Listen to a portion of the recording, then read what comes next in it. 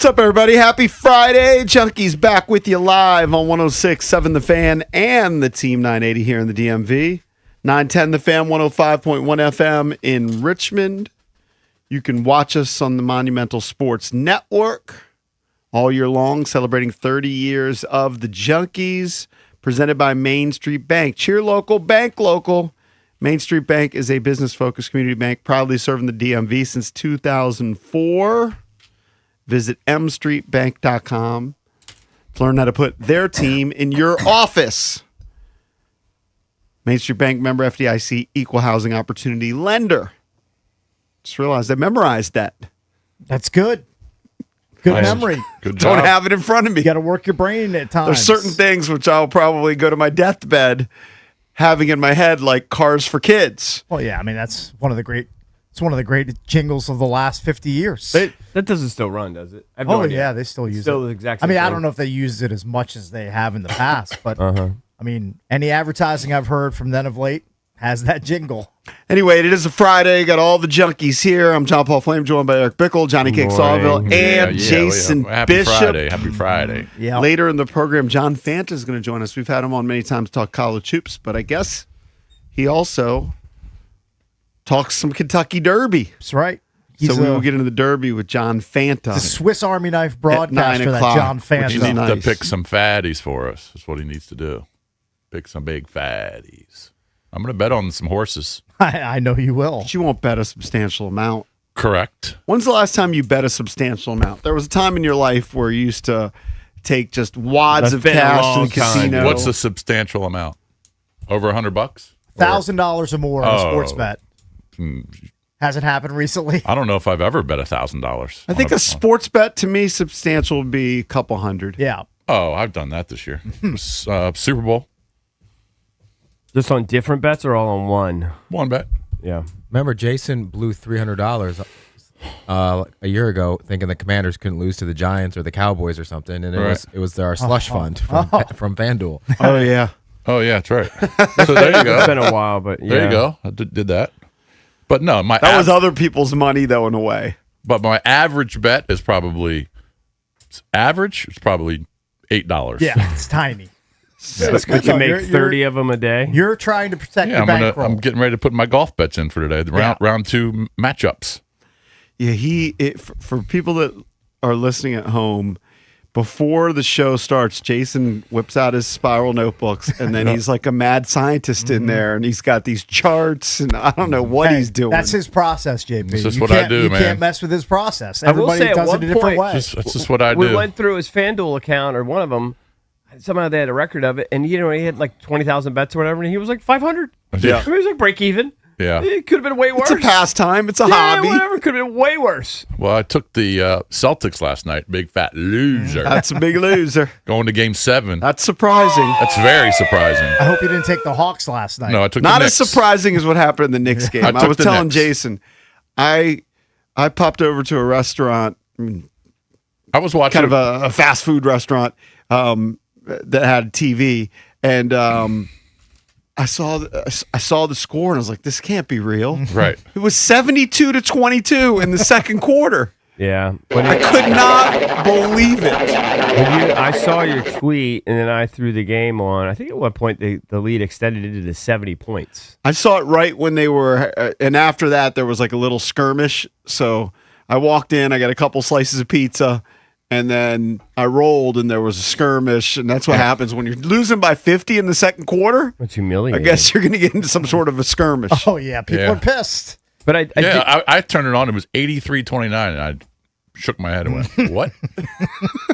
This is a Game 6 of an NBA playoff game? 83-29? That's what. It's a home game, too. It wasn't like they were getting blown out on the road. That's a women's college score in the one playing the 16. You know what you need to do later? Text Mike Bray about it. Oh no, I'm gonna give him a few days I off. think you should text him about it. But you know what? Pick his brain. I bet you he's so glad the season's over. Oh, he's on vacation. He'll just go to. He might be at Dewey with us on Memorial Day weekend. I hope that's you the should case. invite him. You should invite him. Should definitely extend the invite. I think I told him about it, but I would definitely will.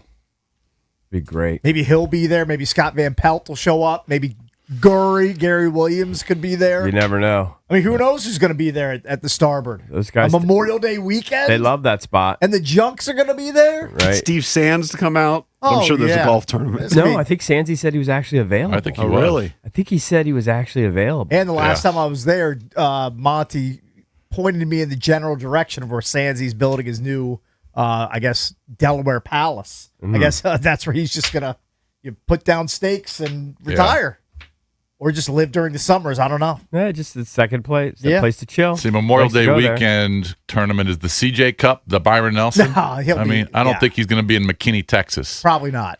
He's gonna be in Dewey Beach, Delaware, Yeah. I'll pouring an definitely, orange crush into his face. I'll definitely text most him. likely. Cool. He was very helpful to me for the book and actually sent a picture and kind of wanted it to get in, and I got it in. Very good. You know who we should bring down there?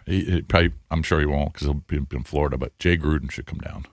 Oh, that would that would be be fantastic if he showed up. He would be fun to hang out He with. would definitely be he's fun an to hang all-timer. with. He would be fun to He's hang an out at the all-timer. beach. And he's a guy who'd be hitting the heaters too, because we've seen pics. I Yeah. think it's either pics or video of him Yeah. outside of a bar, just slugging on probably a Miller Lite and a Marlboro Light. A great combination. Yeah. I mean, it's a great. I know combo. you've quit, but there's part of you that kind of misses it, like the way that you glow when No, you no, talk it's- about heaters. in my prime of smoking. There was nothing better. There were two really great places to have a smoke. One was on a golf course. I mean, you're just out in the wide open. You're not worried about your cigarette smoke blowing in somebody's face. You're just in your cart, just taking drags on your heater. Done it with Mike Marr. And at a bar with a cold beer. Those are your two. You've best never spots. done the cliche that you see in the movies, the cigarette after sex. Never. It's never happened once. Never wanted to light one up. You should do that as a bit I'm one gonna time do with the that. wife. Yeah. 31st anniversary. probably too busy It'd be snoring. so hilarious I mean- if just to see what your wife's reaction would be, where all of a sudden you lean back. I mean, you get a cigarette. It would be a funny bit, but Mm-hmm. I just don't know how well that would go over. With my dog in the bedroom, it would be a weird scene. Smoking has to be way down. I noticed when I was going Oh, into it is. to the convention center, there were like two smokers. And I just looked at them and go, don't you feel weird? There were Yeah. like two guys. There were thousands of people going to the convention center. There were two guys outside, partaking in their morning cig. And I was like, Well, Back in the day, it must have been way more. Where there is no shortage of smokers at the casino. Because anytime I get a break in a tournament, they have a smoking terrace, and that place is chock full of people who are actively trying to give themselves lung cancer. I saw some sort of graph a few weeks ago about smokers. It was on Fox 5 Yeah. morning news we have out there in the break room. And it was something like this. In the 70s, 49% of teenagers were smoking cigarettes, like trying it out. in what year? In the 70s. Okay. It was like by decade. And then every decade it was coming down, and now it was down to like 10%. Yeah. Single digits. or I something, can't yeah. guarantee that I'm not going to go through 2 days of the starboard and not have at least one cig dangling out of my mouth. Really? I mean, Why not? I'm just saying it's a possibility. I'm not saying it's a guarantee, but the chances are greater than I mean, zero that it We're happens. basically celebrating 30 years. Yeah, we're just having a good time. You know you're not addicted to cigs. Oh, it would be a celebratory cig. It'd be a celebratory one. Wasn't yeah. it Jared Allen from the Vikings who I think his bit was whenever he went on a hunt, he was a big hunter. Yeah. He would have one Marlboro Light like at the beginning of a hunt, like a hunt weekend Oh, I or had whatever no in his idea. cabin. Yeah. I think that was his thing. He wouldn't smoke a pack. He would just fire up one cigarette, probably smoke it down to the filter, and then go out and try to kill deer in the wilderness. Well, these old That was his thing. these old iconic shots of like Lenny Dawson, like at halftime of the Super Bowl, yeah. like having a cig and a beer. Sure. Like- Jim Leland smoking in the dugout. Yeah, I mean it's just insane when you look back It's on it, wild. right? Wild times. Yeah. So, I was very surprised at a couple of those scores from last night. And you got 3 huge games tonight. I believe 3 game 6s. Lakers game 6, Yeah, Orlando yeah. Magic, Detroit game 6, and what's the one I'm missing? I think you're missing the Pistons Magic. I said that one. Cavs Cavs Raps. Raptors. Oh, okay. Cavs Raps. Yeah. Yep. NBA playoffs heating up. I haven't watched 1 second of the NHL playoffs. I mean, maybe 1 second because sometimes I'll pop through the channels and it's on. Yeah. No, I've never even looked up. I did see a highlight. I know that the Penguins got eliminated by the Flyers. They got eliminated by the Flyers. They're going to take on the Canes in the next round because There the you go. Canes swept the Senators. Now I'm a Flyers fan because Drab hit me with the Hurricanes are your daddy. The owner's your daddy yesterday. That insulted me. So now I'm going to do something I've never done before. I'm going to root for the Flyers in the playoffs. At least in this round. Oh yeah, in this specific round. Yeah. Otherwise, I would I don't never think do such a thing. they're not beating Carolina. Probably not. That I haven't bet on the NHL playoffs much. I hope they do, but they probably that won't. might be a series I bet on. Yeah. If you want to chime in throughout the show, you can always hit us up at 1-800-636-1067. When we come back, we'll get into the Junkie Sports page here on The Fan.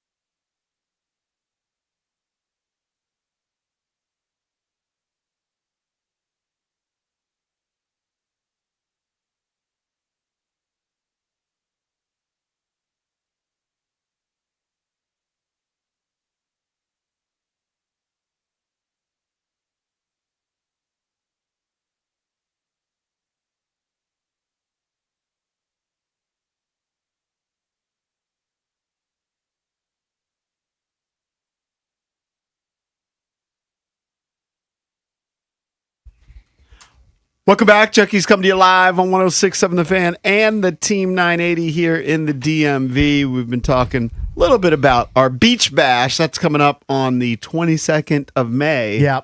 We've already been doing some planning. Like during the break, Valdez and I were building our perfect Bloody Marys for the Starboard, and then we pulled up the Starboard's drink menu. I think we've agreed that we have to each start our day with a Krabby Mary, which is a Bloody Mary with a scoop of lump crab meat, Old Bay on the rim, celery stalk, pickled green beans, lemon, lime, and I believe a carrot stick also thrown in. All I right. mean, that sounds like an amazing way to start your day. I'm not against it. So Friday, 6 a.m., I think if we're allowed to, booze that early. I don't know what the local Oh laws yeah, are. what is the? Are we going to be able to? I will have one of those in front of me. I'll have one of those in front of me as soon as legally possible. yeah. Is all I can say. We'll be at Are- the Starboard 3 weeks from today. Ooh, that's right. Are 3 we weeks. are we able to drink at 6 o'clock? Do you know that, Trab? I would say no, probably not. We're going to follow the law. Yeah, but we'll figure Well, it whatever out. the law is. I think Delaware state law is that you can't order alcohol until like 8 a.m. Well, I'm going to pull it up Okay. right now. I'm going to look up that statute, my friend. That's fine. We don't need to start right at 6. Yeah, that's probably best for the show and everybody involved. We'll see. You're probably right. Of course, we're going to be doing the show. Then B. Mitch and Finley take over at 10. It's going to be a fun. We might need. fun We time. literally might need paramedics on Paramedics and or booze babysitters. Any update on our flight, our jet that was going to be taking Yeah, us? you think there's an update on that? You keep thinking that. Have you guys? wow. Have you guys? JP, I think you've seen Bruno Mars, right? Yeah. Have you seen him? I guess he's performing at Northwest Stadium this weekend, and my daughter and a bunch of the volleyball girls, I guess they're all going to go. Oh, really? The plan is one of the moms says what she always does is she just waits till day of the concert and just waits for prices to drop, and then she swoops in and gets Might a be bunch the of smart tickets. move. I've Yeah. been trying to do that with UFC tickets in New Jersey next weekend. Got together with Dylan yesterday. We were looking at the prices, and they seem to be coming down.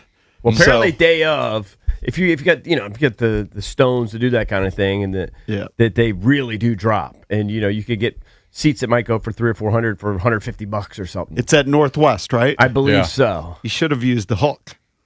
Mr. Harris. Yes, our guy Gabe. It's a good, Listen, it's a good connection. there's too many people. It's It would have been a lot to ask, probably. yeah, Right. I'm peripherally. It's kind of hurting to ask I'm him not gonna when you're ask not him for when you're not details. even going. Yeah, I'm not going. It's for my daughter and a bunch of friends, and they can afford it. It's fine. But I guess that's I'd imagine the a Bruno Mars ticket's a couple $100. whole, I think I'm guessing here, but from what I could gather, some of the seats were like $300 or $400, but they're hoping to get them for like $100, $150 or something. And they think if they get it for $150, then it's That's a a steal. bargain. Oh yeah, they feel great about it. Right. So I guess that's kind of the plan. I have 5 sites that I go to, not every day, but I'll check in on tickets. I've got Ticketmaster, Vivid Seats, SeatGeek, Game Time, and TickPick. Man, you're all over And the I'll place. check each of them to see, right? I think yesterday TickPick had the lowest prices. Aren't they generally in the same realm or no? Generally, but I saw some for $50 less. If you're getting a couple tickets, it's significant. TickPick is a dicey name Yep. for a ticket company. I get it. It's very, One letter away. It's very close to another really saucy term. Yeah. Right. Like it's really close. Really close. Like you All have right, to so- really enunciate when you say that website. Bruno Mars Pick. TickPick. with Leon Thomas and DJ Pee Wee on May 2nd. It looks like you can get, oh, shoot. The first thing that came up, and I think, well, let me just make sure that I have it. Usually I do have it low to high. $398. That's for the Bruno joint? 388. Yeah. Section 119, row 115. Maybe there's some that are lower. It looks like the get-in price is about some $200 best minimum. deals. Yeah. No, I don't think they just want to get it. no, I you think can they get want to one- get good seats. You get one section 403 for $197. Yeah, no, they don't want those. They want actually the good seats. They want the big sillies. Yeah. So but they're apparently going- one of the moms says she's an expert at it. She does it all the time. She waits till the day of. What was and, that, Saturday? It's this weekend. He's playing, All he's I got know two is shows. I'm not going- Two nights he's at doing- Northwest. I think the one the girls want to go to Sunday. All I know is I'm not going. Don't I got blame nothing you. to do with it. Don't blame you. Just heard that there's a group going. Would you rather fly to Mars or go to a Bruno Mars show? Actually, I Might be think a Bruno tough- Mars is so talented. He's super talented. I would love to see the show if you could like If you Star can play Trek in your- me there you can somehow. play in your basement. Yeah, if you can it- come to a private show in your I don't basement. want to drive there. I don't want to get out of my car. No, you don't want to do but that. I think he's super he is talented. talented. I've told the story before. The Bruno Mars show was probably the best hookup I've ever received, and I think it was accidental because I initially asked our guy over at MGM National Harbor, "Hey, it's my wife's birthday. Could I get tickets to Bruno Mars?" And we're going back and forth over the course of a couple of weeks. And after he set me up with a huge comp for dinner, I mean huge, Nice. $500. Yeah, I know the guy you're talking about. And- he's a big silly over there. And a stay at the hotel, Which- plus 4 Bruno Mars tickets. I mean, that's a $5,000 night out. During our text exchange, he says, "Hey, how are you texting me during your show?" It was 11 o'clock. He thought he was dealing with JP Finley. Oh, really? That He is just has funny. JP in his Yeah, phone. mistaken That's identity. hilarious. JP. Hey, Probably would have JP. got worse. You probably would have got. I might not have gotten that hook. Yeah, JP. Yeah. He knew it was just Nubs JP Flame. JP, JPF. Hey, He's probably- JP. he just has JPF in his contacts. could be. I don't know which one it is. I don't think I had met him at that point. Now we've built a relationship. Very nice guy. He's super hooked good me up. dude. But I'll say this: I wasn't necessarily a fan of Bruno Mars before.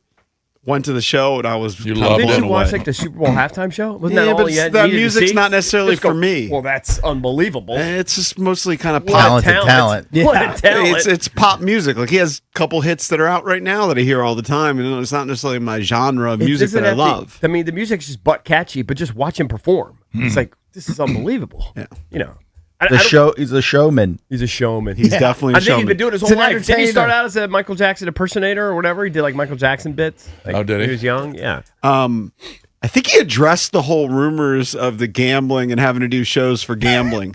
I didn't click on the story, but there are all these Yeah, rumors. I out there. saw him kind of talk about it, but it's like I think he said he that's said it was all paid off. yeah. He didn't say that he didn't. What is he owe a black? Is he a 35 million blackjack or guy? whatever. Is he a blackjack guy? I've heard poker too, but I mean, Yeah. like Yeah. some of the numbers you hear about how deep he allegedly was in for poker would be. I mean, he'd have to be playing the highest like nosebleed Yeah, no. stakes. I'm sure ever. that those were like blackjack losses. Yeah, it had to have been. to get up to that stratosphere. It had to have been. But he did address it, but he kind of said that it was all paid off, that he doesn't owe anybody anything. But he didn't say he didn't owe. Yes, I him mean at I'm some looking point. at a kind of a synopsis of the story. It says Bruno Mars addressed past gambling debt rumors, stating matters were resolved, while MGM Resorts International denied reported claims. He's not capping his bets at $8 per like Jason No, Bishop. he's I not can doing tell you that. No. That I can tell you with 98% certainty. Well, this I know. He's going to do those 2 shows in Landover, Maryland. Yeah. And he's going to probably net over $1 million $1 What do you easy think the for I him. audience imagine. for our Bruno Mars show is? It going to be just typically chicks? Like I have no idea. Probably 75%. 75% chicks. Yeah. Do you think? I think he probably makes $1 million per show. I'll say this. When I gross. went to the Lady Gaga show, I mean, you could say the Yeah. same thing. The thing is the costs. Like I Yeah. I don't know what his set is. Like Lady sure- Gaga, sure it's she was crazy. Oh, I'm spending so sure. much money on like the lighting and Remember how much the it cost you stage just for show. your and- dumb intro and the boxing thing where they charge you for the Yes. cannon? And I think I paid $500 for a confetti cannon. Well, that was a ripoff. That was a joke. I mean, can but I this- figured it's only doing it once.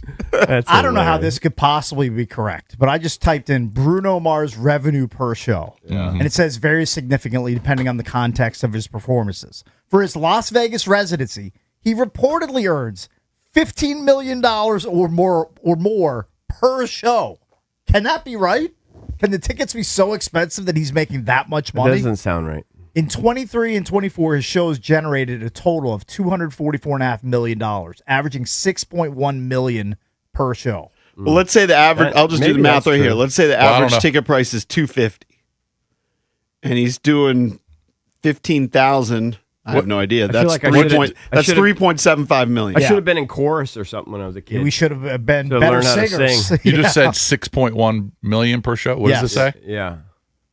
Average 6.1 million per show. That's what each in show 23 makes? and 24. That's what each show makes. Yeah. So how's he making 15 million per show?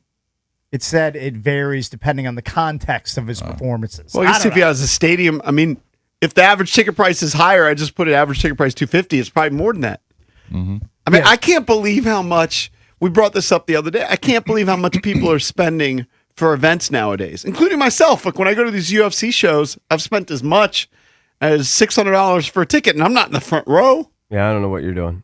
Yeah, that's a I don't lot. know. You had brain damage or something. Did you get punched by a UFC fighter repeatedly in the head? I'm trying to get it for about $350. I understand. You want to pay as little as I think possible. it was down to like $331, but that's for probably the last row. Yeah.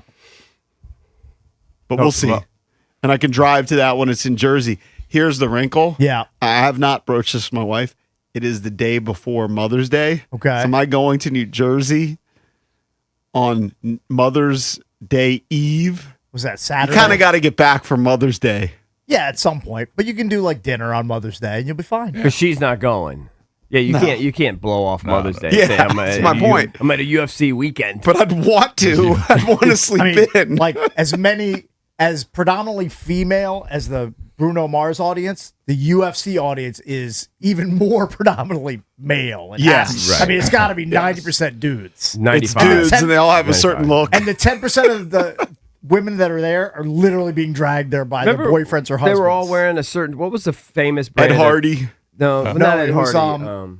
Affliction. Affliction. Yeah. What are the T-shirts they all wear now? Oh, I don't. Affliction and tap out shirts. Are were those big, all? Are like those all 20 years gone? ago. Yeah. That Yeah, I era is think that gone. fad That is was like the past. mid 2010s or whatever. What's the big like T-shirt that you UFC gotta wear? fashion statement. No. Mike Do you know Marr Mar? might- What are the he guys might know. wearing? And Venom. What So is they it? had a deal with Reebok, but that expired like 4 years ago, and Venom took it over. So when you go to the events, it's Okay. all Venom gear. So is that like UFC like shorts and gloves like Yes. that? They make gear. Okay. Yeah, but they make the T-shirts so you could buy at the arena. So and that's what all the okay. guys wear. Yeah, I mean, if you're a fan and you're repping gear there, I mean, I would just wear like a normal outfit, like I'm going out to the bars or something. But Right. No, but back in the day when we would go, everybody was wearing the Affliction stuff. Yeah, you're sleeping a little bit on Ed Hardy's Resurgent with Gen Alpha. Oh, really? What's It's coming- Gen? I it's don't even making a know who Gen comeback? Alpha is. That's like 20-year-old kids today. No, like 15-year-olds, something like that. They think Ed Gen Hardy's Alpha. cool. Well, it's just like Y2K fashion is coming back. You actually do see a resurgence of Ed Hardy stuff at like the TJ Maxx's. Or whatever. yeah. You do? Yeah, if it's a TJ Maxx, then you know. Well, it it's- just means it's coming back. Yeah, I guess. What was that Hertig trucker hat used to wear? Von Dutch. Von Dutch. You Von don't, Dutch hats. you don't see that. You don't see that. Probably anymore. not. You can't But, get those you at do TJ see Maxx. a little. You do see a resurgence. All that just means is that the stores are stocking them again, Yeah. and they can't sell them typically. I don't know. We talked about it yesterday. I went to College Park yesterday. Did lunch at the Turtle. Met him at the Turtle Nice. yesterday, and we were talking about. I wouldn't lock it in. I was like, he was kind of disappointed. I was like, I got to think about this one. I read We've been that to a bunch of shows, and I like going to these UFC shows with my son. It's like good bonding experience. We're like, it's Mother's Day. It's an expensive Gonna have hang to out with come your boy. back. Oh yeah, it's an expensive hang. But more expensive than to playing golf with your son. Yeah, but if we do it once a year, you know, Yeah. Okay. do once a year, do a road trip. Are you- and this are you- one's close. It's New Jersey. I stay at my brother's, so I'd go to my brother's on Friday night, Yeah. and then the original plan was stay at my brother's on Saturday, come back on Sunday afternoon. Yeah, because you're so bankrupt from buying the tickets, you can't even afford a hotel room. Well, it's close by. Understood. But that plan is a little Mother's Day. affected by it's Mother's Day. Like Yeah, I but can't you- hang in New Jersey till 3:00 and get home at 8. No, we'll just leave at 8 and get back by noon. You'll be fine. I guess I could do that. Oh, the other monkey wrench is we got a soccer game like at 8:30 that morning. Oh, well. Well, Now you got a decision yeah. to make. So we were talking about just driving back. If I left the night of? Prudential Center at 1 a.m., Oh, you're not I going can to. I can roll into my driveway by 4:30. You're going to be so tired. Oh, my That's the God. last thing you're going to want to do. I could do it. See, he's the type of guy who would Dude, do it. I don't have a problem I staying tried up. to do that. I went to a concert with my daughter in Brooklyn like 2 years ago. And I was like, we're going to go to the show. I'll drive back home. Won't be a problem. From Brooklyn.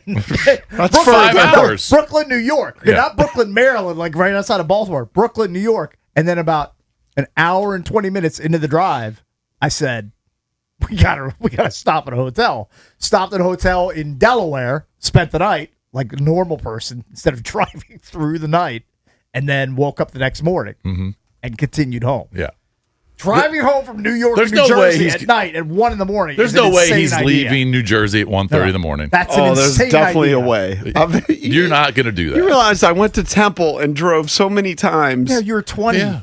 You're not 20 anymore. I mean, even you get tired, bro. I mean, you stay up till midnight watching Nuggets games, but you're going to get tired watching UFC till I 1:30. will say this: my son came back from New York City last night. He took the Vamoose bus. I picked him up in nice. Bethesda. Was that like $20? I think it's like 50. 50 or 60 bucks. Nice.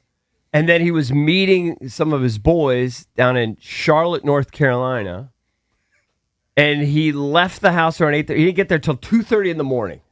He drove from our spot to Charlotte to hang out, play some golf. Charlotte's not close either. No, apparently not. You got to go kind of way west to get to Charlotte. Apparently not. Jason, it's 3 hours and 20 minutes. I know, but Pull I'm into just my saying, driveway by 4:30. I'll be shocked if you do that. But Valdez, It's a you don't know about possibility. the Vamoose bus? It's the first you've heard of it? Isn't it Vamos? Vamos. How's it spelled? VAMOS? Maybe it's That'd be maybe it's- almost. I mean, that It could means be- let's go, but I- the bus I- could be different. They may be doing a mean, No, it's spin on it. Vamoose. If it's spelled, Vamoose. how's it Because spelled? it's bus. VAMOOSE bus. That sounds like Vamoose. That sounds like Vamos. It's Vamoose, as far as I know. I don't know. Some My sort kids of use weird it. spin like caboose Yeah. and vamos. I have no They idea. combined it. It's a DC to New York thing. It looked like a nice bus. The kids use it That sometimes. I Wi-Fi? was know shocked. about I went that. to I don't New know about York. that. I went to New York on a bus with my youngest kid about 5 years ago. I was shocked at how nice the bus was. I was Yeah. expecting some dilapidated Yeah. beater. Yeah. But it was actually nice. Is that for some sort of pop punk show? No, he wanted to walk around New York City and look at all the shoe stores. Oh, that's Like all right. the fancy shoe stores. Is he still a shoehead? We literally walked. Sneakerhead. We walked probably 35,000 steps that day. I don't think I've ever walked more in a day. Just walking all over New York City. Right. That's what I told my wife. I Looking said, for shoes and good pizza. Whenever And we're in then we hopped on the bus and came home. whenever we're in New York, my daughter, she walks to work. She's like a 35, 40-minute walk to and from work every day. Unless nice. it's pouring rain. Getting her steps in. She walks as far as as long as we drive to Yes. work. Wow. Because she figures it's exercise. Oh, that's She good. tries to go That's to the gym smart. too. Manhattan. Yeah. Yeah. Yeah. And then when there is about a 4-block stretch where she says it's a little sketchy. Yeah. So she always calls us. as Okay. She's walking, Yeah. home. How many weirdos and people tweaking she walk by? Well, a lot of every them. But day. the thing that's good about it is you got 1,000 people walking with you. Yeah, that's true. You know what I mean? So there's Strength in there's- numbers, There's yeah. a safety in the numbers. Yeah. But I think her walk, because I drove it. Yeah. I said, this is insane that you walk this every day. That's a lot. It's insane. Yeah. There's no way I could do it. I've got to move my daughter up to Hoboken in late May, Oh, okay, good. and she's going to be working in Manhattan. Yeah, that's so where- she's that's going to what have to everybody take does. the ferry or the bus. I don't know how she's going to get to Manhattan every day.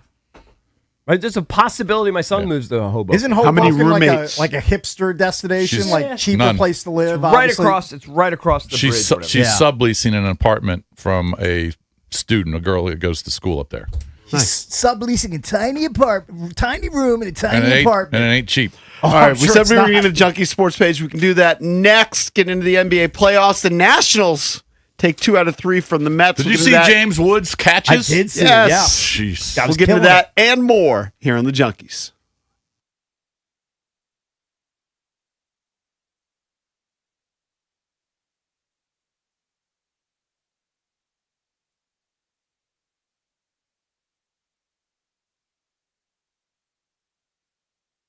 Join the good folks at Golfdom by Worldwide Golf for the new Ping Scottsdale Tech putters. The new mallets introduce IQ alignment technology inspired by eye tracking research. Each model improves your focus to sink more putts during your round. And with the center of gravity behind the shaft, there's one to fit your stroke. So visit them at Golfdom by Worldwide Golf, trusted by golfers since 1982, home to the legendary 90-day 100% satisfaction guarantee. Golfdom, get there.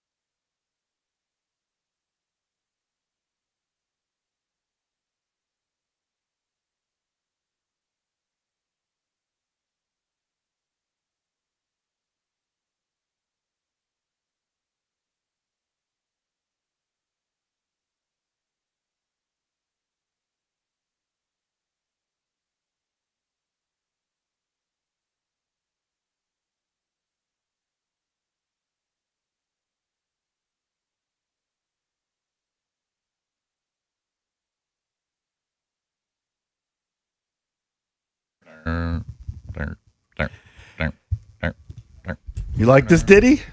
I don't know who it is. Well, it's Who is this? White Stripes, right? Wouldn't know that. I like Yeah. the intro. So it's a banger. It is a banger. So good. Hey, real quick. I know this was almost a week away, but remember I was telling you about my buddy's kid at the London Marathon? Yeah. Where he finished? So you look at these results, right? Trav, you What did he do? Like 3 hours and 15, or did he do like 2 hours and 20 minutes? 2:21. Yeah, I mean, he's Yeah. flying. Yeah. if he, I mean, if he Is could your buddy- he could do it backwards and finish it in Is your 3 buddy hours 15. Kenyan? No, but that's funny that you bring that up. See, all right, so JP's, you can see all these results, right? You see all the countries, right? All right, let me go to the second page. All right, you see all the countries where these guys are from. See, they're all Great Britain, Sweden, Kenya. And Was he the first American? first American. He was the top American. Pretty Wow. sick. Which I just found this out yesterday. Which one was it? The Boston one? London. The London. Oh. He's the top American finisher. Hey, who are his sponsors? Good for him. Who are his guys? Travis, he's world class. What shoes does he wear? It's unbelievable. What gear does he wear? He wears Adidas. He does wear those. You were talking about those shoes. He wears those. What Well, do I they call saw them? those. They're like $1,500 or Carbon- something. carbon lace. whatever. You know what? yeah. My daughter, I talked to her yesterday, and she said she listens to our show pretty faithfully, and Yeah. she was upset that I was saying carbon lace. She said Right. they're carbon plated. All right, carbon plated, Okay. whatever. But he's the top American finisher, 38th. That's ridiculous. That's world class. Yeah. He's a world class one of runner. the best runners in the world. He's one of the top 50 runners in the world. Yeah, it's you pretty. think about it. Pretty elite company. Well, you sleep on Chris Farley's wife, who actually competed in the Olympics. Oh, I mean, she's money. yeah, it probably kills Chris Farley. He's the second best runner in his family. Yeah, exactly. It probably murders him. He deep knew down that. He inside. knew that going in. Oh, he knew it going in. Yeah. he knew it. Yeah. but it probably rankles him a little bit. Oh, man. Yeah, but he or likes- butt turned to bun. Probably both. Yes. Probably a combination of the two. Right. but he just likes getting his ADs. Oh, he loves them. And, Loves them so my much. buddy's kid, his name's Brandon Dimitri. He actually had a foot issue for about 2 weeks leading up to the marathon. Yeah. So he wasn't even able to really train that much. The last 2 weeks is kind of a wind down, probably. Well, maybe it was a little bit before that, but it was about a month before. He went to the doctor, he went to the ortho, and But I'm sure you're going to have foot issues when you run probably 50 to 75 miles a week. I know. It's crazy, man. He's a Boilermaker. He loves Purdue, He right? went- He went to Purdue. My daughter's done six and marathons. by the way, he wasn't on the track team. He just ran club. Yeah. That's so sick. That's insane. I Why know. did he not want to deal with it? Or I don't know if he was good enough when he was in Well, college. long distance. I mean, I guess you could do track. Do they do marathons on track teams? I don't think they I don't do. know. Don't know. I think they do like do 5,000 longer meters or distance. I don't 10,000 think meters. they do marathons, but for whatever reason, maybe he just. I don't even know if he tried out, but I don't know if he thought he was good enough. But he's good enough now. That's a whole different level. But I was impressed. My daughter told me she's going for her PR. She's never actually done an official half marathon. She's doing a half marathon. I was like, well, what do you want to do? And she wants to, I think, average a 7:15 mile. I don't know what that equates to. It sounds fast, but what is Just- that total time? Like context. Probably Three and an a half? hour and 40. Oh. Because you only Hour this is four- a half. half. there. I'm sorry, Yeah. half. Yeah, Yeah. That's. I mean, it sounds crazy. I know I couldn't. do it. Hour and 35 minutes, roughly. yeah. Something like So that. that would be like a 3 hour, 10-minute pace. But I just, Yep.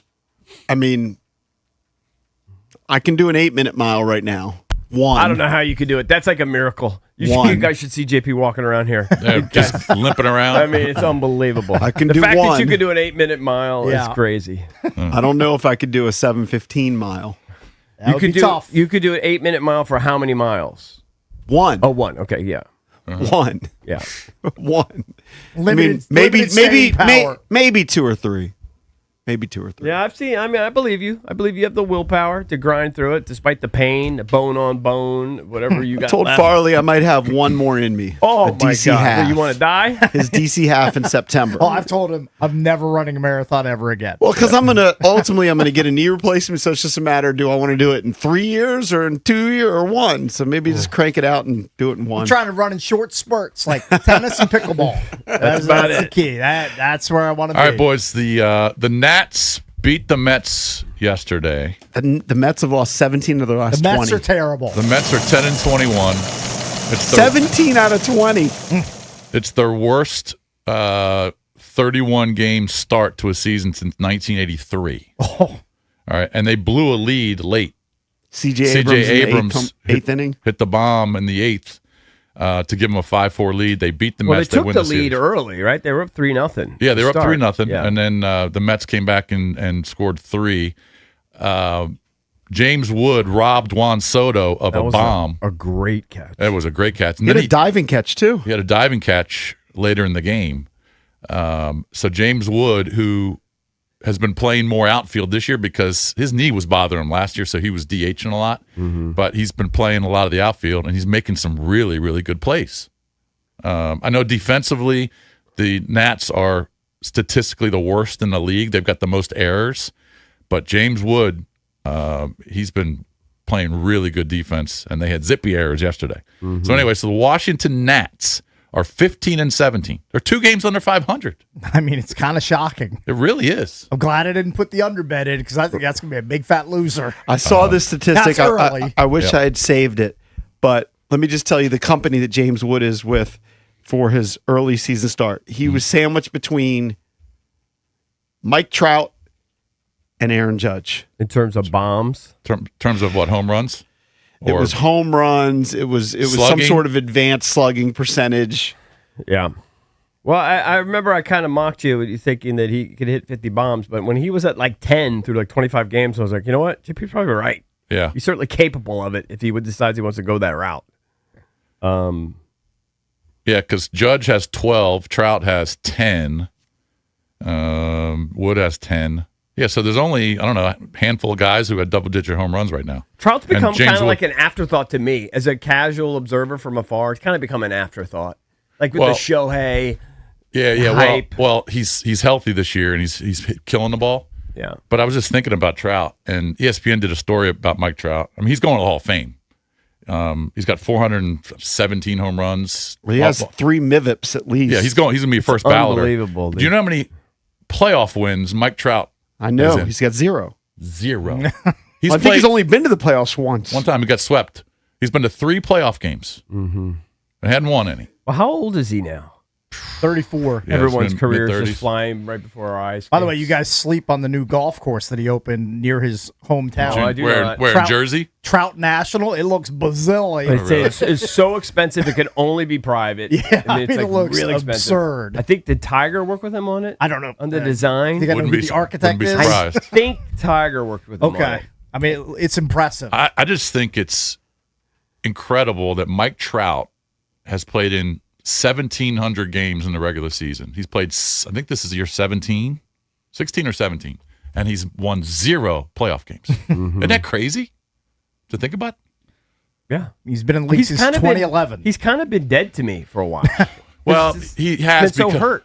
He's been injured Yeah. a bunch. It's all Shohei and he's, for me and now. he's playing out in the West Coast, but Yeah. Shohei's winning World Series. I think he started also a private equity fund.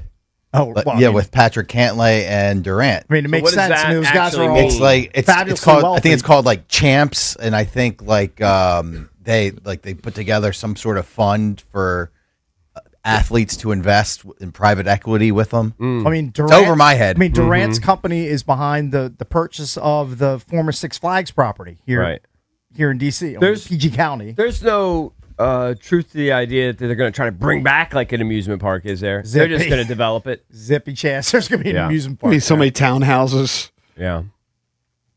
They're bringing a big old wrecking ball to those roller coasters. Yeah. They're donezo. It's too bad. It's kind of bad. I spent many days there back as a teenager. Right. Trout's to blame though because he signed the extension in 2019 No, I know. for I know. $400 million after like 7 years of losing with Yeah, them. yeah. With a no opt-out clause. You mean, I in mean, he other could have words- gone to another team. Yeah, he and could've won- left. True, 100%. He's from Yeah, yeah. Philadelphia. It's He could have left. one of the more. I don't want to say I respect under. him for staying. I'm just saying he's just just wanted off that our big radar because he seemed like he's always hurt. And He obviously hasn't they never played. win. He hasn't played an injury-free season since 2016. Yeah. excluding COVID year. That's like 10 years. I know. So here's one of the statistics which I saw. It had to do with barrel rate. They're actually somehow monitoring whether you're hitting on the barrel. Yeah. Players with greater than 25% barrel rate. Mike Trout, 25.3%. Aaron Judge, And Woody is in 26.7%. there. James Wood, 29.6%. Yeah, I saw that too. Good. and he's going to get better and better and better. And I saw GP tweeted that Dylan Cruz hit a homer 110-mile-an-hour exit velo kick. Oh, good. Cracked it. I root for Dylan Cruz, man. I want to see him kinda do do well and too. get back up to the Nats. I don't They like need to see him people, to. I don't like to see people fail. Yeah. Hey, Matt, Kyle from the Nats called Yeah. me yesterday, the Yeah. PR director. Yeah. He said, don't bother the GM.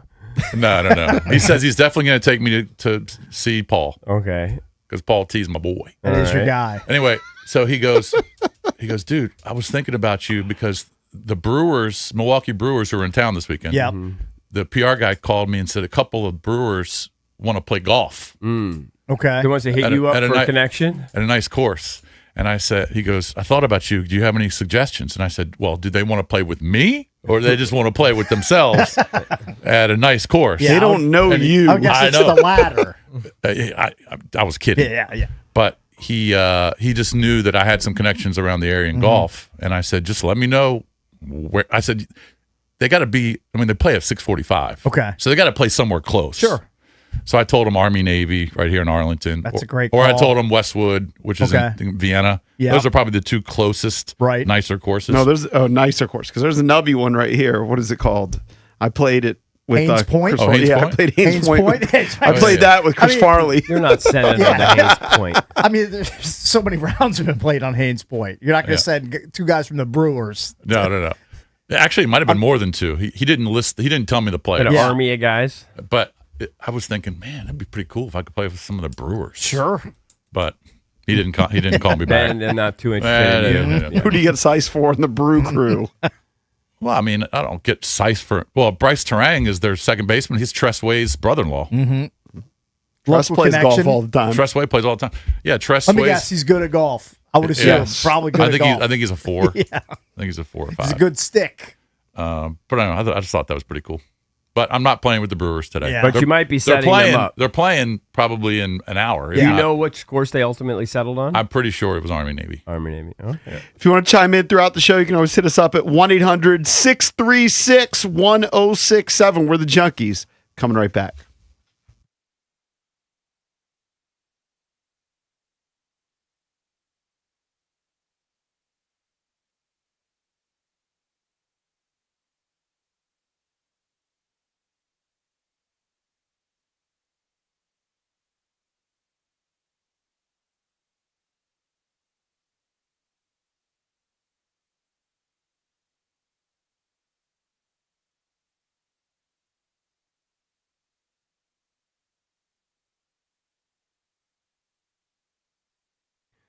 All right, guys. EB here. Bet the Kentucky Derby on FanDuel, where you can bet on all your other favorite sports. Right now, all customers can get a Derby bet reset.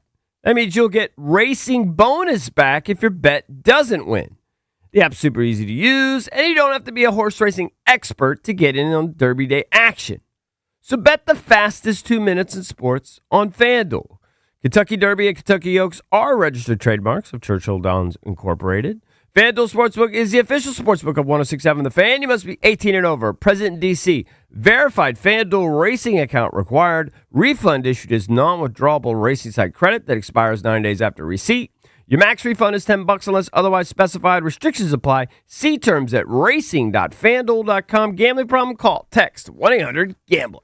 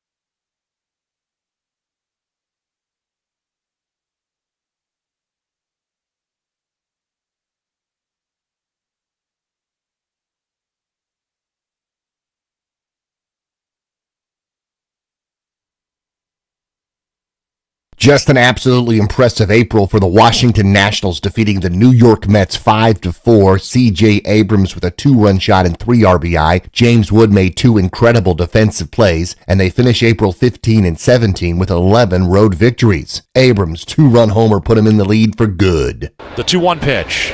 Swinging a long drive, right center field. Going back on it is Bench to the wall. He leaps and it's gone.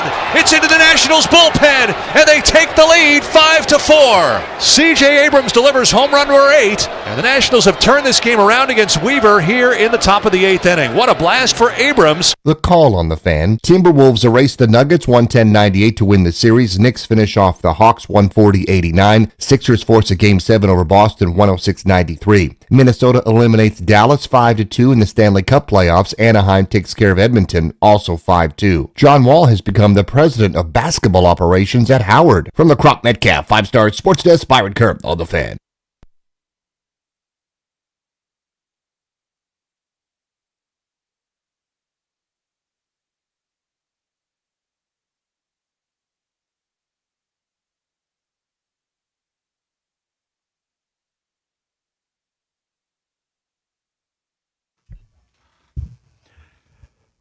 Welcome back. Junkies come to you live on 106.7 The Fan and the Team 980 here in the DMV. 910 The Fan, 105.1 FM in Richmond.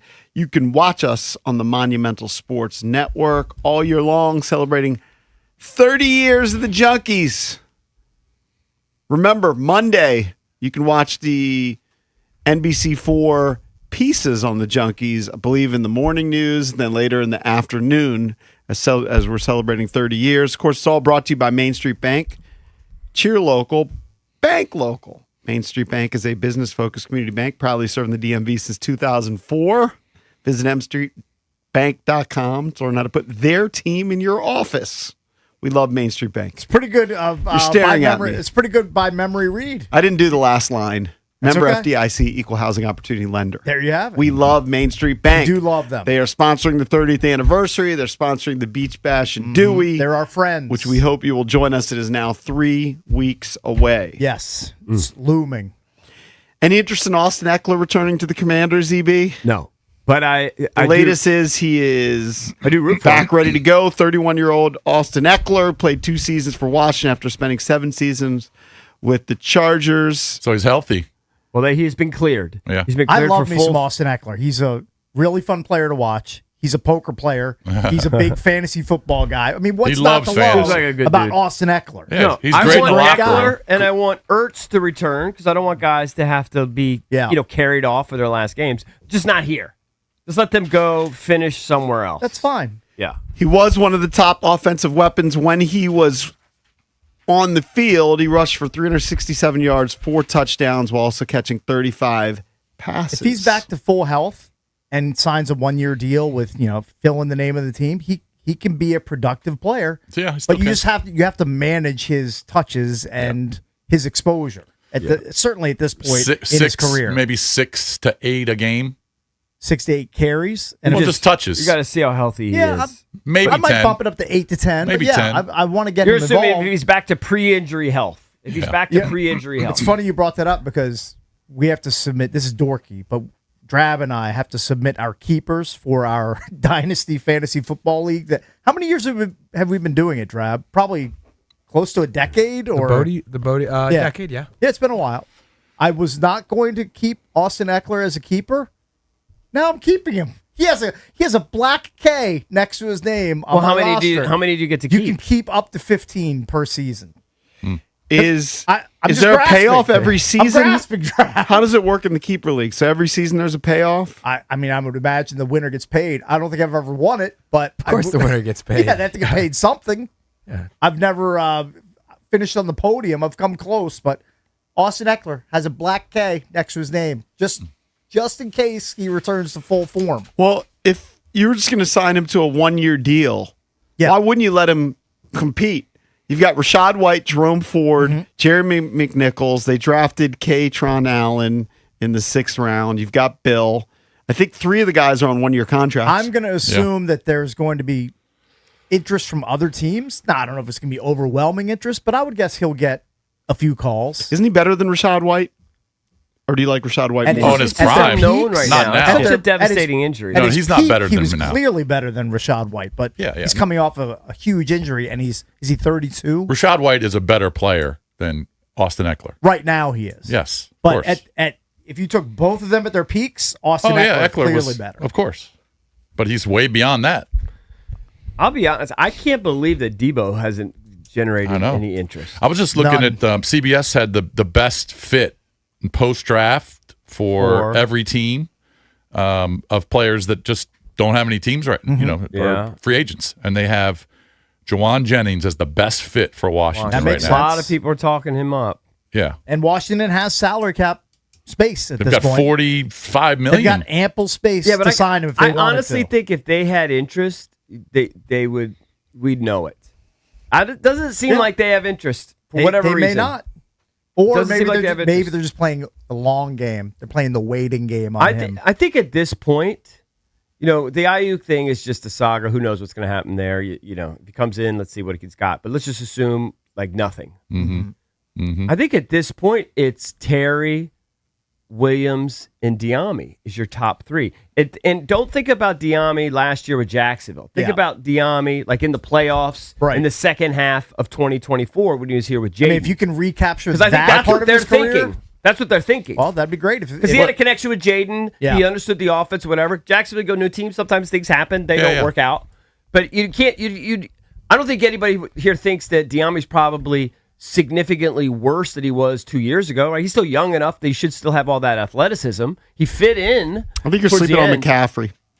McCaffrey. We don't has know a what role. they think of McCaffrey. I think they like McCaffrey. It could be if Antonio Williams is the number 2, could be McCaffrey as your number 3. I just think they're just going to be in roles like they were 2 seasons ago where, you'd get Zacchaeus and he'd make some plays. I think there's and you something. get De'Ami Brown I think there's to some make truth some to that, plays. but I think De'Ami and Noah specifically Brown would is a make some guy that's going to plays. go downfield. Yes. He's your downfield threat. Yeah. I think Antonio Williams is your underneath guy, and obviously we know all the routes that Terry has. I also think that Terry's being disrespected when I hear and I've been listening to a lot, been listening to everybody that I can get my hands on, and all the sort of evaluations of the Commanders draft, and it's very, on the whole, very glowing. Most people seem to think they really, really did a good job, got good value for limited picks, nice fit. Most people seem to like it. Yeah. But I do think that people disrespect Terry's like game breaker abilities. I think he's proven in the last couple years. Last year was a wash because of injury, but that he could take any ball to the house, two just like years Austin ago he Eckler did. could, Yeah. or whatever. And maybe he's back to that point. I'm going to assume that he is until proven otherwise. Because when he played last year, he showed he still had game. Because he looked good in that workout video with the Jaden Daniels out in California. He looked good. I thought he looked good when And he Diami looked played good last year. Diami looked really good. I'm telling you. You are De'Ami Brown's biggest fan. I love Look, Diami. I'm You're glad so you are, sold on because that video. Go back to Diami in the playoffs and in the second half of that season in 2024. He's got the take it to house straight line burst. speed. Yeah. Now whatever. maybe he's getting better at running routes. I think that's what they're thinking right now. And who knows? Ayuk is the biggest question mark you could have. Did you guys happen to hear the interview? And I don't remember his name, but I was driving around listening to Grant and Danny, and they had a guy on from San Francisco. Yeah. And it was interesting because he was talking about the history of wide receivers there. And they've had a lot of issues at wide receiver. Like he was even talking about how Jerry Rice left and then Terrell Owens, the saga there. And he was going through all these different like malcontents that they've dealt with, like Michael Crabtree. I mean, he was going through this, and he goes, but there's never been anything like Brandon Ayuk. yeah. Yeah. And if you listen to some of the names, like, whoa, Brandon Ayuk's worse than that situation? I mean, it's a crazy. It's one of the craziest things I've ever heard. I want to know what was the genesis of the beef between the Niners and Brandon Ayuk? Like who He said- like, he who said- wanted to started play, it? No, and they weren't letting him. Yeah, but he also said that, and I don't know if it was in the Super Bowl or whatever, he was upset that Debo got more balls than him. I think it was in the Super Bowl. Okay, You're in the Super Bowl. He's trying to win.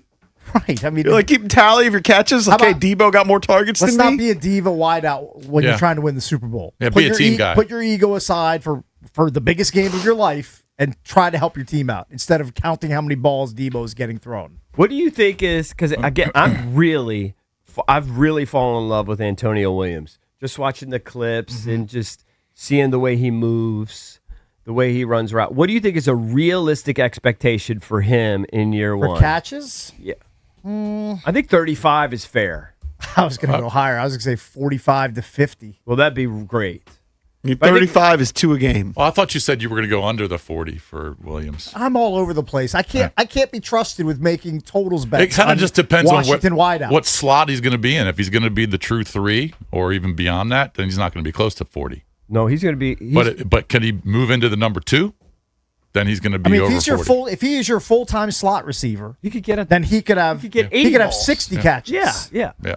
No, I think he's going to And he play. stays healthy. He's not going to be standing there on the sideline. No, he's playing a lot. instantly ahead of McCaffrey it's- and Lane. Yeah, it's not like they're going to be like, Definitely over are we Lane, going to yeah. play him over Lane and McCaffrey? No, he's the leader in the no. clubhouse. He is a special route runner. Yeah, I he's think good. most of the people, if you listen to him, I think Logan Paulson, in his opinion, he graded all the receivers. He was the best route runner in the draft. And if I'm Jalen Lane and McCaffrey, I've got my head on a swivel, and I have to bring my best effort to the OTAs Those guys have roles and though, training because camp. they're going to return kicks and they'll do spot receiving. That's true. Antonio Williams is They'll- ahead of they'll them on be the receiver used, depth chart. but they could be collateral damage if Antonio Williams is as good as advertised. I think. They could become afterthoughts in this offense. Oh, I think they will be to some extent. To some extent, I think Lane will be more returning. Yeah. Same with McCaffrey with some fill-in They might stuff. want to just settle into their special teams role and be good, really good at that. I'd like him to contribute, No, but I this is- think Williams is going to be a real contributor. This is just one draft, post-draft grading system site, and to stick to the model. I was checking out their grades. They only gave 6 A pluses and A's Okay. out of all the teams. Yep. They gave the Jacksonville Jags, the Arizona Cardinals Fs. They gave the Washington Commanders an A. So Very they're nice. only one of 6 teams that got A pluses or A's. Who are the others? Who's in that mix? Indy, Rams, Carolina, Denver, Washington, the Jets. Jets are A minus. They give the Rams an A despite Yeah, seemingly reaching for Ty Simpson. yeah, they gave him an A plus. The only pick I think that most people, when they looked at it, and I think there was a consensus by a lot of us that we wanted a bigger receiver. But then I think when you look at Williams, you say, oh, okay, I see what this guy does. So, at least for me, I was super excited. The only other pick, though, that people kind of raised their eyebrows was the quarterback from Rutgers. Yeah. Yeah. I don't even know how to say his name. But Kaliak Manis. But then I heard Logan talk about him. Logan Paulson, he said he was the 12th quarterback that he reviewed. Mm-hmm. And he said most of the quarterbacks in the draft was why it was kind of weaker, were gimmicky, one-read guys, not pro-style offenses, whatever. He said, one thing you say about this guy is he makes progressions. And that's, to me, it's like the biggest skill. yeah. So I could kind of understand that pick. Yeah, I mean, he's All just the going to be. other picks make all the sense in the world. All the sense in the world. And plus, Hartman is a joke. I mean, Come whatever. on. Let's. That Hartman's just not working out. I mean, if So Hartman they had to wants look to for a hang out with replacement. Jaden Daniels and live in a spare room in his house, then they can be buddies and hang out. That's great. Yeah. But he really doesn't belong on the Or roster. if he wants to be an assistant quarterbacks coach or something. if he wants to be quality control and one of the Right. 40 coaches on the sideline, But playing's not going to work. Give him a commander's polo. Get him out there. Playing's not going to work. Yeah. But anyway, I liked all the picks. I think a bunch of them are going to contribute. I hope so. Styles He would have been turned my the season pick. around. You guys know I would have taken Caleb Downs, but he's got all the tools. Let's hope he's a home run. I I hope, hope so he's too. a home run. Just to go around the room, would you be in on Eckler? For a veteran minimum, yes. EB? No, I would let somebody else do it. I don't Dish? want to just crowd. Like, I'm moving on. They got enough running backs. Probably moving on too. They got enough I have, RBs. Achilles. I have a soft spot for Austin Eckler. Like I said- like 4 years ago, I said he should be in the Hall of Fame consideration because I'm blinded by his ridiculous fantasy stats. Do you think DQ was You can't just ask me about him. was just being? I think he was just being polite and sort of reverential to vets when he said he hasn't ruled out the return of Vaughn and Bobby Wagner. Probably. Yes. I think he's just being respectful. Politically Yeah. correct. Politically correct, being respectful. But I would say, with all due respect, and I do mean it, we're going to move on from Vaughn and Bobby Wagner. Yeah. I think they already have. Yeah. 1-800-636-1067. If you want to chime in, we're the Junkies. Coming right back.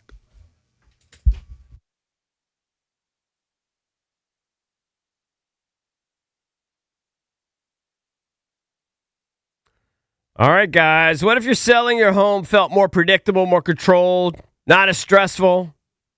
The right strategy in place, serious buyers only walking through your door, confidence how it all plays out. Well, that's exactly what my friends, the Realtor rock stars, Debbie, Sarah Reynolds, and Power Room team with Keller Williams bring to the table. They're not just going to put a sign in the yard, hope for the best. They're not like that local real estate agent that sells 1 or 2 homes a year. No, they do this all the time. They know how to create demand, negotiate the strongest possible offer. Everything's intentional. Their strategy is why homes sold with Reynolds and Power Team sell 2 times faster than the average agent. That means fewer days on the market, fewer disruptions to your life, etc. It's also why their sellers net 4.2% more on average. For many homeowners, that can translate into $30,000 more at closing. More money, more control, more assurance in your next move. So sell with certainty. Your home sold guaranteed. The winning strategy to sell your home. Call Debbie, Sarah, Reynolds, and Power Team now. Find out more about this guarantee and others. 844-654-SOLD. That's 844-654-SOLD or visit DebbieHasTheBuyers.com.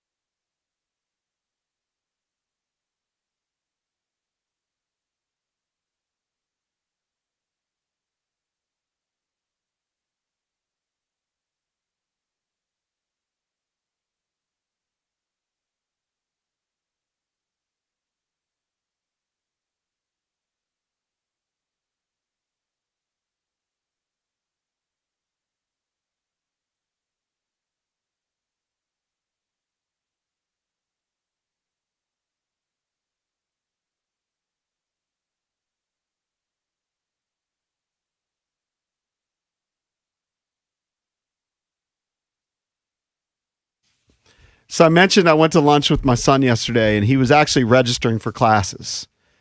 And I wanted to bring this up. So he wants to get into the business school. You automatically get into business school if your GPA is at a certain point. I think it's 3.6. And he needs to ensure that his GPA is there. And so I told him, well, why don't you just take bowling or something, right? And he goes, you can take bowling? He hadn't looked into easy classes. And it got me thinking, what's the easiest course you took? And we can open this up to callers, 800-636-1067. I do believe EB was a master at this. We went to Maryland together. We even did orientation together. And I remember he chose his classes at some point, or chose his major, because it allowed the most electives. Okay, nice. You only needed 36 credits in your major.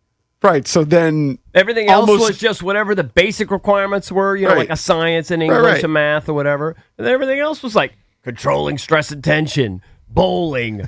I took the history and politicalization of the black athlete in America. EB took bowling and got a credit.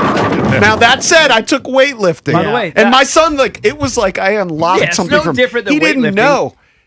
So all of a unaware. sudden he was looking, he was like, whoa, I could take jujitsu and get a credit? I was Right. like, yeah, I mean, you're not going to get 3 credits for it, but you might get a credit. I got a credit for weightlifting.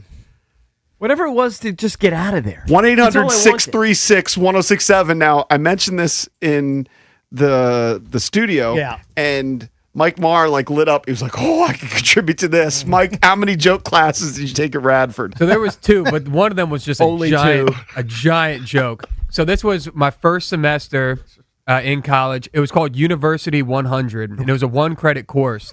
But Where it you basically learn about college. you basically just learned about Radford. You learned about the history of the different clubs, organizations, where to eat certain meals. That's a joke. Yeah. Yeah. So other universities would call that orientation. Yeah. That's They gave you a get credit. Yeah, that's We banged that out over the course of a semester. Man, that's We really also had stretching that it was out. also a semester course at Arizona You State. took Was it that? really? Uni 101, yeah. What's the entrance rate there? Arizona State. Oh, it's right there with Radford. I've said this before. It's a different business plan. We have a massive campus. Yeah, you just like a lot of people, a lot of dummies. We got some silly programs, Rick. Do you have give me some of your academic oriented. We're a tier 1 research school. We lead the innovation in Mars research. Walter Cronkite School. Nice. Walter Cronkite School, of course, famous alumni. Pretty good So sports. he was a dummy too. Famous right. alumnus. We have an honors college. Yeah. You have an honors college. Okay, well, I would assume you would. Hot chicks. Probably not that hard to get You in. guys have some big sillies. Barry Bonds, Phil Mickelson, Reggie Jackson, right. David Spade, Linda Ronstadt, I mean, they're all James just Harden. celebrities. Al Michaels. None of them are known for their. Hey, what do you want? Pat Tillman, American hero. Oh, yeah. He's a Sun Devil. They're just celebrities. Terrell Suggs. You don't have any sillies. 1-800-636-1067. Just celebrities. Cakes at Towson. You Kate had to have Spade. taken some My- joke classes. Clearly the biggest joke class, even though it was a little bit harder than I thought it was called Art in the Culture. Okay. But the nickname for it was Art in the Dark. Because they would always show film strips or slideshows, and they would turn the lights out, and 90% of the class would instantly fall asleep. I told Now- you what my hardest class was, and this is again taking electives. A lot of people took music classes, and I was raised in music, so I was like, oh, I'll take one of these. And I thought I was taking the one where you go 1, 2, 3, Right. 2, 2, 3, 3. Just like basic music. It ended up being. I think you might have taken it with me. No, I didn't take it. But I know what you're talking about. Like the Renaissance era. Or You had to whatever. identify symphonies. I took a course just like that, and I was lost in the sauce. In my 4 years of college, and then I actually did get a master's. In all of my years of higher education, that was the single hardest class I've ever had to take. You had to name the era, the composer, the movement, Baroque, whatever. It was butt hard. Holy cow, that was the hardest class I ever took. Here's the thing: you took bowling. So I told my son this, and it was like a whole new world to him. And it might have changed at Maryland. He said he couldn't register for a couple of the classes because he needed to be a kinesiology major. Yeah, that's true. By the way, on a So side, what was your end around? Because you were a psychology major. My son's retort maybe was it was different back My then. son's retort was he goes, Well, you guys went to college in the 90s. Yeah, you're old. It's like there might be different No, rules. there were certain classes you couldn't take unless you were a kinesiology major, for sure. Mine Right. were just basic classes. By the They were way, just this so is basic. This is a tangent. I didn't realize this until I started watching Born to Bowl, which is a great doc on HBO Yeah, Max. You keep recommending that. I know who did that. I did not realize the proliferation of two-handed bowlers. Yeah, you talked we about were it. talking about that Two-handed yesterday. bowlers. It's like all the rage. All the big cylinders. They don't get joned on?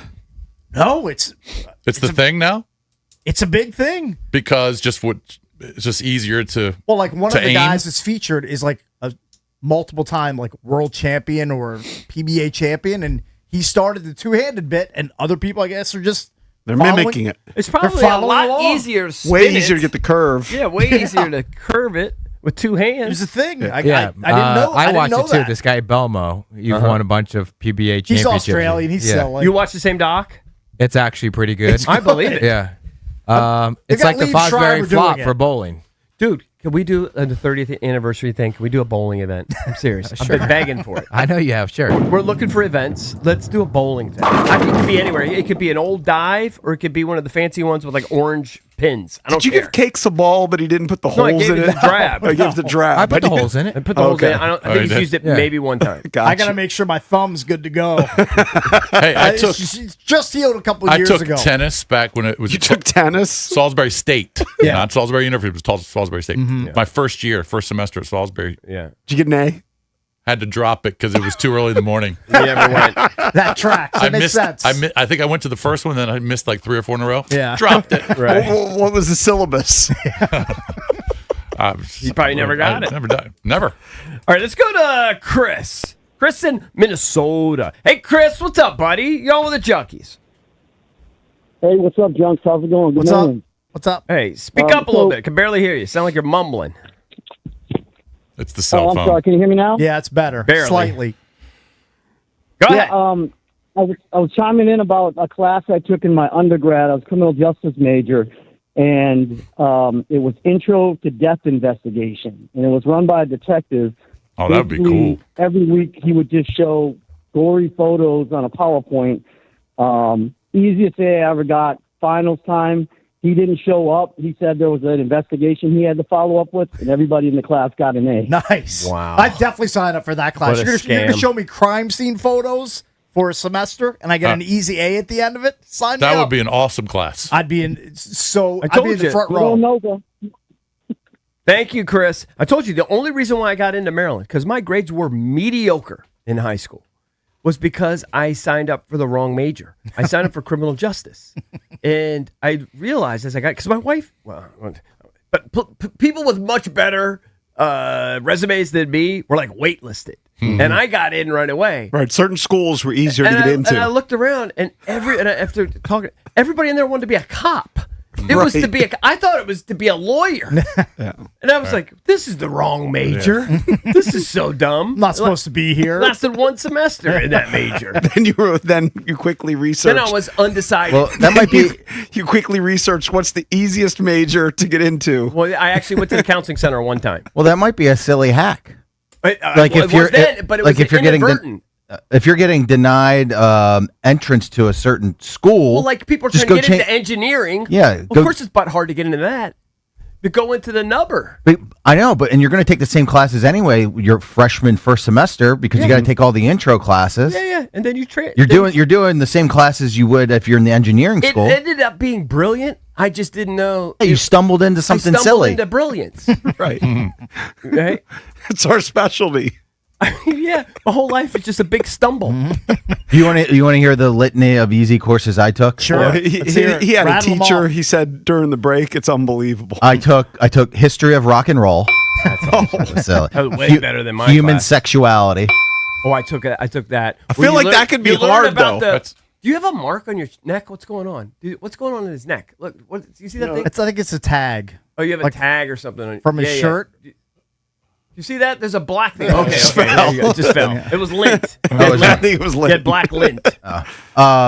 No, hold on. it I looked did like a human leech. sexuality too, and you learned about. We watched a video. Yeah, it was about- titillating about the female. Yeah, The female, like, yeah. where they make things happen. Yeah. Now. Do you know what I'm saying, Kate? Sure, I hear you, yeah. I watched like the whole biology. Right. I was nudging the girl next to me. Yeah, I mean, No, I was getting titillated. I feel like it could be a hard class. You'd have to remember all the terms. swimming and pool management. That's a good one. Hey, you had a leg up because you had a leg up because you had above ground. That's right. I did. I knew how to work. I knew how to work a skimmer. Yeah. And then I had a teacher or a professor who taught like 3-4 geography classes. My brother put me onto him. He said take as many of this teacher's classes as possible because your grade is based off of attendance, a 1-page paper, and then 2 tests, and the class before the tests he gives you the answers to them.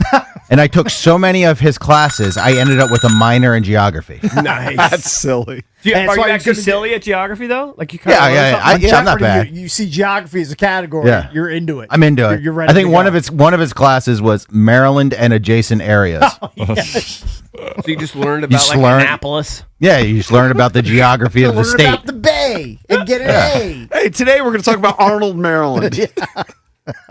All right, let's Fine go to suburb of Jason. You went to Annapolis. so many different colleges. That's like the only one you can think of. Tennis, That's pretty easy. right? But Richmond wasn't Richmond easy had- for it's a him. tough school. Richmond had no easy classes. And then you basically, I mean, I don't want to embarrass you, but basically flunked out. Grossmont, though. yeah, You yeah. had to I had have a 0.9 my fall semester. Right. Now, in my defense, I did take a class where if you misspelled a word or got something wrong grammatically, you automatically got deducted a letter grade. Oh, really? Yeah, if you missed a comma, you went from an A to a B. Missed 2 brutal. commas, you got a C. But when you were at Grossmont, you didn't take any academic, like silly, like those are just joke. Just classes, joke right? classes. Yeah. Easy. All right, let's go to Ben, Virginia Tech. Ben, what's up, man? You're on with the Junkies. What's up, boys? How are you? Hey, good. Ben Hokies. Go Hokies. Yeah, man. So when I was there, we took athletic advising, which basically was a class to advise you on all those classes to take that you're talking about. Oh, really? So one of the ones that we took to cover a core requirement, your writing intensive requirement, was called creative dance, because you had to diagram and like write up your dances. So I took this class and I ended up in it with Kevin Jones and D'Angelo Hall and Mike Emo and Randall, and they all grouped up for their final project, which was kind of like your final exam, and they basically diagrammed and choreographed a football play for their final project. It was excellent. There you go. Excellent. Very cool. Did you get an A? Yes, sir. Yeah. Nice job. That's the worst when you take an easy class like Jason and you have to drop it because I know. it's so easy you don't go. Right. You get like a C. I mean, it was 8 a.m. start. I was sleeping. I'll never forget in high school. My son Hungover. ended up getting a master's degree and everything. Worked out. He's fine. But he got a C in photography in high school, and I wanted to strangle him. I mean, that's supposed to be an A. Like, what are you doing? That should be a guaranteed A. Yeah. One of my favorite stories in our family is Dylan took photography in high school, and the teacher had an example of what not to do, and it was his sister's. It was what It his was sister Kelsey's did? picture from like 6 years before. Well, because like the way she composed it or whatever. Yeah, I don't know exactly what it was. Yeah. But he was like, this is not what you want to do in the background or whatever. Right. It was, but meanwhile, Kelsey got basically straight A's for 4 years. Do you know that I was so traumatized by my academic career that I still will have school dreams? I'll still have dreams that About taking classes but or like I taking didn't exams. study for Unprepared for exam, tests. or that I blew off a class or something. That's or, common. Yeah, but I'm 56 years old. Like that Yeah, trauma why are should we be still, behind me. I do the same thing. Why is that trauma Why- still with me? Why are we dreaming about that? Because it's buried deep I in your forget the- subconscious. Because No, it's no, no, literally it's the- trauma. It's the meaning you're unprepared for something in life. Okay, but I think it's because you've been traumatized by the whole experience. Going to school, very traumatic case. Did not like it. Well, Did I not mean, like learning. But you did like bowling class. Bowling's unbelievable. I would say probably my favorite class. It has to be my favorite class. That and some of the I took some sports psychology courses that were silly. Really like those. Hey, Red Wing, and I know you like your Red Wing Dude, this hoodie, is which you're let wearing me right tell you now. This is the most comfortable hoodie I own. There I'm you not go. kidding. That's a good testimonial. Well, It's Red the Wing most comfortable. is the legacy footwear brand that has set the global standard for purpose-built boots since 1905. Well, as EB is displaying, they're expanding beyond shoes for the first time. Known for its unmatched quality, fit, and durability on the job site, Red Wing is now taking that same craftsmanship with the new work apparel line. Our friends at Red Wing hooked up the junks with hoodies, like EBs, long sleeve shirts, and graphic tees. I have a black hoodie, love it. Got the brand new boots too. Both are comfortable to wear in studio, during the show, when you're working around the house, or just out and about. Visit redwing.com/apparel today to see the new collection.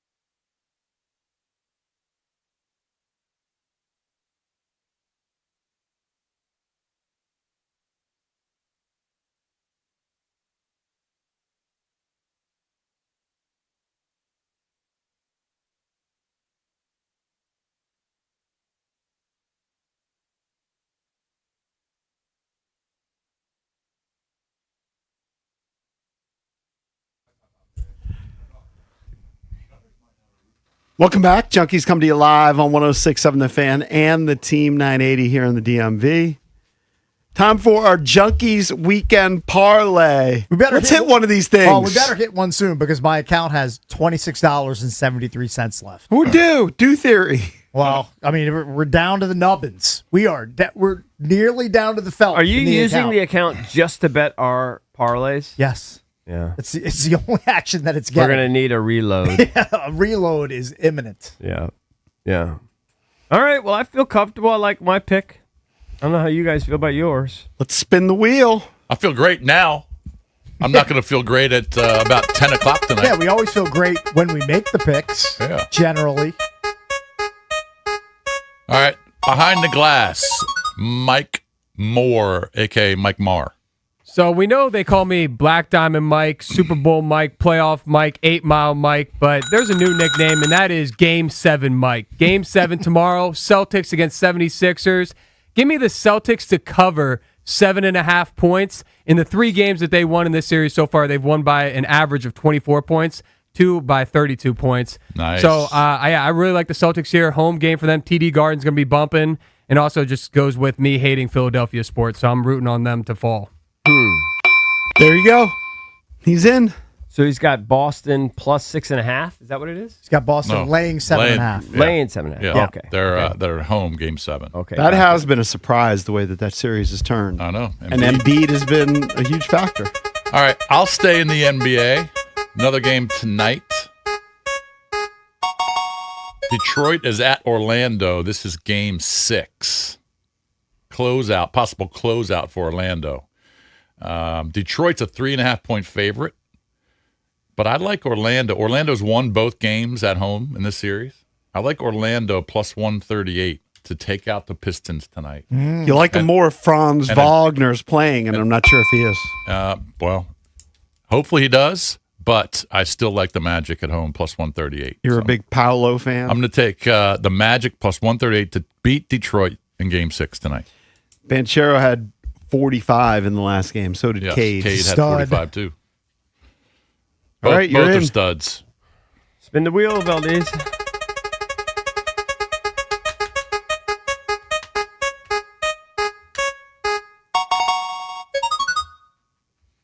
Who's up? Bish Bucks. Oh, sorry. Mr. Bickle. This guy had a huge April.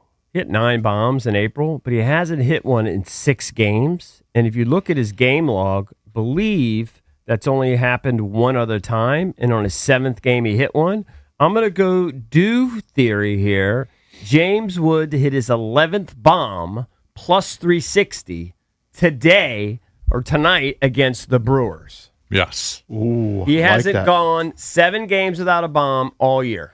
That is a good payoff. Let's see. Plus the big one. 360. That's a big one. Do theory. Do theory. Last bomb he comes into hit play in a lot of these plays. was April 23rd. He had a 3-game stretch there. Remember It's where he called hit the poo theory. where he hit 3 bombs in a row on Tuesday the 21st, the 22nd, and the 23rd. Now he's gone 6 straight games without one. He's due. All right. The Brewers are throwing Jake Mizorowski, who throws like 150. Good. That just means he's going to go further. Yeah. He might be more likely to strike out 4 times. Than hit He a can home strike run. out 4 times. Just hit a bomb on the 5th. All good. It's hope- possible. we hope- I really like it. It's possible. Do theory, baby. I'll be at the game tomorrow. Right. Well, hope he hits it today, not tomorrow. He can hit one tomorrow, too. I hope he don't hits know one what tomorrow. he innings, you'll be at the game tomorrow. Yeah. For 3. Maybe 4. He's going to go see Taboni and then leave. Although it's Probably, not yeah. it's not supposed to rain. Earlier in the week they said it's going to rain tomorrow, but now they're calling. I don't think it's going to rain at all. Ah, good. Which helps. Nice. Hey, make sure to get your Grogu bobblehead tomorrow. What is that? What's the grow? Grogu is the character from The Mandalorian. He's part of the Star Wars universe. He's like 'Cause a May mini- 4th, May the he's- 4th be he's with a you. mini baby Yoda. I know you don't know any of these things. Yeah, I don't know that any I'm of those saying things. to you. So I know what he Yoda looks is. like Yoda, Looks just like Yoda. Yes. Oh, okay. Yeah. So you're gonna I get would one have tomorrow. thought it was a Yoda bobblehead. Yeah, you would have thought that. Yeah. But it's I guess. but I'll it's get one. I'll bring it in for you. Descendant of Yoda? I don't even know. Grandson. Yeah. Spin it, Valdez.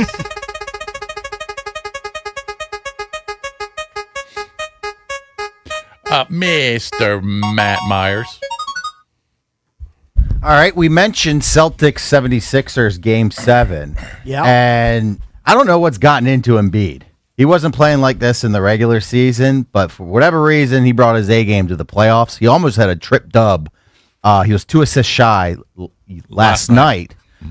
So we just need 2 of them. So we're going to go Joel Embiid, double-double, plus 155 against the Celtics in Game 7. I like that. We're riding the Embiid hot hand. But we need Embiid to play well, but the Celtics to win. That's what we need, right? All right, Celtics, they'll take care of business. Yeah. Comes down to Embiid. All right. A double-double, but Celtics So win by Embiid, 7 or Embiid more. has to go nuts, but the Celtics it. have to win by 8. Well, it's not even nuts. I mean, he had 18, 10, and 8 sure. last Just game. have a Double for normal him game. is normal. Yeah. I would think. Well, old Embiid, yes. Yeah. Injured, nubby Embiid. Yeah. All right. He's been revitalized a little bit here. Matt Cahill's up next. Cakes. Yes, I'm going sir. to need you to delete my play I gave you. All right, I can do that. Because You're I've doing a been, different guy? No, I'm doing a different bit. I've been enlightened. I forgot that my guy is on the mound tonight. Randy Johnson reincarnated. Jason Bishop. Noah Schultz, 6'10", lefty from the White Sox. He came up about a month ago. He's been pretty lights out so far, and he's throwing more and more pitches each outing. All we need him to do is throw 5 strikeouts tonight. He had 6 last time out. This is easy peasy, Cakes. I think it's minus 100 or plus 100 right there. Noah Schultz, 5+ strikeouts tonight, late night against the Padres. All right. I like it. You're trying not to jinx you're trying to just do your part. Get your dub. Oh, yeah. Right. Man, he's a Hold big on. dude. So Noah Unlike you. Schultz. 6'10", 240. No, I think mine's going to hit. All right, so we're going to the alt strikeouts. All strikeouts, yeah, Yeah. 5+ strikeouts. Lefty throws, looks a lot like Randy Johnson on the mound. 5+ strikeouts is what Yes. we're working with? Yep. Okay. It's So in. if is he good with 5?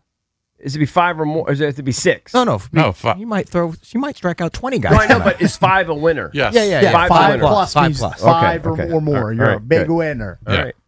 Well, I mean, as long as he gets to the 5th inning, he's had 8 and 6 in the his last 2 starts. Yeah. All right. I like it.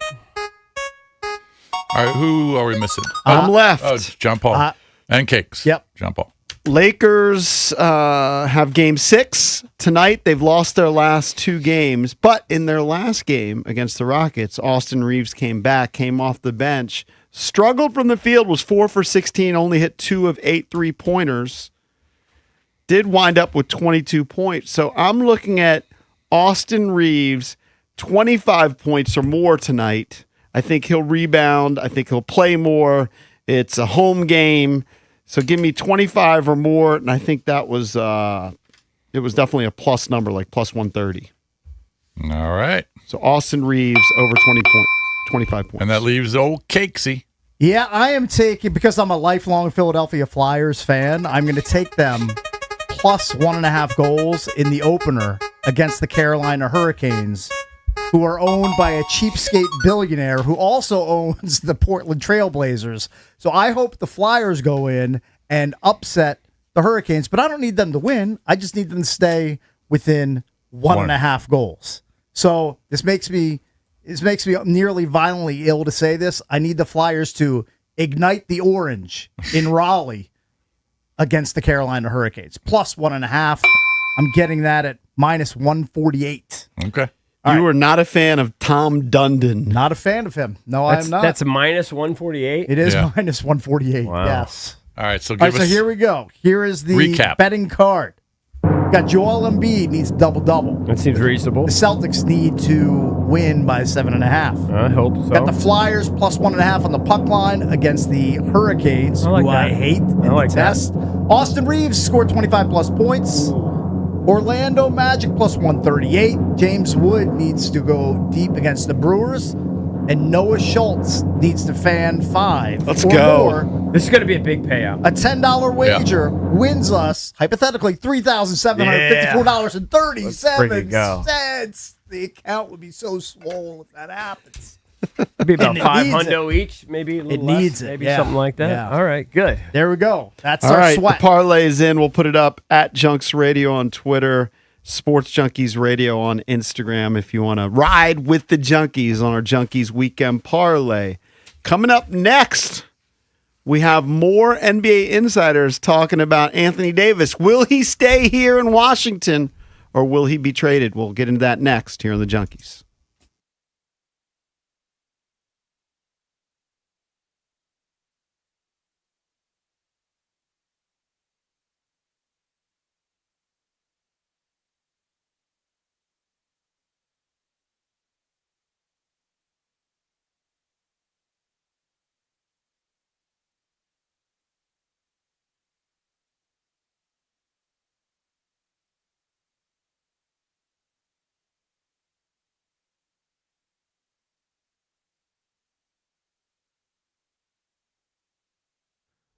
All right, guys, it's your boy EB here for FanDuel. FanDuel is serving up a happy hour every day during the playoffs.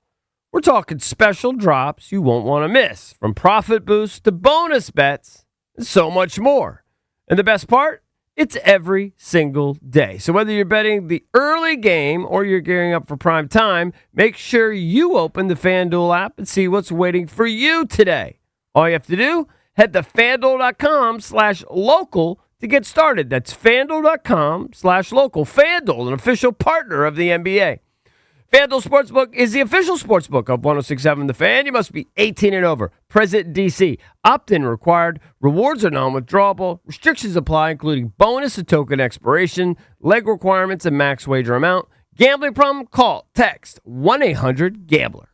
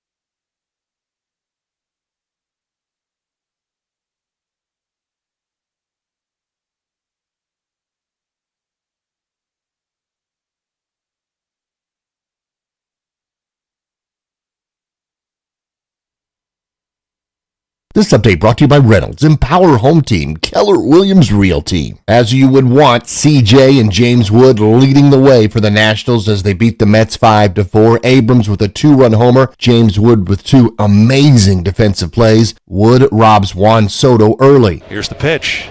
Swinging a long drive, right center field. Wood going back to the warning track near the 370 mark. He leaps and he robbed it. James Wood brings it back. Wood has a huge smile on his face. He flat out robs Juan Soto at the top of the fence at the 370 mark. The call on the Fan. Minnesota Timberwolves over the Denver Nuggets 110-98. That series is over. Knicks take care of the Hawks 140-89. Sixers force a Game 7, beat the Celtics 106-93. Minnesota beat Dallas 5-2 and Anaheim over Edmonton 5-2 to advance in the Stanley Cup playoffs. 5-time NBA All-Star John Wall is the new president of basketball operations at Howard. From the Crop Metcalf 5-Star Sports Desk, Byron Kerr on the Fan.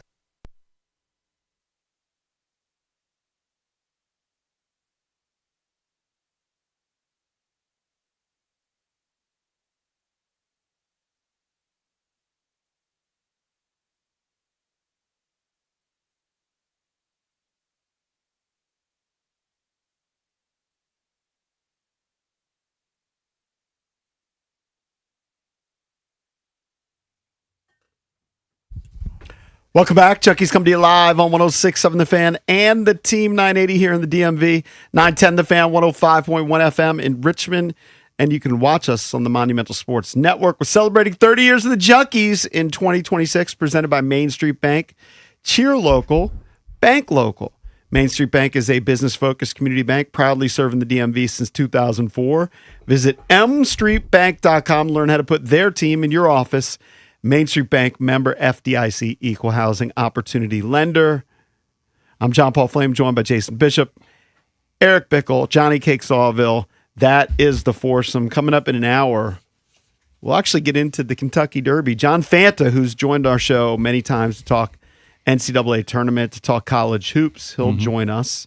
He's going to be broadcasting the Kentucky Derby, covering the Derby. So we will talk to John Fanta coming up at 9 o'clock.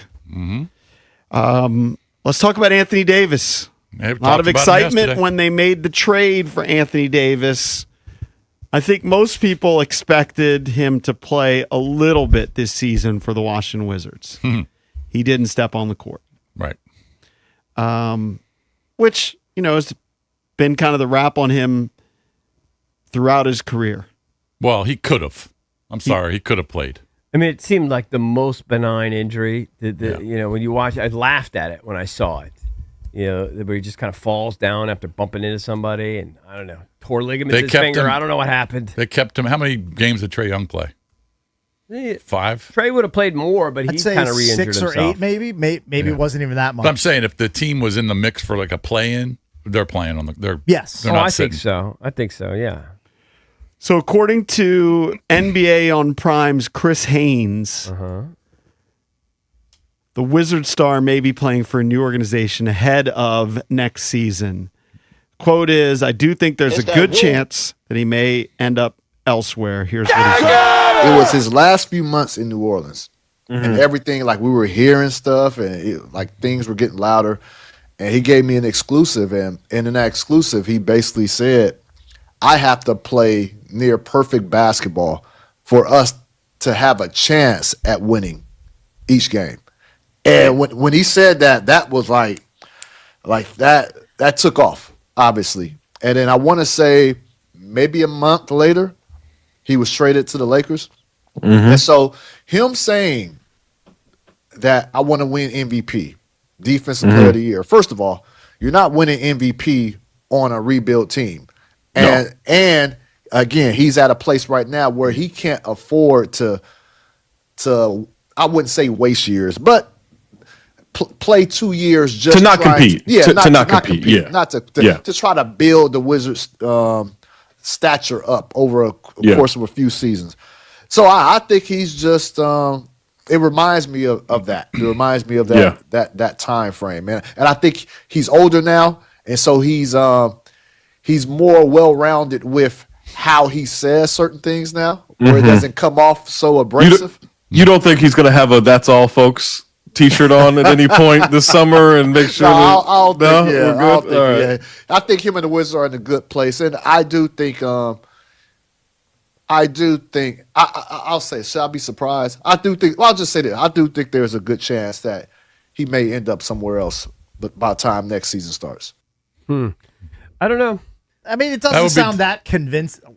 He's I'm just not that throwing it out convinced. there. He's just Yeah, throwing I mean, it out there to cover himself. I mean, it's possible. I would bet against it, but it's possible. I would be disappointed. I want to see Davis. I want to play see here. him too, but if he doesn't want to be here and he gets dealt to another team and the Wizards get a good haul in return, I'll be fine with it. It's not like I don't have a real attachment to Anthony Davis because he's never played a game wearing a Wizards uniform. Yeah, I get it. I think he'll be traded ultimately.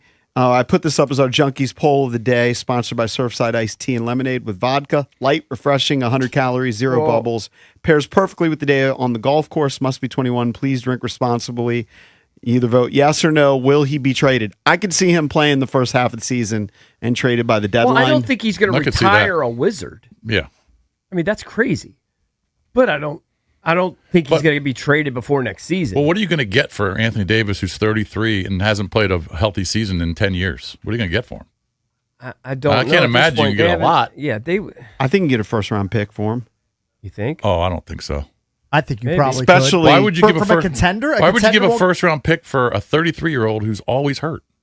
Well, if he comes out of the gates, let's say he plays for the Wizards. All right, maybe he's if it's averaging, before the maybe season if he's it's starts. late averaging for- 25 and 11, What do you which think he's you would more get than capable before of the doing. season starts? Because you think there's a good chance he doesn't play one game. What do you think you would get before the season starts? I don't think you'd get a first rounder at this point. I don't think think you. so I think either. you could. I mean, you might from a contender, which would be like the 20th or later pick. I guess Like, it's maybe. not going to be a high first round pick. Also, when he says he wants to win an MVP, that's great. And I think he has MVP ability he did in his heyday. Yeah.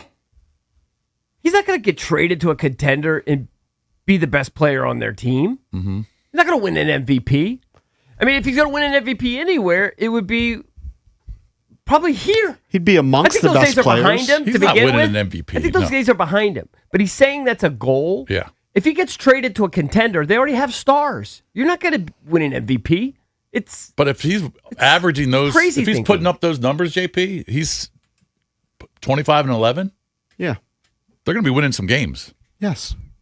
Like if you put him on the Why Knicks, would for we give that example, up? he'd be. You could make an argument. He's as good as he's better than Karl Anthony Towns, and you could make an argument he's as good as Jalen Brunson. Like he could be the best player on a contender. I doubt it. You know, you go through the teams. Like I doubt it. I If you just go wanna through see the him. teams that are contenders, I don't think would he he be the would- best player in OKC? No. You've got Shea, but he's up there, dude. He's an All NBA talent. I just don't think he would be the best player on those teams, like statistically or anything. He might be ability wise, but I would be stunned. Yeah. I just want. I would be disappointed if he didn't play. It would be one of the at great all. turnarounds. That all of a sudden he had an MVP caliber season for any of those. For like Yeah, a I don't see it's contender. a big tease if he never plays for the Wizards. That he was here, you feel like he's going to be part of a, leading a younger group along with Trae Young. Mm-hmm. Like, you feel like that team could actually have some success. They've been adamant that they brought him here to play. Correct. That's what Bring him Will Dawkins here. Well, there might be a said then there those- might be a disconnect. The front I office, think there might be. the front office, wants him to be a part of the plan to take the next leap off of off the runway. But it sounds like he doesn't want to be a part of kind of A rebuild. a rebuild middling Understood. team. Understood. That's a given. Well, that's That's kind a of given. I know, but that's makes you kind of angry. I mean, the Wizards are doing everything they can to try and get themselves off the floor, off the mat, and improve next season with these guys. And No, it's annoying if he's going to It's be annoying. if he's going to be agitating for a trade, which I think he's trying to toe the line. Right. He doesn't want to look like an a-hole, but he disrespect the organization, but he doesn't want to be here. I think if you had him over a beer and you said, "Would you rather be somewhere else?" He'd probably say yes. I get that, but he doesn't get to say anything about that. He also said he loves money, and he's going to get 58 this year. He's not and going to mess that What up. is it? 60, 62 or 63 billion the following year. He's not going to mess that up. It was exciting. And then it's almost like the balloon just got deflated. Well, if it he would doesn't want only to be be here, if they traded him. But what is the incentive for them to trade him? You'd have to, I think, blow them away with an offer. And I think maybe the 27th pick in a draft next year would not be blowing them away versus seeing what he can do with Trey and these young guys. They own him. Play him. Right. Don't trade him. I think they could trade and easily get a first-round pick. A first-round pick was part of this deal, right? I mean, it was a complicated deal. It was Davis, Jaden Hardy, D'Angelo Russell, Dante Exum. Two of those guys never suited up for the Wizards. Actually, three if you include Davis. Jaden Hardy was a bench player, right? Yeah. They unloaded Chris Middleton, Marvin Bagley, A.J. Johnson, a 2026 first-round pick, a 2030 protected first-round pick, and 3 second-round picks. So they gave up 2 first-round picks as part of that deal. So would they be able to get a first-round pick back for Anthony Davis? Of course they would. Well, it would be a, I think there are a later bunch of first teams, round pick. like it would be a later first round. I mean, pick. I'd have to go through each of the contenders, and you may be right. You may not technically be the best player on those teams, but let's say the Timberwolves lose in the next round, and the Timberwolves decide, hey, we need to shake something up. We've got Anthony Edwards, but you pair Anthony Davis with Edwards, that's a title contending team. Now they might be a title contending team without him. I'm just saying that. Are you suggesting that's a deal that could happen before the season started? Yes. Well, let me just the teams that get bounced out now, the teams that expect to be title contenders now, particularly the teams that make the second round, and they're all trying to figure out how do we get to the next step. Let's say the Knicks, who made the conference finals last year, and now they've advanced to the second round. Yeah. If they get bounced again, they're going to rethink it. They're going to say, well, what are we missing to get to that next level? And they might shake it up. Now, the Knicks not a great example because they got Karl Anthony Towns, but there are other teams like that I think would consider a talent like that to take them to the next level. But if Anthony Davis is going to be a malcontent and agitate at getting out of here at every turn, then get rid of him. Good riddance. He hasn't played for you. Just flip him for other assets. I don't know. It's almost kind of it's almost kind of heartbreaking. I was legitimately. It's disappointing. I was legitimately looking forward to the next season. But I don't think it's a given. Like, what do you think they're likely to move him? I think they're unlikely to I think move it's him. more likely now. I mean, Drab was able to see it coming. JP was kind of able to see it coming. Okay, that's it. That's assuming it happens. But I think there's more evidence. I told you yesterday, I'm fluent in malcontent. I heard it yesterday. He doesn't want to be here. He likes the Wizards. They're nice guys. He wants to be on a championship team. Correct. That's fine. And he is so an MVP does probably candidate. Every player. I know, but like, Anthony what's that make him? Yeah, but he has the power to make it happen. Yes, the problem I'll is be surprised. the problem I'll what makes surprised. what makes I'll it so bet you that he's on the roster. Let me tell you something. The start to see 30 NBA teams would love to have Anthony Davis on their I'll team. bet you to start the season he's on our roster. You think if the Pistons get bounced by Orlando tonight, right? Hope it happens for the parlay. The Pistons, who were the 1 seed, who last year, all right, people just chalked it up as inexperienced, but kind of disappointed in the playoffs. Let's say they get bounced out of the playoffs right now. What is their fatal flaw? Cade Cunningham is excellent. They don't really have a number 2, like stud scorer. Sure. Jalen Duren's good, but you've seen this in the playoffs. He's not like a guy that you can just count on to give you offense. So let's say, this is fantasy land, but let's say the Wizards could get Jalen Duren for Anthony Davis. They would get a young stud center, right? And the Pistons would get what they need. And you could go through these list of teams. Anthony Davis would help contenders potentially win a championship. I don't doubt that. I just don't know if you can bank on him playing a full season and into the playoffs with his injury history. That's a roll of the dice for any team. And you know what? You're giving $60 million this year and another $60 million next year to him. It's risky. And he's going to want an extension. It's just risky. That's a huge commitment. Look, I've if you always give him money said into the future too. I wouldn't be surprised if he never plays for the Washington Wizards. And it seems like, I'm not saying that that's likely, but it seems like it's a definite possibility that he'll never suit up for this team. What makes it so depressing is that it's a NBA systemic problem. Like the only way you're going to get good in the NBA is if you just hit a number 1, number 2, a lottery pick that all of a sudden turns into a superstar. The Wizards haven't done that. They tried to go a different avenue and acquire talent via trade. But now the players have so much control. Yeah, they have power. They have so much power. They can work their way They out can of work their way out of it. And now you're trying to curtail tanking, but the only way to get good is to just hit on somebody in the top 1, 2, 3, 4 picks. Well, that's what they're going to hope for Sarr, who they drafted 2. They want to turn him into an Anthony Davis, and then just whoever they draft this year. It just feels like an endless cycle. That kid has to turn into a star. Right, you eventually want to become an attractive destination for free agents or guys who are acquired via trade. Mm-hmm. And then if they can just, agitate with their agent and say, I'm not going to play here, I want to go to a contender, then a team like the Wizards, they're just I always thought it was a very creative way what the Wizards did to try to make this team competitive and relevant for next season. And now it's just you can't even work that angle, it feels like. You can, like the Knicks, for example. Yeah, but the Knicks have gotten good in the last 5 years. They got via free agency Jalen Brunson. They traded for Karl Anthony Towns. They signed Bridges, and I can't remember how they acquired Anunoby, but I don't know that they drafted many of the guys that are contributing to the team right now. Yeah, but New York's a much hotter free agent destination than Washington, D.C. and a lot of other markets. Yeah. Yeah. I mean, no matter how bad the Knicks are or were, people will still want to go to New York to play. It's a coveted destination, landing spot for NBA players. And they kind of got lucky. Well, not lucky. I mean, they obviously saw it, but Brunson turned into a superstar. When he was with Dallas, he was a number 2 to Luka. He showed it in the playoffs that year before he left. But he was a 12-point guy, 12-point per game guy. Now he's, dropping 40 in playoff games. I mean, he's elevated his game. He's a superstar. Yeah. Jalen Brunson's a superstar. Stud. I just want to be clear where I stand. I don't doubt for a second Anthony Davis would rather be somewhere else. But I'm not convinced that he's going to pull some shenanigans where it's and you either refuse to trade play. me or I'm not. Yeah. I don't think it's that dire. I think he's just being honest. He'd rather play for a contender. Mm-hmm. And I think the Wizards are fairly adamant in their desire to see what he and Trey and these young guys can do together. And I think they want to see that through before they execute any trades. I could see I don't think Anthony Davis is going to retire a Wizard. No, I could see him being dealt at the deadline next February. That's totally different. I just don't think he's going to get dealt before the season starts. I would be shocked. I would be disappointed.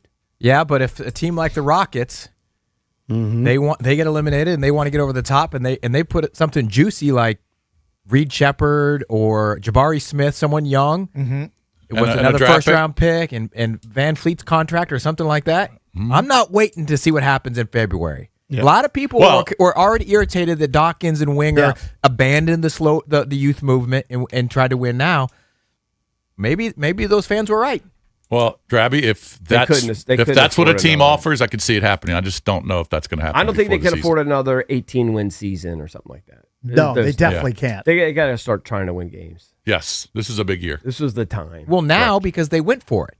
Yep. No, but even if they had it, nobody back before we traded for Trae Young was thinking the Wizards were going to win 40 or 50 games next. No, I thought they were going to try to win. I thought they were going to try to win. It was the promise. I thought they were going to try to Davis. win. I didn't think they were going to tank next year. But the other side of it, I think Drab's nailed a team like the Rockets. That's the perfect type of team that if they get bounced out, which, the only way they don't get bounced out is they make history because they were down 3-0 in the series. So we'll see what happens tonight is they're going to reassess. So they reassessed last year. They were the 2 seed last year.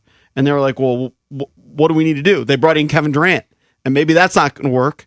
And so then they might try and make a trade for somebody like that. Like I said, if the Pistons gets bounced out, they're likely to shake things up. You don't just keep running it back just because you were a 1 seed if you lose in the first round of the playoffs. Yeah. I mean, I guess if you blow the Wizards away, anything's possible.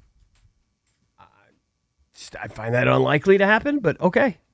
What if you get a good draft choice this year? And what's a good draft?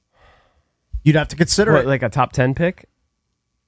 You think somebody would give you a top 10 pick for Anthony Davis? I mean, I don't know that any of the contenders have a top 10 pick. Yeah, I would be what's surprised. What's a good pick then?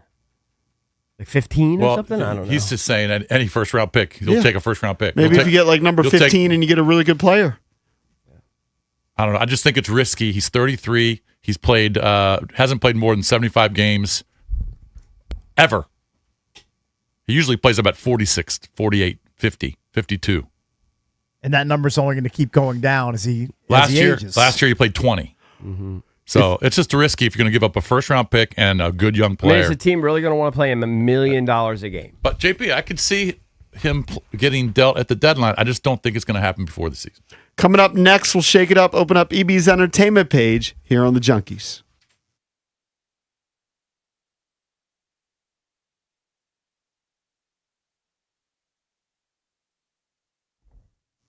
You know the Junkies love our Surfside. Surfside iced tea and lemonade plus vodka. It's amazing. Right now, it's your go-to drink in the golf season. It's light, it's refreshing, made with real vodka and zero bubbles. That's right, no carbonation, no bubbles, no troubles. Try the new half and half variety pack. It includes flavors like raspberry half and half.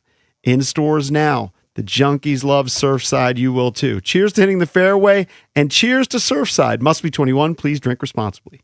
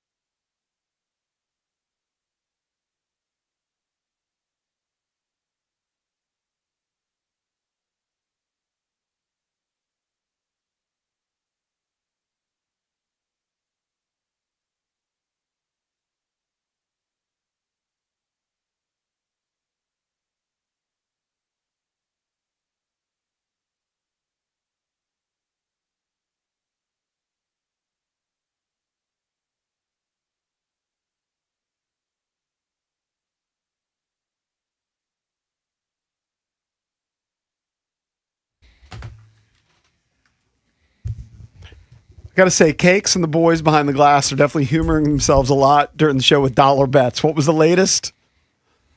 Drab said basically, guess. I'm thinking of a town in North Carolina. Guess the town. So it's just, I'm thinking of any random town. Now, he did allow us to ask one question. Valdez posed a question. Is there a college in this town?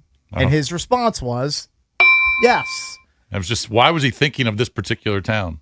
I'm sure he was I was looking at looking my at Sup Dog Cakes' sweatshirt, state of North Carolina. I'm going to say your town you were thinking of, Wilmington. Incorrect. JP, do you have a guess? I heard. Oh, you heard. EB, do you have a Charlotte. guess? A town in North Carolina that has a college in it that Drab was thinking of. What's And your I think guess? there were brothers that played baseball and were managers with the last Well, name. that's a huge, huge hit. I don't know. Raleigh. I have no idea. What manager was named Raleigh? It was I wasn't thinking about it. Boone, North Carolina, home of App State. So weren't there nobody wins a Boone dollar. brothers? Why Weren't were there you Boone thinking brothers of in Boone, baseball? North Carolina? Drab was. I wasn't. Why were you thinking of it? Brett and Aaron. He just No, made a it's- game. We're just killing time during the Yeah. break. Just betting That's how, dollars. that's how Yeah. bored they are. It's so weird. I may just try to guess the town in North Carolina I'm Why are thinking you of. goofing on me? Yeah, think of a town in Maryland. That I'm All thinking it of is- for Yeah. no reason. Yeah, no Exactly. reason. Whatever pops It's into your head. entertaining. All it is fellowship and camaraderie. But Okay. if it's a dollar. With the boys. Is it a one-sided bet? Like, did he get dollars from you guys? No. Or No. only if you yeah, nail it. only if we get it. Yeah, That's the yeah. way it works. I mean, everybody knows this. Everybody Okay, knows how just- this works. The listeners don't necessarily know. Well, now it. they know. I'm Now- explaining that that's what happens a lot during the breaks. We're I was giving the putting radio up, insider. I was putting up our Radio parlay on the insider. Instagram, and I heard these guys. I heard Mike Marr, of course, super confident, going. Yeah. I think he bet Durham. He did Oh, bet did? Durham, yeah. Are you still doing the geography game online where they drop you in a town and you try to? We haven't done that in probably a few weeks. I was but we kind of need to. silly at that for being a noob. Geolocator. I was kind of Yeah, good yeah. at it.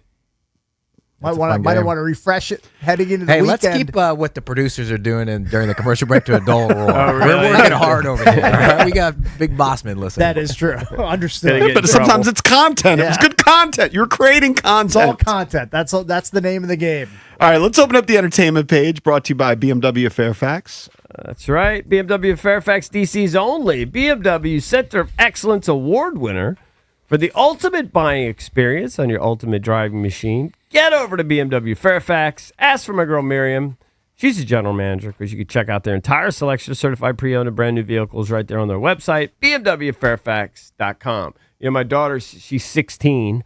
And, she's had her license for a while. We let her drive more and more and more. Let her drive out to Vienna yesterday to go visit a friend or something. I'd pick up a dress or something. I had no idea what she was doing.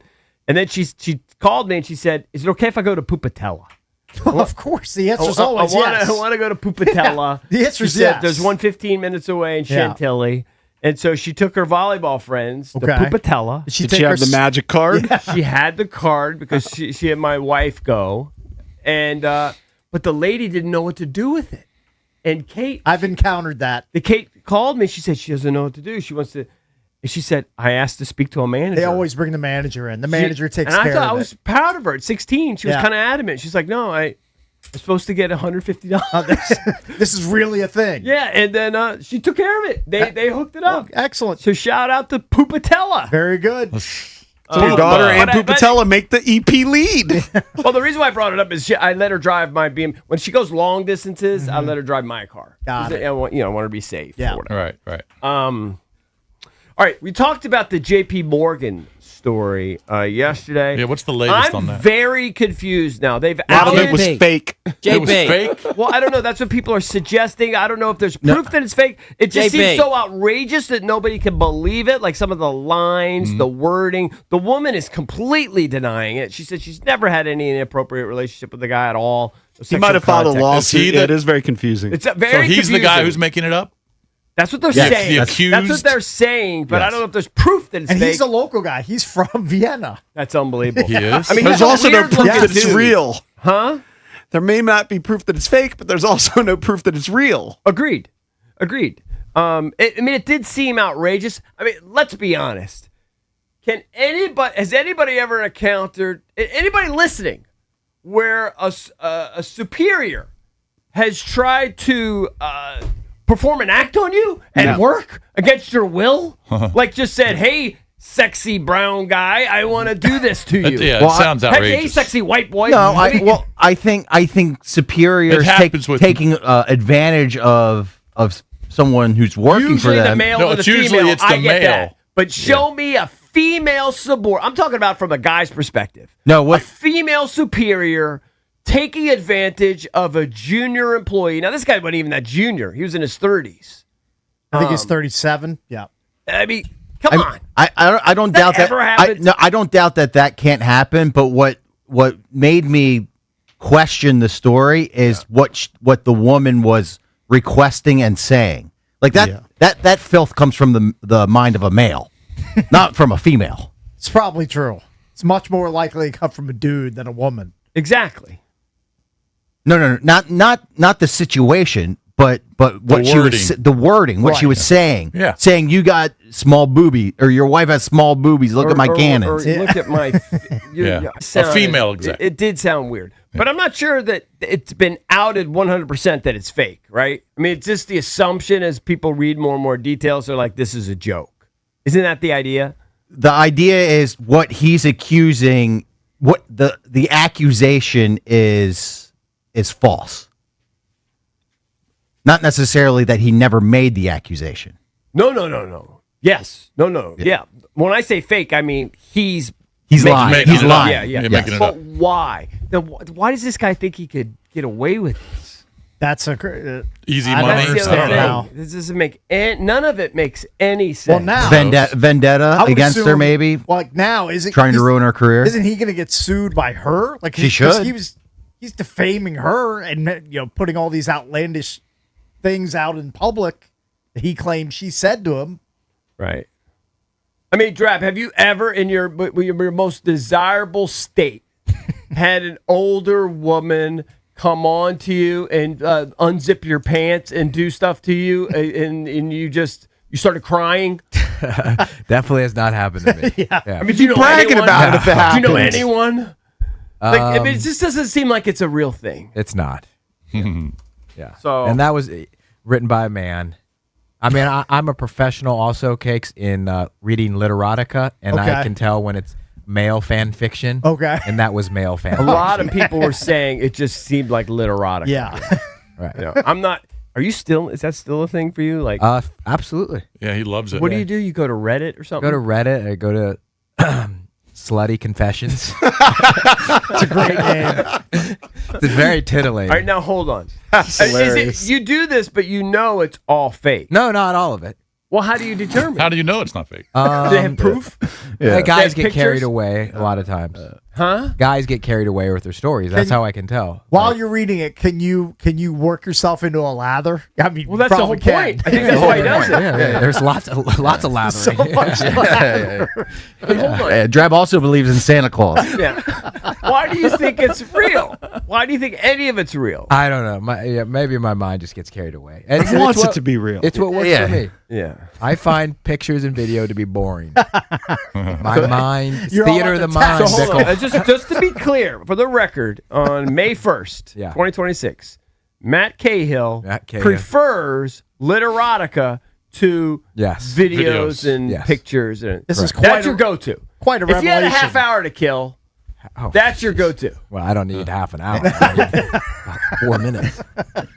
Didn't Bodie once walk in with you Yes, passed out yes. with your laptop, probably watching videos No, it next was to you? It was literotica. Oh, really? He's been a not doing it with a literotica book. guy since day one. You don't go and buy like romance novels. No, or anything. no. Just stick to free Reddit. Just sluttyconfessions.com. Yeah. Hey, Drab should write one.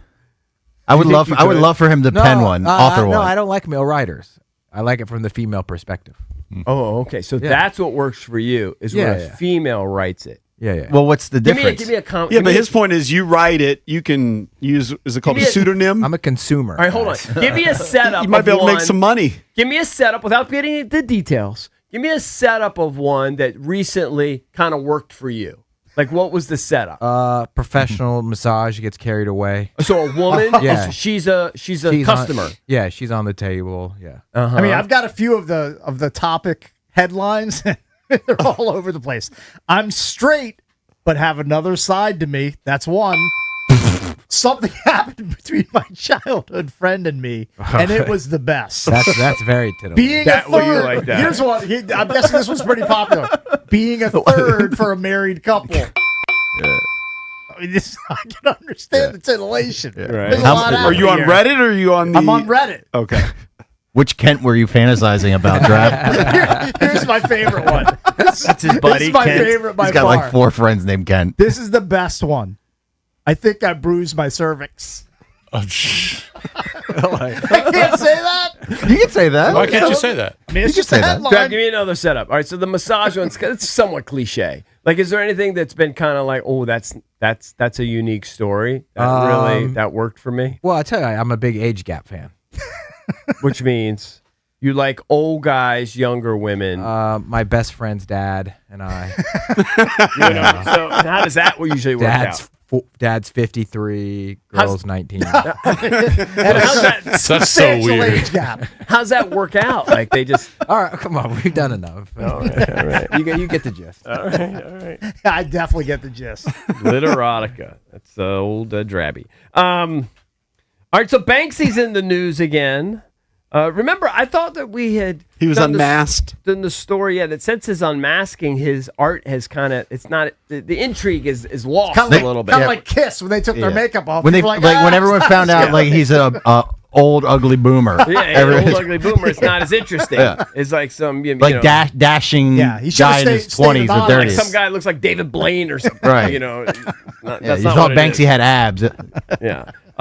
Apparently, there's a new sculpture in London of a guy. He's like, I don't know. You have to describe this for me. He's holding a flag and it's like covering his eyes, and he's like marching towards something. I don't know what that's supposed to symbolize. Cakes.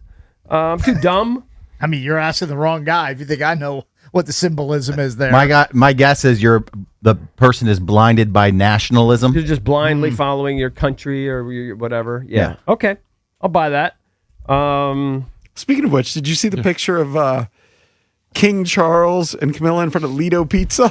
Yes. Oh, really? Hey, come here. I heard they don't cut corners because Where were they? Pizza's square. Is there Because Lido when in they Front did Royal? whenever they went. Where they went to Front Royal? Front Royal. I didn't know they had a Lido there.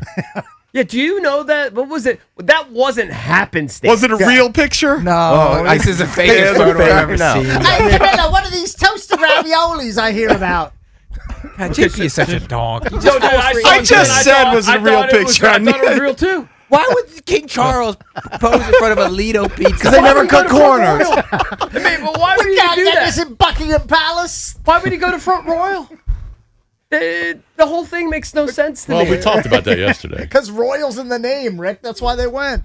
It's the whole bit. No, it's because there was a big war there between the Brits and the English. I mean, if you say so. If you tell me that there was a skirmish between the Brits and the English. I mean, Americans. and the colonials. There is then- a Lido Pizza in Front Royal. Right, I know. Yeah, Well, but sure. I'm guessing Chuck and Camilla weren't standing out front. I mean, they posing were for a pic. They were butt alone in the middle of an empty parking lot. I mean, that They might The have been close tagline to it. says, "Damn, even King Charles knows about Lido pizza." I mean, it's such a fake post. I saw that picture too.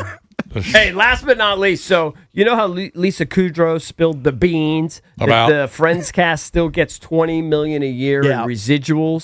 So well, silly. how about Jodie Sweetin, the former star from Full House? Yeah. Now I think she's had a lot of problems, right, with drugs and alcohol throughout her life. Who? She talked Oh, Jodie Jodie. Sweetin. Yeah. I think maybe she was a little girl on the show. I never really watched it. You'd recognize her. I kind of do. She's not one of the twins. Do you know No, their she's not one of names? the No, twins. no, I no. think only reason why I recognize her is from all her drug problems or whatever. But she claims she's just a normal She does girl. a bunch of Christmas shows on the Hallmark Channel. Does she? Yeah. She says she's a normal girl. She drives like a 2023 Kia. She says all her credit cards are maxed out. She rents a house. And she says her residuals, Mm-hmm. she got one recently for 1 penny.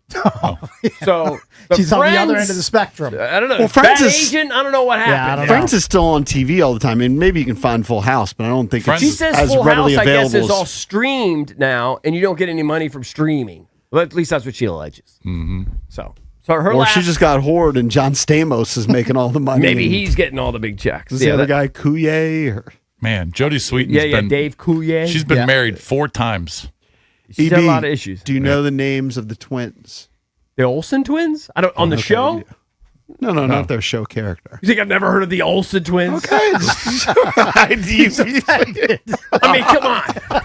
I mean, you're talking to entertainment guru. I mean, He has that's to know the kind twins. of like Would you pop be culture. stunned if he didn't know? If I hadn't heard of All right, them, what are their no, names? I've never watched them. What are their names? Oh, I wouldn't know. Mary Kate and Ashley. That's easy. Okay, yeah, I've heard that. I understand him not knowing who Grogu is, but I'm going to guess he knows I've the heard of Olsen those. twins. Didn't they both, or at least one of them, like marry an old guy or something? I don't know. Much I don't know who older, they're like married to. businessman, rich guy or something. Drav's probably reading about them in his little Yeah, erotica. it's right in his alley. All right, got to take a break. We're the Junkies. Coming right back.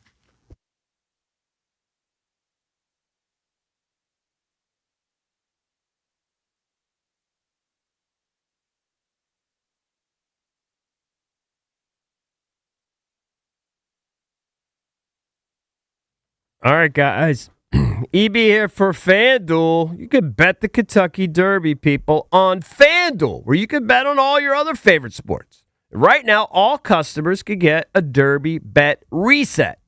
That means you'll get racing bonus back if your bet doesn't win. Look, the app is super easy to use. You don't have to be a horse racing expert to get on the Derby Day action.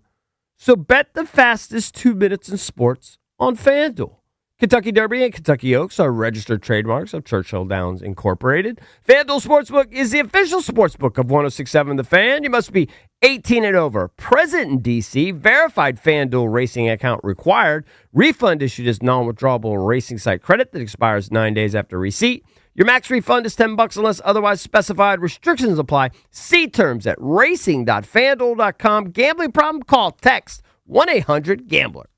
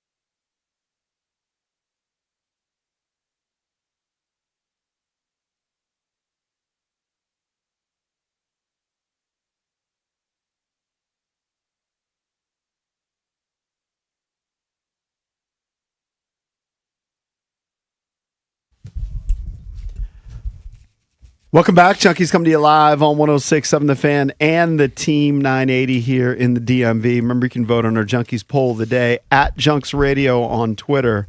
Do you think the Wizards will trade Anthony Davis? What's the results? So checked. No, hold on. You didn't specify before the season. Or at the deadline? I mean, that's Will they trade totally him? different.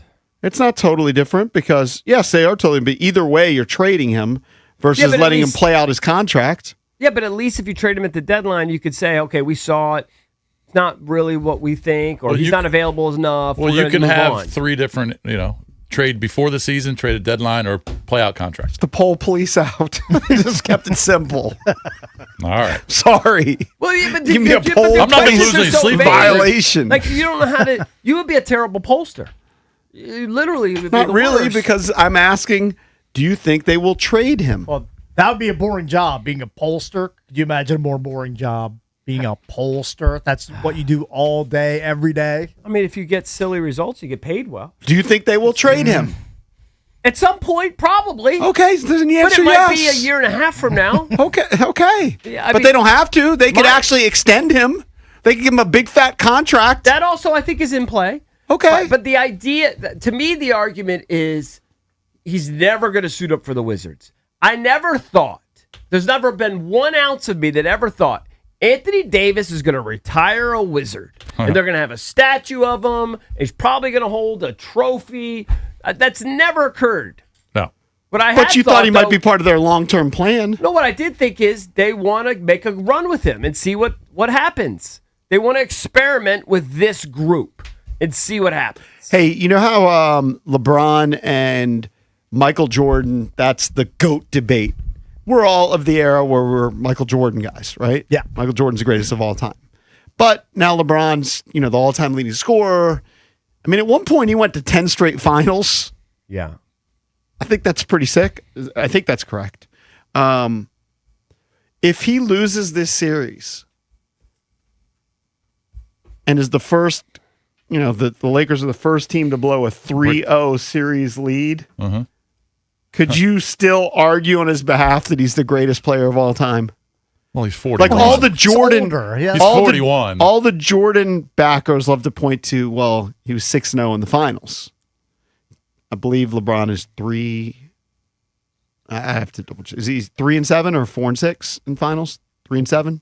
1 with Cleveland, 2 with Miami, and 1 with the Lakers. He's got Sounds 4. right. I'd have to go back He's got and 4. rings. I thought He's he got had 4. four He's got 4. rings. Yeah. 1 with the Lakers, 1 with the Cavs, and 2 with Miami. Look, the sheer longevity and the fact that he's playing at such a decent level this late in his career is, it's a huge advantage for him.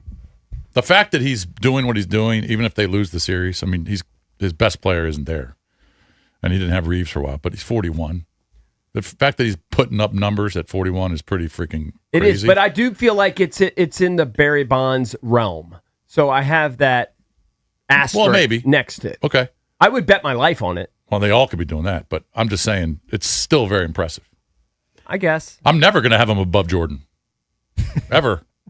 But it's still freaking impressive that he's doing it at 41. Is it a black eye if they lose this, even at 41? If I don't he's think so. No. No, his No, you're his So it just career- doesn't matter. No, you're still His amazed career- by the he's fact that had- he's still doing it. He's had one of the greatest careers in the history of sport. Doesn't matter what he does now. It could only cement the legacy. It cannot hurt it. Okay. He's at a point where he cannot hurt his legacy. Well, you've always been a big taint the legacy guy, afraid of just people in your tainting the mind. legacy. Like I don't like it when old guys just stick around for 3 years and do nothing, and they're just big duds. Like I don't like that. When legends are just duds. Well, he's a legend. And he's not a dud. He's not a dud right now, but if he lost a series that he's up That doesn't 3-0, doesn't make him a dud. no, not a dud. No. But he's not a dud. No. I don't think he could do anything at this point to taint the legacy. Yeah, there as were far pros, and then there were duds. as playing wise. I just need 25 points from Austin Reeves tonight. You just need that. Need it. Need to keep the bet alive. Yeah, what time is that game? Because remember now, we probably late. should have established, did we establish a penalty for next year? Because Mike Marr paid off a penalty for being the worst in the parlay. Yeah. But Valdez is tracking this, or there's a listener who's tracking it. Mm-hmm. I have no idea what our records are now. which kind of Haven't even thought about it. You got to hit on a couple big ones. Like if I hit on my James Wood minus 360, the I way don't think- I Valdez don't- Plus 360. Does he plus keep it that 360, way? I think that's what hooked me last time. That's what hooked me. I don't Was know. that I think hit on I a think- big one. I hit on like a plus 500 one. I think the guy who's keeping scores is taking wins and losses individually.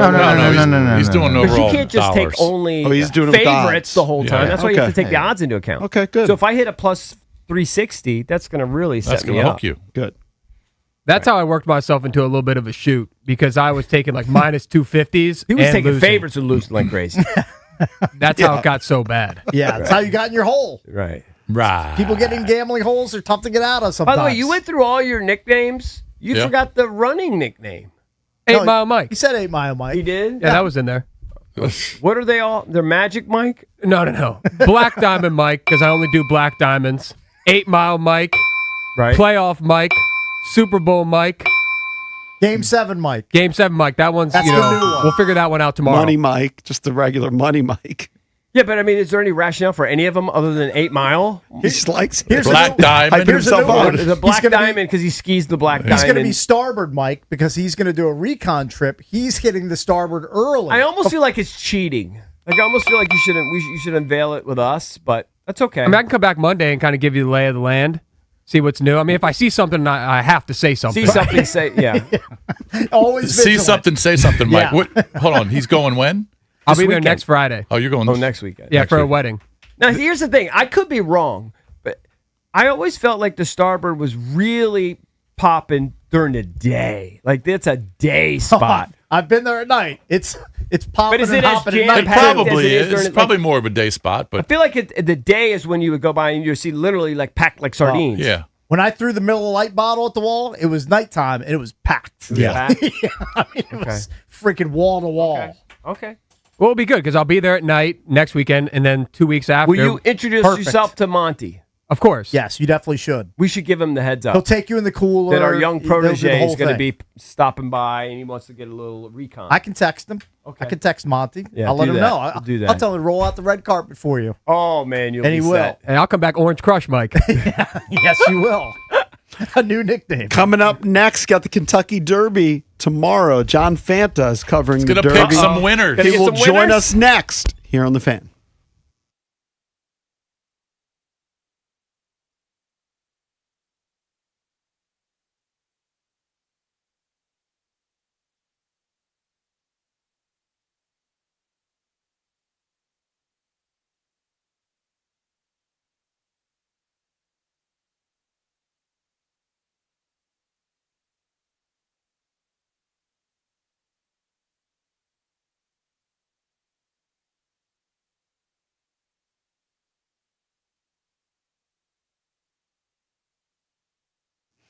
JP here for Michelle Radley Chevrolet of Leesburg. I got my new ride, a Chevrolet Traverse there. And one of the coolest things there, her name's on the building, but she's actually there. She'll advise you. She chats with customers, checks in, couldn't be more approachable. You don't see that a lot in the car dealership business. Michelle Radley Chevrolet Leesburg, but she's got 3 other spots in Fredericksburg, Radley Cadillac, Radley Chevrolet, and the all-new Radley Mitsubishi. If you're looking for a new ride, head on over to Michelle Radley Chevrolet Leesburg, one of the 3 other spots in Fredericksburg. And here's the great thing. You get Radley VIP rewards if you purchase any new or pre-owned vehicle from any Michelle Radley location. That means complimentary oil and filter changes, tire rotations, alignment checks, and more for 2 years or 24,000 miles. It's an amazing offer. Do what I did. Check them out for yourself. Michelle Radley Chevrolet at Leesburg, and down in Fredericksburg, you got Radley Cadillac, Radley Chevrolet, and the all-new Radley Mitsubishi. Tell them JP from the Junkies sent you. It's Michelle Radley Automotive Group, delivering memorable driving experiences.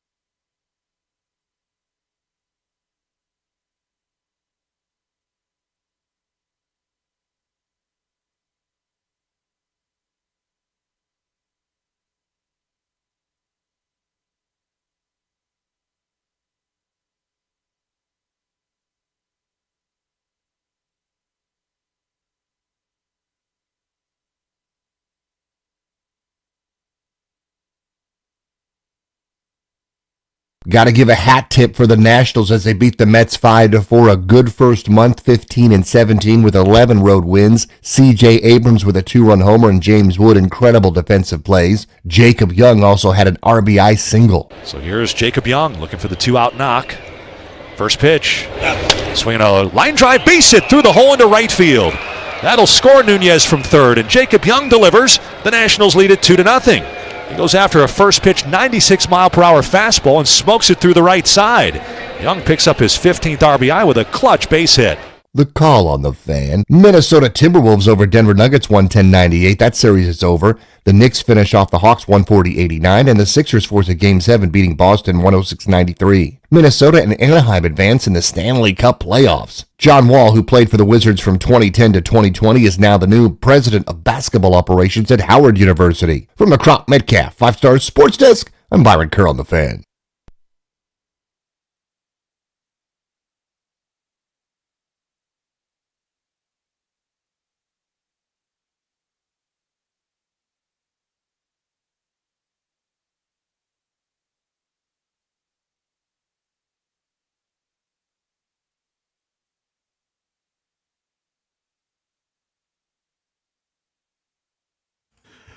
Welcome back. Junkies come to you live on 106.7 The Fan and the Team 980 here in the DMV, 910 The Fan, 105.1 FM in Richmond. You can watch us on the Monumental Sports Network all year long, celebrating 30 years of the Junkies, presented by Main Street Bank. Cheer local, bank local. Main Street Bank is a business-focused community bank, proudly serving the DMV since 2004. Visit mstreetbank.com to learn how to put their team in your office. Main Street Bank, member FDIC, equal housing opportunity lender. Hey, tomorrow is the Kentucky Derby. And joining us right now to give us a little insight is John Fanta, who we typically have on to talk college hoops. What's up, John? What is happening, guys? Great to be with you on this Friday morning, and happy Kentucky Derby weekend. Rank your kind of your wheelhouses. If you say, like, I knew you as a college hoops guy, I would say that's your number one wheelhouse, but rank your top 3 sports wheelhouses.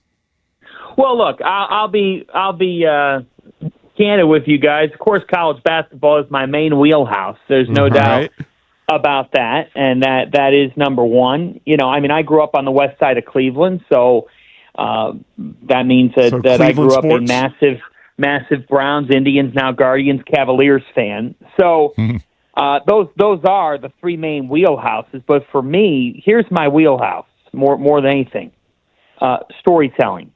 And when I joined NBC last August, they said, you know, if you're up for different challenges and you're up for opportunities, feel free to talk with us, and we want to talk with you. We want to expand your horizon. It's a huge reason why I made the move. And look, I didn't plan on year one getting a chance to cover one of the best events in sports, but it's a testament to the bosses who, you know, gave me a shot to step into a totally new role, not really replacing anybody. It's a different energy type of role of storytelling, and also telling the story from the fans' lens. You know, 150,000 people go to this race, and we talk so much about the trainers and the owners and the jockeys, and I've obviously studied that, and I'm a part of that side of it too.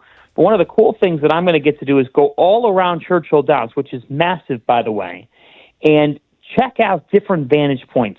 Hear from people. I'm talking with a couple tomorrow that's coming from Australia just for this race. Very cool. So the point is, for me, the wheelhouse is I love sports like you guys do, and I love the story behind it, and I get a chance to do that in this role. Joined by NBC Sports' John Fanta. He'll be reporting from the infield at the Kentucky Derby tomorrow at 2:30 Eastern time on NBC and Peacock. So, you know, we've been in the D.C. area our whole lives. We've been to the Preakness, but I feel like going to the Kentucky Derby is like the next level, even though the Preakness is obviously part of the Triple Crown. Talk about like just being there, being at Churchill Downs, all that history that's surrounding you, and obviously that lends into your storytelling through the week. Well, you're talking about America's longest continuously running sporting event. This is what the Kentucky Derby is. It is in a class of its own in terms of how long it has been running, 152 years. And just the history behind the track. When you walk inside, you see the Secretariat signage, and you feel the vibe of what was the greatest horse starting the greatest run in this sport. And you sit there and you say, we're going to watch another chapter of greatness, but could we be watching a chapter that starts something? It's the first leg of the Triple Crown.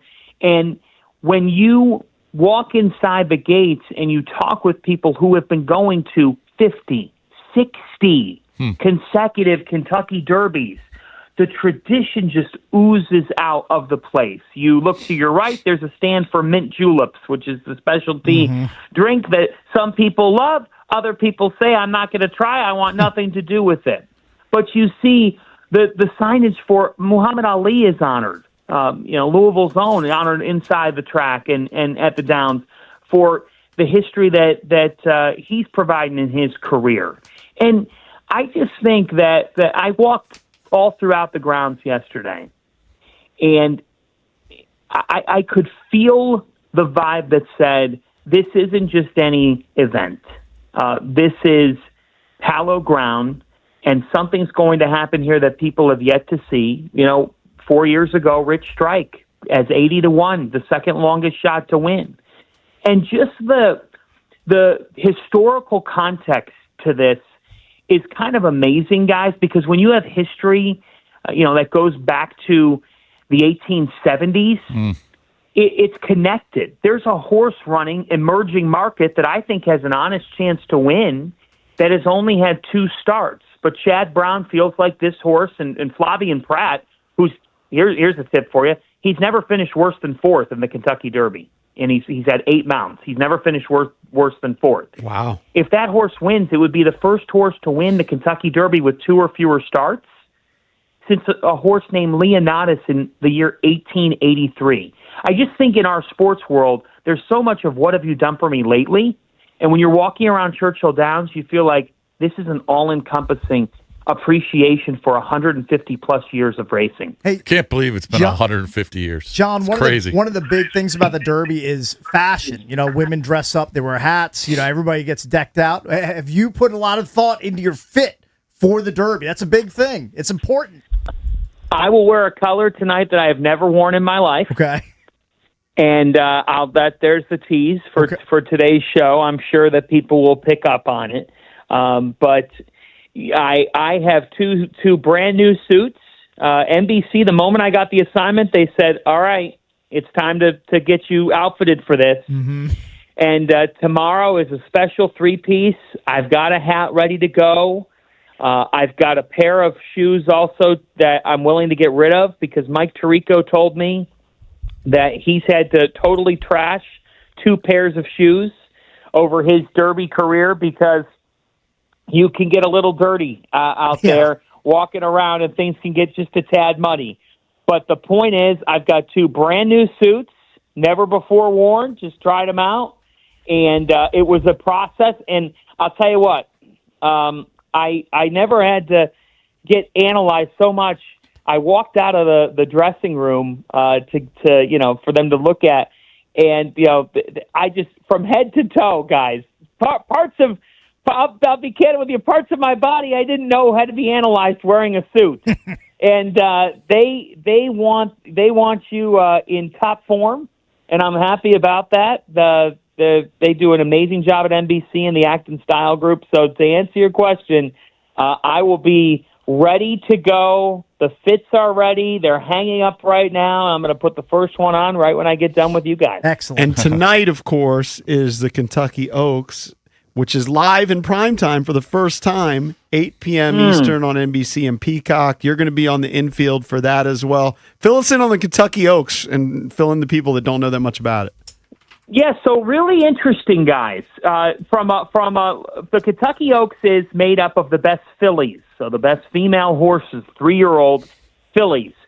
Who's involved with these horses? People ranging from Bobby Flay to Jason Worth. Yes, the filly's great. Oh, yeah. To Dave Portnoy. That's great. Who leads Barstool and just started up his business, Go Gray Stables, in the last year. And in his first year really starting this up, he has a horse running. Guys, there are some people who work 30-plus years and don't get this moment. This horse involves Todd Pletcher, the great trainer, with a horse named Zany that could very well win this race. Bob Baffert has a horse in this race. He had a couple of horses, one scratch, Battle of Rouge, but he's got Explora. Explora in 7 starts has 4 wins and 3 runner-up performances. Chad Brown, who's a rising star, who I think by the end of this weekend could make an even bigger name for himself, has a horse named Always a Runner. And then there's a horse named Percy's Bar. And Percy's Bar is trained by a man named Ben Colebrook, who decided with Hack Creek Racing, the owner, to name Percy's Bar after a certain Percy who was a longtime bartender at Keeneland Racetrack and at Churchill Downs. So a lot of the horses have extra meaning, and Percy is no longer with us. But that horse is running for Percy tonight, and all the people that Percy made happy over the years. And I just find, guys, that's this week. When I've been around Churchill Downs, there's a horse running tomorrow named So Happy in the Kentucky Derby, and So Happy is trained by a guy named Mark Glatt. Mark has worked over 3 decades just to get here. This is his first Derby horse, and his wife passed away in February. His wife Dina to a sudden cardiac incident, and all throughout the weeks, Mark has been saying, "This horse running for my wife is what's getting me through." That is the Kentucky Derby. That is the Kentucky Oaks.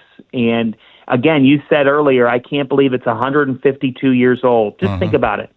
Churchill Downs was founded by a guy named Meriwether Clark, who was the grandson of William Clark of the Lewis and Clark expedition. That's the kind of history that we talk about with this event.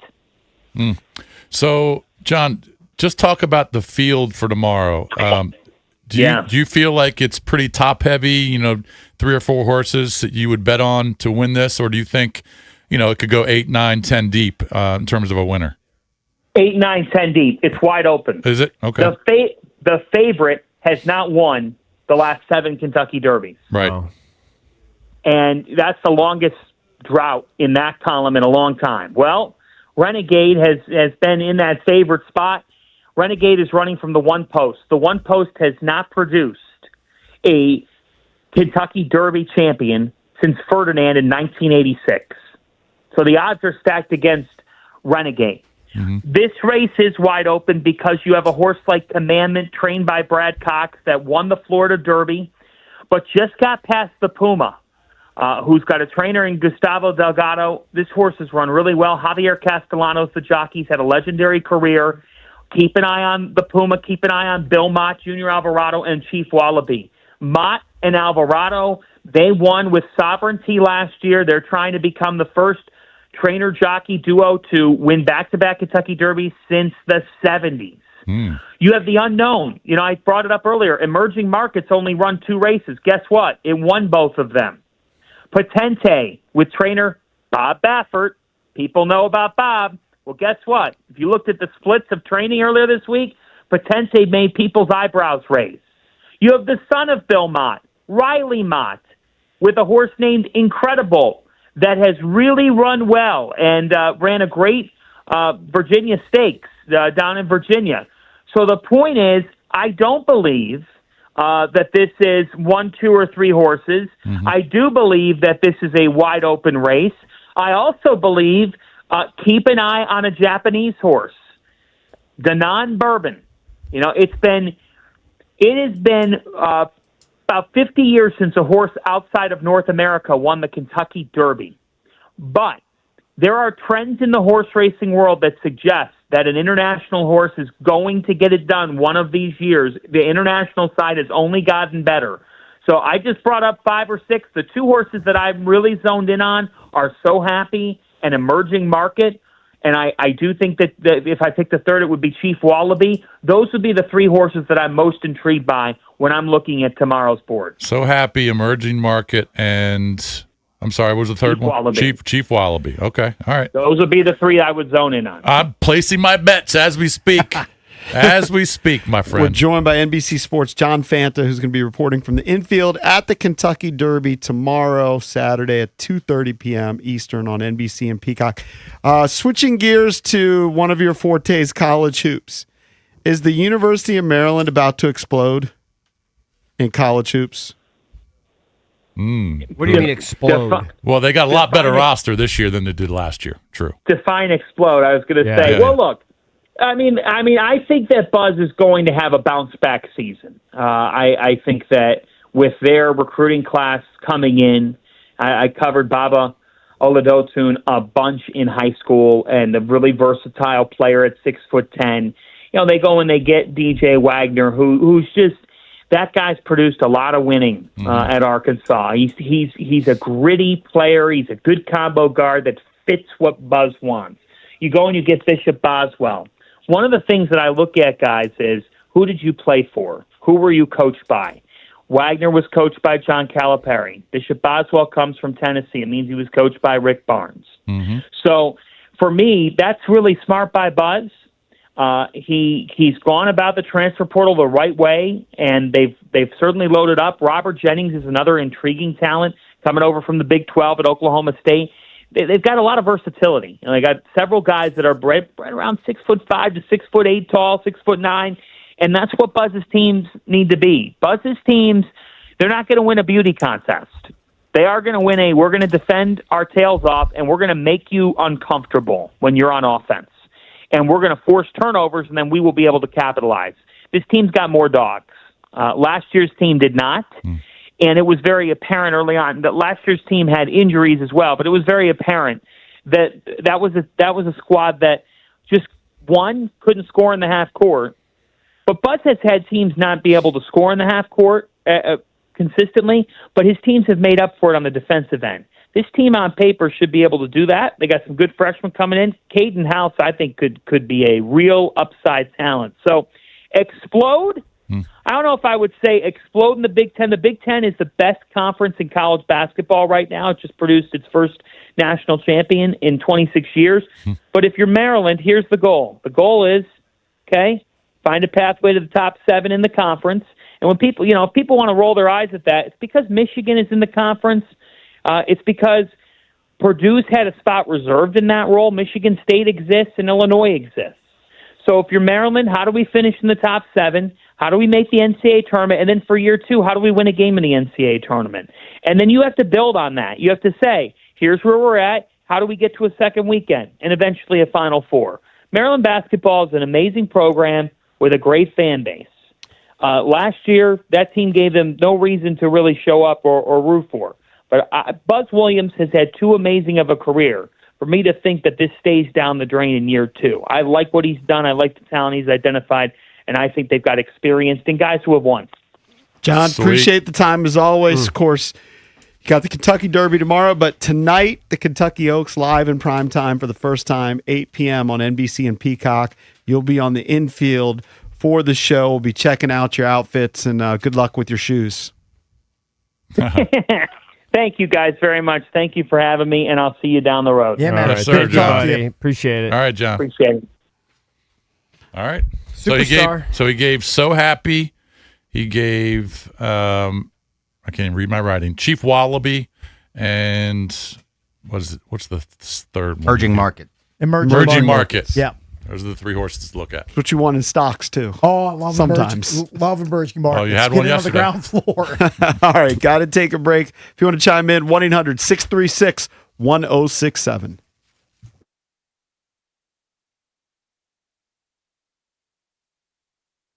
You turn on the news, there's a new headline every day. Inflation climbing, interest rates shifting, new tax laws being proposed. It's enough to make anybody nervous about their money. But here's the thing. You don't need to chase every headline. At Trajan Wealth, spelled TRAJAN Wealth.com, their fiduciary advisors help you tune out the noise and focus on the big picture. They'll work with you to build a long-term financial strategy based on your goals, your risk tolerance, and your time horizon. Peace of mind starts by calling Trajan Wealth. Instead of constantly reacting to market swings, you'll have a plan designed to keep you on track no matter what the economy throws your way. Check them out right now, trajanwealth.com. Just like in sports, it's not about one play, it's about the entire season. Don't let uncertainty dictate your future. Call Trajan Wealth today, 202-929-6600. That's 202-929-6600, or visit trajanwealth.com. Advisory services through Trajan Wealth LLC, SEC registered investment advisor. Additional services through Trajan Estate and Trajan Tax. Actual client paid advertisement. Additional disclosures at trajanwealth.com.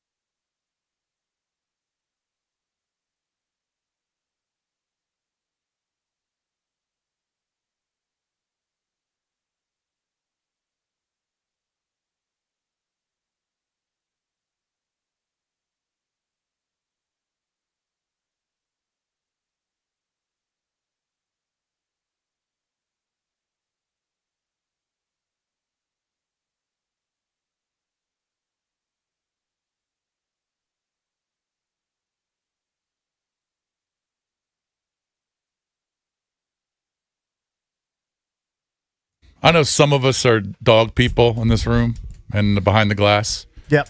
I know Bickle doesn't care. Mm-hmm. I'm a huge Rottweiler fan. My dog's a Dutch Shepherd, and I love Dutch Shepherds. They're beautiful. My dog's 65 pounds. I saw a Rottweiler yesterday in the back of a truck, back of an SUV. The guy was getting out, and he had the door open, and he was just standing up in the truck, and it was freaking amazing. This dog was unbelievable. 165 pounds. Wow. Are you his name? 165? It seems his like name really was Zeke. big for like a Rottweiler. That's like has to be the He, high end. he right? looked like a freaking horse. Okay. Yeah. And I was walking by, and I had a Rottweiler in college. It wasn't mine. It was my roommate's. Yeah. His name was Bear. 165 Rottweilers considered exceptionally large. It was. If you saw, I'm telling you, it looked like a horse in the back of this truck, and it looked like he wanted to eat me. And I asked the owner, I said, "Is your dog friendly, bro?" He goes, "Extremely friendly." Yeah. I said, "Really?" Because he looked like he was going to bite me. Sure. So I just said, "F it." I went up to him, put my hand out. Yeah. It was unbelievable. He was like licking me. He was kissing me. Yeah. He wanted to jump on me. Look at you, happy bish. Dude, this dog was unbelievable. If I get another dog, I might get a Rottie. Did your pops have a Rottweiler at the end? Yes. It was a Rottweiler mix. It wasn't full Rottweiler, but Yeah, I remember I was a mix. pretty big boy. I mean, Yeah. it wasn't 165. I mean, it was probably over 100 pounds. I remember knocking on your door, being intimidated by that I mean, if dog. he walked in here right now, I mean, you would stay clear because you'd think he'd want to kill you. Sure. But he was the friendliest dog in the world. Well, I weigh more now, but when I did my boxing match, I weighed less than that Rottweiler. Man, he was. Rott's known for having a mean streak, though? I mean, I guess Why it's do kind I- of. why do I have- why do I It's have- all I think about it's their kind of how training. you. It's their surrounding, their training. Yeah, it's they're, how they're more trained. so they're not than like a inherently German mean dogs. Shepherd. No, I don't know. I don't know. I don't. I thought Our Rottweilers dog- had a mean streak in them. No, I think That's it's just how falsehood? you. I think it's how you raise them. So- I mean, they're not like pit bulls. They got a mean I streak. thought they were like a step below pit bulls. A Rottweiler is going to protect its home at all costs, but they're very, very lovable dogs. Mm-hmm. They're amazing family dogs. Yes. I'm telling you, bro, it was an incredible looking dog. And I thought to myself, next dog I get, I might get a Rottie. Well, here are the issues. There are two issues that jump out. One, Problem is they get big, so they don't live very long. you got to probably cost an arm and leg to feed them because Oh, they're so yeah, big. yeah, yeah. Two, big poops to clean up. Big. Just big. Can you imagine 165 big pound ones. I poops? mean, that's a lot. You're dealing with a lot. Yeah.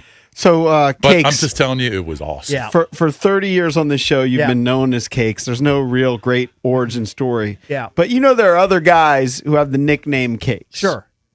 Can you name some? Oh, John Keim. John Keim's Jim one. Palmer. Jim Palmer. Jim Palmer. Do you Yeah. know why Jim Palmer's named Cakes? I don't. No. Couldn't tell you. Because he used to eat pancakes for breakfast on the days he pitched.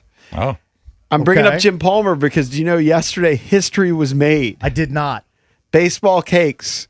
Adley Rushman hit a grand slam. Okay, Mm-hmm. that's great. Yep. The catcher for the Orioles.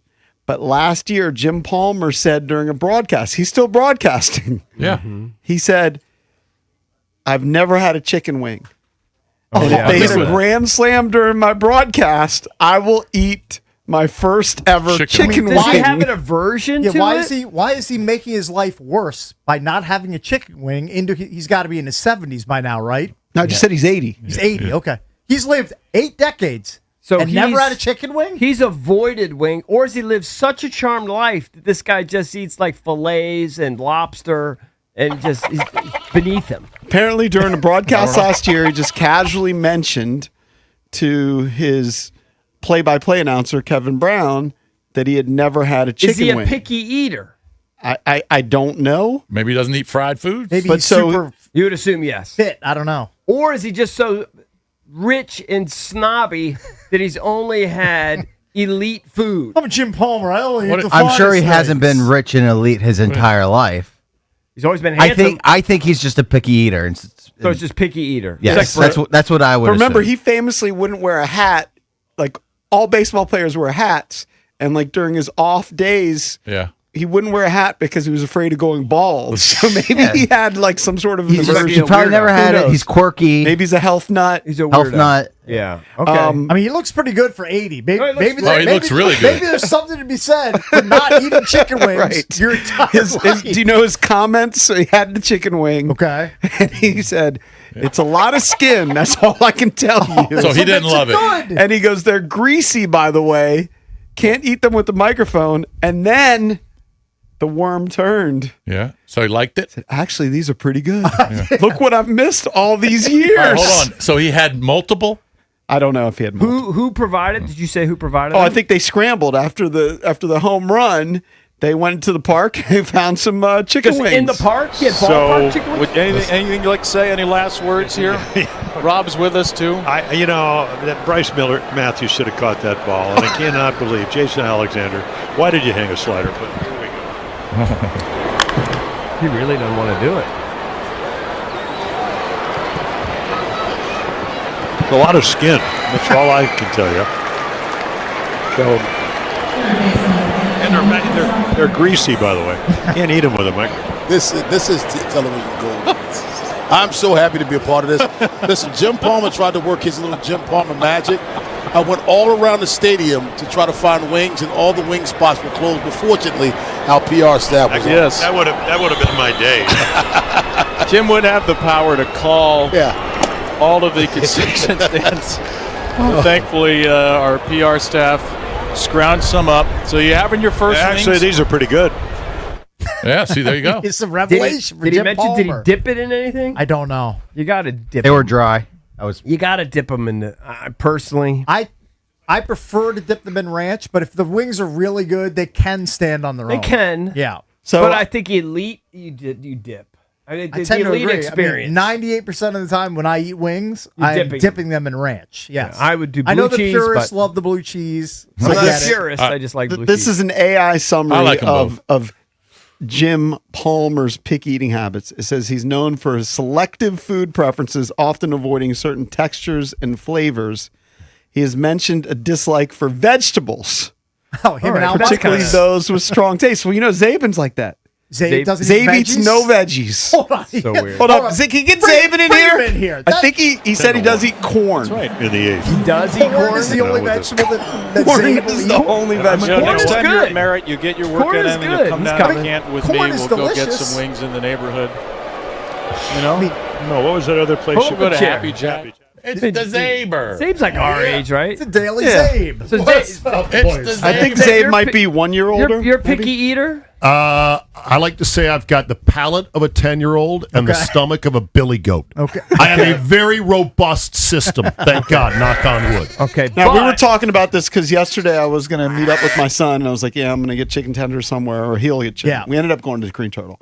Anyway, he revealed that he doesn't eat veggies except for corn. Well, corn's a starch. It's Yeah. not really a vegetable. I will eat potatoes. That's also not a vegetable. Not really a vegetable. I You can don't eat greens. You don't eat lettuce. Hell and no. That's broccoli. as the great Ron Swanson said. That's what my food eats.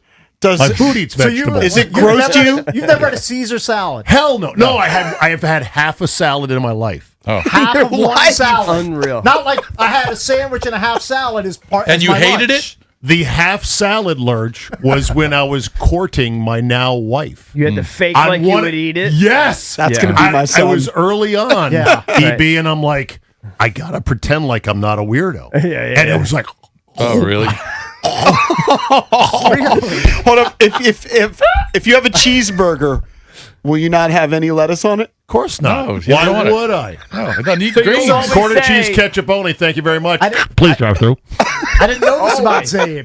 I was unaware. Where did that come from, though? Where did that come from? From being a picky eater who survived my mom trying. And my mom tried to feed me the vegetables to get that taste into me, but she failed. My little kid willpower was too strong. You know this Yes. from your own son. Yes. Okay, so I mean, look, I've never eaten vegetables, and there's a lot of us out there. There's a lot of anti-vegites out there. No, but I have one. Do you kid- ever feel bad about it? Like you feel like I should make a breakthrough? I don't Oh, he know hates these them. plants. No. Nothing. He's into his well into his 50s now. He's not changing. No, but at I- this I- point. I How have about for one- health purposes? Listen, I was able to, last checkup, I was able to turn the numbers in the good direction. So my numbers are pretty good. All right. So I have one of my three is actually a picky eater, and she won't eat like a sandwich. She wouldn't eat a salad, something like that. She would actually have like a gag reflex. But she'll eat sushi. She'll eat sushi. Yeah, weird things. That is odd. But she, and then my son says, no, there are people that really do. They have like a real aversion to it to the point like they would gag if they tried it. Do you get that? Like if you tried a broccoli or something? I haven't tried a broccoli. Like that'd be like a stunt in a movie. Me trying to eat broccoli. I wouldn't even try it. You think you would gag? You would have a gag Yes, reflex? he would just spit it out. He would just spit it out. He wouldn't like it. What about cream spinach? Like you go to Cream spinach, you know how good EB and that I did a is? show with you at the You don't Palm. like cheese? The Palm's cream spinach is so good with the steak. You guys are all describing the black triple diamonds of foods to me. Like these are ski runs I couldn't even imagine going what do down. you do if you go to like a Chinese restaurant and like 90% of the dishes are made like prepared with vegetables? Well, I just try to go to the ones that have pictures of the food, so I can suss it out, and I can say, you just get a different side. You just get or sweet and sour pork. Oh, okay. Right, or I will jettison the broccoli, which is sitting next to the General Tso's chicken. Yeah. I'm the guy when I He go just to has the beef, not beef and broccoli. right when I go to the Chipotle near me, I ask him for the plain white rice, no cilantro, which is in the back in a steamer in cellophane. Wow. It Really? holds up the entire operation for another 30 Oh, seconds. Zabe's here. Oh, they are. This Look. order's going to take 20 minutes. Now they see me coming in, and by the time I enter the door Yeah. and up to the got front of the your line, rice. they've already got the thing there. They know it. They Yes. know Zabe's coming. Listen, that's just how I Is roll. it just veggies though that you have the aversion to? Is there anything else? I'll eat seafood; it's fine. Fruits I can eat; that's fine. So the fiber You don't and texture love of it. fruits. Don't love it though. I don't love it. Yeah, I should eat an apple a day for fiber and health and all that stuff. But all you guys eat vegetables, huh? 100%. Yes. Okay. What about something like cottage cheese? Oh, That's man. always grossed me out. That's a big no for me. Hate cottage cheese. Hate it. Okay, all right. I don't like the hate text- guacamole. Hate it. Well, it's good because they charge extra for that. Yeah. It's very you're expensive. You're not an although that's a fruit technically, right? What is avocado? Tomatoes are also a fruit. Avocado has a I big thought- giant seed in the middle. What is it? I thought it was a fruit, I think but it's I a don't know. vegetable, but I could be What wrong. is avocado? Valdez, you don't I think kind of it's know that tomato stuff. is a I fruit. would have Tomato guessed. is I would've- 100% a fruit. I would have guessed vegetable. Vegetable. What is an ideal Me Zabe too, I meal? guess. Big fat steak. Chicken parm is always chicken parm. fastball, 99 miles an hour. Is your outside side black, always cannot chips? beat it, huh? What is your side? For Pasta. Oh, I guess potatoes. He said potatoes. yeah, You get pasta with chicken yeah, parm. pasta, Yeah. chicken parm and pasta. Yeah, it was like So that was- spaghetti. Hey, I got a great chicken parm. spot Avocado for is you. a fruit. It is a fruit. Yeah. Yeah. Okay. So you All would right. eat Oh, it it, is but fruit. you don't. No avocado. Yeah. Too many texture issues. Exactly. Yeah. Hey, well, if you're in the market for a Corvette, you strike me as a Corvette guy. You could be EB a was a Corvette. Corvette guy I once. was. I love you my should head Corvette. on over to Michelle Radley Chevrolet. Look at this Hey, baby. yo. What a pro. In Leesburg. Not too far She's from his awesome. house. Her name's on the building, but she'll be there. She chats with customers, make sure the experience is memorable. JP here, that's a big reason I got my new ride, a Traverse from Michelle Radley Chevrolet in Leesburg. But she has spots in Fredericksburg, Radley Chevrolet, Radley Cadillac, the all-new Radley Mitsubishi. And you get the VIP Rewards program. Radley's VIP Rewards program gives you some silly savings on service parts, even routine maintenance. Michelle Radley Automotive Group and Radley VIP Rewards, delivering memorable driving experiences. Thanks, boys.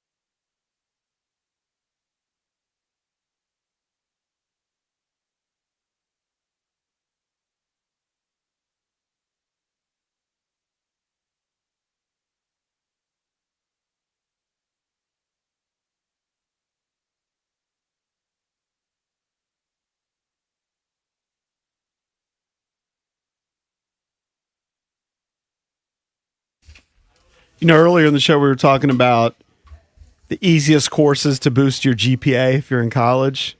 One of our loyal listeners, Vinny, sent a tweet. It's Vinny. It's EB's buddy Vinny from Long Island.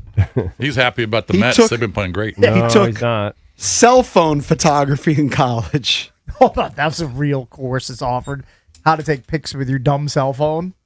Hey, but if you get your credits, take it. Easy A. Go get Cell phone photography. it. I mean that's clearly a joke class in whatever school he went to. I don't know, Right. but the reality is, Yeah, where did he go? joke classes and hard classes, I remember nothing from any of them. Yeah.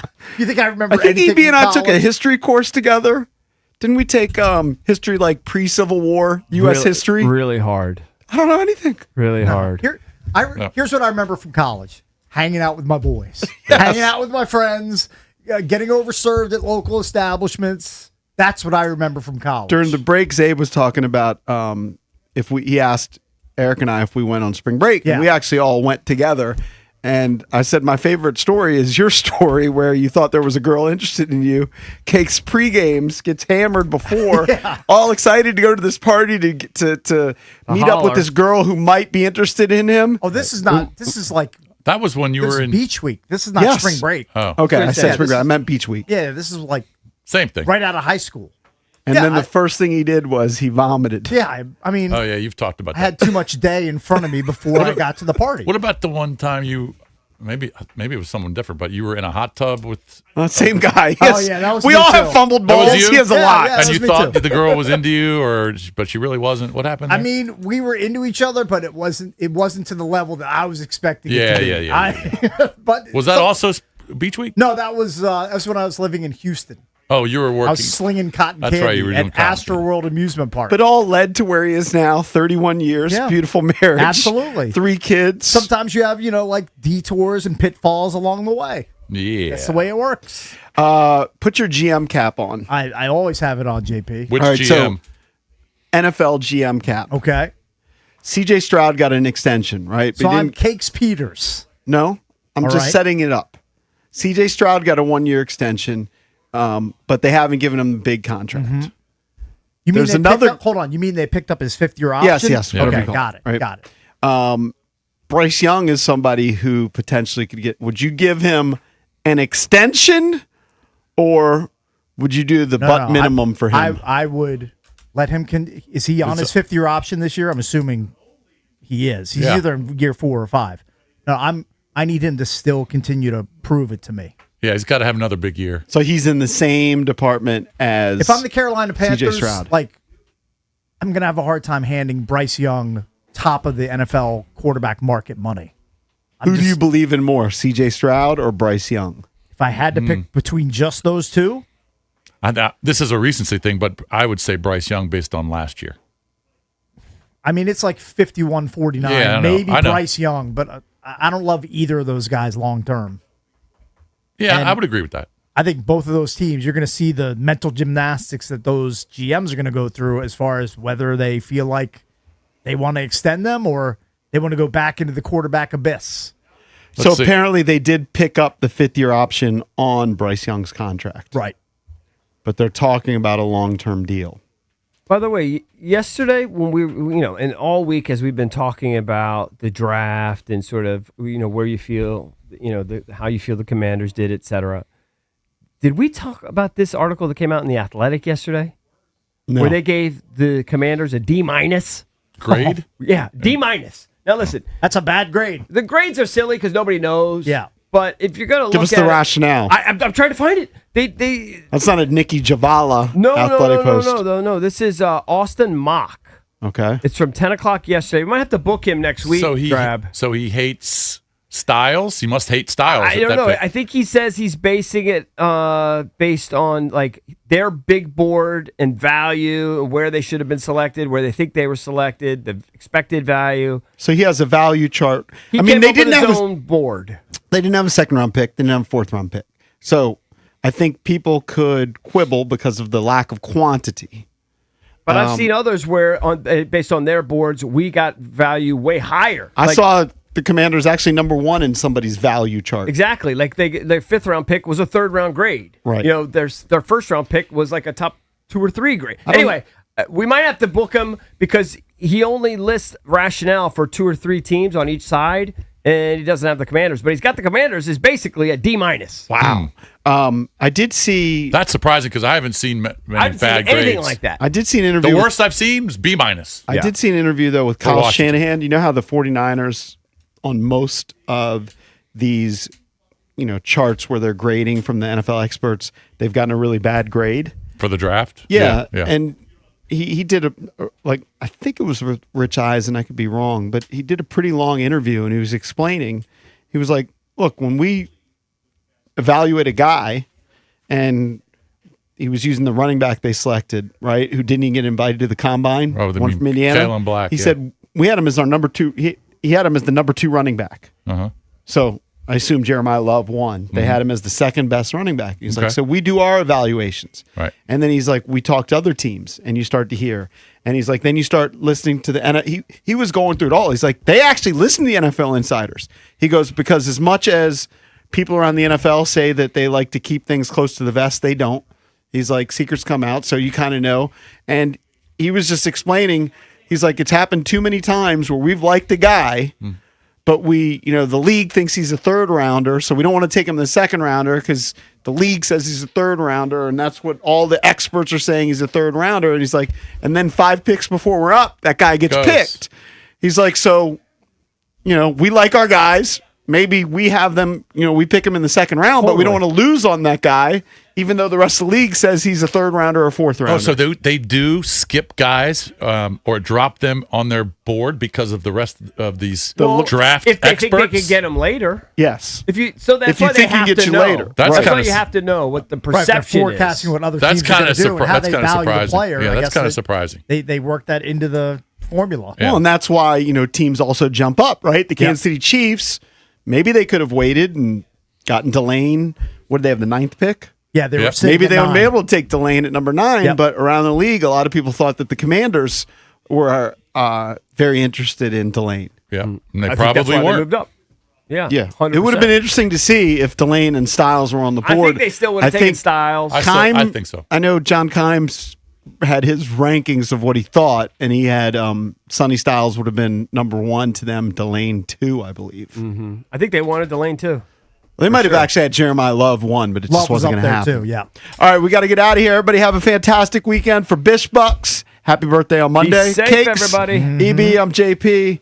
B. Mitch and Finley next here on The Fan.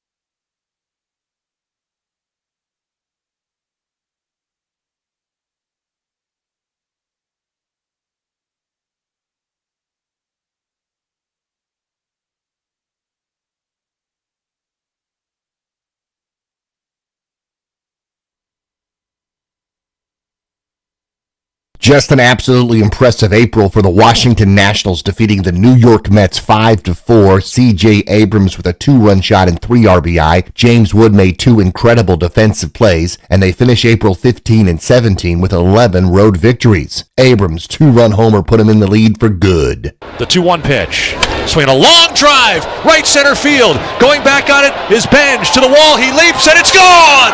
It's into the Nationals bullpen, and they take the lead 5-4. C.J. Abrams delivers home run number 8, and the Nationals have turned this game around against Weaver here in the top of the 8th inning. What a blast for Abrams. The call on the Fan. Timberwolves erase the Nuggets 110-98 to win the series. Knicks finish off the Hawks 140-89. Sixers force a Game 7 over Boston 106-93. Minnesota eliminates Dallas 5-2 in the Stanley Cup playoffs. Anaheim takes care of Edmonton, also 5-2. John Wall has become the president of basketball operations at Howard. From the Crop Metcalf 5-Star Sports Desk, Byron Kerr on the Fan.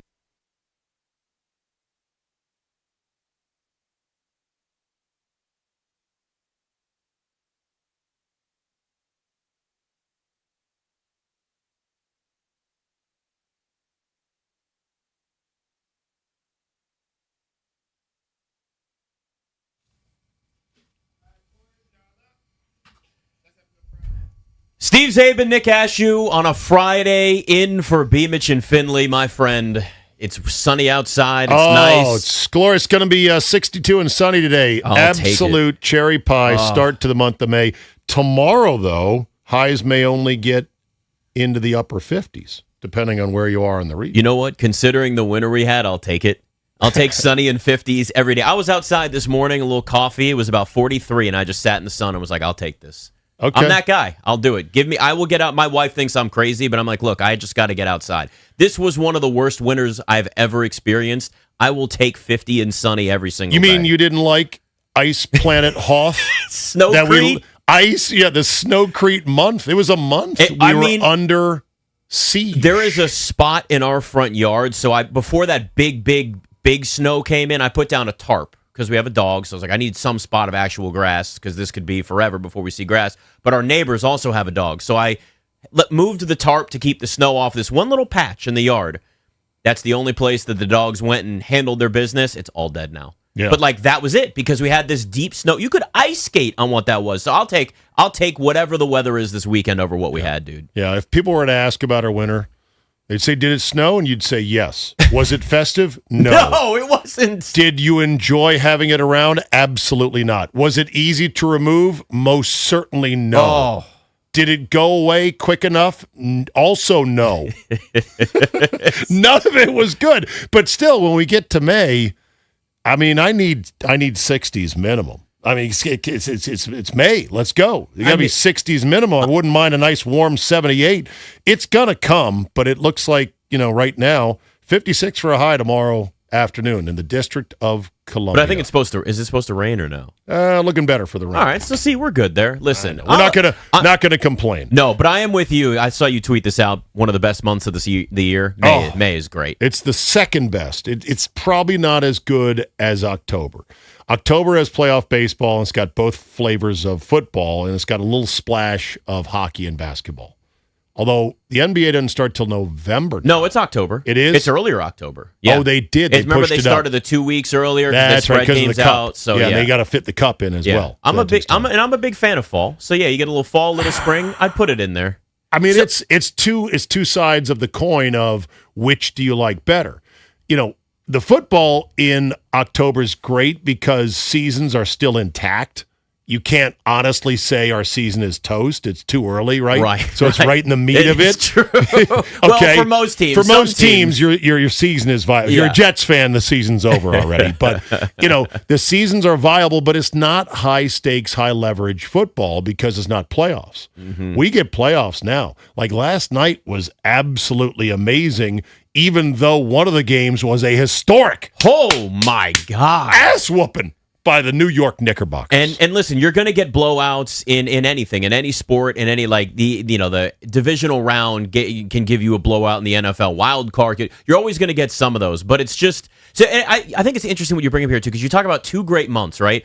October, it's about the sports, and maybe you like fall. But May is just about like the weather and coming out of the doldrums of the winter we have, when really we're done with the NFL draft. We've got baseball going on and the NBA playoffs, but it's calmer in sports, but it's better in weather. So really that's the decision, is like, do you look at it from sports or do you look at it from a weather point of view? I always factor weather because I am a golfer. Yeah. And it's an outdoor sport, so weather is always a factor.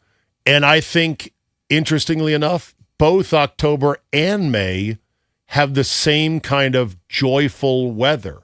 And here's my thinking on that. Joyful, all right. In May, it's joyful because the birds are chirping, the grass is green, the flowers are blooming, it's getting warm, you're planning for what you're going to do on Memorial Day weekend, fireworks, boating, all the outdoor recreation as we come out of Ice Planet I feel like we Hoth need the in Masters winter. music for this Right. year. This is getting good. But in the fall, October gently cocoons you into the holiday season, where it starts to get crisp in the morning, and the colors of the leaves, I think, makes you feel nostalgic. And there's still plenty of warmth to be had to do the things you like, golfing, hiking, maybe not boating per se, but it's a gentle sort of transition. October is. November can get nasty, but October is really, really good. So I think whether they're about the same. It's just, do you want the playoffs being hockey and basketball, or do you want the playoffs being baseball? Because those are the playoff elements of the two greatest months of the year. And, you know, we know how DC is, right? If you don't like the weather, wait 15 minutes. That's right. We change the expression, but it's there all the time. The one thing is like once you start hitting spring and you get into that early season of baseball, you know, we used to have that past where it was you look at the Nats and go, all right, we got a future here. We got a season. We're talking World Series. Let's go have a season. It's been years for that, but I'll tell you what, man, they've won 4 out of 5. They beat the Mets again, and again, it was only a 5-4 win versus beating the hell out of them like they did the other night. But I'm gonna just at least look at this Nats team with a little bit of a different view. And you and I talked about this briefly yesterday, and I think it's something to think about. They are rebuilding, and they've been rebuilding since they won their World Series and gutted that entire roster. And that was the right thing to do, to gut that entire roster. But I look at a Nats team now that may actually be in a spot where I'm not saying playoff team. We got a long season. We got a long way to go. Just playoffs. But the Commanders. I'll be your Jim Mora. The Commanders in a rebuild. Oh, I hear it every day. Practice and playoffs. It's always in my head. It's just like we're talking about practice. Practice. Which, by the way, Ted Lasso's coming back when they did that in that show. One of the most brilliant scenes ever. Hold on a second. Again? Yeah, they're doing a season 4. They just released the trailer. Okay. Oh, whoa. Okay. What? Timeout. Yeah. Oh, yeah. We need to dig deep on this. Have I seen the first 2 seasons of Ted Lasso? It's Yes. 3 seasons. I said the first I 2. know. That's why I'm a little concerned here. Have I seen the first 2? Yes. Did I love the show? Absolutely. Have I seen the 3rd season yet? No, I have not. Okay. I have heard those like me who love the first 2 who say, yeah, they sort of lost the plot of the whole vibe of the show in year 3. But I thought that was it. Now they're bringing it back again. So the writer for Ted Lasso is the same. It's the same group that did Shrinking. That's also on Apple TV. If you've seen it, doesn't matter. It is a really good show. Same people.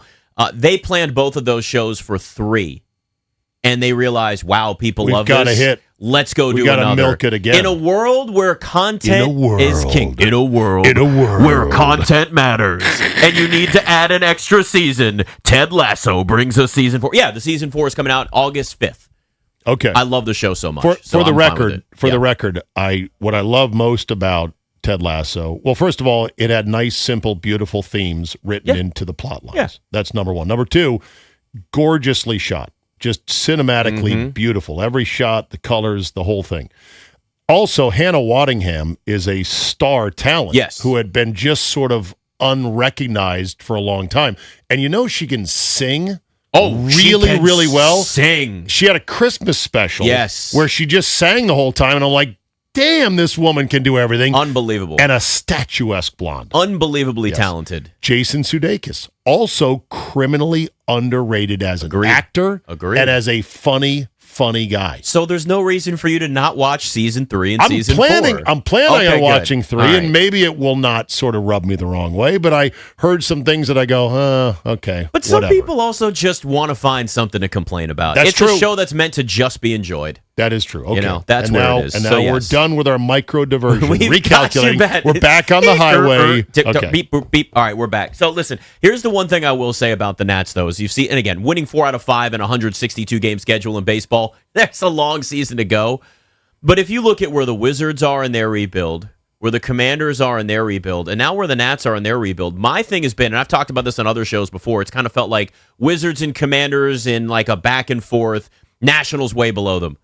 It's starting to feel like if this trajectory continues with the Nationals, they might be a team that we can start looking at as climbing the ladder where the rebuild is maybe a little bit farther along. They're winning more games than we expected. They're a little more prepared. Maybe not a playoff team yet, but like if we look at DC Sports, I've got a framed, I don't know if you call it a poster or whatever it is, a banner. Remember we were a District of Champions? Remember that whole branding for a short period of time here? 2018-ish? 2018, 2019. Okay. I've got one, and I put it in like a frame and like my whole backdrop for my home studio set. Just Anyway, winning 2 of the 4 counted us as District of Champions. we were deprived. The Mystics won then, too. You throw the Mystics in, so you got okay. 2018, 2019, 3 different champions. But the bigger thing was it felt like once we had broke the DC Sports curse with the Caps, and then you're getting a World Series, and we're going, oh, something's happening here, and then it all comes to an end. Now, granted, the pandemic changed sports. The pandemic changed everything. Changed society. A lot of things have changed since then, but it's felt like just from a sports town, DC's been trying to rebuild for so many years. And if I look at the Nats with an arrow trending up, especially recently, I look at the Commanders with an arrow trending up, and I look at the Wizards with an arrow trending up right now in the way they're approaching these things. The Capitals are in a different thing because obviously you've got Alex Ovechkin, his future. So I put them in a separate bucket. But they're actually best positioned to hit the gas again. Yes. Sooner than maybe others. But I would argue that's not a rebuild right now. When it's Alex Ovechkin, you're thinking differently as an organization. So I put the Caps in a separate bucket. But those other 3 teams, we have a chance over the next 3 years or so where we've got legitimate playoff teams in all the major sports once again if these rebuilds are built the right way. Now, again, there's a lot to still do. The Wizards have to hit it in the lottery. That's going to be a massive help. They got to figure out Anthony Davis' situation. The Commanders got to have a defense that isn't atrocious. I think it's better than where it was last year. Jane Daniels has to stay healthy. But now watching the Nationals, even in the short time, you're going, okay, the expectations were nothing for them, but maybe they're a little farther along than we expected, where we're starting to look at DC sports in general over the next few years and going, we're in a much better spot than where it's been over the last few years. You know what you sound like right now? What do I sound like? You sound like the girl 3 months into dating who asks, you know what I'm going to say right now? What are you going to say? What are we? What are we? Am I wrong? You're not wrong. You're asking right now about the Nationals. Yes. Like a woman 3 months into a relationship her man. I see potential down the road in this relationship. Right, but women always want to have some definition of what are we? Like, are we actually boyfriend, girlfriend? Are we partners? Dudes want titles too sometimes. They want direction. Do they? Yes, they Really? do. Yes, they do. Yeah, they do. Okay. Maybe not everybody. Dude should be smart enough to know that whatever your woman tells you could change whether she's hungry or not. Unless you're on the same page. Well, though. you're right. Okay, fair enough. So here's the So the question is, and this is a good question, as we now open the month of May. It's been a month. No one who has any brain whatsoever who's watched Major League Baseball makes big extrapolations on a single month. Absolutely not. The Nats are 15-17. They're absolutely raking at the plate. Still, I think the top scoring team in Major League Baseball. I'd have to go check that, but they're hitting. Pitching, ugh. I mean, if they could just get a little dollop of pitching, would be great. I miss Max Scherzer. They're 15-17, which is currently tied for second, half game back of Miami in the division. Here's the question. Are we having a season? I always joke with Sheehan about, the Redskins Commanders. Let's go have a season. Let's go have a season. In August, he'd be like, let's go have a season, right? And in the NFL, if you don't have a quarterback, you kind of know we're not having a season. We will play all 17 games, but we're not having a season because we don't have a quarterback, okay? Are the Nats having a season? It's starting to feel that way. They got 4 players with on-base percentages over 370. They're top 5 in the majors in runs scored. James Wood is having a season right now. We're talking top of the NL in terms of home runs. Great so glove they're last raking. night as well. And on not that Soto. anybody thought James Wood wouldn't be that, but you're starting to see other things around that click. Listen, last year there were a lot of people going, I don't see it anymore with him. I think that was a little too soon to start. I do too. But you're right. But yes. But I've heard people here say they took a lot of calls last year. But if I were to be the one in the relationship, Abe, to say, What are we? What are we? It makes me think of Zoolander, remember? Who am I? When he looks in the puddle. That's an old reference for you. That's a classic Can't movie go right left. there. Can't go that's right. You can't turn left. Look, I think Blue steel. If we're Give him the looking at blue where steel. Oh, they didn't. Yeah, just one quick one. One Okay, quick blue steel. since one more side rant. All right, fine. On Zoolander, I'd never seen it. Mm-hmm. The guy who loved that movie more than life itself was one Christopher Cooley, old number 47 for Yes. the Washington Redskins. Yes. And so when we were doing a show together, Cooley would be like, "Oh my God, you've got to watch It's it. the best show I've ever watched, Zabe. Oh my God, You Zabe, should watch I've got it. You've got to see it. It's the best." He said, if my house were on fire, I could run in through the flames and find my copy of Zoolander and rescue it. That's how much I love the movie. So sure enough, he brought me the DVD in. And of course, I had to, for the show, watch it. Right. And I did find it amusing. Yeah, it's stupid. It's stupid funny, which is okay. But he loved Zoolander so much. So that's what we I like are being now. able to quote it going, can't go left. Yeah. Give him the blue steel.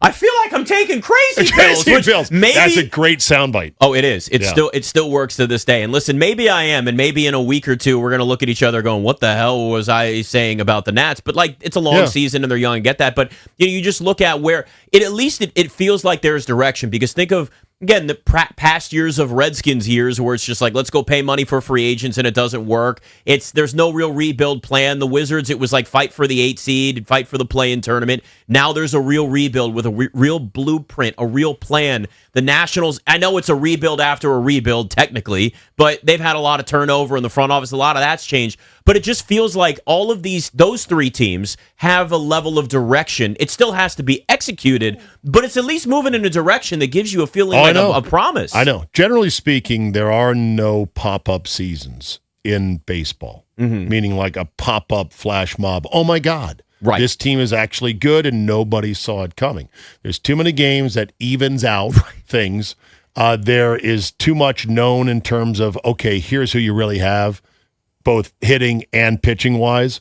But there are exceptions. Maybe this year could be a bit of an exception. And now with the expanded playoffs, it's more sneak-inable than ever. So as we turn the page into May at 15 and 17, thank God the Mets sucked like they do, and they must be apoplectic up there. That's 17 out of 20 losses right there. We might be having a season, and I'm here for it. And listen, it's going to make May a lot better, right? Have some meaningful baseball if they start winning some games. I know it's early in the season, but If it there's gets that. above 70, May will be better. It's going to get above 7. Will you stop complaining? You got all summer for it to be 95. Well, we know. And a billion% humidity. We had snow encased in ice, and you're complaining about it not being 70. I'll take what we got outside. Give me the 50s. I'm not complaining. I feel like there's a little bit of a complaint here. You're yelling at clouds a little bit. I'm nagging. A minute. Okay. I'm nagging All right, the you are weather. nagging. Just a little nag. Just what are we, Zabe? Just What are tell we? me. I just want to know what we are. There was an absolute whooping last night in the NBA playoffs to a level that no one has ever seen before. Some of the greatest all-time whoopings next. And does that suddenly mean that we may have a new team in the East that might make some noise in the NBA playoffs? Steve Zabe and Nick Ashew on The Fan.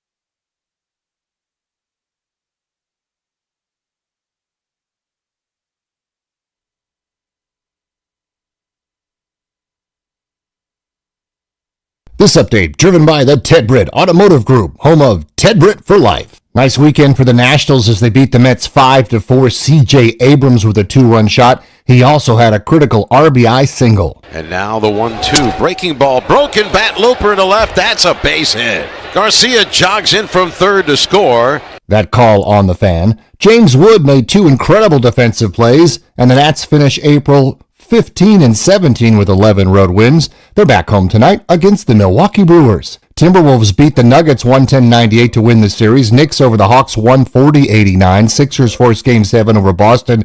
5-time NBA All-Star John Wall has become president of basketball operations for the Howard Bison. For over 65 years, Ted Britt has set the bar for the best car buying experience in the D.C. area, hands down. Ted Britt Ford Fairfax, Ted Britt Ford Lincoln Chantilly, and Ted Britt Chevrolet Sterling, all home to Ted Britt for life, lifetime vehicle coverage, and all just a click away at tedbritt.com. From the Crop Metcalf 5-Star Sports Desk, Byron Curb on the Fan.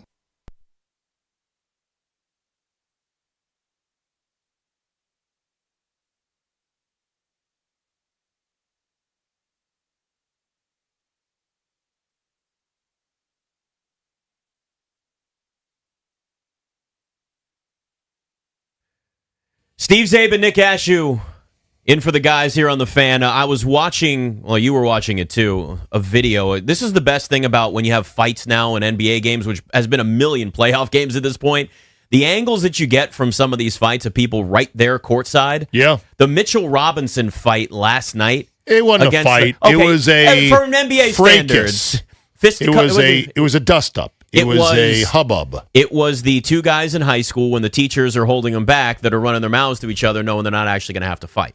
That's how NBA fights usually are. But I will say... But did you see Mike Brown fell on the ground? And somebody on ESPN said it's been 23 years to the day. Since Van Gundy? Since Van Gundy was hanging on the leg of Alonzo Mourning. That is one of the most iconic moments in NBA like history. Like a small child. It was unbelievable. Like, Daddy, you can't go to work. Like you would not. You would, if I told you youngins, I don't even know if Strobes is in today. Locked On Wizards, young buck.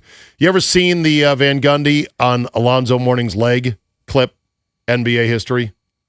No. Are you serious? No! All right, dial it up for him. Walker's a little bit older. He's seen that one before. Yeah, once upon a time when fights were more rampant in the NBA and David Stern realized that these are bad for business, he introduced the most draconian rules possible to penalize teams for coming 1 foot off the bench because this was a bad fight. Knicks and Heat was just an ongoing war pretty much every year. And Van Gundy's Knicks understood one thing. They can't call all the fouls. So we're going to foul like crazy.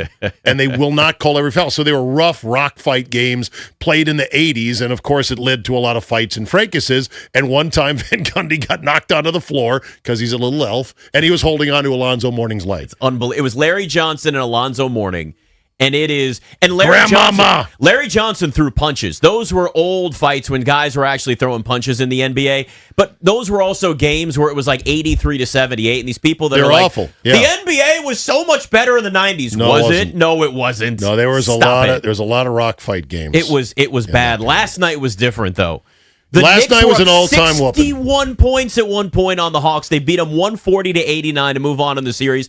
It was less than a week ago, Zabe, that the conversation was, oh my God, the Knicks are screwed. The Hawks might win this series. Look at C.J. McCollum. Mike Brown's going to get fired. Who do we trust in the Eastern Conference? And now it's become Celtics had a couple of chances to close out the Sixers. Haven't done it. Now we got a Game 7 there. Are the Celtics a team we can trust if they can't knock down threes? And wait, the Knicks might be the best team in the Eastern Conference. It is amazing how fast life can come at you in the NBA playoffs. 140-89. And that's basically taking your... I mean, they didn't totally take their foot off the gas. They still wanted to put it on them. But it just was one of these games where you go, can we just end it early? Just wave the white flag, throw in the towel. They're dead. It was unbelievable. Unbelievable whooping. It was pretty incredible. I was watching the hockey game. I was watching the Wild game, Wild Stars, and doing some other stuff at my desk, and I was getting texts from the boys going, oh my God, Atlanta is right now. And they were giving me score updates, and I'm like, that can't be the score. And they're like, no, that is the score. So at one point, the Knicks were leading 60-19. Did you know that score was briefly, for a split second, the score in the Space Jam movie with the Monstars over the was it? Yes, somebody pulled the GIF. Wow. There it is right there. God, I love the internet. 59-18. And then as it gets a little bit more out of hand, the scoreboard defaults to kind of one-sided, isn't it? With the Monstars over the, what is it? The Toon Squad. Toon Squad. The Toon Squad. Kind of one-sided. They had 18. 60-19 was the score. And this, of course, was a road win as well, which made it even more embarrassing. The memes and the jokes. Oh, it was bad. Many of them I can't repeat here fully, but one was so the Hawks canceled the strip club joint night. Well, Magic City. They canceled Magic City night only to see their team get by the Knicks in a Game 6 elimination. And jokes of a similar nature. So it got me to thinking, what are the all-time absolute blowouts of all time in sports? And number one, of course, is Georgia Tech over Cumberland. College football, 1916, 222-0. Does that even count, though? Yes, it does. 100 years ago? It's widely noted as the biggest blowout in sports history. Now, did Cumberland have a big program? Did they have a good NIL budget back in 1916? No, they did not. Obviously not. Oh, well, back in the day, they didn't really have the same type of players that they have today in the football game. You know the accent you're using right there? Yeah. The transatlantic. That's what it is. Yeah. I've seen long videos explaining where that accent comes from. You're not the only one that does, or I'm not the only one that does that. That's good. Yeah, no, it's a fascinating thing. Yeah. So 222-0, biggest blowout ever, 1916. Other big blowouts include Australia beating American Samoa in soccer 31-0.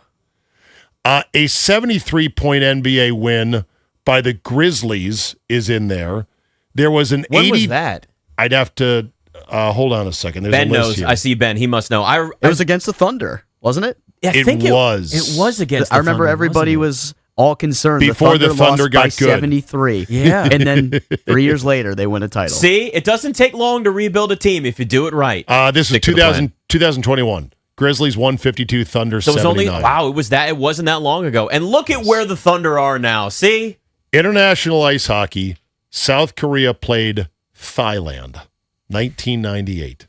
I used Thailand for good old Alan in Hangover 2. Here's some fun facts about Thailand. 92-0. In hockey? South Korea beat South Korea. Not even a hockey. It's not even Russia or something. No. If Czechoslovakia had played Thailand, it'd be 150. No, it wasn't Sweden. Did not win like that? Rugby league, Australia beat Papua New Guinea 82-0. Good God. In championship games, the Chicago Bears beat our beloved Washington Redskins in the 1940 NFL Championship 73-0. Super Bowl, biggest blowout, Seahawks 43, Broncos 8. NBA Finals, Game 3, 98. Chicago Bulls 96, Utah Jazz 54. A finals game with two Hall of Famers, 250 greatest players of all time in Stockton and Malone. Yeah. They scored 54 points. Yeah, repeat that to me again to everybody that talks about Jordan versus LeBron real quick. What was the team that Jordan played again? The Utah Jazz that scored how many points in a finals game, Zabe? 54. 54. Although that series, I think, did go 6. It did. MLB, the Chicago Colts in 1897 in baseball. The Chicago Colts beat the Louisville Colonels 36-7. In World Cup soccer, there was a 7-1 blowout of Brazil in 2014. Yeah. By Germany. Ooh, the Germans are mad at Germany me. are going to Oh, cross them the into Germans are safety laying the football wood to game, Brazil. yeah. Please stop Germany right now. That's 2014. 7-1. See, if you notice, as sports have evolved, you don't have these ridiculous blowouts like you used to because more people are playing it. You get a little better. So a 7-1 blowout in this era versus way back in the day is totally different. But it's a whooping. In NASCAR, in the 1965 Southern 500, Ned Jarrett won by 14 laps over Buck Baker. All the other cars. What a name, by the way, Buck Baker. Buck Baker. Buck Baker in that 12 car. Oh, I'm a big fan of Buck Baker. Buck Baker, man. You ever seen the way he goes left every time? He just turns, Abe. Them pit stops for Buck Baker are trash. You got to get a new pit crew, man. He ain't going to win nothing like that. In horse racing, Secretariat won the Belmont by 31 lengths in 1973. It was still one of the most iconic, talked about blowouts ever. And Tiger Woods won the 2000 U.S. Open at Pebble Beach by 15 shots. That was he peak was 12 Tiger, under, man. and the next closest was 3. I remember that. Over. That was the talk about Tiger winning every major in one season. Essentially. Pretty much. We're going that back was to that peak era, Tiger. right? 2000, 2001. Yeah. He won the Tiger Slam, which was the wraparound slam, right, in 2001 when he won the Masters. Right.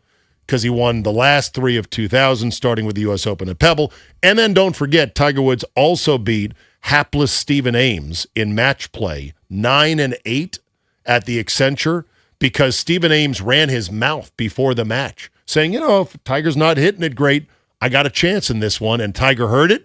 And as Jordan likes to say, I took that personally. So 9 and 8 match play means you won by almost the most you could, meaning you won the first 9 holes. And there was only 8 holes left, so the match is over. So I think they halved number 10. But 9 and 8 is unbelievable in match play. So those are just some of the biggest blowouts. I mean, it's a lot. It happens over the course of sports. But like last night, to see what you saw in a playoff game when a team is at home in this era, this isn't like a major college program playing a small pay to get your butt whooped type deal. This is the actual playoffs in a series. And at one point, the Hawks were up 2-1 in this series. I know that was mind-blowing. But it was pretty fake though, because they won 2 games by a point each. Yeah. And the Knicks' margin in this series is 102, I think. They have made them bite the curb ever since that 2-1 series lead. I hate that. There's that scene in The Sopranos where I'm like, I gave him a curb stomp. Terrible. Don't forget that the Eagles did beat the Commanders 2 years ago, 55-23. That's not one of the all-time beatdowns. I mean, it was bad. A 55 burgers, pretty bad in the NFC Championship game. It was an NFC Championship game. Yeah. I'll still take it. All right. So I didn't watch the actual flow of the game. Were the Hawks trying, or was it just not their rumor night? has it they actually were at the strip club before, and they were completely distracted at the time of the tip-off, and they did not know there was actually a game. Zabe, I have no explanation. It made no sense. Strobes, did you watch the game? Were the Hawks trying, or was it just not their night, or were the Knicks completely dialed in? So I didn't see the beginning of the game, and I got a text from somebody saying, did the Atlanta Hawks realize they had a basketball game today? So I went on the Real app and I checked, and I saw the score was 65-15. I was like, what They in the must world have missed happened? the memo that it was. Yeah, And then I turned it on just to see how bad it would get. Yeah, well, that's the thing. And Brunson didn't even do much last night. You probably lost every prop bet on Brunson overs, even though they won by 1 billion points. I mean, which tells you the Knicks put up 83 in the first half. Bet responsibly. Yeah. Yes. I think the Hawks led 11-10. Did they really? Got out of the gates well. No way. You might be right, actually. 63-11 run. Okay. That was the run. A 63-11, yeah. At one point, it was a 23-3 run, and it was like, wow, look at that. And then all of a sudden, it exploded after that. I mean, just to see to a point where that score got to a 60-19, where it was actually a Space Jam score, except nobody had Jordan's stuff, so the Hawks couldn't make any sort of comeback in that. I mean, it was... I don't know if we'll ever see something that where a team looks that outmatched in one game again. But I will say this, Zabe. Yes. This does make you look at the Knicks, a team that's had championship aspirations for a while, and you go, the Celtics, if they don't knock down threes, they can't win games. And we've seen that, and that's been a problem for them for a while. And you watch the Knicks, and you watch now, this is the key, and you and I talked about this before, right? They've got to run things through Karl Anthony Towns more. They've made him more of a facilitator, and the Knicks now have kind of gone, we got to change what we do. If you keep doing the same thing over and over again, it's not working. You either change it or you're Ron Rivera. Right. And they're not Ron Rivera clearly coaching them right now. So the Knicks have evolved. Mike Brown evolved this team, and it makes you go, are the Knicks going to the finals this year? They might actually be a team that goes to the finals this year, which, of course, James Dolan has said it's a failure if they don't. And if for a while it was like, could Billy Donovan be coaching this team? Is Mike Brown going to get fired when they lose in the first round? The difference between that 2-1 series lead to getting to this point I mean, it was a completely different series, and it shows too how everybody. Even myself included. I've watched the Celtics and gone, that's the team to beat in the East until proven otherwise. They can't close out the Sixers, and they can't knock down threes, and it's a problem for them. Embiid played 34 minutes. He did. That's good. 19, 10, and 8. So with Embiid now seemingly healthier and healthier, with the emergence of Edgecombe, and Maxi's, we know him as a known guy. Mm-hmm. I mean, the Sixers could well be dangerous. Now, the question is, I don't have my bracket in front of me. Do the Sixers play the Knicks if they advance? I'm not looking at the bracket right now. Either way, whether it's the Sixers or Celtics, it's going to be interesting in the East. The Celtics are -8.5 in Game 7 at home. So, the winner Saturday. of that series, the winner of that series, Celtics, Sixers, Gets plays Cleveland? the Knicks. No, they gets the they Knicks. do. Okay, Yeah, so that's why so I we'll loved a lot. So we'll either get Knicks Celtics or Knicks Sixers. Right. Oh, It's that gonna is be a great juicy, series. hardcore East Coast bias, I-95 corridor, storied type. franchises. Oh hell big- yeah! Versus the other side of things, Pistons, Magic, and Cavs, Raptors is what you're going to get on the other. Now, for an NBA junkie like me, I like it, but we all know what's going to move the needle. If it's Cavs Raptors, I will probably call my cable provider and ask for it to be blacked out. Well, Cavs Raptors is now. You mean if I'm it's sorry, Magic Raptors? If it's or Magic, Cavs, any of if them. it's Magic Raptors, I Yeah. will ask for that to be blacked out because I don't really care for it. And listen, the Pistons are a team that has just kind of gotten to this point, but at least it's the Detroit Pistons, and there's a history there. Cavs and the Raptors and the Magic. It's And So listen, Celtics -8.5 tomorrow night or tomorrow afternoon, and they're still the favorite to come out of the East at +140. I don't get it. the Celtics have not covered these big numbers. You might be in a good spot taking Sixers +8.5. There's a good chance Gamble that game responsibly. stays Promo close. code, Of course, the fan. The other guys, actually, I think is the promo code, right? Is that what we're going to work with? We don't have a promo code We yet. don't. We just made that up completely. Steve Zabin, Nick Ashew, and for Beamich and Finley on the Fan.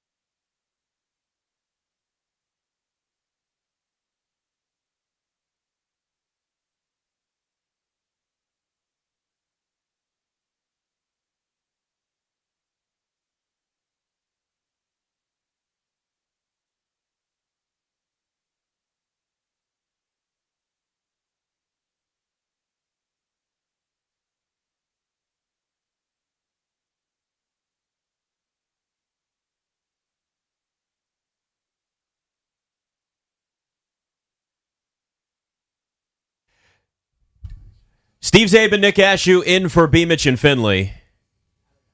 I still can't get over some of those whoopings that you talked about. Yeah. From like just the historic beatdowns. Might have given we missed had a last few night. as well. I mean, I'm sure there's other ones out there because you went all around the world with some of the stuff that you had. Well, the internet was open today. The and I internet- searched it was today. That's good to know. It was open early today.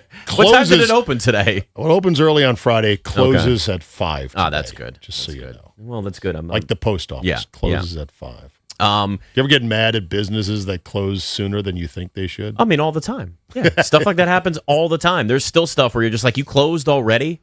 You're like, Best Buy, you're closing at 6 on Sunday? What's wrong with you? Banks and restaurants and... I might want to go get a USB dongle at 8:45. That's Be what open. Amazon's always open. Yeah, but if you need it I know. right now. I know. No, I get it. It is that way. So there's a lot. I feel like right now, for somebody that's never played for the Wizards, there's a lot surrounding Anthony Davis and his future with this team. When that trade happened, to me, I looked at it as like, this is probably a rental, and maybe he's around next year for this team. Maybe he plays a couple games this year. Maybe they sit him out the rest of the season. It's starting to feel more and more like he is not a part of this team. And I would have... What makes you get that idea? And the fact he has done 6 interviews in which he has sort of let loose oblique quasi-references to, well, we'll see. Gee, I mean, I've only heard the most perfunctory buy-in from him. I wouldn't even call it a buy-in. I would call it just perfunctory. Appreciating the young... Can you spell perfunctory, by the way? PERFUNCTORY, perfunctory. Impressive. Otherwise known as... give me a definition. I don't know if I can use okay, we got him. We stumped him. Perfunctory would be meaning just obligatory and minimal requirement. Yeah. Well, I mean, listen, he's complimented the young guys on this roster, and he's somebody that perfunctory, an action done quickly, superficially, or carelessly, often out of habit or routine, rather than interest. Ding, ding, ding. So there you go. Like one of his first little audio bites I heard when he got traded here was him lauding the organization and the cool things they're doing with some of the analytics and the facility. And while you might go, oh, isn't that nice? My spidey senses said, yeah, none of that has anything to do with him or the team. That's all just nice other things. It's like saying about a girl you're not really interested in. She's very sweet. She has a great sense of humor. She seems to really like whatever interest she has. These are not like, I'm hot for her. I can't wait to see her again. I've yet to hear from Anthony Davis a real, oh my God, I can't wait to start getting lobs from Trae Young.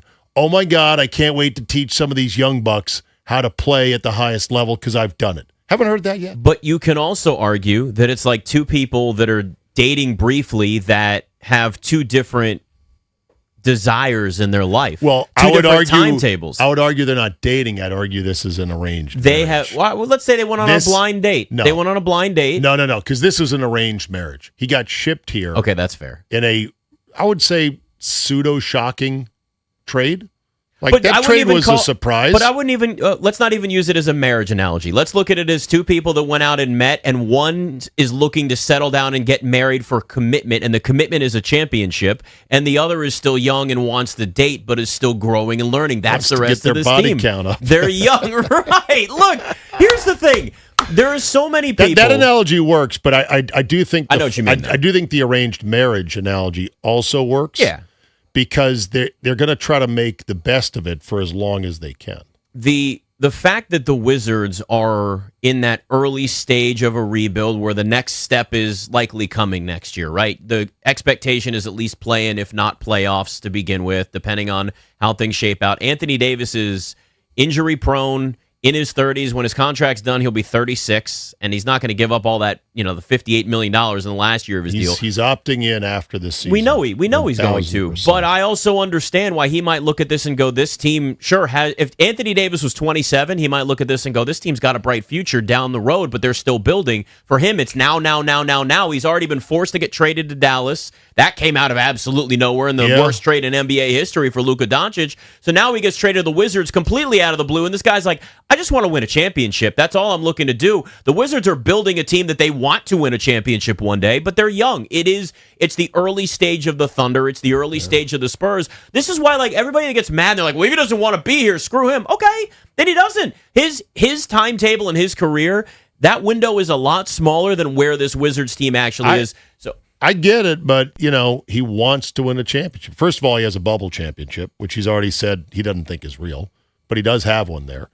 And if you want to win a championship, you had to be more healthy. And I'm not saying he wasn't trying to get healthy. His body has definitely betrayed him. It is what it is. You want something that we may not be able to deliver. It's quite unlikely the Wizards can deliver a championship in 2 years, bro.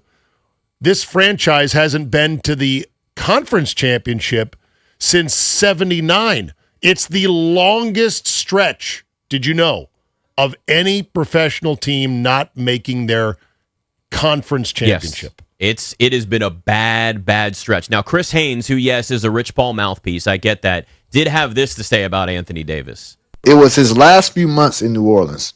And everything, we were hearing stuff, and things were getting louder. And he gave me an exclusive, and in that exclusive, he basically said, I have to play near perfect basketball for us to have a chance at winning each game.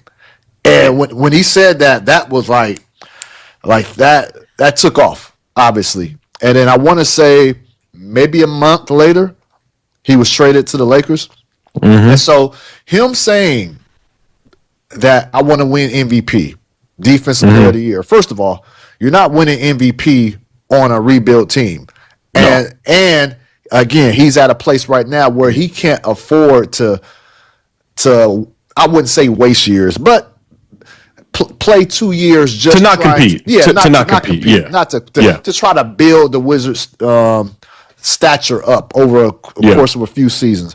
So I think he's just it reminds me of that. It reminds me of that time frame, man. And I think he's older now, and so he's more well-rounded with how he says certain things now, where it doesn't come off so abrasive.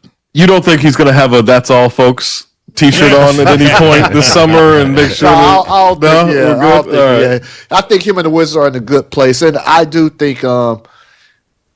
I'll say, should I be surprised? I do think. Well, I'll just say that I do think there's a good chance that he may end up somewhere else, but by the time next season starts. I mean, there you go. Yeah. By the way, Chris Haynes, NBA on Prime, long time guys, cover the league. We know him well. Just want to set that as.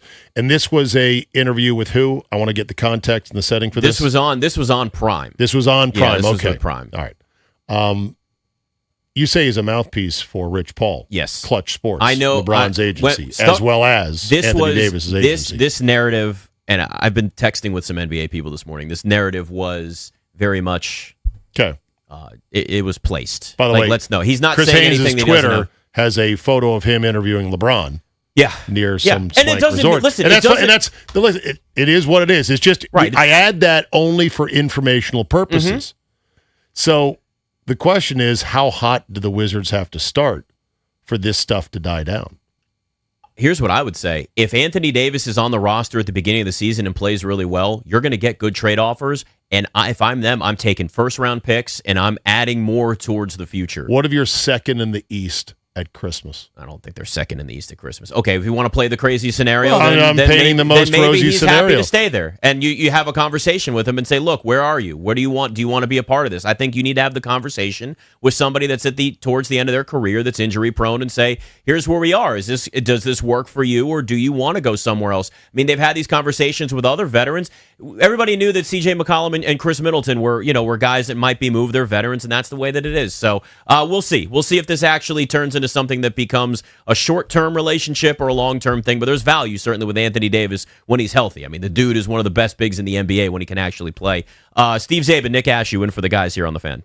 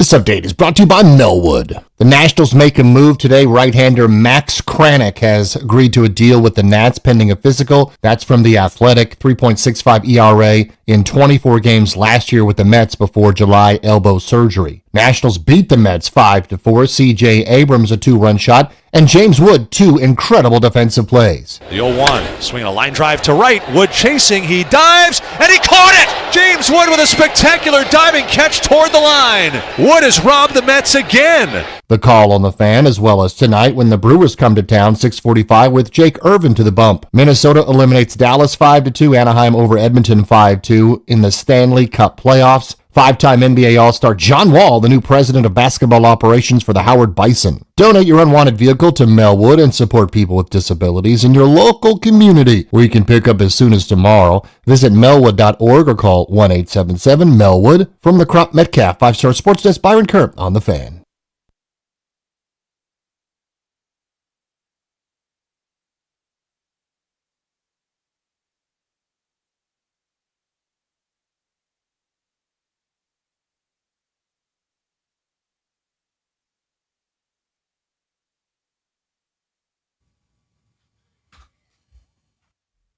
You know, Zabe, it's Vodka and Red Bull Fridays presented by Scotty's. Steve Zabe and Nick Ashew in for Beamich and Finley. Yeah, let's go. So when do we get our first shot? We're only 1 hour in. It's not even lunchtime. Yeah, it seems a little early for a Vodka Red Bull. Depends but hey, on, you know. Plus, I got to drive home. So but you have a car that drives you yourself. Doesn't mean I can be intoxicated. I'm still in charge of the motor vehicle, and I'm subject to all the applicable laws about driving while not intoxicated nor under the influence. Now, do you always sit in the driver's seat or the passenger seat at all? We're not there yet with Teslas, where you can literally sit in the back seat. Although I have had more than a few dreams in which I am in the back seat of my own vehicle, and it's driving itself, and I'm panicking, going, "Oh my God, how did I get in the back seat? How do I get back in the driver's seat of the car?" You know, people have all the cliche dreams of like you go to a class that you never were in and have a test, or you have no clothes on, or you have whatever. There's a million of those different ones. I wonder if people that have self-driving cars are going to start having dreams like that. Like, is there an evolution of like the cliche dream that people have? I've had I can't speak. And I'm supposed to be on air. Do you have those too? Yeah, they're the worst. Yeah, there's a number of sort of prototypical dreams that all sort of point to ongoing human psychological insecurities, that the dreams are proxies for those insecurities. Mm-hmm. And if you have those, that can manifest itself in your dreams. Showing up somewhere public like the airport in your underwear going, "Oh my God, I can't believe Forgot this. my pants. Forgot my pants," right? Exactly. Dumb as it may be. I would say that being in the backseat of the car indicates a uncertainty or unease about feeling I'm not in control of my life, or I'm not in control of a certain relationship, and I feel panicked because I should be in the driver's seat and I'm not. So there's that. I feel like we should have you analyze people's dreams. That was pretty deep. I think it's just basic. I don't know. Give yourself some credit. I've also had dreams. Or you've Googled this. No. I've also had dreams. Grok, explain my dream for me. Grok will do that. I know. ChatGPT will. They all will. I'm not saying they'll give you a good answer. They're going to give you, "Hey, that's a really good dream you had. You're really smart." You hear there's one joke about ChatGPT. It's like, "Hey, ChatGPT, I've got chest tightness. I think it's a heart attack." "No, it's probably just dehydration." "Okay, I'm going to go lie down." Wakes up in ICU. "ChatGPT, it was a heart attack." "You're absolutely right. Here's the 6 signs that you should have noticed. Otherwise, you would be in the hospital." That's exactly how it would work. I have had dreams as a golfer of being on a tee box. So, in other words, it's where you're supposed to have an unobstructed shot at the ball. Mm-hmm. And my backswing has been somehow impacted by a tree limb, and I can't take a swing on the tee box. And so what happens then is I then re-tee the ball as the people I'm with in my group are getting more and more annoyed, and I'll re-tee it again, and I'll try to take a swing, and I'm like, there's a tree here, and and it just goes on and on. Now, I believe that is alluding to there's a problem in my life I cannot solve, and it's causing me internal discomfort. And no matter how many So ways your I breakfast look at causing it, you the internal discomfort? Well, the breakfast did cause some internal discomfort today. Old dirty Ron. But no, I think there's a lot to be said for dreams. It's, I've never had the golf dream, but that's because I suck at golf. So that's probably Okay. why it'll happen in real life. But everybody has those. I have the driving into water off of a bridge. You ever had that? Jesus. Those are creepy. I don't know what that means. I've had that a lot. That means you're afraid of driving over bridges. I mean, I'm not, though. The Bay Bridge doesn't bother me at all. Okay, what about tunnels? Don't mind tunnels. I drove into a tunnel and drove in a tunnel on my way here. Fine. It's neither one of those. I'm not afraid of heights. I'm not afraid of bridges. I'm not. Are you afraid of driving on a Jersey-walled 2-lane highway where you are pinned in and there is traffic coming at you at highway speed, 55 miles an hour, the other way? Without a separation? Without no separation. I was going to say, that's 295 on your way in here, but they have a separation at least, but there's no shoulder. Well, yeah, but so there are occasions with construction being what it is that you may be funneled for a short period of time into kind of a suicide alley. None of that bothers me. Like the Bay Bridge, when you do the opposite lane against it just doesn't. Driving in rain. Doesn't bother me. So no driving bothers you None of that whatsoever. bothers me. You know why? Because I have control still, or at least in my mind, I feel like The I have illusion of control, and I'm a control. control freak. So I just, to me, in my mind, I've got that control, so it doesn't bother me. What I'm not about- afraid of heights. It doesn't bother me. What about driving in the state of Maryland where you know there's other Maryland drivers? That doesn't terrify you? Okay, sometimes Oh, this is zing! That's the Virginia in me! Hoochie. But you're not wrong. I watched dudes weaving through traffic today. I took some crazy ass way to get in here. So yeah, I know it doesn't. I don't know. I've never. It's never bothered me. But yeah, it is what it is. So. Okay, speaking of our wonderful tri-state region, even though DC is not a state. The DMV, if you will. The DMV. Yes. A meme has emerged from last night's Knicks game. Okay. Or 2 nights ago, I guess, at the Garden. Here you see the trio of celebrities. Not quite A-list, but A-ish list. That is absolutely A-list what you're putting in front of me right now. Tina Fey. A-list. Timothy Chalamet. Chalamet. So also A-list. And Kendall Jenner. A-plus list. What do you mean that's not A-list?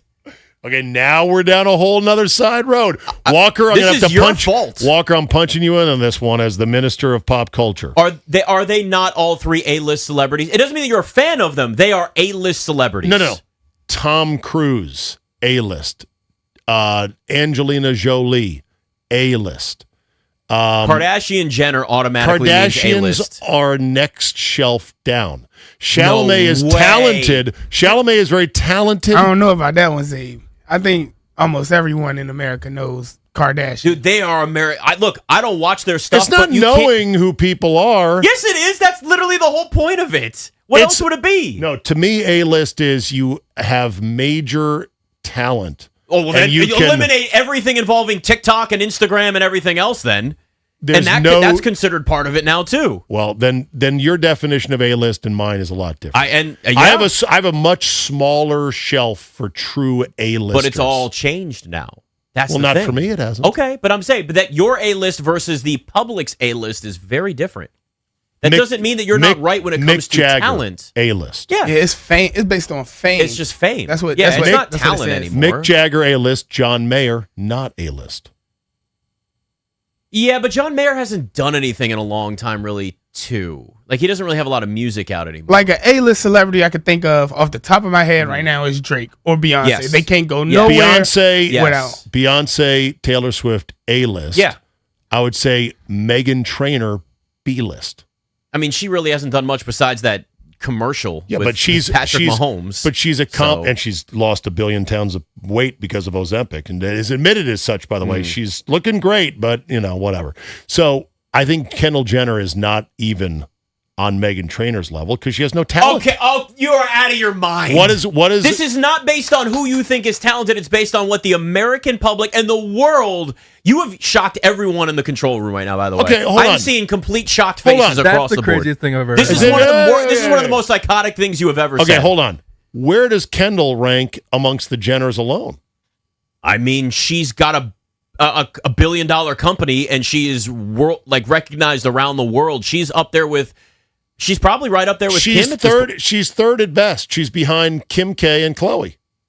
I feel like Kendall Jenner might have. I feel like she's number 2 behind Kim now, right? Yeah. I think she's number 2 now. I think she's the 2 seed because of her business acumen. But she's everywhere in pop culture. She's dated everybody, so that's a whole other no conversation disrespect. there. They say she's the better looking of her sisters. No, too. Kim K is the best.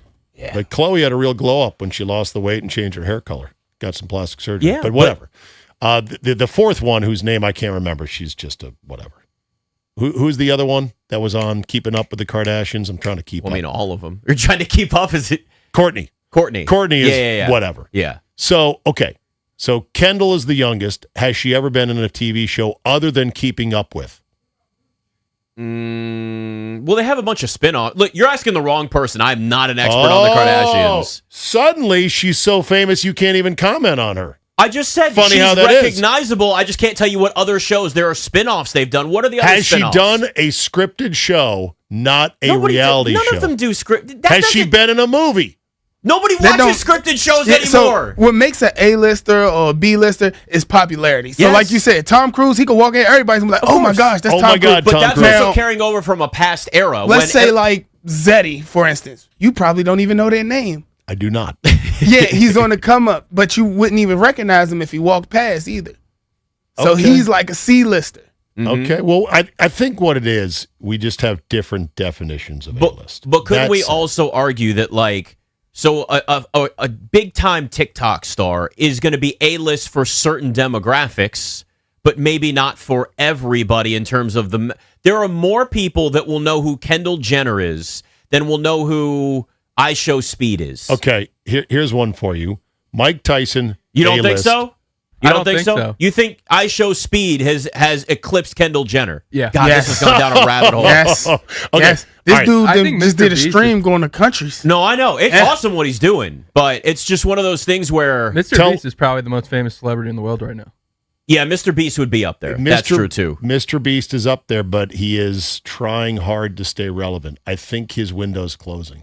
I've been reading stories about him. He's catching a lot of heat for a lot of different things. Well, now it's going more to him owning the business and less of his own content. He's outsourcing a lot of his stuff, which is smart, so you don't have to do it forever. I watched more than a few of his videos, and I'm fascinated by how he's leveraged massive, expensive budgets to do these stunts and Yeah. still make a ton of money Yeah. because of YouTube and everything else. But back to my point. So this is the photo. It's the lovely Liz Lemon, played by Tina Fey. I love 30 Rock. It is good. Timothy Chalamet, This is Timothy. talented. Timothy. Yeah. Okay. And then Not Timofey Mozgov. Yes, That's who you're thinking what of. I'm thinking. You're Timofey Timofey Mozgov. Mozgov. Yes. And then Kendall Jenner. Okay. Here's the meme that's going around, and it's not just one meme, it's a variety of them. Somebody labeled it as DMV, meaning Tina Fey represented DC. Timothy represented Maryland, Okay. and then Kendall represented Virginia. Is that the proper 3-letter representation of that particular photo? So I know what usually like when that come across my Twitter when they do stuff like that, it basically say, like, for instance, whoever represents the D, that's like women in relax, Ben. That's like women in the DC area will look like that, or the person from Maryland would look like that, and the person from Virginia would look like Correct. that. Yes. Right. Yes. And certainly Tina Fey in her sharp-looking women's blazer with her glasses looks like a DC lawyer, lobbyist, bureaucrat, Yes. politician. Yeah. Timothy Chalamet looks like a crabber, hun, from Dundalk. Huh? Yeah. And then you got, Kendall Jenner as the well-coiffed housewife of some tech dude. Northern Virginia, McLean type bougie. I can see that 1, 2, 3. Do you guys agree that that's the proper 1, 2, 3? I think it's pretty fair. We've workshopped this pretty well. I think it's pretty accurate. Okay, here's another one. Brandon Lloyd does UVA, VCU, and JMU, meaning that Tina Fey's UVA. UVA, okay. Chalamet is VCU. Okay. And Kendall Jenner's JMU. Kendall being the most fun. JMU easily JMU? being the most fun. JMU. UVA being JMU's the most fun school. uptight. And Yeah. Okay. JMU also, it's the male to female ratio for guys that want to go there. There's that, so there's probably that tie in there too. I get it. I think this meme works. I mean, initially you lost all of us with your completely off base A-list and B-list celebrity analogy, but I think you kind of hooked us back in here a little bit with this part, which I think does make a lot more sense. The logic is far more sound here than your A-list and B-list celebrity qualifications. That's fine. Listen, I don't mind having high standards when it comes to my celebrities. I think that's fair. I want celebrities where you go, oh my God, this guy is here, this gal is here. I was about to say Mike Tyson A-list, Jake Paul B-list. But so honestly, you me on Jake Paul? Yeah. Jake Paul's very well known, very rich. He's not A-list. He's not. He's an internet creation. B-list is good. It's better than C-list or D-list, Let me by take the this way. even farther. You know, there's at least four lists. Yeah, but is there even going to be a true A-list anymore, given how content is so spread out across all these platforms, and there's so many different interests, and there's so many different niches now? There will still be an A-list. The I think best it's gonna be harder. of the it will be harder. It'll probably be smaller. Yeah, too. And I'm sure all the A-list celebrities and actors and actresses are pissed off at the reality shows. Although, have you seen the plummet of reality show filming in LA in the last year? It's it is bad. Really bad. Hollywood has lost 42,000 jobs in 2 years. They're not filming any reality stuff in LA. Nothing's there anymore. Which a lot of us would say, you know what? I mean, the world's a better place. I think for there's it. a lot of great stories to tell outside of Hollywood, and you're starting to see more and more of that. But here's what I will say. I don't think you'll ever have a Tom Cruise or a Brad Pitt or that type of A-list again. Music, you might like Beyonce, you can because you have, or a Taylor Swift. Okay. I think it's going to get harder and harder from I'd kind of put music maybe a little bit separately, but I think in terms of like acting, because the world of like content and traditional acting and all of that is kind of blending together a little bit more, I think it's going to be harder to do that. There's a new coffee commercial featuring Steve Carell and Jim Krasinski or John Krasinski, who's Jim. Yes, yeah. And which one? They've done like 4 of them. This for Lavazza. Yeah. Playing the thing. Yeah. I stopped and I realized I was like, these two dudes are so well loved by the public, and they are so talented. Their reputations are pristine. They are A-listers. Yeah. Jenna Fisher and what's her name, who does the podcast with her, they're B-listers. Because they haven't done anything else. Right. Krasinski he became and an Carell action star. do all kinds of stuff. Yeah, he became an action star. But they all came from the same TV show. That would be an interesting thing to look at, is people that are just well loved around Hollywood. That just people love across the board. I think Carell is the new Tom Hanks. Tom Hanks, the most universally beloved, stays clean politically, doesn't really, does anything to make personal anyone life mad. Isn't dirty and messy. It's simple. So, yeah. All right. Well, there goes a segment. I enjoyed that, actually. I like to see where you put your A-listers versus where some other people. I put them in the clouds, my friend, where they belong. Well, that's how it used to be. Steve Zabin, Nick Ashew in for Beamich and Finley on The Fan.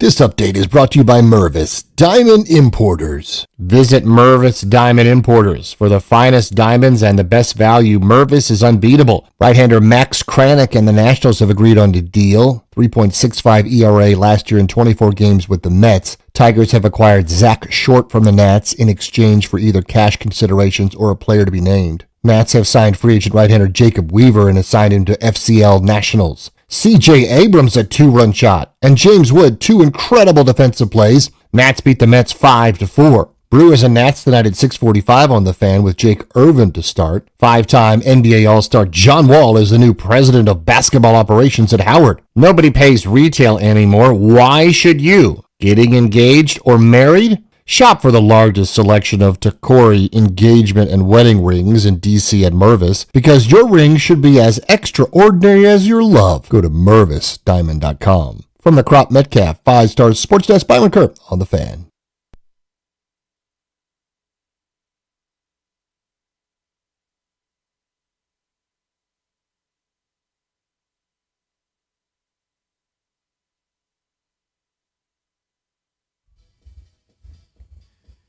Steve Zabin, Nick Ashew.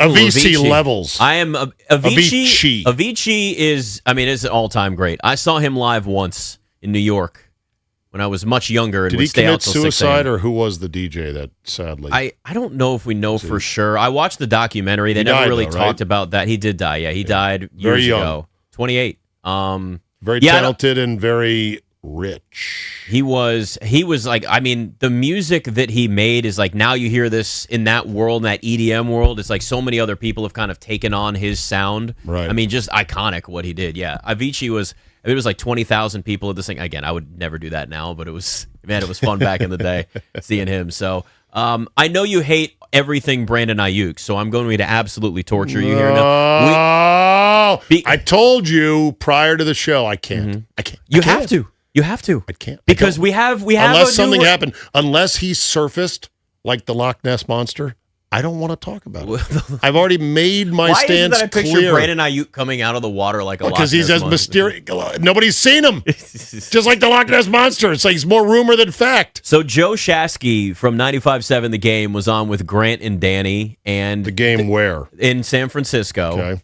And there is a new potential wrinkle that may even help you because we never even have to talk about him again. So we're now wrinkle watching. We're wrinkle on a wide watching. receiver who's been out of the league for a year and a half, who's probably crazy. Yes. Who has very bad judgment about money and career and everything else, and may or may not be a late summer ad. Might be for the Commanders. Might be. We're wrinkle watching. According to Joe Shasky, this new wrinkle that we're going to add is a very Jeff. We have that. Let's hear the wrinkle. This is the potential wrinkle that we could get in the stories, Abe. Okay. Like, give me percentage chances in your opinion of. I would say that he's playing in Washington this year, and that he never plays another down. Like, is that on the board? If I had to weigh things out, I would say post June 1 cut would be 75%. A trade to the Commanders, 10%. Him playing on the Commanders, let's say 75%. Him never playing again in the NFL, I legitimately think it might be 50-50. Wow. Because how can you let this guy into your building if you have a whiff of him being a team obliterator as I go TO on you?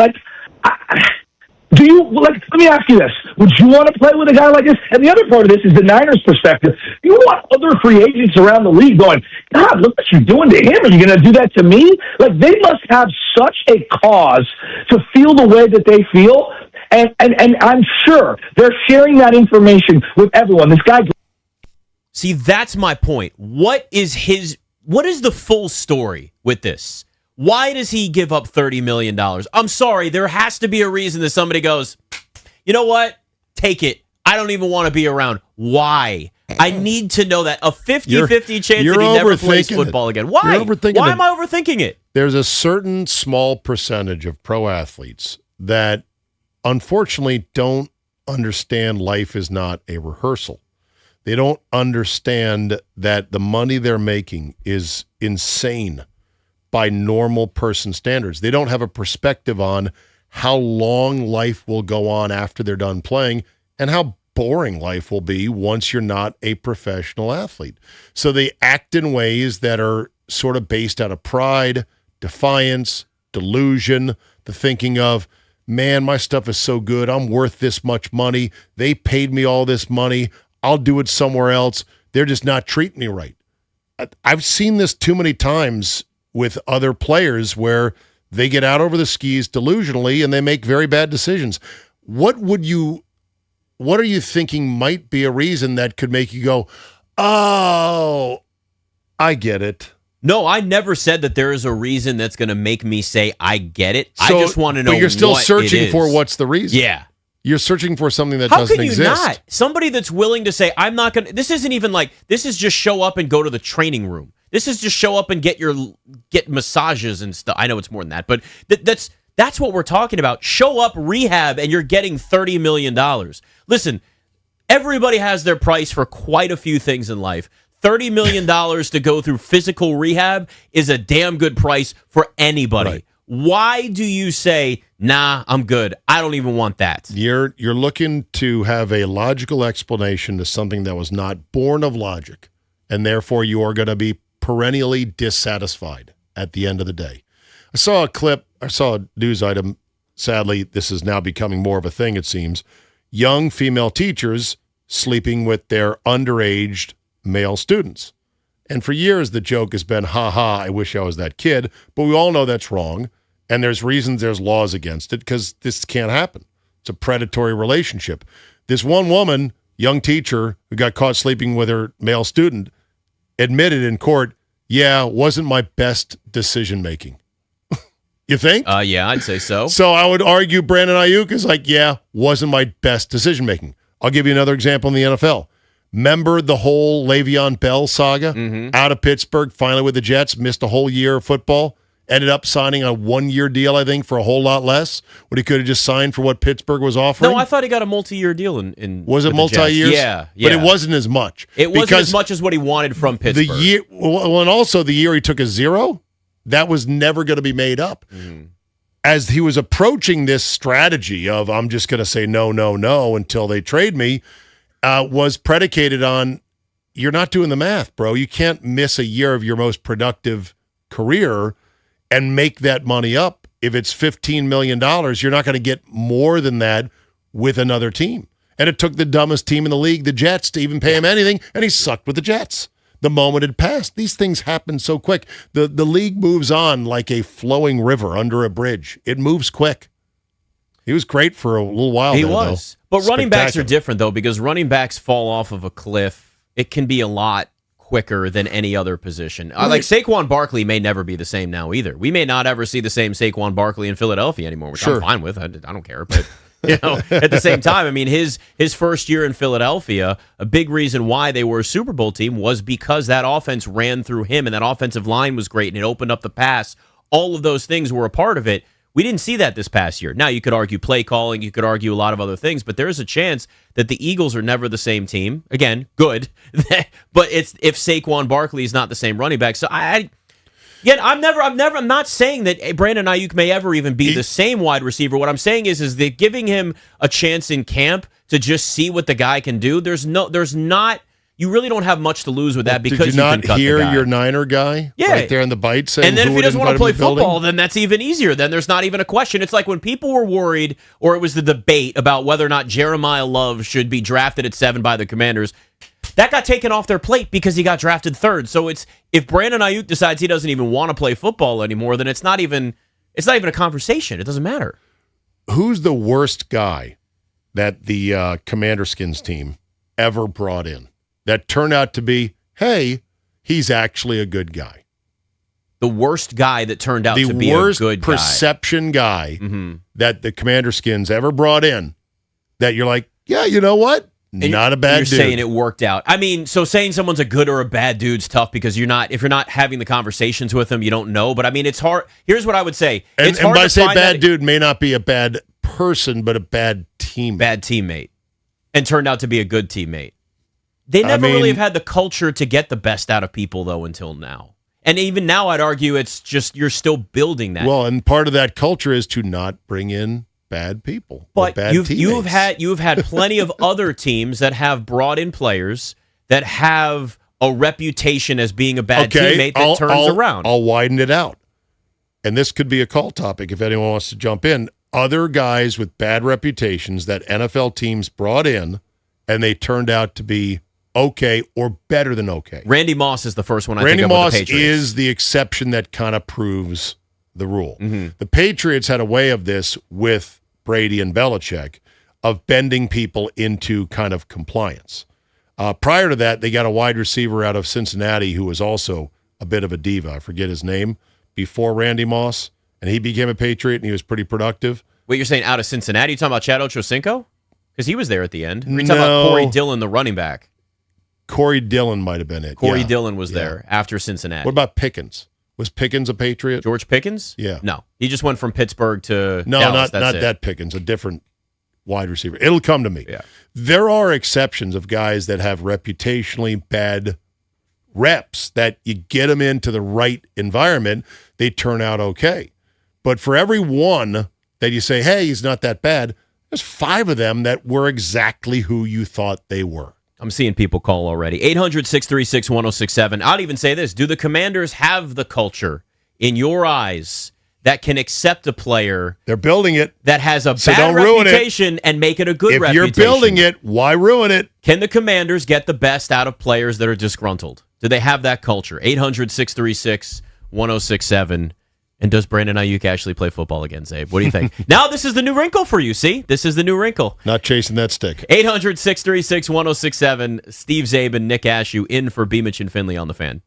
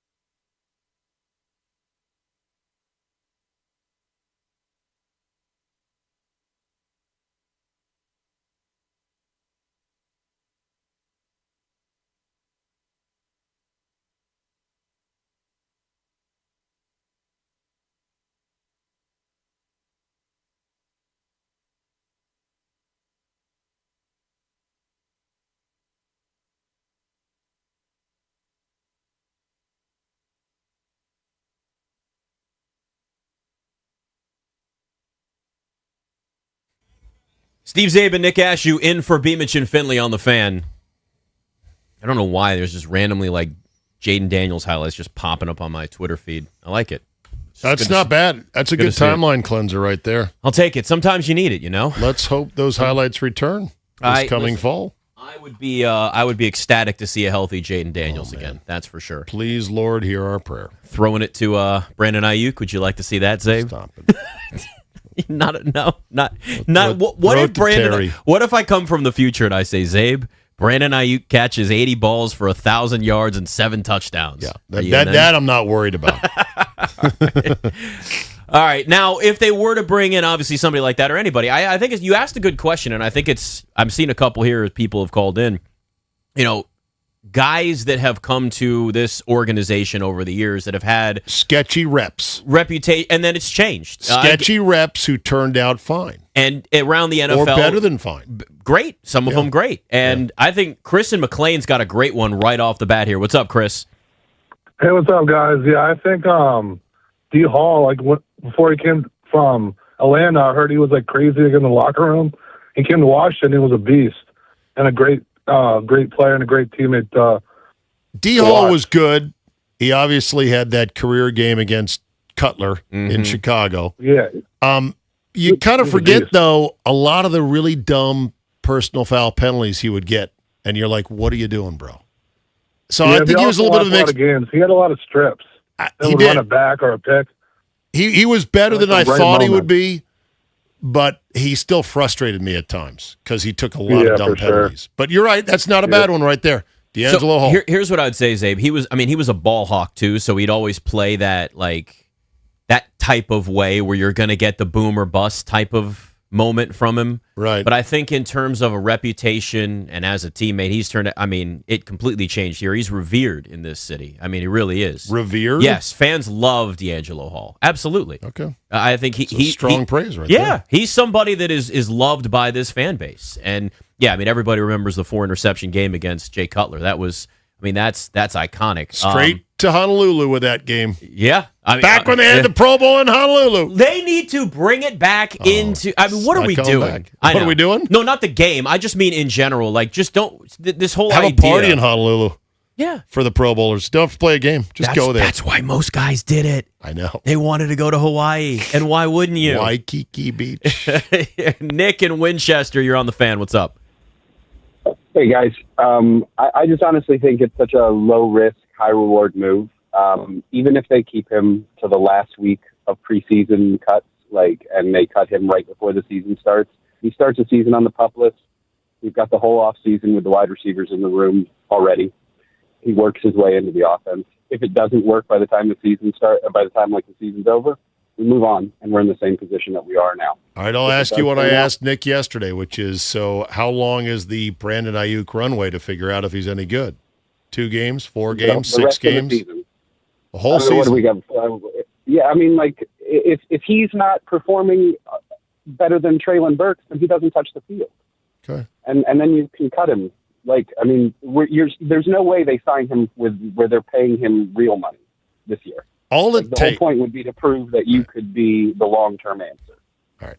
Thanks for the call. All it takes is close game, divisional game, late November against the Giants, Eagles, Cowboys, and Brandon Ayuk is in there because, we're trying him out. There's very little risk, right? Says Nick Ashew and others. Says Low Nick risk. in Winchester, too. See, Right. the Knicks are smart here. We're smart. Right. And because Brandon Ayuk is really not that into it, on a key 3rd and 7, he runs a shallow out that has a landmark at 6 yards, not at 8 yards. Daniels throws it exactly where it's supposed to be. It's a pick 6, and the game is over, and you lose. Starts a 3-game losing streak. But, hey, it was low risk. Well, I mean, you just spiraled that because he didn't pay attention to what the playbook was, okay? You just spiraled that into, absolutely. That's not spiraling. That's how the game is played in the NFL. Attention to detail, commitment to your craft, and knowing exactly what you're supposed to do. All these games, Nick, are won or lost by 7 points in this league. You're going to have to trust him being out there. with games on the line If the season is going if on. he is And I not- don't trust a guy who's disappeared for a year and a half, has flushed $30 million, and drives around San Francisco IGing him speeding at 100 miles an hour. It would be great content if he did it by the new stadium site, though. So that's Oh, probably great. why you bring him in, is so you can get that on Instagram. And you listen, you can have an idea very early on if he wants to play football or not. If we're going by that standard, you know in camp whether a dude wants to be there. If it's absence makes the heart grow fonder, and he's out there, Did and we he's know excited. that? Did we know that with the late Dwayne Haskins, Super Sky Point, when they had to bench him because he was having birthday parties with strippers during the pandemic? Quarterbacks are a different. You're held to a different standard though, because you are the centerpiece of the entire offense. But the dynamic is the same thing. Yeah, but if we were deep enough along where we're like, how does this guy not get it still? then you cut the guy. This is you're again. But my point is, you say, and then you cut the guy. Mm-hmm. My point is, the season is live. You're trying to desperately win 9 games, not 7, and every play in every game matters. I don't want to trust a guy who is untrustworthy when everyone else's job depends on it. All other 52 guys, all the coaches and everything else. And trust me, they don't want to trust that guy either. If you want to play the hypothetical game, I'll play it with you. Okay. What if in these big moments that you just laid out on a 3rd and 6 in the fourth He quarter runs a against the sick Eagles, 9 route and jumps over 2 guys and brings the ball in for a touchdown what to win the if game. he's just not on the field and you never have that situation happen? And what if he's a guy that's out there on 1st and 2nd down and you don't trust him enough in those big moments, but it's just enough to be an extra body at wide receiver, just enough to make a defense go, what if this is the week that he goes off? It could happen. What if he's a depth guy? Like, you're looking at it this like he's going to be the number 2, which is what I kept trying to say. Like, everybody's like, we need a number 2. We need a number 2. He can come in and not be the number 2 and still be a contributor as a wide receiver on this team. It may be number 2 by situation, by week, by game plan. It's Antonio Williams is getting the targets one week, and then it's Van Jefferson another week, and it's Luke McCaffrey, who, by the way, looked good before he got hurt at the end of last season. So this may not be a laid out depth chart where it's like Jamar Chase and T. Higgins. It's Terry McLaurin and everybody else, but it's at least in a spot where you can look and say, all right, they got something that they can work with there. And if it's enough where you can get something to work with, this receiving group doesn't have the resume to have it say this is enough for us to go in the season and not take a flyer on somebody. All right. Can't trust him. Don't need him. We're on to Cincinnati. But what if you That's can? my stance. What if you can trust him? You can trust him. I'll trust somebody else. It's fine. I'll trust the hungry young pups currently in the building who are trying to make it in the NFL, who want a $30 million payday, who haven't gotten that yet. Well, what if they all again, this is all what this is. Candy and nuts were ifs and buts, or other way around? I think it's that Buts way. were candy. Isn't that what it is? What if ifs and buts were candy and nuts? What a great feast we'd have.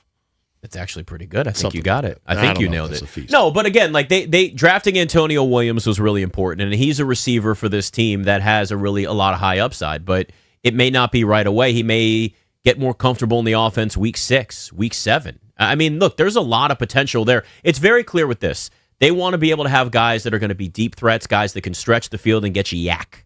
I mean, this is a team that wants some yak, Zabe, not just Antonio Williams, but also bringing in a Van Jefferson, bringing back a De'Ami Brown. And listen, Brandon Ayuk in his prime, and I'm not expecting him to be in his prime, but I am seeing a guy that at least has that potential where maybe it is a couple of plays a game. And look, what if he looks really good in camp? I mean, there are so many. I'm going to issue you a coupon book of what ifs. Yeah. And when you're out, you're out. That's fine. All you do is you keep peeling these tickets off. But here's the thing. One after another. You're going to have a book, and you're going to be run out of what ifs. You can play the what if game and fill in the blank with something negative, and I can do something fun. I gave you one what if. You just hit me with 5. Yours was somebody spiraling out of control with an anxiety issue where it was like, well, what if on 3rd and 6 he drops the ball and runs the wrong route, it's interception, and they go on a 3-game losing streak, and Jaden Daniels asks for a trade. I mean, like, of course. I would love to carry on this conversation for a lot longer, but unfortunately, I've got something more important. You hungry? To ponder. What is the shelf life of a room temperature bacon, egg, and cheese McGriddle from this morning? Am I safe? You are very safe. How you see it? Come on, man. You good. Yeah, you know how long this stuff is. It's only a couple hours. So what do you think it is? A day? A year. At room temp. You're good for a year. I'm going to eat lunch. You're going to be good with that. I'm not going to lie. In college, Sometimes I ate the double cheeseburgers 2 days old. See, you're fine. Steve Zabin, Nick Ashew on the Fan.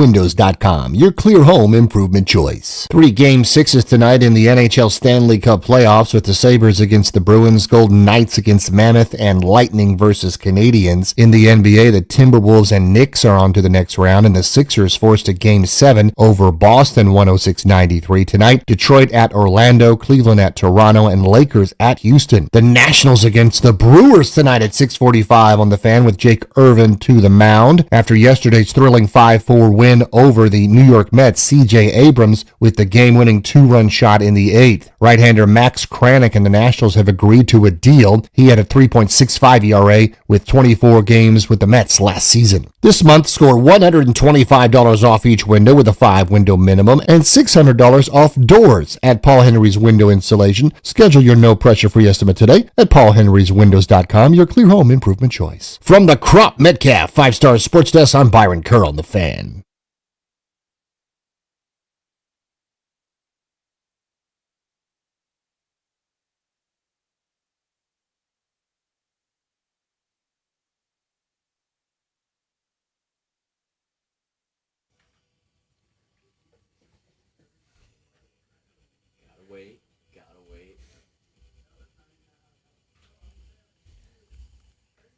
There is nothing like this song, Darude, however you say it, Sandstorm. I mean, Sandstorm, yes, but that's the artist. Steve Zabe and Nick Ashew in for B-Mitch and Finley. No, Darude's the artist, Sandstorm is the name. Yes, that's the name of the song, Sandstorm. Right, the name of the song. Yes. Sandstorm's the name.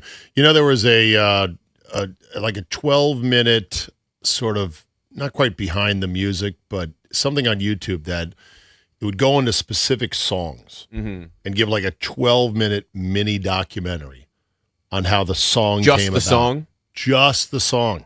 Yeah, for certain popular songs. This one has a very fascinating sort of backstory. Don't Really? ask me to quote it because I'm going to botch a lot of the details, All right. but I'm going to find it during the break, and then I'll show it to you. I'll get it on the old YouTube. Yeah, And yeah. I'll find why out not? what that is.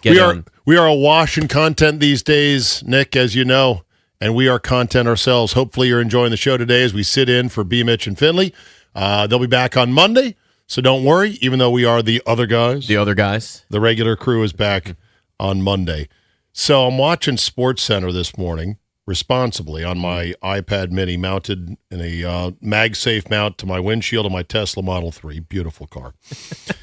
It's doing the driving for me. It drives better than I do because it's a computer. It's a machine. It literally does. Which is crazy. When you own a Tesla and you use auto drive, you find yourself looking over your shoulder when it makes a lane change, kind of second guessing it.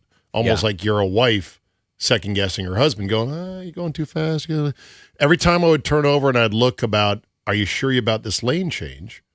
It was always perfectly fine. There was no one coming. And the reason is there's 7 cameras Shut on the up, car. Zabe. I know how to drive. Yeah. Is that what it tells you? Well, no, it's like there's 7 cameras on the car. Yeah. And trust me, it's not only has it looked in my blind spot, that camera on the left pillar is always looking at my blind spot the whole time. There is no blind spot. There is no blind Yeah. spot. And so I'm watching SportsCenter coming in because I haven't watched SportsCenter a lot in the last who knows how many years because I've been doing my own morning radio show during that time. And because I have time driving in to the studios here, I watch it. And one of the top pairings, it seems like, and I've seen these guys quite a bit, is Randy Scott and Gary Strusky. Have you seen these guys? Yeah. They're good. Yeah, they're funny. They're good. They're funny. They're a little bit too cutesy for my liking. There's a little bit too much inside joke jocularity, almost like they're approaching the infamous SNL bit with who was it? The Randy. All right, slow down here. Randy Scott. This is Ray Romano I don't know what you're on SportsCenter. Okay. With Tim Meadows playing Stuart Scott. Oh, the old SNL skit way back in the day? Way back in the day in Yeah. which Tim Meadows pretending to be Stuart Scott was uncorking all these crazy analogies. Right. Like, you got to get to White Castle before the weirdo show. Actually, no, I'm sorry. It was Ray Romano riffing too much and it was Tim Meadows as Stuart Scott saying, "Hey, okay, calm down, buddy. calm down. Yeah. This is the big leagues here. Yeah. This is Sports Center. You're Yeah. getting a little bit. It's like he shot the puck right in his pooper. It's like you can't come on, just calm down. So they're a little bit like that, but the rundown of content fascinates me because they open obviously with the Knicks blowing out the Hawks. Mm-hmm. Perfect. That's in their A block. Then they pivot to the Timberwolves beating Jokic and the Nuggets. We're going to hear from Jokic in a second about how far away Minnesota or how far Denver is away from another championship. And then they did something that I said, wait a minute, what? After those two highlight packages in the A block, as they call it, of SportsCenter, we showed Caitlin Clark falling down in a preseason game. Mm-hmm. Was she okay? Yeah. Yeah, no, she's fine. Yeah. She did not go back in the game, but she bumped her knee. Thought you just needed to know that as the third item on a very heavy night for sports at the end of April, preseason WNBA game. Hey, Caitlin Clark, oh, she got a boo-boo. But no, she's fine. She's bumped her knee. And I'm like, what? I understand. ESPN, they look at their numbers and metrics quarter hour by quarter hour. It's why they talk LeBron way too much. It's why they saddle up these stupid-ass LeBron versus Jordan debates. It's why they talk about the Cowboys way too much in football season. They know what delivers those quarter-to-quarter numbers. So I'm not doubting that Caitlin Clark is a draw for them. I also know that the WNBA is a Disney-owned property, and so they're going to promote their own property. But my God, Nick, I'm thinking to myself, why do I need to know before I see any of the hockey highlights, any of the other NBA game, any of baseball from last night, or any other news items, or golf, or anything? Why do I need to see that Caitlin Clark fell down? I mean, that was literally it. Remember when we talked about A-list celebrities? That's an A-list basketball Sports. celebrity, sports celebrity, and Okay. that's what moves the needle there, where it's just an opportunity to actually show her again and like warm everybody back up to her coming back. She's been hurt a lot throughout her career so far in the WNBA. You haven't Right. seen a lot of her, Right, So but it's the news value of what happened? Well, she fell down. yeah. Oh, yeah? And then what? It's the visual. It's just seeing her. That's it. It wasn't That's it. I'm watching it, I'm going, doesn't even look bad. They're like, she bumped her kneecap. But it becomes I'm like- more now. I'm like, do you know how many times that's going to happen to her during the course of the season? We can't be putting that news in the A block in between highlight packages every time Caitlin Clark falls down and bumps her knee. And, by the way, I understand to a certain extent why many other women in the league are kind of pissed off and over it about the whole Caitlin Clark thing. All these other women fall on the ground and on the court all the time and bump their knees and get boo-boos and scrape their wrists and their elbows and everything else. Are they putting that in the A block of SportsCenter? No. Caitlin Clark is just a different brand. I know That's she is. really what it is. Right. And you're right, like SportsCenter is different just like everything's different. I mean, the evolution of just content across the board and how people get it. We were talking earlier about Instagram and TikTok, and like a lot of people get their sports news from TikTok now. They get it from Instagram. They get their world news from TikTok, Everything. which is horrifying. It is that can be scary because you're not as we getting know, a well-rounded perspective there. No, well, you're not getting No a matter- well-rounded perspective on most news nowadays. If we're being honest with ourselves. So exactly, pretty much everything. We have more access to information than ever, and yet we're the least informed we've ever been on a lot of things in life. But that's beside all that. You know, I mean, SportsCenter has evolved a lot because in reality, it's more about what are the clips that are going to make you want to watch it versus, you know, here's the information that you could get in 5 seconds when it comes to scores. I mean, even SportsCenter now, it's not about scores. It's really about like what visually you're going to want to watch that's still going to be there. I'm not saying you're wrong, or I'm not saying they are wrong. They're in the television business in a changing landscape, and they're the ones that are worried about how do we keep people watching. But I know from my perspective, it doesn't serve me the way that I wish SportsCenter served me, because the way SportsCenter used to be was they would give you just about every game, even if it's a 2 or 3 highlight mini package of everything. And they would try to sequence it in order of significance. So not only did they go to 2 basketball games first, and I think it was the New York route which closed the series, and then Denver getting knocked out. They then inserted the Caitlin Clark. Whoops, she fell. Then they looped back for the Philly game. Then they took a break. Then they came back and said, hey, the Minnesota Wild are through, as well as Edmonton is out, and Connor McDavid may have played his last game. There was 2 closeouts in the NHL. I don't mind that NHL is pushed further down. It's honestly not as popular of a sport. It is an ESPN property now, though, so they would have reason to bump it up. And then the only baseball highlights they mixed in, I'm trying to think the one game that they showed. They showed the Skeens highlights against St. Louis. St. Louis beat Pittsburgh 10-5. And Skeens is now 0-5 career against St. Louis. Yeah. He is there. They are his El Guapo. Yeah. He cannot beat St. Louis. Cannot. I also got rocked for a home run. Skeens has one of the lowest home run rates in Major League Baseball. It's like 1 out of every 235 at bats. It's crazy, right? Then after they get done with that, they come back with a full 8 highlight package of the Indiana Fever's preseason game.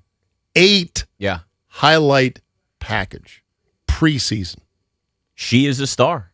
I mean, that's my only explanation. And I know what you're saying in terms of like it being preseason, but if you look at where the WNBA ratings have gone, if you look at what she draws in terms of just pop culture, that's an A-list athlete celebrity that's right there. Right. That resonates far beyond what the sport is, what time of the year, what the calendar is in that sport. It's the same thing with, again, to a much bigger degree, but showing LeBron James in a preseason game with the Lakers, they do that. You're going to get plenty of that. It's just being able to see Caitlin Clark.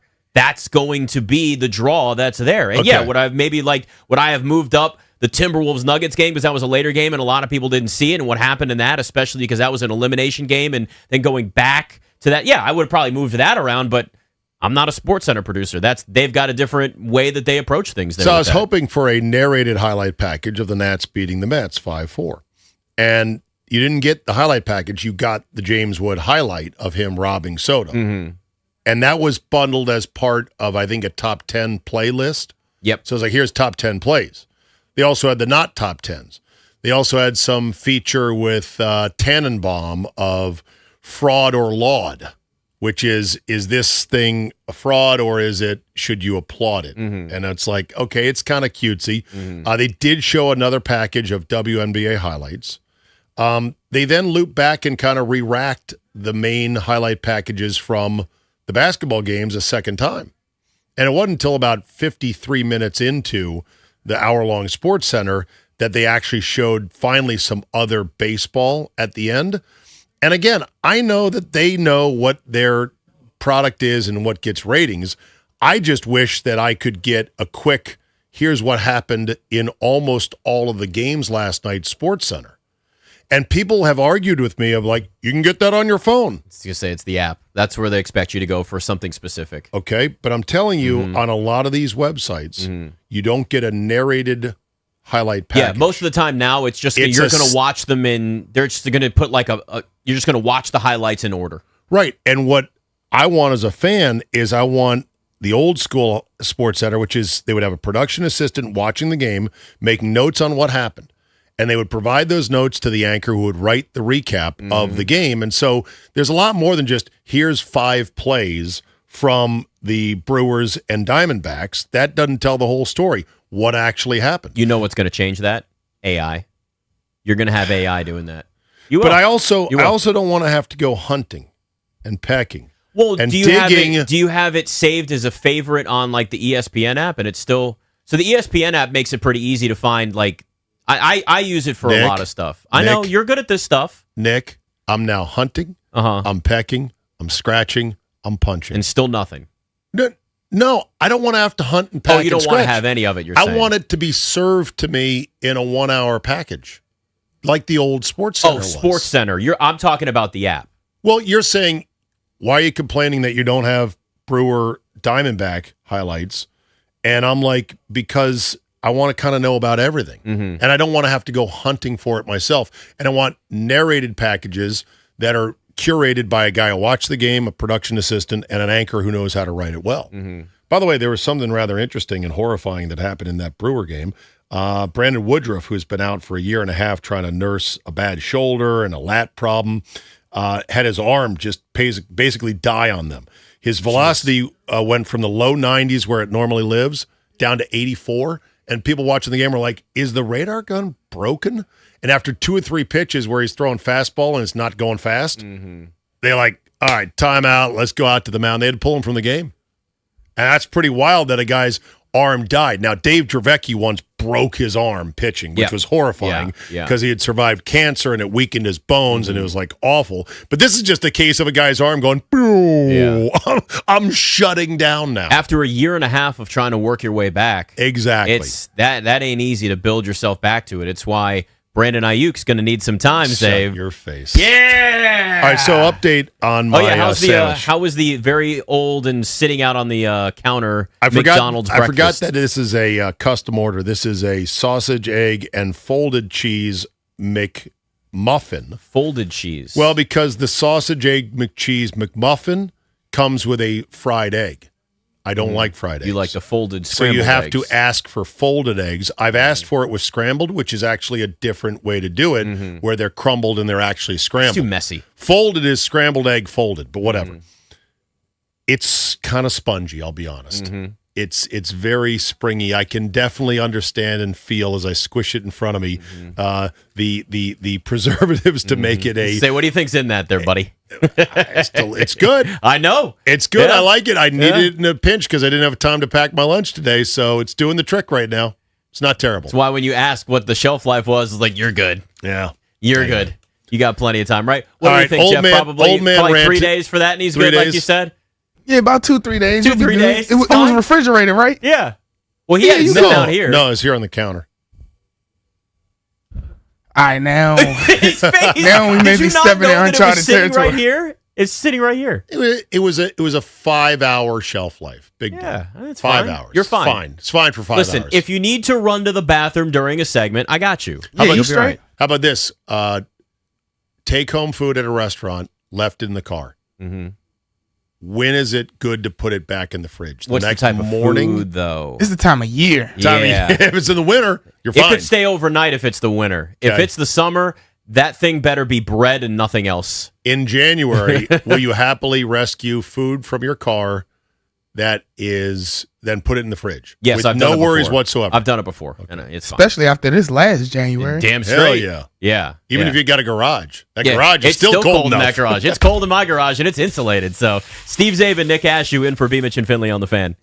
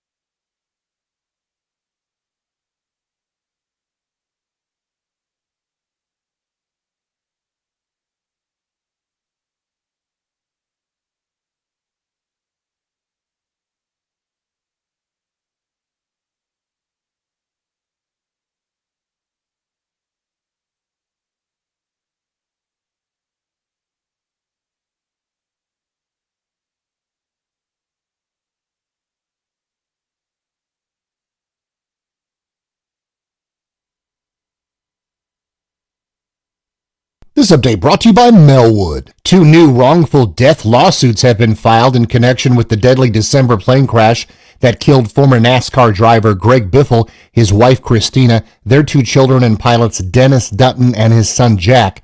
The Dutton estates have filed the lawsuits earlier this week, seeking $15 million in damages, alleging that Biffle, who owned the aircraft, was responsible for ensuring the plane was properly maintained. Right-hander Max Kranick and the Nationals have agreed to a deal pending the physical.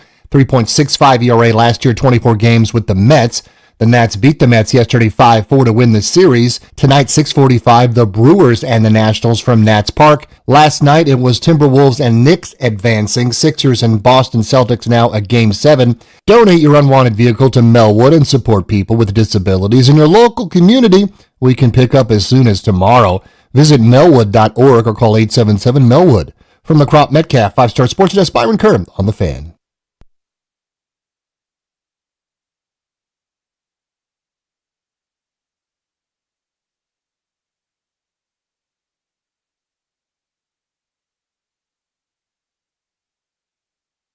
Steve Zabin, Nick Ashew in for Beamich and Finley. So we have the Nuggets now done in the first round, Zabe. We had the Knicks knock the Hawks out last night. We've got a Game 6 coming up tonight for Lakers-Rockets as the Rockets are trying to keep this series alive and trying to fight their way all the way back. A Game 7 for Celtics-Sixers, which will be tomorrow night. These NBA playoffs have been full of fights, been full of competitive games, some wild blowouts. It has been, honestly, this has been one of the best NBA playoffs I feel like we've had in a while, but to have the Nuggets out in the first round and to watch the way that they were just nothing but a roller coaster, Jamal Murray's in and out, up and down in games, and Nikola Jokic, who we always joke would rather go see his horses than actually play in the NBA. You kind of watch them at times. Time to play basketball. I want to watch horses. I want to go play with my horses. And it's like, but the basketball thing is job. Job is easy. I think this is what people forget sometimes. There are guys where like the football, basketball, whatever, it comes so naturally to them that it's just like Nikola Jokic makes it look like it's effortless out there. But as time goes on, it may not be as easy for him to be as dominant. Again, he had an incredible regular season. The playoffs were up and down for everybody there. But I mean, after the game, of course, the talk about is like his contract. He says he wants to be a Nugget forever.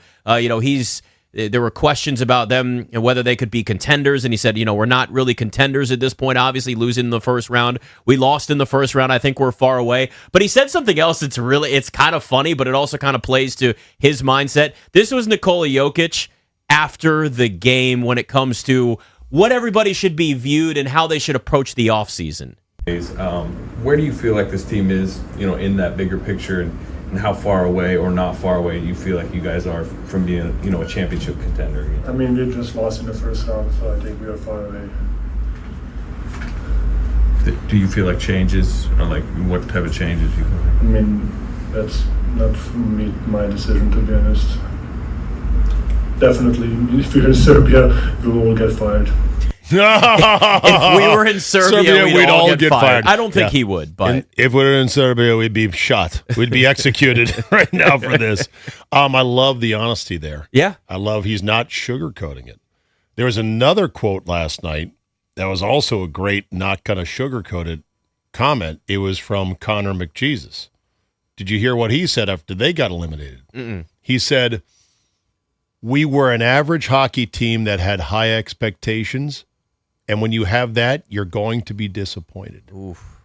That's good, isn't it? It's actually a really good quote. That kind of brutal honesty. So it's actually kind of rich. Give a shout out while we're shouting out local boys done good.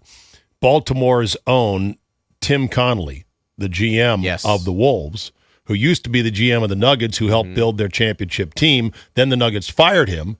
Well, he has now knocked out the Nuggets. Yes. And he's done it with a team that is missing their top 3 guards. Because not only is the bouncy meatball Dante DiVincenzo out with his injury, but also the Ant-Man is, and Ayo DeSumo was a late scratch last night. Mm-hmm. They boat raced for much of the game a Denver team that had everything to play for, that was much better stocked.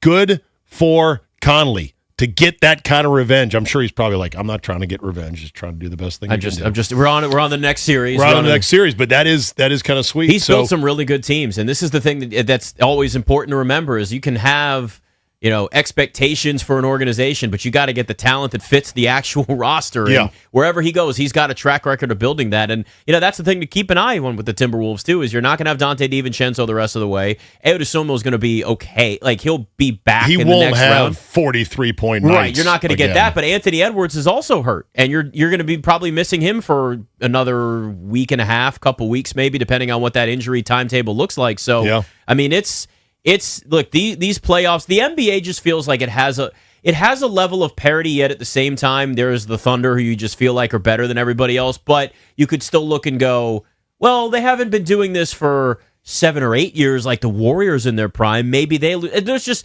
something about these playoffs, I think, that's just bringing a lot of really interesting storylines, and it makes it kind of get back to what we've been looking for in the NBA without it being the 90s NBA where it's 83-78 in a playoff game and people are like, that was fun. No, it wasn't.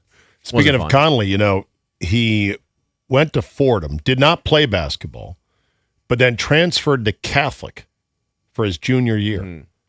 And then he wrote to then Chuck Douglas, director of college scouting for the Wizards, and began an internship in 96. And that's where he began. He's been to the Hornets, then the Nuggets, then got fired, now with the T-Wolves. I will say, he's the guy that traded 5 picks and 5 players for Gobert, and Gobert is not worth that much. No, so that's but a trade that is kind of working out, but they've survived it. But if you look at trades now in the NBA for players are so skewed with all these picks you're giving up. The Knicks gave up 4 draft picks, 5 for Mikal Bridges, 5 first-round picks. I mean, some of them are swaps, but you're just seeing this now. It used to be go back and look when Allen Iverson. That was a bad trade. It was a bad trade. I mean, he shot better last night, but Mikal Bridges has been a problem for the Knicks. But if you look at what teams are now willing to give up in terms of draft capital for players. Which again, you kind of look at Anthony Davis and go, that's why I think you could still get a first-round pick at least this offseason. Okay, but you're trying to go that route. So a lot of people, I don't know if you feel this way, are saying, well, they didn't give up that much for Davis. And I said, so 5 picks are not that much. It's 2 firsts and 3 thirds, but the 2 firsts are low firsts. Yeah. They want their first-round picks. We had the Thunder's first this year, so that's going to be in the mid-20s. Unless they crap out quickly. It'll still be in the 20s because they're already in the 20s. Yeah. And then the other one is Golden State's, I think, next year. Don't quote me on that, but it's kind of in the future. That one could be pretty juicy. We'll see. The second rounders, I agree. They're kind of like Mardi Gras beads, whatever. Just toss them around. Just toss them around. It doesn't matter that much. But if Davis hits the eject button or puts out the bat signal to Clutch Sports to say, get me out of here, I'm a celebrity, then, we might have, I mean, I'd hope we get a number 1 back for him. Is he an A-list celebrity, though, Zabe? Don't start with that. Are you still getting texts and tweets about that? Lots, who's A-list, who's not A-list? It's a thing. It's a thing. And listen, it's just funny how people hear some of the words you say and not all of them, and they take it in What a different celebrity, way. if you met them, would you be truly jelly-legged, blown away, over the alive moon? Or Alive, yeah. Yeah. Currently alive, that you'd be like, wow. God, I don't know. If you met Sydney Sweeney with one of those dresses that's showing off the girls, how hard would it be to not stand in front of her and just go, I'd be fine. You'd be fine? I'd be fine with that, yeah. Oh, really? I'd be good. Yeah. I'd like to put you to the test. Oh, that's mister. fine. If you know her, then we'll go ahead. Well, you can put me to the test. I don't know who would really be that, if there is there one for you? Charlize Theron? Well, you see, but you're only going beautiful movie stars. What about celebrity can be anything. So there's got to be somebody. How about a cool dude like Brad Pitt or George Clooney? I feel like they'd be easy to talk to. Chill. Honestly, I feel like they'd be pretty easy to talk to. One of the best guys we ever had on Radio Row at the Super Bowl was actually Adam Sandler. Adam Sandler is a super normal dude who I think is A-list. Oh, Adam Sandler's absolutely A-list. Okay, good. Yeah. Oh, not even. Yeah. See, even Jeff agrees too. It's not even a question. Yeah. And Adam Sandler, because he's not considered a big movie star per se. But he's done a million movies, and I know, but he's not a star. Because he's done a million movies, and they're all kind of silly, kitschy, see, now I feel like movies. we're playing semantics with the title of star. Okay. I feel like Adam Sandler's is because Adam Sandler's across all demographics, all age groups. He's out playing pickup and with giant T-shirts and shorts. We're and he's back doing, into it now. Well, this is your fault. You started this. You Knicks looped me in. 140, Hawks 89 as the Hawks. Oh, here we go, Zabe. I'm going in. Did you watch the Gone Fishing last night on Inside the NBA? I didn't watch that, no. Do you like that segment? I kind of like it. It's funny. It's It funny. is very funny. I just don't know if Inside the NBA is the same because they're just like the segments are the show's shortened. The segments sometimes aren't the same. They're not. They haven't appeared as regularly Yeah. because of the fact when games are on ABC, they got to get out of the way for local news. Right. So sometimes these Saturday night NBA games will have a 28-minute post game. You can't get into doing what you do. But I love the Gone Fishing because they make fun of the fact that, okay, your season's over, you're going fishing. Barkley does the whole going to Cancun thing, and then he says if a team really stinks it up on the way out, like Atlanta, they're not going to Cancun, they're going to Galveston.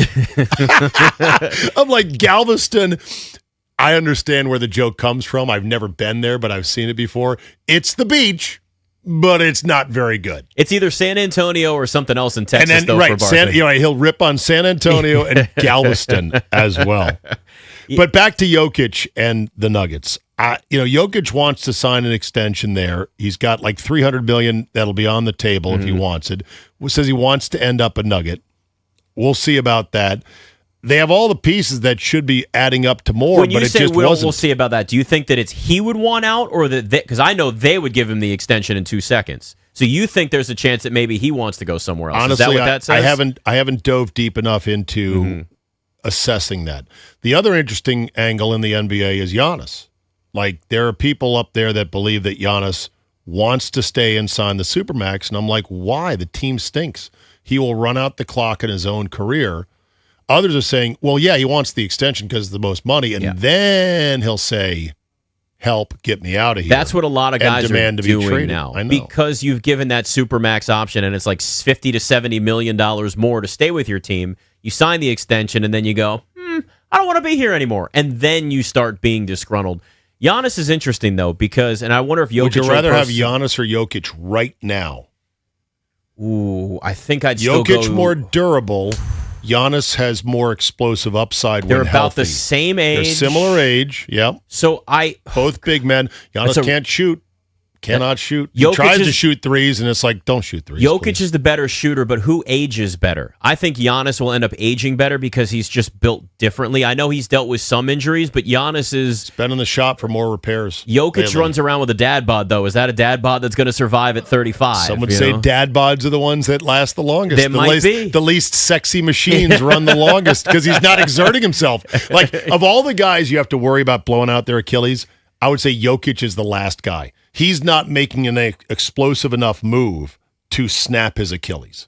That's where those injuries are coming from. People are saying, why are there so many Achilles injuries in the NBA nowadays? It's because the athletes are built better. These are faster cars. These are Ferraris. And so when they do that sort of change of direction, the sprinters move where they drop their back leg and they plant their toe and they start to burst, that's exactly like DiVincenzo, exactly like Halliburton. That's when they snap because they're so athletic, they're so muscular. Their tendons are always just going to be their tendons. They're going to snap a lot You more. got me thinking on that Jokic versus Giannis right thing? now. They're about, I mean, it's about the same in terms of age. So it's, and you're going to get a better defensive player with Giannis, but you're going to get a better shooter with Jokic. So it's like, it's about as close as it gets. It just depends on maybe like whose game individually fits better with your roster. But I think most teams would take either one of them. I mean, at I this point. could, if you talk me into it, Anthony Davis for Giannis straight up. Oh, that's good. Okay, I'm glad you Straight can work up. with that. I mean, then. but if you talk me into it. Yeah, get you.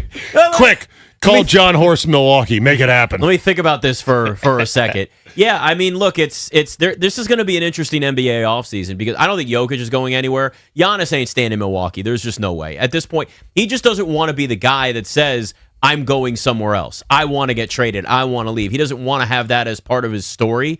But eventually that's where if I'm the Wizards, I'm giving up young guys for somebody like Giannis because you got years left. If he's willing to sign an extension, if I'm the Wizards, okay, I'll give you Alex Sarr, I'll give you Bilal Coulibaly, and here's Anthony Davis and a first-round pick, and then we'll take Giannis because you could still get 5 or 6 years out of Giannis if that's the case. Sure. Kevin Durant, I'm not doing that, though. Tell him the Greek embassy is right here in town. It's They'll love perfect. it. I think it would work. It'd work well. There's a lot of Greek restaurants. Jokic is due for a top-up Kawhi Leonard is due for a top-up. Jamal Murray is due for a top-up. Jimmy Butler is due for a top-up. They're all eligible for veteran extensions. Couple of guys on there coming off some injuries. The 2022 draft class, which includes Paolo Banchero and Chet Holmgren, are candidates for rookie scale extensions. They can be signed starting July 1st.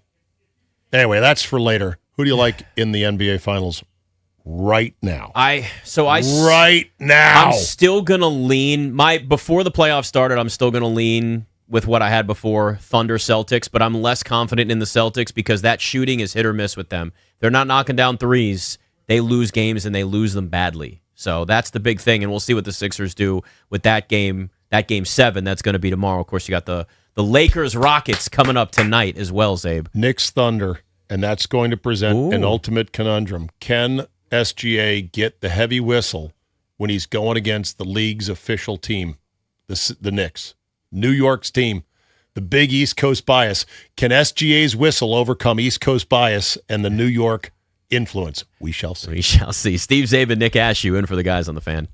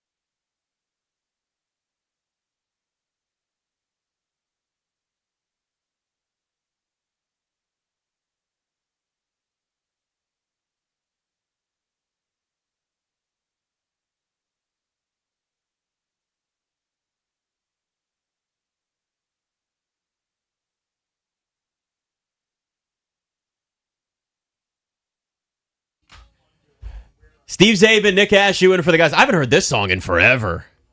This goes back. This goes back to the days where I actually went out in DC. What is this? Yeah. Wait for it. Wait. Yeah, there you go. It's great. Here's proof that some people have too much time on their hands. Okay. So some guy has been artificially inflating UCLA football's spring game numbers for the past week. Here's why. It's free to get in. So he's going to the UCLA football website and punching in 50 tickets, complimentary general admission. So somebody reported UCLA football is now at over 18,000 RSVPs for the spring game at noon Saturday at the Rose Bowl. They will not have 18,000 people. Like, don't you have a hobby, sir? Like, yeah, this is my hobby. Wait, is this person going to the games? No, he's just going to the website. He's just doing it for fun because he loves UCLA? He thinks this is a joke. Like, watch. I'm reserving 50 tickets at a pop over and over and over again. And there's just nothing there. Like, because it's free. They're not asking funny. for a credit card is or he anything. selling them after he... No. No, they're all free tickets. He's just doing you it. You have to RSVP, and it's like you can get 50 complimentary general admission tickets to the Nick, spring football game. Don't be surprised, bro. It was people outside of the free Commanders draft party selling tickets. What? Are you serious? I'm like, y'all know this did not sell out, right? Well, and they were trying to sell the tickets for like $10, $20. I'm like, bro. You know, I kind of respect the hustle. I'm not going to lie. Okay, but the person to a who's free on event. Yeah, I mean, honestly, if you buy it, you're a sucker. No, but here's the thinking: the people that are just rolling up from their parking don't know it's not sold out if you catch them early enough. Right. If you catch them far enough away from the gates, they may think, "Oh God, we drove all this way. The kids are cranky. We need some food to eat. Why did sold out? This would be a disaster." Okay, $20. Yeah. And then they find out you've been scammed. I kind of respect the hustle. I'm not going to lie, because if you don't do your research and you pay that price, that's what happens, I guess. Well, while we're in spring game season in college football, can I ask this? How much longer is Deion going to do this thing at Colorado? Because the spring game attendance from a couple years ago, when the hype was at its greatest, I mean, it's just completely fallen off. Yeah, because you actually have to win football games and win consistently. At the beginning, so there's how an long excitement. is he going to keep grinding away? So, like, the bloom is off the rose. The moment has passed. Is he really in it for the long haul? It still, to me, would come down to him wanting out before they wanted him to go. Because if you're Colorado, you're still more relevant now than you've been in who the hell knows how long. Okay. Maybe when Cordell Stewart was there. I mean, that's how long it's been. Deion makes you relevant because he's Deion Sanders. Right. But if you don't get the results on the field, you're not going to get people showing up to the games, but it still puts them above where they were before, because whoever you hire next isn't going to be Deion Sanders. They were 1-8 in the Big 12 last year. Yeah, they're not 3 good. and 9 It's overall. not working. This is going to be year 3. I just remember the hype in that first year was incredible, off the charts. Yes, especially because not Shador, but the guy who went to Jacksonville. Was Travis Hunter. Travis Hunter had that game against Baylor that was bonkers. Yeah. Good. Yes. And Deion's like, I told you. I told you. Great. One of the great interviews with Molly McGrath after the game. Or no, it was Jenny Taft, I think it was. I mean, look, I give Deion credit that he's got a lot of health issues. He had a foot amputated, basically, and he's still grinding it away without his sons there. But this is going to be a big year for him. Okay, I digress. I think there's a chance that, he just decides he wants to go somewhere else and do something else. Yeah. That's. Also, you mentioned earlier that the Knicks knocked out the Hawks and that the T-Wolves knocked out the Nuggets. Looks like Delta, American, and United is about to knock out Spirit. Spirit Airlines preparing to shut down. Wow, completely shut down. As soon as maybe by the end of today. What? Yeah. Spirit Airlines prepares to shut down as rescue deal falls apart. 28 minutes ago, Wall Street Journal. Look, I don't fly Spirit. Thank God. I spend a little bit of money for my air travel, but there's a lot of people that can't afford to, fly places, and they want the cheapest fare possible. Spirit scratched that itch. The entire U.S. aviation industry, the ecosystem, would be worse off without Spirit, without the big yellow bus in the sky. You got to have it. I use Spirit. Of course you do. I could get either flight I want, but it's like if I'm flying to Atlanta, I'm only on the plane for what? I know. 4 or 5 hours? I don't care about going on Spirit. A short flight, who cares? I will say the seats it's thin in the padding. They're wafer thin, them seats. It'll hurt your rump. But they never crashed. Boom. Well, look. Well, it's over, apparently. I mean, luckily. Fair enough. Luckily, Yeah. we haven't had a major aviation crash of a big commercial jetliner in a long time. Let's hope it stays that way. And we've had a lot of close calls. Yeah. Well, we had the one plane that crashed into a fire truck at LaGuardia. That was pretty bad. But only the pilots died in that. Not that I'm minimizing this. Human lives lost. Frontier versus Spirit. Spirit, easily. Contrast. Spirit's better than Frontier? Is it? So Frontier is even more Bama? I will never forget.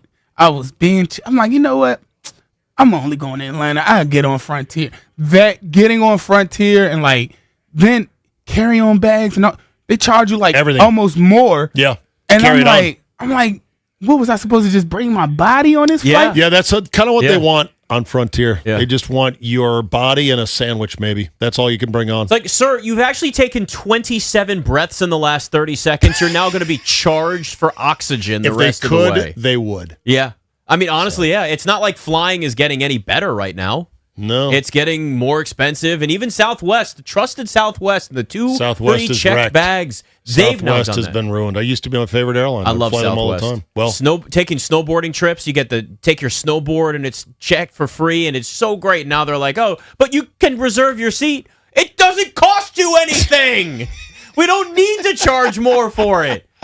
God. Well, that's Spirit going away. That's going to be what happens at an airport when an entire airline goes away. Like at BWI, they got a big, section for it and everything. Is it just empty? It's going to disrupt the Does industry. Delta come in and say we take more space? Well, obviously, gates and terminals and hubs and landing, slots. That's how it all works. Like certain airlines can't get into certain airports because they don't have the landing slots or the gates.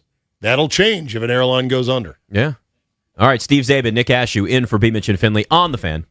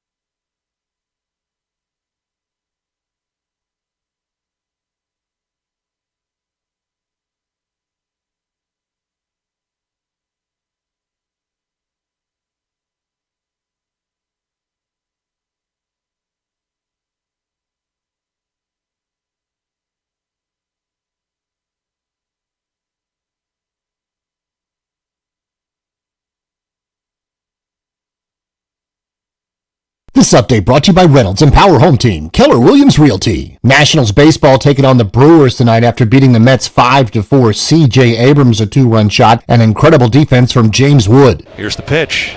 Swinging a long drive, right center field. Wood going back to the warning track near the 370 mark. He leaps and he robbed it. James Wood brings it back. The call on the Fan. Right-hander Max Kranick joins the Nationals, agreeing on a deal pending a physical. Came over from the Mets last year with elbow surgery last July. Timberwolves and Knicks advance. Sixers and Boston in a Game 7. Tonight, Detroit at Orlando, Cleveland at Toronto, and Lakers at Houston. Five-time NBA All-Star John Wall is the new president of basketball operations at Howard. Want to hear the fastest way to know what your home would sell for? Reach out to Empower Home Team. Simply text your address to 800-763-3000. No phone call, just text your address to 800-763-3000. That's 800-763-3000. From the Crop Metcalf 5-Star Sports Desk, Byron Kerr on the Fan.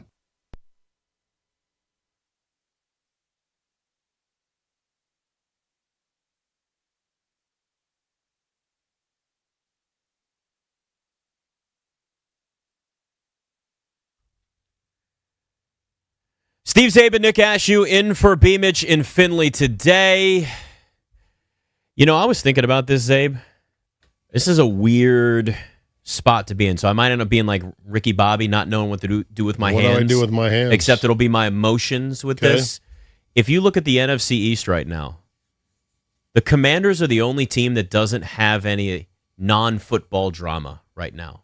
Like, no, it's just about who's maybe going to... Drama-free? Drama-free. Really, it's drama-free. Last year, it was Terry McLaurin's contract. Right.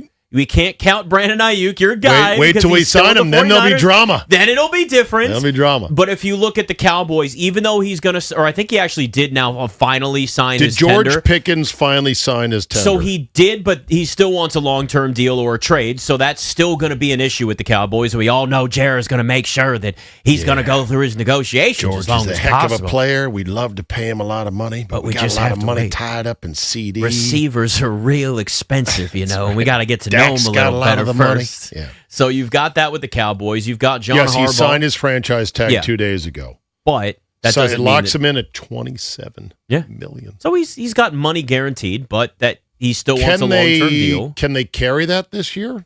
Yeah, I mean they can carry it. Well, does it break their cap? Sometimes teams, and I'm not sure when they have to account for this $27 million. I guess maybe now. Go to spotrack.com on this. Because I know that it would not make sense to carry him for 1 year at $27 million. Teams don't like to do that. The Cowboys do. They love the franchise tag. For 1 year? Yeah. Yeah, they love the franchise tag. They've been doing it with Did Dak. Dak play on it or just get hit with it before he signed his new deal? Dak might have played on it once. If I remember correctly, I think he might have played on it once before he got it. It might have been his first play deal. on the franchise tag. I think his first time around, he might have gotten it. But anyway, I mean, either way, that's like George Pickens is at least locked in, but he wants a long-term deal. So that's going to continue to be a thing. You got the Giants. They just traded Dexter Lawrence, who wanted a trade. Now Kayvon Thibodeau is in the part of the conversation of, is he going to get traded? Is he not? They say that they're not, but clearly they've been using guys as an example. So you've got John Harbaugh stepping in like the guy in the yard that's going to first day in jail and punch the guy in the face and say, I'm captain now. Like I said, there's that going on there with the Giants. And then the Eagles, it's A.J. Brown, it's Jalen Hurts, it's even Nick Sirianni in some capacity. A.J. Brown is the low, simmering, unresolved, okay, what are we doing here thing. Although we pretty much know after June 1st, the Patriots are probably going to be his destination.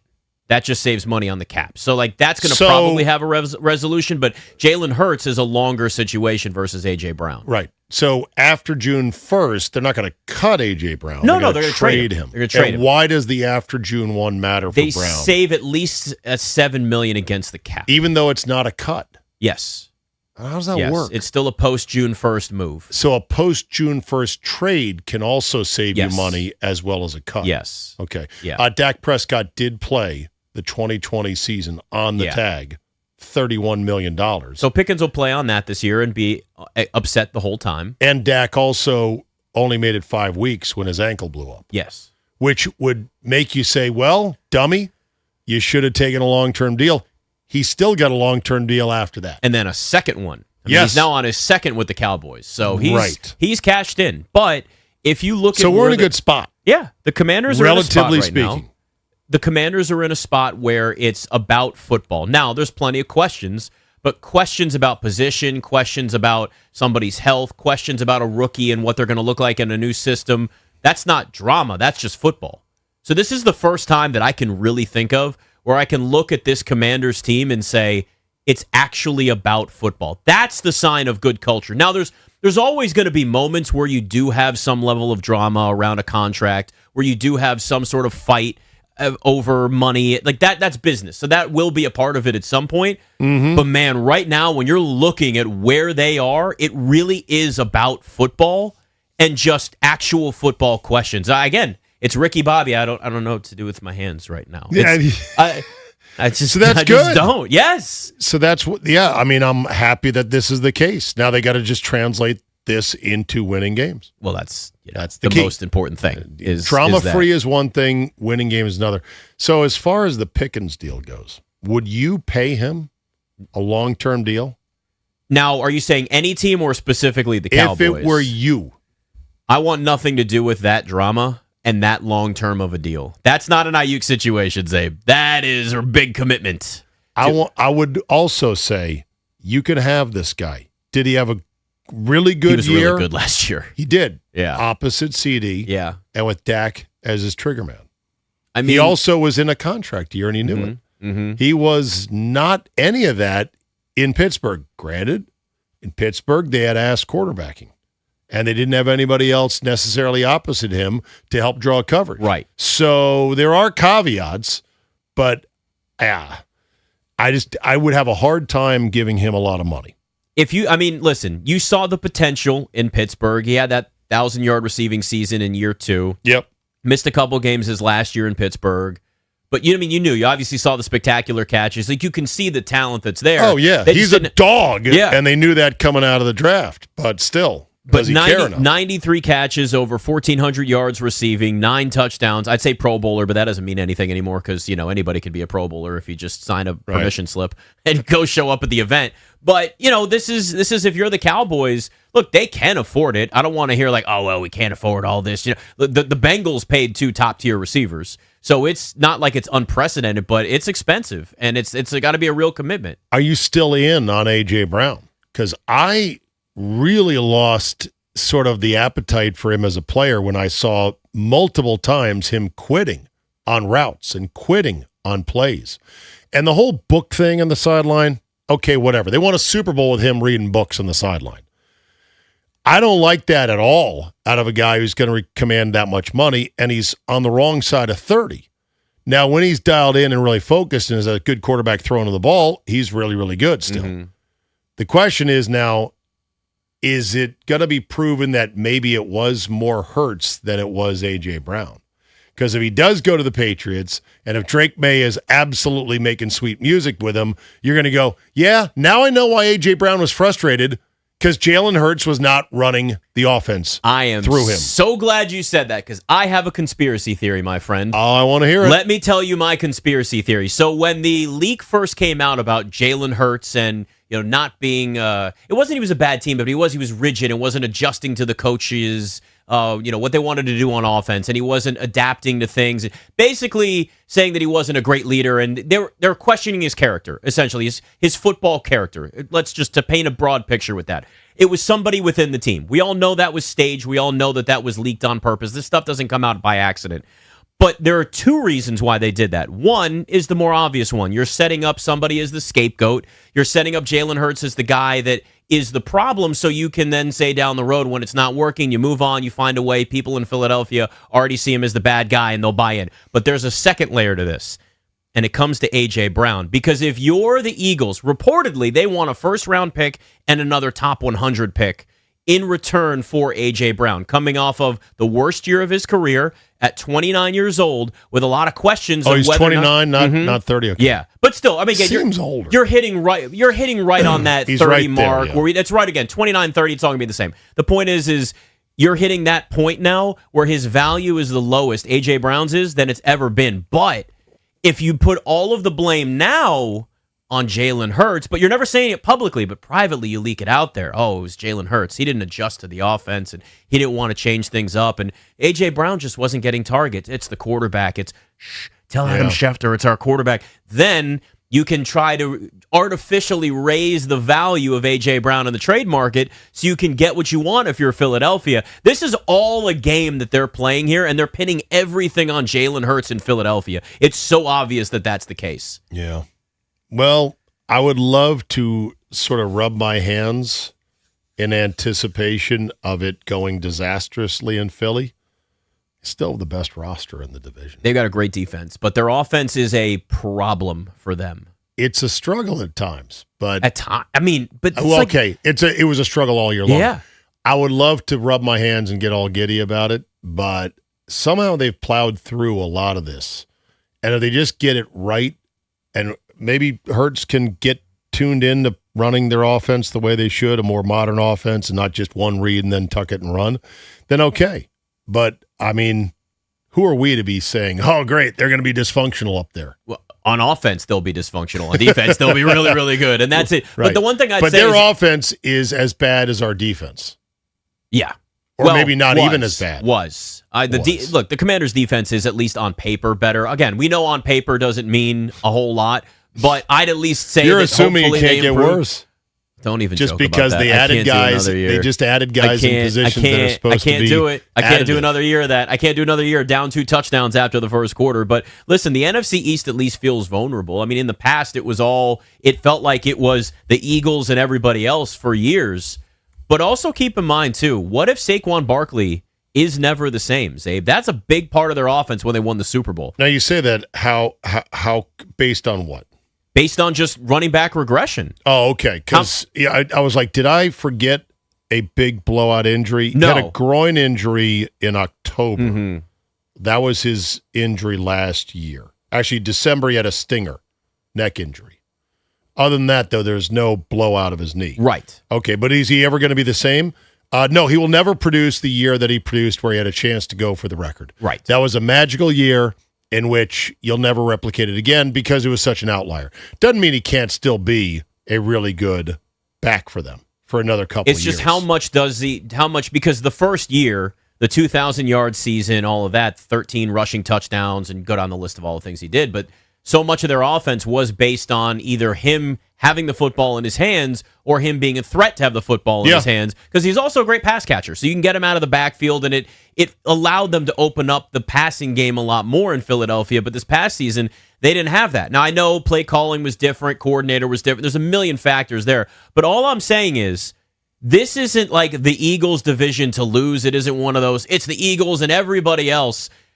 This is an NFC East where the floor might be a little higher on the Giants, where the Cowboys got a little better defensively, and they've got an offense that is potent. Yeah. And the Commanders, if Jaden Daniels is healthy, we know what that offense is capable of. We know the defense, at least we hope, got better. If it's Sonny Styles and Odafe Owe and Leo Chenal and all these guys actually living up to expectations, if not exceeding, whatever it is. If the Commanders have a middle-of-the-pack defense this year, middle of the pack, be glorious. I mean, that's all you need with that offense. I wouldn't say it's all you need, but it'll be a huge relief.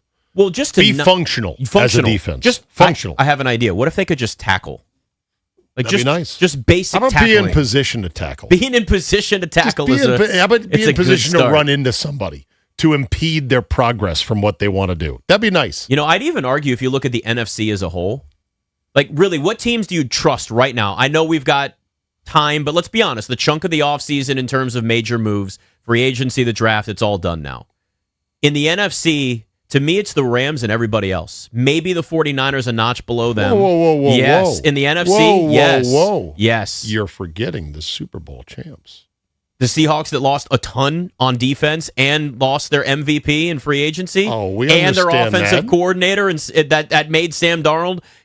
Well, again, he was fine in Minnesota, but the Seahawks lost a lot. Okay, that's disrespectful. I'm going to let my Seahawk friends know about this, and they'll say, "Okay, there, Nick Ashew." They've lost their offensive coordinator to a head coaching job. They've lost their defense. Losing Sam coordinators. Darnold needs a system, okay? It's very clear that Sam Darnold needs a system. He's not a puppet. I mean, he's a player. Well, let's be honest. He needed somebody to help him throw the football until he got to Minnesota. Look, all I'm saying is the NFC is far different than the AFC. You and I talked about this yesterday. The AFC has young quarterback, great defense pairings all up and down the list. If you look at the NFC, it's not the same. It's a very vulnerable conference as a whole. And yeah, I'm not going to say, but let me even just say this about the Seahawks. The Seahawks were 80-1 to get to the Super Bowl before the season even started last year. Let's not act like they were built to be a contender before last season anyway. You called Kenneth Walker their MVP? Well, he was the Super Bowl MVP, Okay, yes. he's the Super Bowl MVP. That's what I said. If I said regular MVP, I didn't say he was there. The defense was the true MVP. You implied that he is not replaceable. I think he is replaceable. Well, that's a loss, though, for them. Yeah, well, and they lose Boye Mafe to the Bengals, Kobe Bryant to the Bears, safety, and cornerback Reek Woolen, who almost blew the game for them in the NFC Championship game. Thank God he didn't. They lose Drake Young as well. They knew they were going to lose some guys because they were at that point. I have ultimate respect for the Seahawks and what they're doing right now, and John Schneider, their GM. But anyway, okay, so you were saying about the NFC. I mean, you think it's the Rams and then everyone else. So I look at the 49ers as a team that has high upside but real high injury potential. Because what do the 49ers really do this offseason in terms of improvement?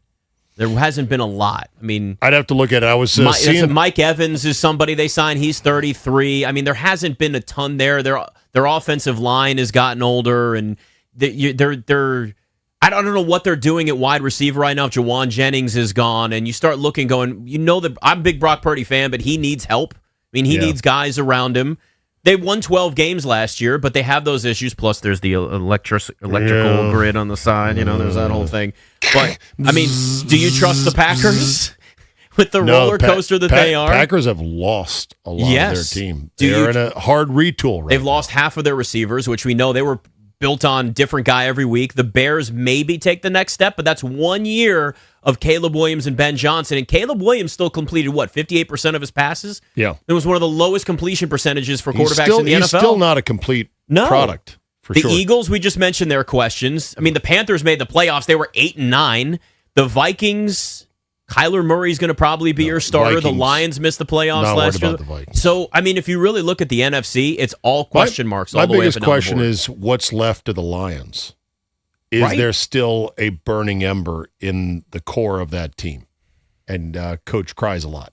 And Mr. First off, man, I just really love my team, Sam. I just really love my guys. Look, they're not having David Montgomery David Montgomery was losing carries to Jahmyr Gibbs. Jahmyr Gibbs is he is their guy now.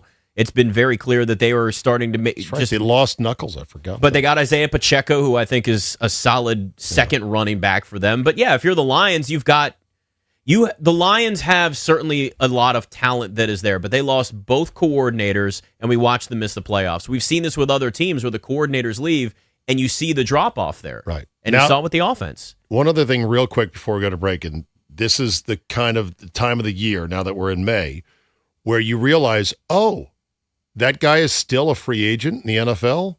That free agency opened up a month and a half ago. What's happening? Russell Wilson is available. And there was talks that he could go to the Jets to back up Geno Smith, which people then said there is a hilarious sort of circular regurgitation cycle with the Jets and the Seahawks and Wilson and Geno Smith because of how they've been, bumping into each other. But a new report today says Wilson is in deep discussions to go into television, which could mark the end of what is a likely Hall of Fame career at quarterback. This writes Andrew Marchand in The Athletic.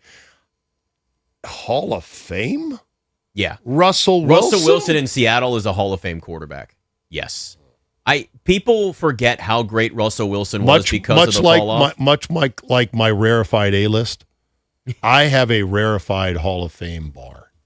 And it's great if you do, but the reality is, Terrell Davis was a Hall of Famer after 3 years and mostly hurt? So you win one Super Bowl and have 6 good years with the most dominant defense ever, and you're in the Hall of Fame? Is that it? I love this. People do this all the time. Because that's what he would come in with. Let me give you years of Russell Wilson 6 here real good quick. years.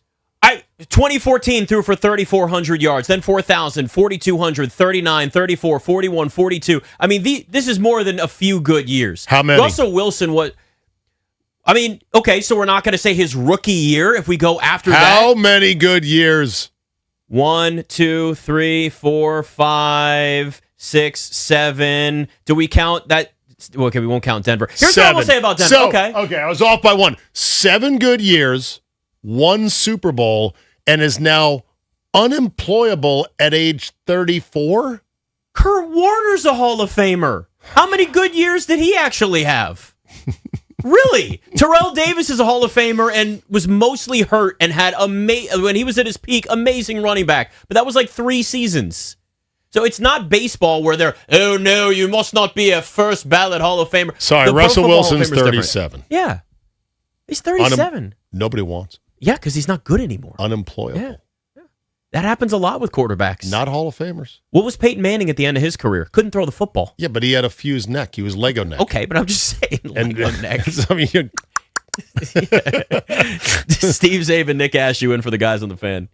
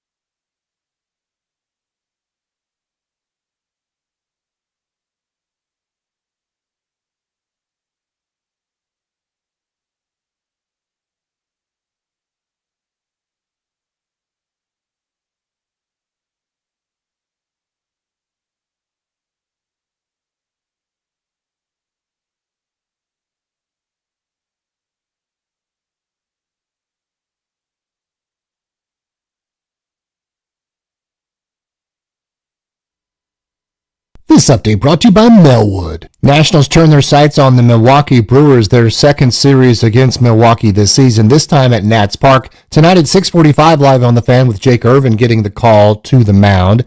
C.J. Abrams, a 2-run shot, 3 RBI, and James Wood, 2 incredible defensive plays. Nats beat the Mets 5-4. Right-hander Max Kranick and the Nationals have agreed to a deal, according to The Athletic. It's a 3.65 ERA and a 1.054 whip that comes to town. He played 24 games last year for the Mets. NBA tonight, Detroit at Orlando, Magic lead 3-2, Cleveland up 3-2 at Toronto, and Lakers up 3-2 at Houston. 3 Game 6s in the Stanley Cup, Sabres and Bruins, Golden Knights and Utah, Tampa Bay and Montreal. 5-time NBA All-Star John Wall, the president of basketball operations at Howard. Donate your unwanted vehicle to Melwood and support people with disabilities in your local community. We can pick up as soon as tomorrow. Visit melwood.org or call 877-MELWOOD. From the Crop Metcalf 5-Star Sports Desk, Byron Kerr on The Fan.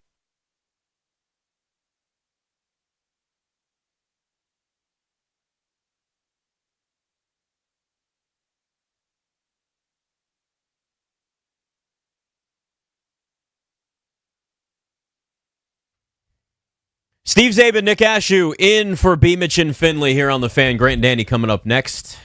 Didn't we use this bumper earlier? I can't Rihanna remember. with who's the DJ that she collabed on this song? Just asking. You're trying to get the Instagram log on for 106.7 The Fan so you can do a collab on Instagram.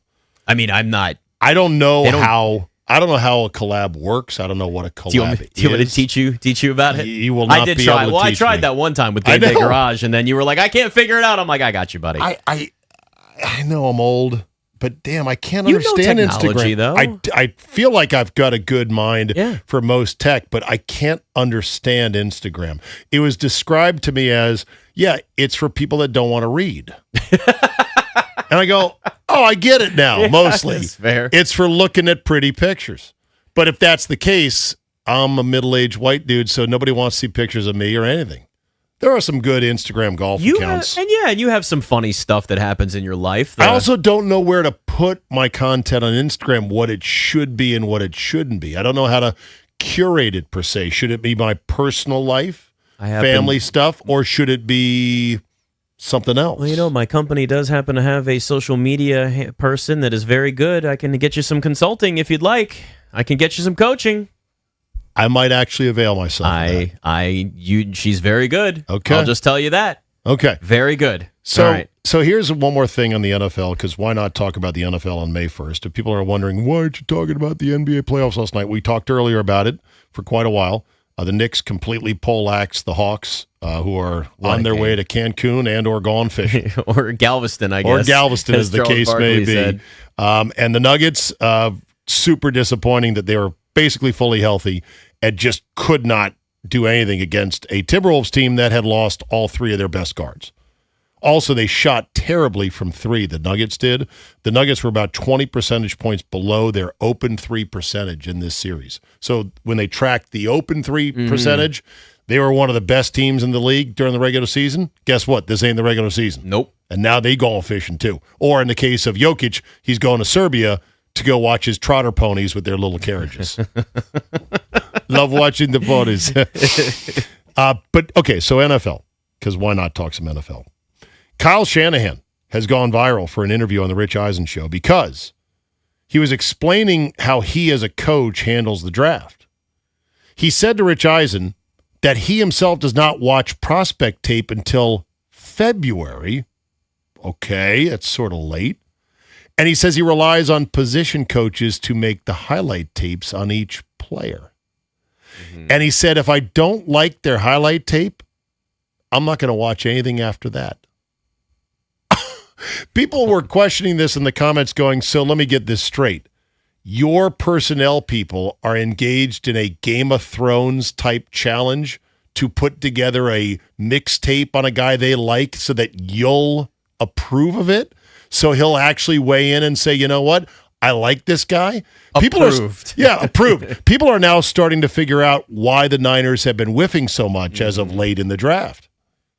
But people point to, well, they've had good success, so how bad have their drafts been? I mean, okay, well. And we my know- answer is, you can be good with bad drafts for a short period of time. Eventually, it does catch up. The one thing is the 49ers are getting older, and that's what I was saying. Like, if you look at the NFC, the reason I have Rams and everybody else right now is the 49ers fall into that category of, I got some questions. They're getting older, and you don't have a lot of young players necessarily that they've drafted that have had those immediate impacts like you talk about. Look, you're not going to hit every draft pick. It's just not how it works. And you can make the argument, well, the front office and the scouting department and other guys are supposed to be paying attention to this well in advance. Kyle Shanahan should be focusing on the next opponent. February is when everything's done, and you think he'd be in the Super Bowl. So I can kind of see that argument, but I think it works if you're still finding success in the draft. And that's been one of the things with the 49ers is there are questions about their drafting ability. Look, Trey Lance is the one that's going to stand out the most. You're not going to hit every one of those. Teams reach for quarterbacks. It was bad, but it's not. That's kind of one of those things. You know, sometimes you have an inside thought. It becomes an outside thought. Maybe you keep that as an inside thought and you just don't tell everybody. Yeah. If I'm Kyle, I would have declined the interview with Eisen. Yeah. He probably thought it was going to. People were going to say, "Oh, he pays so much attention to the season. What a brilliant way to do it." He doesn't focus on the draft until afterwards, and people are like, "Actually, we got a problem with that." I said Game of Thrones. I meant to say Hunger Games. Yeah. Here's the actual tweet. Falling in and out of love with a prospect through an assistant coach's Hunger Games highlight reel competition is what leads to a non-combine invite running back who can't catch in round 3 if you're an NFL team. Look, the draft, it's not the end-all, be-all for building a team in the NFL, but you're going to have some guys, especially when you're paying Trent Williams, it feels like every year. He gets a new contract. It gets more expensive. You got to have some young guys on these rookie contracts. They've got to contribute right away, or you just get older. That's one of the reasons why the Commanders had to get younger this year, was they just a bunch of old dudes and nobody else from your draft, which, by the way, that's another team. I mean, look, it's not like right now Adam Peters has shown that they can draft significantly well either. This draft is really important, and last year's. You got to show that these guys are growing. It's important. Whenever I see Peyton or Eli Manning, I sort of always perk up just a bit like, okay, what are these guys? I'm like, all right, what are these guys promoting next? They're obviously all over the place. I would say one of the incredible turnarounds I've had perception-wise on a player has been Eli Manning. The Manning cast has made me actually low-key love Eli. Yeah. When before I called him Dirtface. I mean, he's still Dirtface. He is still Dirtface, but I think he is funny as hell, and I've become a fan. Well, so Peyton and Eli had this ad with Steph Curry. It's on ESPN. And it's called Take Back Sports. Like, okay, what's this? It is a PSA campaign that is urging parents to prioritize enjoyment over intense early competition. They want to bring back fun and lower-cost sports from over-specialization and the travel ballification of all youth sports.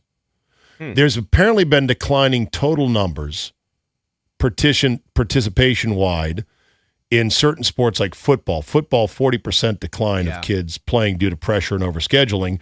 And the whole racket, which has been now infiltrated with private equity, buying up certain big centers, like they'll have like a baseball complex somewhere. Mm-hmm. And it's a moneymaker because they host tournaments and tournaments and tournaments. And then there's a Holiday Inn and a Red Roof Inn. And there's a Denny's and there's a Stuckey's there. And it's a money. Everyone's going. I mean, EB just went to Utah for a volleyball tournament for his teenage daughter. God bless EB for that. Father of the Year. Ding, ding, ding, ding. Points are racking up. But my God, why? For what reason? Youth sports, I think, is now up to like a $10 billion a year business. Yes. Overall, it's insane in this country. So how do you think this, I don't know, I have to read more. How do you think this Take Back Sports thing is going to go? Are they going to be able to actually do anything? Because even though the Mannings are pretty high-profile guys, and obviously Steph Curry as well, I bet. But I mean, what is their goal, though? It's just to make it fun again, make sports fun? Curb the trend of early burnout and excessive costs, promoting a healthier, more accessible, and fun experience for young athletes. I think many parents who have kids in youth sports, and I avoided that mostly. My daughters dabbled in soccer, and that was about it. A little bit of field hockey. Daughter played field hockey in high school, but nothing travel-wise. You don't have kids, so you weren't in that game. But I've talked to many parents who are like, yes, it's out of control, it's insane, it's absurd. And my answer has always been, So is there an option? Are there still local leagues that you could opt into? You have rec leagues that still exist, but I mean, I think they're being atrophied though by big travel teams. Well, here's the thing. They're having a harder time of filling them because half of the participants are chasing the delusion of a scholarship. If that's the goal, is expanding just fun rec leagues, I get that. If it's just like, hey guys, let's not take this so seriously, that's not going to work, because you got to tell the dad who didn't go pro that he can't make his son somebody that's good enough to go pro. That's the difference. A lot of this is the mindset of getting your kids that have some level of talent to the level of where you think that they can just get a college scholarship and then get to the next level and get, like, that's what the mindset with a lot of this is. I mean, yeah, growing up, even when I was playing soccer, it was year round. I was playing indoor. I was doing travel. I was going in tournaments. And I think about that today with my parents. I'm like, I'm sorry I made you guys drive around as much. So I didn't go pro. You did travel year soccer. Round. I did. My team would have year round. We would do indoor. We would play on it. We formed an indoor team. Did you play in college? Just to say, no, I didn't play in college. I wasn't that good. I was a good. But I also knew that all that money. But here's the thing: I knew, like, I couldn't even play for Elon College. No, I could have played like a D3 or something like that. But I just was like, I'm not gonna. I knew I wasn't good enough. I loved sports. I wanted to talk about sports. I knew I wanted to get into like sports media and all that. But I just knew it was like. I got to the point where I learned in high school, like, because I'd always play, I was a guy that, like, scored goals when he was younger, and then I got against really good competition. I was like, I'm going to get on defense, and then I was just, like, the corner that would lock people down and go after the best striker in soccer, and, like, I'm going to agitate him, and I was the guy, that was I can see you being a real pest. I'm sure you could see that. But, I can see you as just a menace out whoever was the big goal scorer, I'd lock him down. But, like, I knew, I was like, I'm not going pro, so, like, I'm just going to go to college and focus on other stuff. Like, I just knew it wasn't going to be the case. But even then, it's, I had the self-awareness to know it wasn't going to be me. I loved basketball. By about high school, I was like, yeah, I'm not that good. Like, I'm as good as it's going to be. I'm never going to go. It's just not, but I had the awareness to know that I was just not going to be at that level. All right, before we get to our final segment, which will be, you heard it here first, and we got to pick the Derby, because the Derby is tomorrow. It snuck up on me. I haven't caught as much Derby hype as I normally do. Do you know who did not get in the game last night, even though they were down 50? Zachary Risacher. Exactly. Yep. Zachary Risacher was picked first overall just 2 years ago. He couldn't get any burn last night when they were getting roasted by 50. Mm-hmm. What the hell? So it's why not? I mean, he didn't want to. Alex Sarr didn't want to play for the Hawks. The Hawks went with Zachary Risacher, and Alex Sarr is a wizard, and it's beautiful. We dodged a bullet. Damn straight. Steve Zabin, Nick Ashew on the Fan.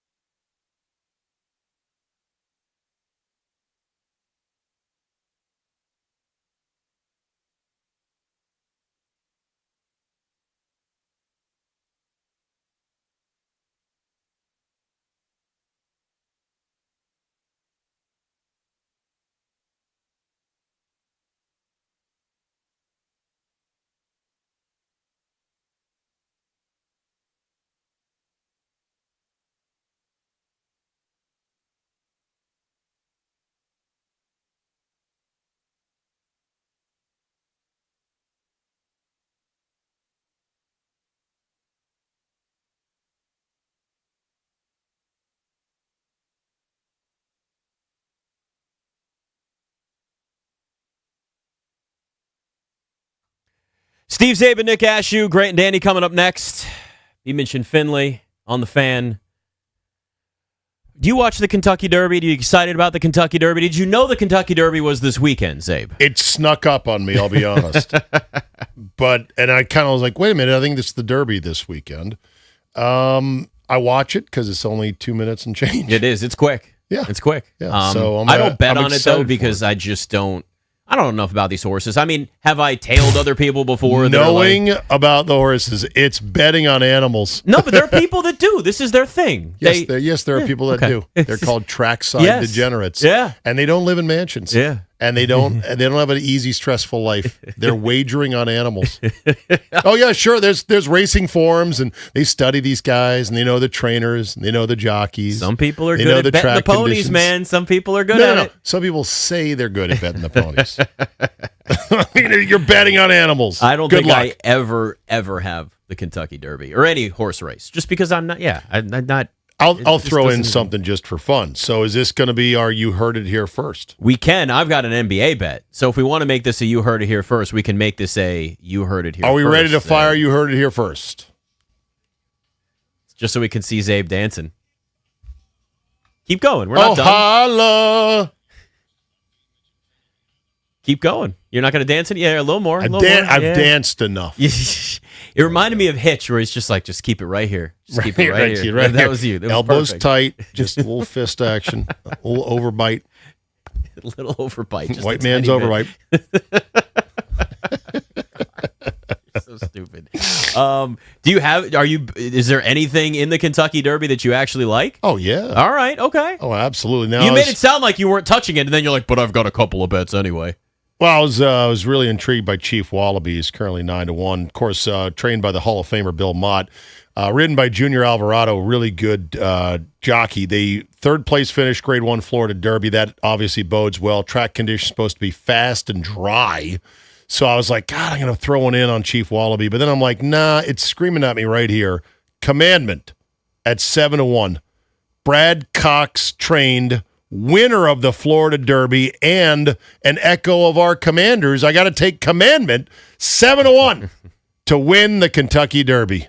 Let's go. I'm going a completely different route. I'm going the under 210.5 for the Magic Pistons game tonight. An elimination game, a tight defensive game. The average in this game in this series has only been 204, but you have had a couple of games go over this 210 mark. The difference is I think we're counting on Desmond Bain to keep shooting the ball well. The Pistons not playing defense well. I think this game's a lot tougher. I think it's a lot tighter. I think it's a little more physical. The Magic have already been doing it, so I'm going under in the Pistons Magic. For people that like 90s basketball, maybe you'll get some 90s NBA tonight in this series. All right. Could be a rock fight of sorts. Do the Rockets force a Game 7? Hell yeah. I think so, too. Oh, hell yeah. Did you see LeBron at the line the other night? Alperen Şengün saying it was a soft call when LeBron was at the free throw line. What'd he say? Oh, so Şengün, did you see this, Ben? Okay, so LeBron was at the free throw line after, he was fouled. Alperen Şengün was called for the foul, and Şengün then tells the refs, or he might have said it to LeBron, that was a soft call, LeBron looks at him and goes, soft call? And you could see it. He goes, anybody else on the team, not you. You can't say that. While he's dribbling, going through the free throw motion, everything. He's not even looking at him. He's just like, not you. Not you. Not you. You can't say that. You're not. It was, he just eviscerated him without even, when like somebody He's like, just, who are you to say soft call? It was so funny. Şengün's great, but of course, yeah, that's rich coming from the biggest flopper in the league. How dare LeBron. you? LeBron doesn't ever flop. It's gamesmanship, Zabe. Super LaFlop. The guy who peeked his eye out in that viral GIF of him. Oh, the refs. You're a looking GIF right guy, there. huh? GIF, whatever. Oh, all right, Call them no, GIFs. that's it. It's GIF. GIF. Originally, fine. the guy that invented it Is said it it's meme supposed or to be is it GIF. May-May? May-May. Bryce Harper. They might make a May-May out of it. I can never remember it. I told you how Spirit Airlines is probably cooked. Is it official? Could shut down. Not official yet, okay. but I got another guy who's cooked, and that is Carlos Mendoza for the Mets. Yeah, I think so. Get a load of this.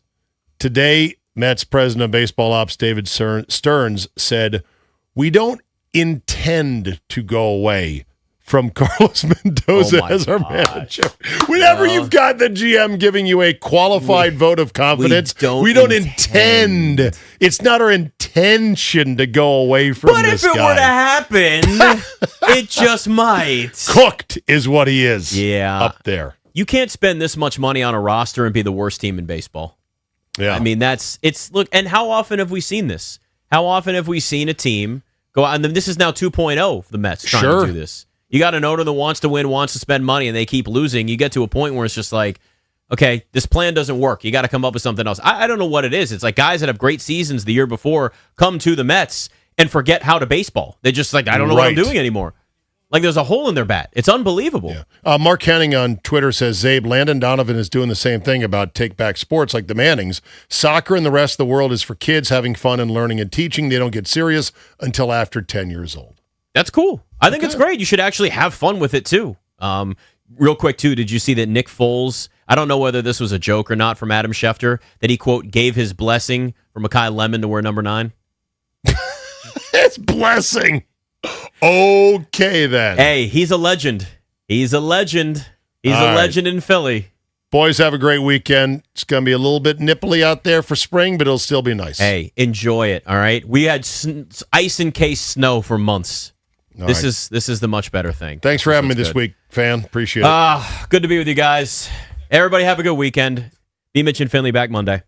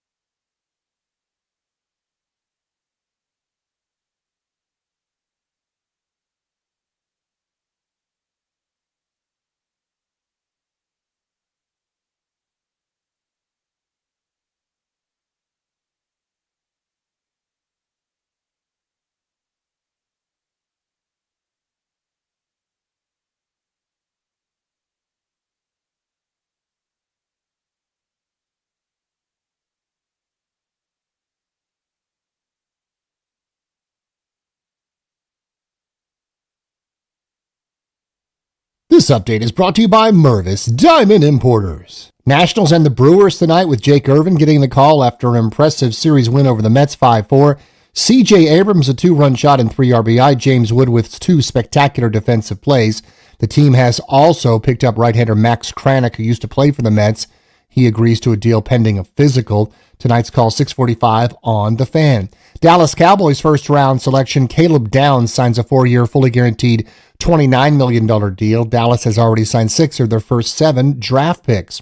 NBA tonight, Detroit at Orlando, Magic lead 3-2, Cleveland 3-2 at Toronto, and Lakers 3-2 at Houston. When you're ready to pop the question, think Mervis Diamond Importers. At Mervis, you'll find the best diamonds and the greatest value.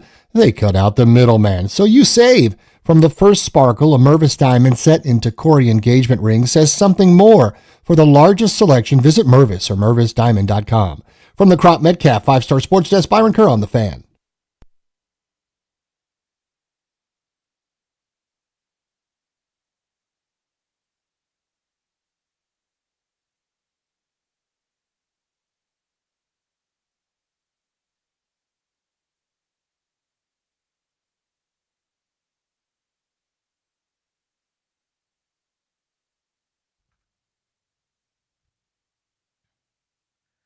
Good Friday afternoon. Welcome into Grant and Danny. You are listening live to The Fan. We are in D.C. in our Half Street studios. Nats play a home game tonight against the Milwaukee Brewers. Their best pitcher so far this season, lefty Foster Griffin, is on the show today at 5 o'clock. We'll also be breaking down the Commanders draft class and offseason with our buddy Trevor Sikkema, formerly of PFF. That's at 5:25. What's up, Danny? Not much, my friend. What a great morning. I played in a charity golf tournament this morning with a couple of good pals, and you and I talk about this all the time. I'm sure we talk about it all the time, but you know what I mean? Whenever it happens. Every time I play golf, I go, this is so much fun. Hanging out, a beautiful weather day with some really good friends, hacking and whacking. Every once in a while, we use one of my shots in this little scramble format. I go, this is a blast. Why don't I do this more? And then I remember it was an hour and 45 minutes away. We got through half of it in 2 hours, and the amount of time on the floor, on the beginning, the middle, the end, the back end, that's why. I don't know how anyone plays with any frequency. What special spell, what sort of bribery, how are you able to do this with work, with a family life? I don't get how people do it, but it's so much fun every time I play. So, 2 things. One, yes, I play an annual tournament. It's coming up actually in about a month for my buddy Jermon Bushrod's charity. And I feel the same way. You hit just enough good shots that you go, I think if I played more, I could be okay at this. I'll never be okay at it. Sure. I'll never play enough, and I'm probably, even if I did, not any good at it. But you hit a couple on the screws where you go, I get it. That felt fun. Mm-hmm. And just playing, you're with buddies or you're with people you enjoy the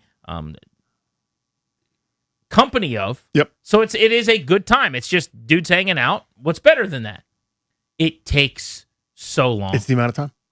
Now, I will say, Danny, you are capable, based on our lifestyle, of way more midday activities than anyone I've ever met in my life. You play pickleball for like 3 hours a day in the spring. I actually think you could be a golf guy. Because you basically are. You're just pickleball guy or tennis ball guy. Or but even that, come to my sport court and play pickup basketball guy. On the way to work at a couple spots in Arlington, I'll stop off for 80 to 90 minutes to play pickleball, come in, shower, and do the show. That's a third of the golf time. That's fair. That's a third. I don't know how anyone does it. At once a month or every once in a while, it's like, hey, it's this thing we do with my buddies.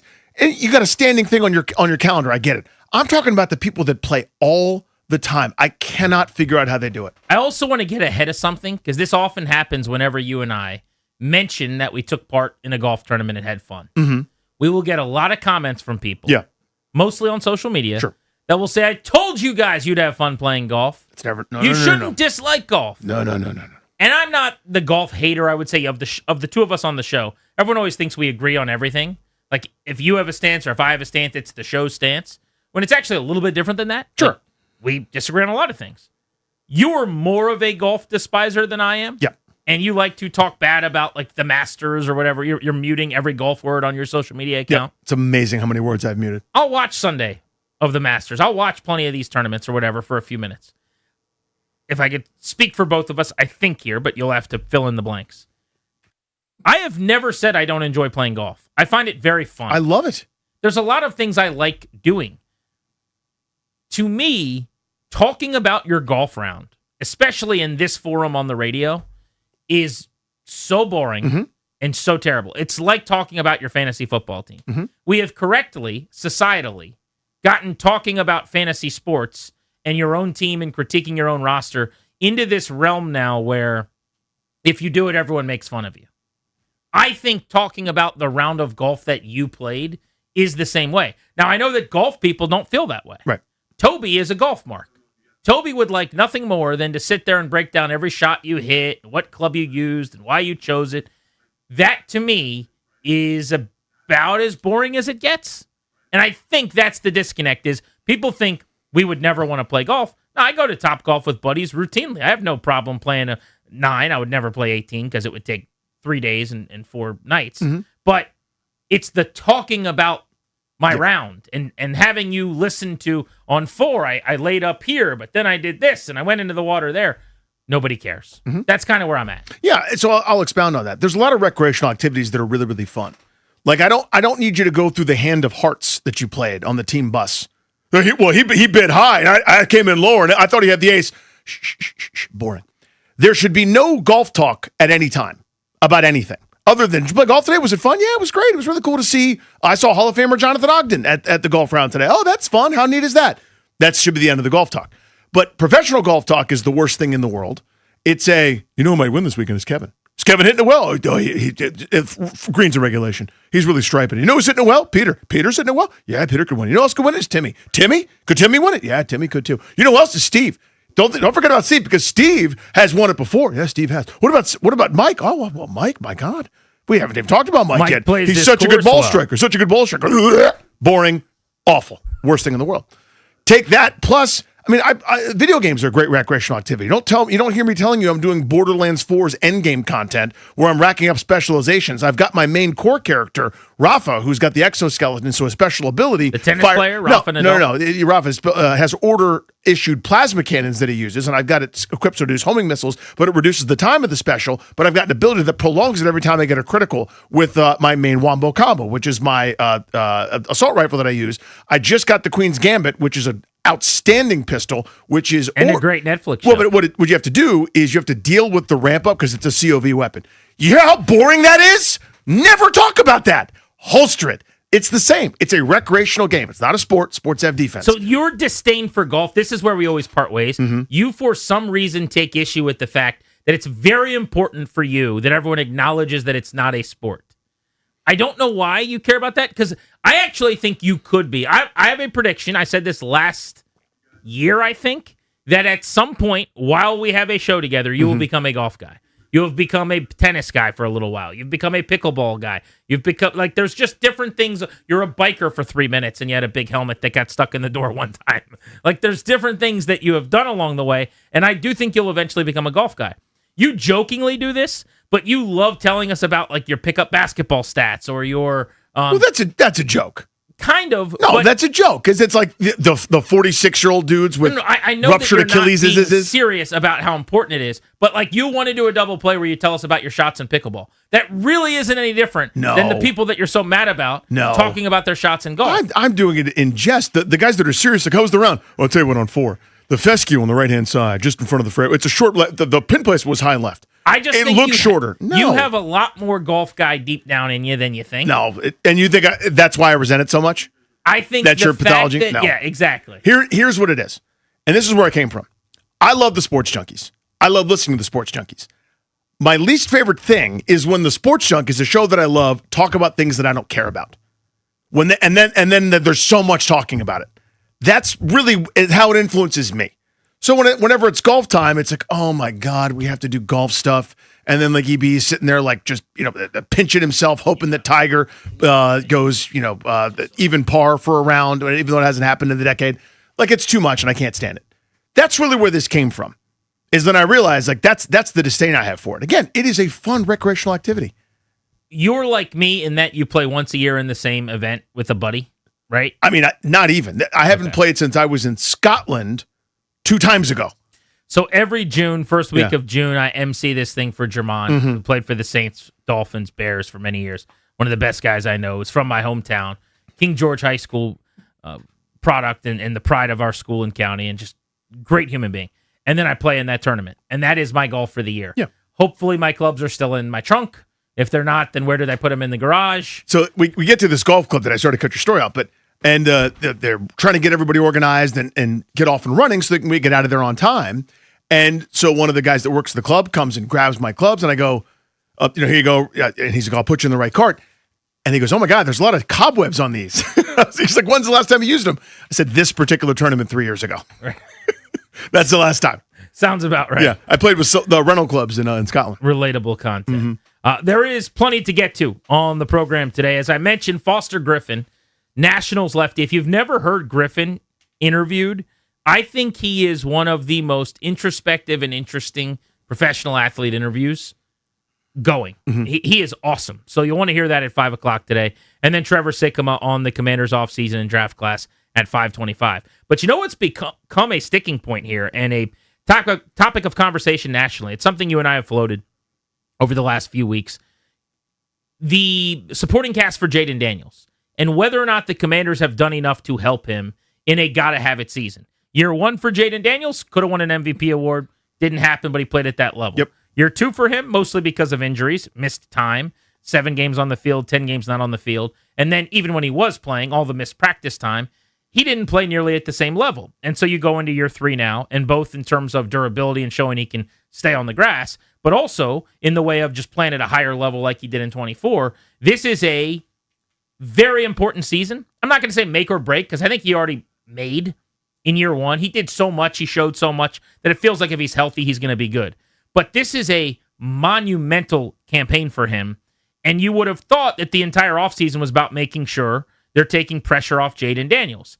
And while I think they've done a lot of that indirectly, they have not done it directly. Right. The receiver position has not gotten much better at all. You've only really added one legitimate pass-catching weapon, and it's a tight end who's not even making $10 million a year. There wasn't a huge market for. I love the player. Yeah, I like him too. Chigakonkwo. But the rest of the league wasn't lining up to get him. So that's the question. Have they done enough to help Daniels going into this gotta-have-it third season that's going to define how we feel about him moving forward? So the answer is no. Now, I said this in year 1, mind you, and it was my big sticking point of the offseason. And when we had Adam Peters on, the vibes were so good, I didn't kind of come out and say it, but I said, hey, what's your philosophy in general on supporting a young quarterback, and how do you think you've executed against that? And that's a nice office way of saying, you haven't done near enough at receiver, dude. And that was my view. Now, they got away with it, and the offense was splendid. And Daniels, I think, covered for a lot of things, both with scramble, with every fourth down getting converted. And, you guys know the story. You were there. It was great. Nothing sustainable about it, though. Zach Ertz played more games and at a higher level than he had in years. That wasn't, again, something you can count on and sustainable. So they got away with it in year 1, and they kind of were like, let's just run that back in year 2 minus De'Ami Brown. I mean, it was Olamide Zaccheaus, Jamison Crowder. It was easily picked apart, passed over Jags that were the top targets outside of Terry McLaurin. And last year, when McLaurin wasn't available for 90% of the season, you saw how limited they were. I believe the great Ron Rivera once said, extremely limited, very limited. That's who they were. So no is the answer. Like to me, I understand wanting to fix the defense. I want to fix it too. I'm all in. I like spending some resources there. But I think it was 90%, give or take, of their salary cap allotment this offseason were on defensive guys. Now, they tried to sign Alec Pierce. They tried to sign Romeo Doubs. I understand you don't just spend money to spend money. But my view is when you fill this out at the end of the day, the report card, I understand you tried. Here are the results.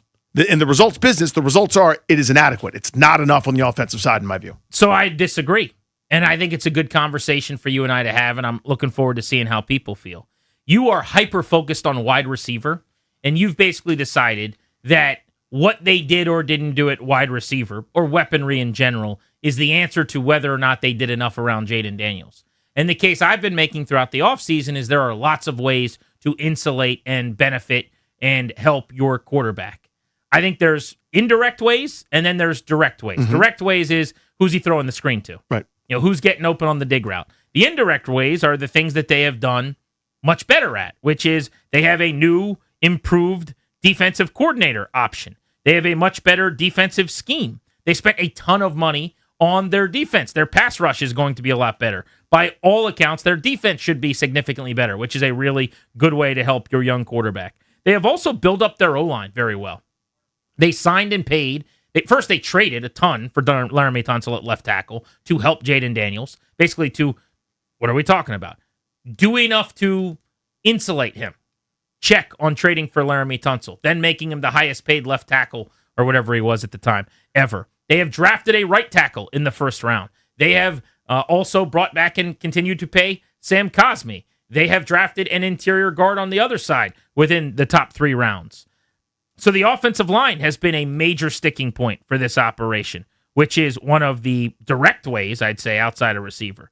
They brought in the best tight end weapon, certainly after the catch, but I think overall, in terms of a pass catcher, that Daniels will have played with to this point, and certainly during the Peters tenure. So defense improved, scheme going to be very helpful, building up the O-line and the tight end, and then they just drafted a wide receiver earlier than they have at any point under Adam Peters, who could end up being their volume guy and their leading target and catch guy, depending on how David Blau uses him. Now, they've got to be right. I mean, we could have that conversation too. Sure.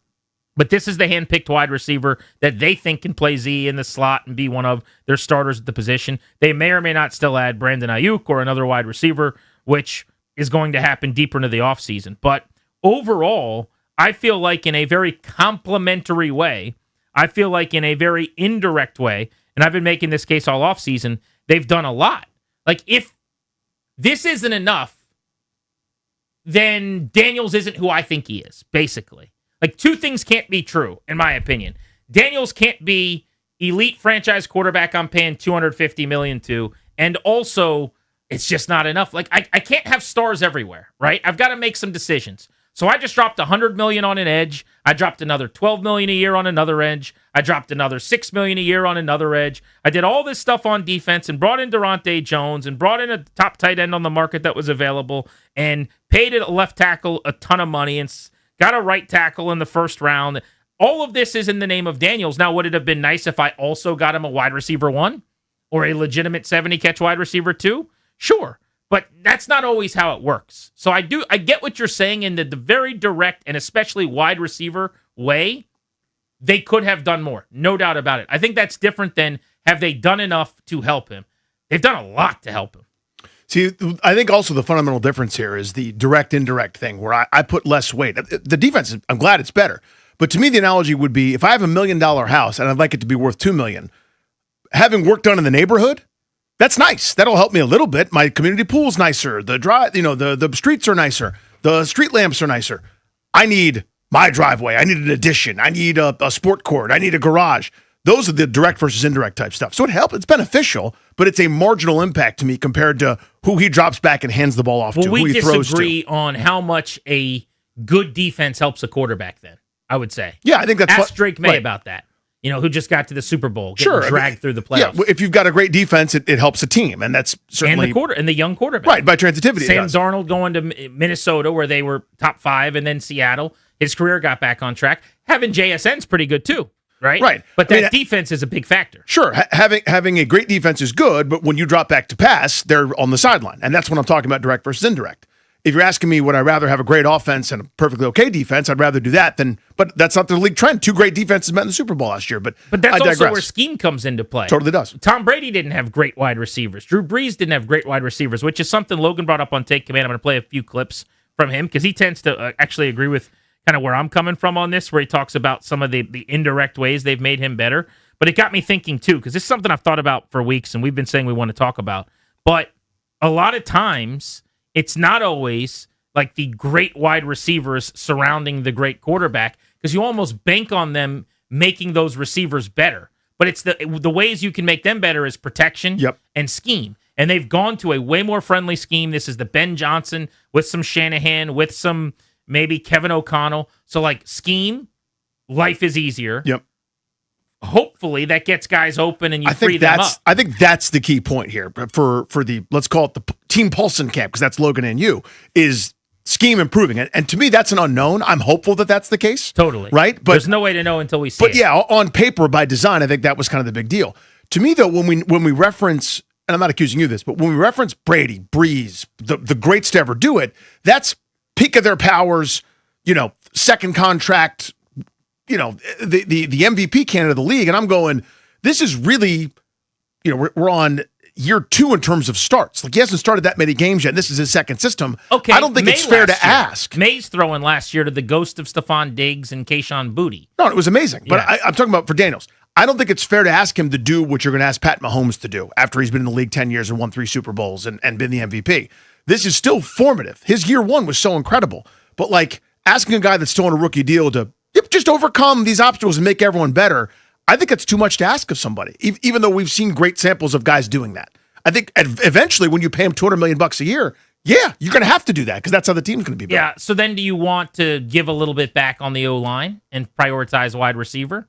Do you want to not have the pass rush? In general, if they were up against the cap, I'd say yes. They had the second most effective cap space in the sport. Right. I'd like to spend more. But that's not how they do it. Totally true. So they believe in moving cap money over and being in position to make the trade when you need to and all those other things. So yeah, in a perfect world, that's great, but that's not. I'm just dealing with what is. Right. And so to me, because that's how they do it, I'm going, okay, you're a little bit short on offense where I'd want you to have a little bit more. And and they tried. They tried to do what I wanted, and guys turned them down, and that's not their fault. So you would have like Pierce and just had no cap space or something like that. Would have been more ideal. I'd rather not have gotten Pierce. Yeah, I'm glad they didn't sign Pierce at that money. I wanted it, but not at 30. I would have drafted an outside receiver instead of the slot guy that they went and got, for example. I'd feel a lot better about things had they gotten one of the dudes that was there for them that won a couple picks later, who's a different type of receiver. Just to me, the plan is we got a slot guy and Ayuk's coming. I don't love that as much. They have a $30 million receiver. I think sometimes we act like they don't. True. And you act like their receivers are Joey Galloway and me.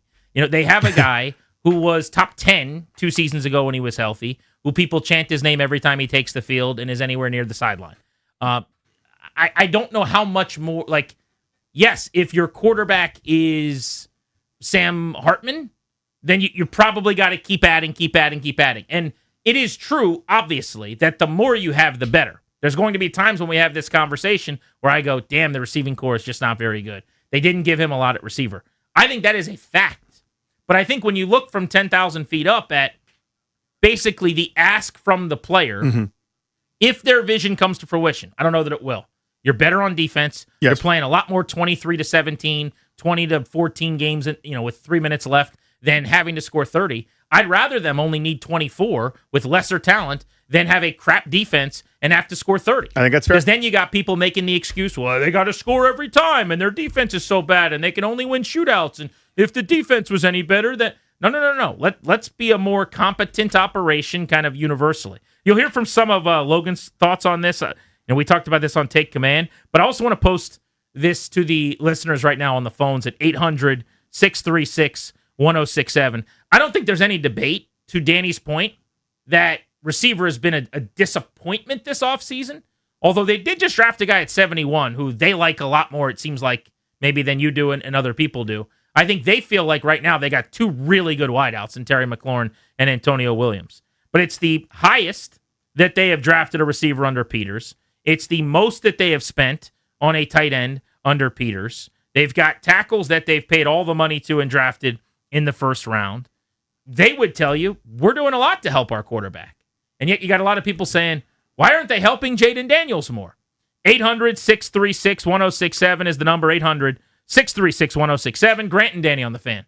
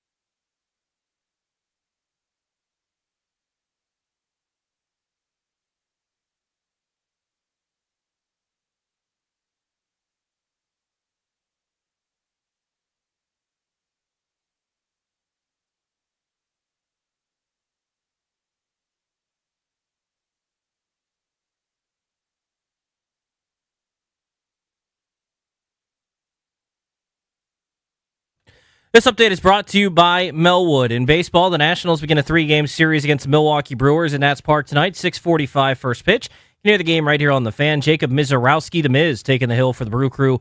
He's 1-2 with a 3.31 ERA. He'll take on Jake Irvin, who is 1-3 with a 4.85 ERA. Nats and Brewers tonight right here on The Fan. Hockey playoffs continuing on tonight. Lightning and Canadiens, Game 6 of that series. 7 p.m. puck drop for that one. Montreal up 3-2 in the series. Sabres and Bruins, Game 6 at 7:30. Buffalo up 3-2. Then the Golden Knights will take on the Mammoth tonight at 10 o'clock. Game 6 of that series. Vegas looking to close it out. They lead the series 3-2. Donate your unwanted vehicle to Melwood and support people with disabilities in your local community. We can pick up as soon as tomorrow. Visit melwood.org or call 1-877-MELWOOD. From the Crop Metcalf 5-Star Sports Desk, I'm Toby Altizer on The Fan.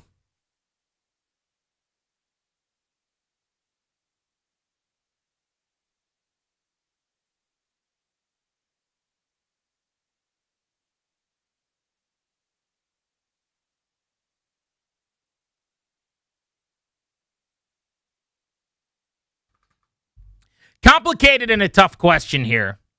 Grant and Danny on The Fan.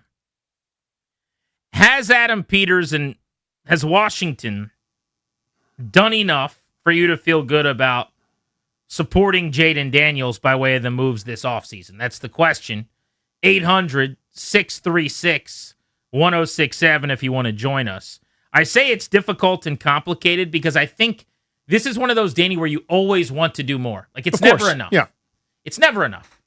And so, would I like another receiver? Yep. Would I have preferred Jeremiah Love rather than just Bill and Jerome Ford or whatever? Sure. Like, you could always do more. It's like a pass rusher. You got 4, give me 5. You got 5, give me 6.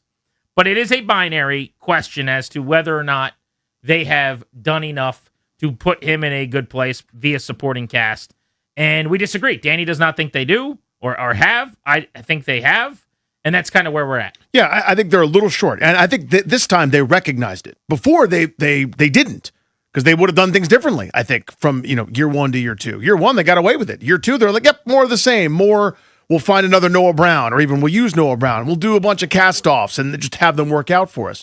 This year, they said, oh my God, we have a problem, and they went after Alec Pierce. They went after Romeo Dobbs. They saw the need. Now, those guys didn't sign, and I'm fine with that. They're under no obligation to sign with you, but they tried to offer them a huge amount of money, and they didn't end up here. You don't just sign players for the sake of doing it. You want guys that are going to help. So they kind of pivoted and are going a different direction now. They drafted a slot receiver, which I think is perfectly fine. I like the player, but had they drafted one of the outside guys that was there, whether it was Ted Hurst or Chris Brazel, I think I'd feel a little bit differently. Just because that major need that I still see would have been more directly filled. Okay, but if Antonio Williams is awesome, like David Blau somewhere at that facility right now thinks this guy's a stud, this is the perfect fit in my offense. They didn't draft him because David Blau didn't want him.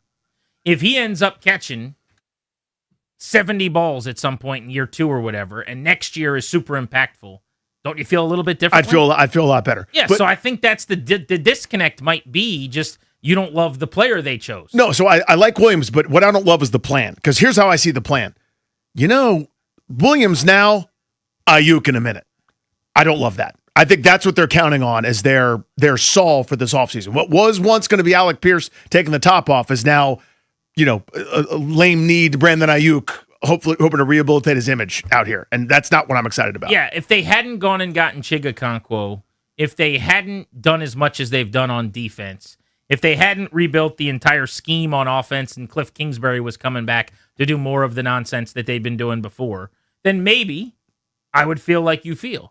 But I just think there are so many indirect, non-wide receiver. Like, if we just zero in on receiver every single time, we'll come to the same solution. I just think there's so much more to it. Logan says it more eloquently than I've been able to over the last few weeks. This is what he had to say on Take Command. This is the episode that's dropping on Monday. So make sure you listen when it comes out, as we talked about helping Jaden Daniels. Did they do enough offensively? They've had an awesome offseason defensively, but if they don't add another receiver, have they helped Jaden Daniels enough? It's basically Chigakonkwo and a rookie receiver in the slot. So this is a great question, and we could probably do a whole show on this. And so I'm going to give you like my high level thoughts, and then like how you're constructing a team, and then we're going to go from there. So everyone talks about helping Jaden Daniels, right? And so like I've coached high school football, played in college, played in the league. One of the best ways, if not the best ways to insulate a quarterback is to get a complementary defense, right? And so what do? You go out and hire Durante Jones, Brian Flores. You and I have talked about how much we love this scheme, how it dictates offenses. Don't know if you got the horses there. You go out, you spend a ton of money in free agency, and you get these people that seem to fit like perfectly. Like, like when you're doing that jigsaw puzzle and that piece just slides right in. Like, that's how all of these guys feel for this defense. You go out in the draft, you get some people in Sonny Styles, Joshua Josephs, who also feel like the path for them to be successful in the defense is so clear. And I think about it, if you can get that defense, and we talked about it last year, if you can get that defense to go from a bottom 5 unit to a top 15, top 17 group, like that's going to help Jaden. You're going to be in 1-score games more often. You're going to be in more advantageous field positions. Like, that's going to help him. The defensive element of this is massive for me, because there's less pressure on you. We talk about insulating and helping by taking more off your plate. What does that than having to only need 17 to 20 instead of 27 to 30? The occasional, I don't know, what's it called? Short field after a turnover. You ever seen a turnover? Remember those? That would be amazing. Yeah. The other part, though, and I think this is maybe the part I would drill down more on with you, is you fixate on the receiver position, and there's a lot of ways to land that plane when it comes to helping him, even the direct ways on offense. This was Logan on that. One of the things you look at with teams that have the quarterback, teams that have like Tom Brady, Drew Brees, Peyton Manning, whoever you want to put in there, guys that are studs at the position,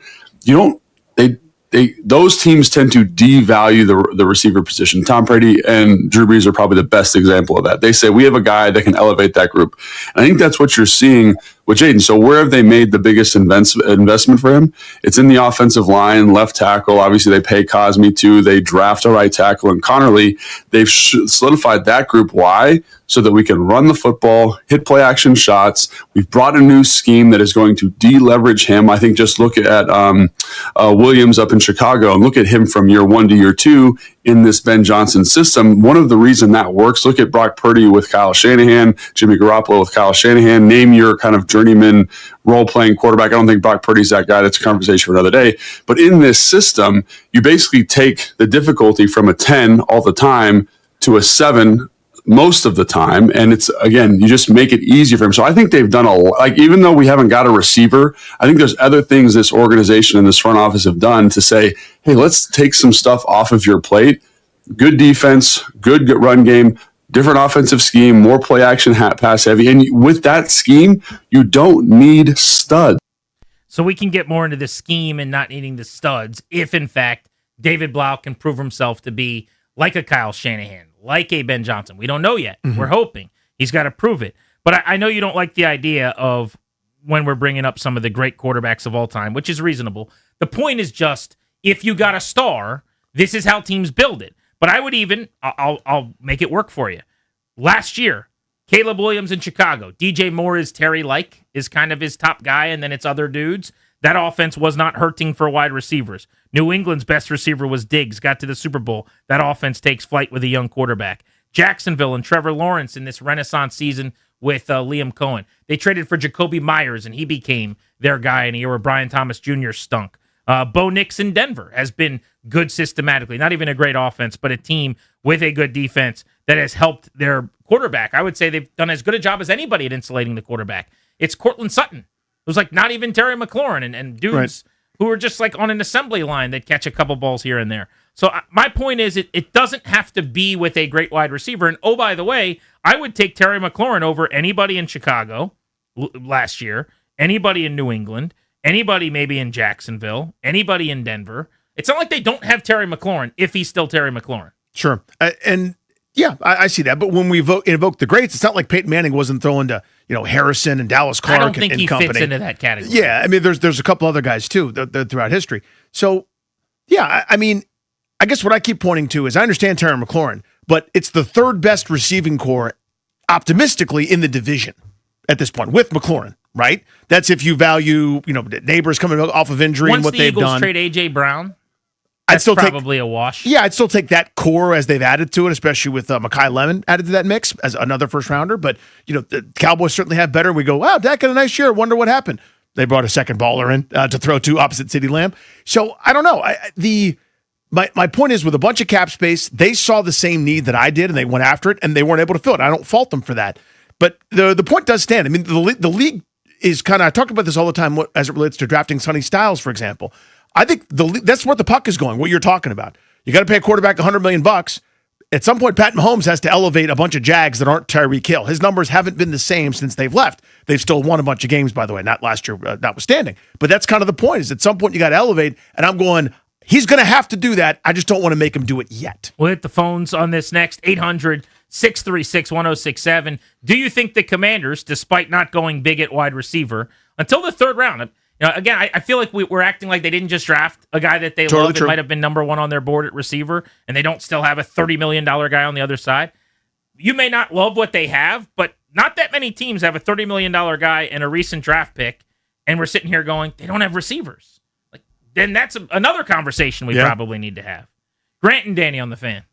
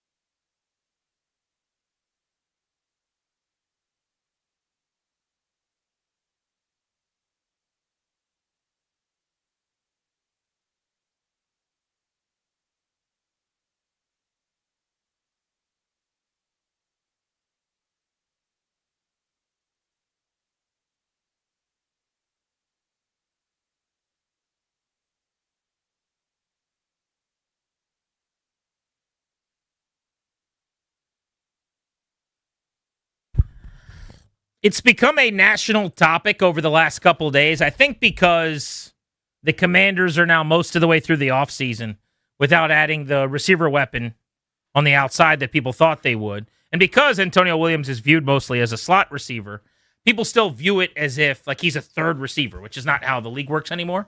But the point is... That's actually a great point, by the way, that there's enough of that where you just go, yeah, he's a slot guy. It used to be the same way with the nickel corner. It's like, that's your third corner. He's not that good. No. That's a starter. So I thought about this because someone actually sent me a message like on Instagram.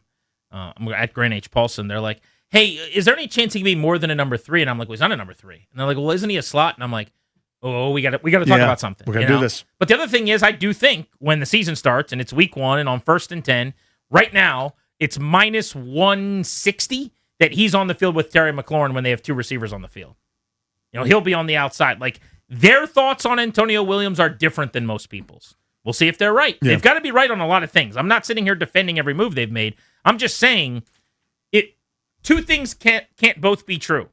Jaden Daniels is worth $275 million a year or 2 from now, and also that all the things they've done aren't close to enough.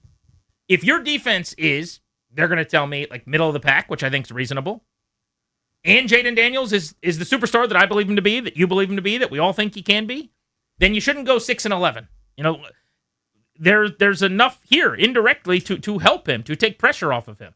Let's go to Chris in Hyattsville. What's up, Chris? How you doing, gentlemen? Hey, buddy. As much as I wanted a offensive weapon in the draft, and that's simply just my standard policy, and it will never change. I am not as down on the wide receiver core as many people are, and I think last year's season is not really representative of how talented the wide receiver core is. So if you look at the passing game, right, there's several players, including the quarterback. Ertz, Eckler, Debo, Terry, and Noah Brown were supposed to be the starting core of the passing game. Collectively, those players missed 52 player games, okay, and including Jaden.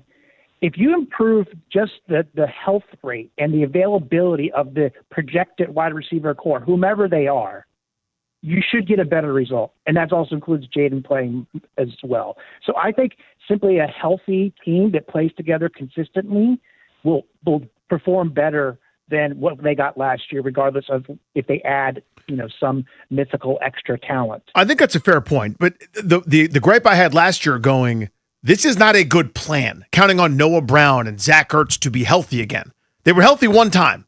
That's not the norm. What's normal is what they did this past year, is to not be healthy enough, is to not be able to contribute consistently, is to be guys that are, frankly, readily available for pittance either after cut down day or in the spring when they're not attached to any team. And they kind of regressed to that last year in a disaster of a season. But it's a good call, Chris. Michael, Germantown. Have they done enough for Daniels? Hey, gentlemen. I am carrying on what Logan said. I think they have done. When you have a quarterback like Jaden Daniels with his skill set, then you add a Chika Conklin, you add a Rashad White, who's a good receiver out of the backfield, giving him a short field and the threat that he provides. I think it has done enough. I think that McLaurin and Williams are sufficient, especially inside the 30. It's possible that we get to the season and we're 6 weeks in and they're 2-4, and Okonkwo hasn't done much, and Sinnott has not been any better in this scheme, and McLaurin looks a little more like McLaurin last year than in years past, and Williams looks like a reach and just slot only and not very helpful or whatever, and we go, God, they don't have enough. It's very possible. It would mean that they misevaluated a lot of things, which I actually think is a completely different conversation, right? I am looking at this as from their perspective of what they think these guys can be. By the way, the scheme is a huge part of this. Part of Logan's answer we played last segment, he talks about, like, theoretically, guys like Sinnott should be elevated. There are players in this offense that should be better in this scheme because they're going to do it a little bit differently. With the Cliff Kingsbury offense, yes, you need guys on the perimeter that can win one-on-ones all the time. That's the genesis, the success of the offense.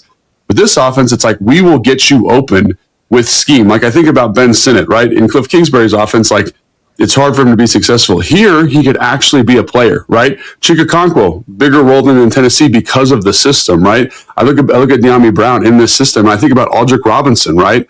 a guy that couldn't do everything, but had a special power that was really huge in that offense, right?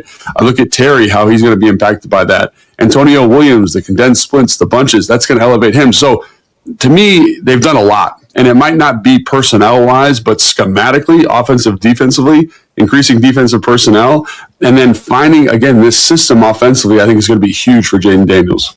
Jabbar Gaffney went for 1,000 for Kyle Shanahan. Anthony Armstrong went for 900. Would they have preferred to have brought in Julio Jones? Sure. But they were still shattering passing records organizationally with those guys in a scheme that gets guys open. I think this leads to another discourse, which is how important David Blau is going to be this year. Yeah, how about that? And how important making sure, like that hire having been right, but also it's not easy in year one. This is a hard thing to do. Yeah, especially given the process, or not to be disrespectful, but the lack thereof. That it wasn't the most exhaustive search. They didn't turn over every stone like they did for the defensive coordinator, where they aimed high and meandered around and talked to everybody they could talk to. Other folks came available and they said, shh, nope, we got him. He's right down the hall. He's just going to change offices. Okay? He's Danny. I'm Grant. You're listening to The Fan. In our second hour today, we will get you an audio vault. Also, one of the most embarrassing playoff performances in the history of sports. I couldn't believe the score. I couldn't believe it. You're listening to The Fan.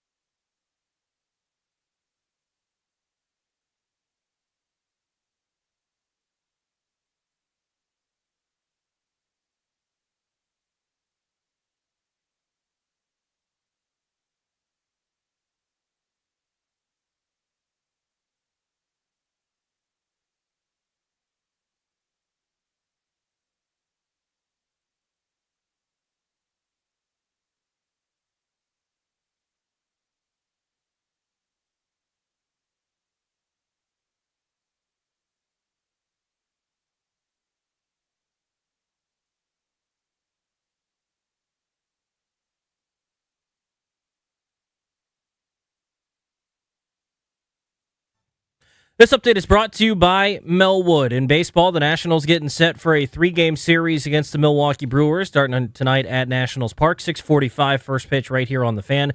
Jake Irvin set to take on Jacob Mizorowski. In the NBA, playoffs continuing on tonight. 3-game sixes in action. Pistons and Magic at 7 o'clock. Orlando leads the series 3-2. Cavs and Raptors to follow at 7:30. Cleveland up 3-2 in the series. Then the Lakers will take on the Raptors. Lakers looking to close it out. They lead 3-2.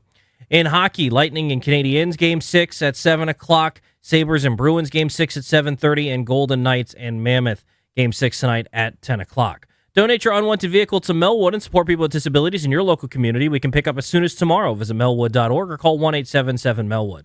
From the Crop Metcalf 5-Star Sports Desk, I'm Toby Altizer on the Fan.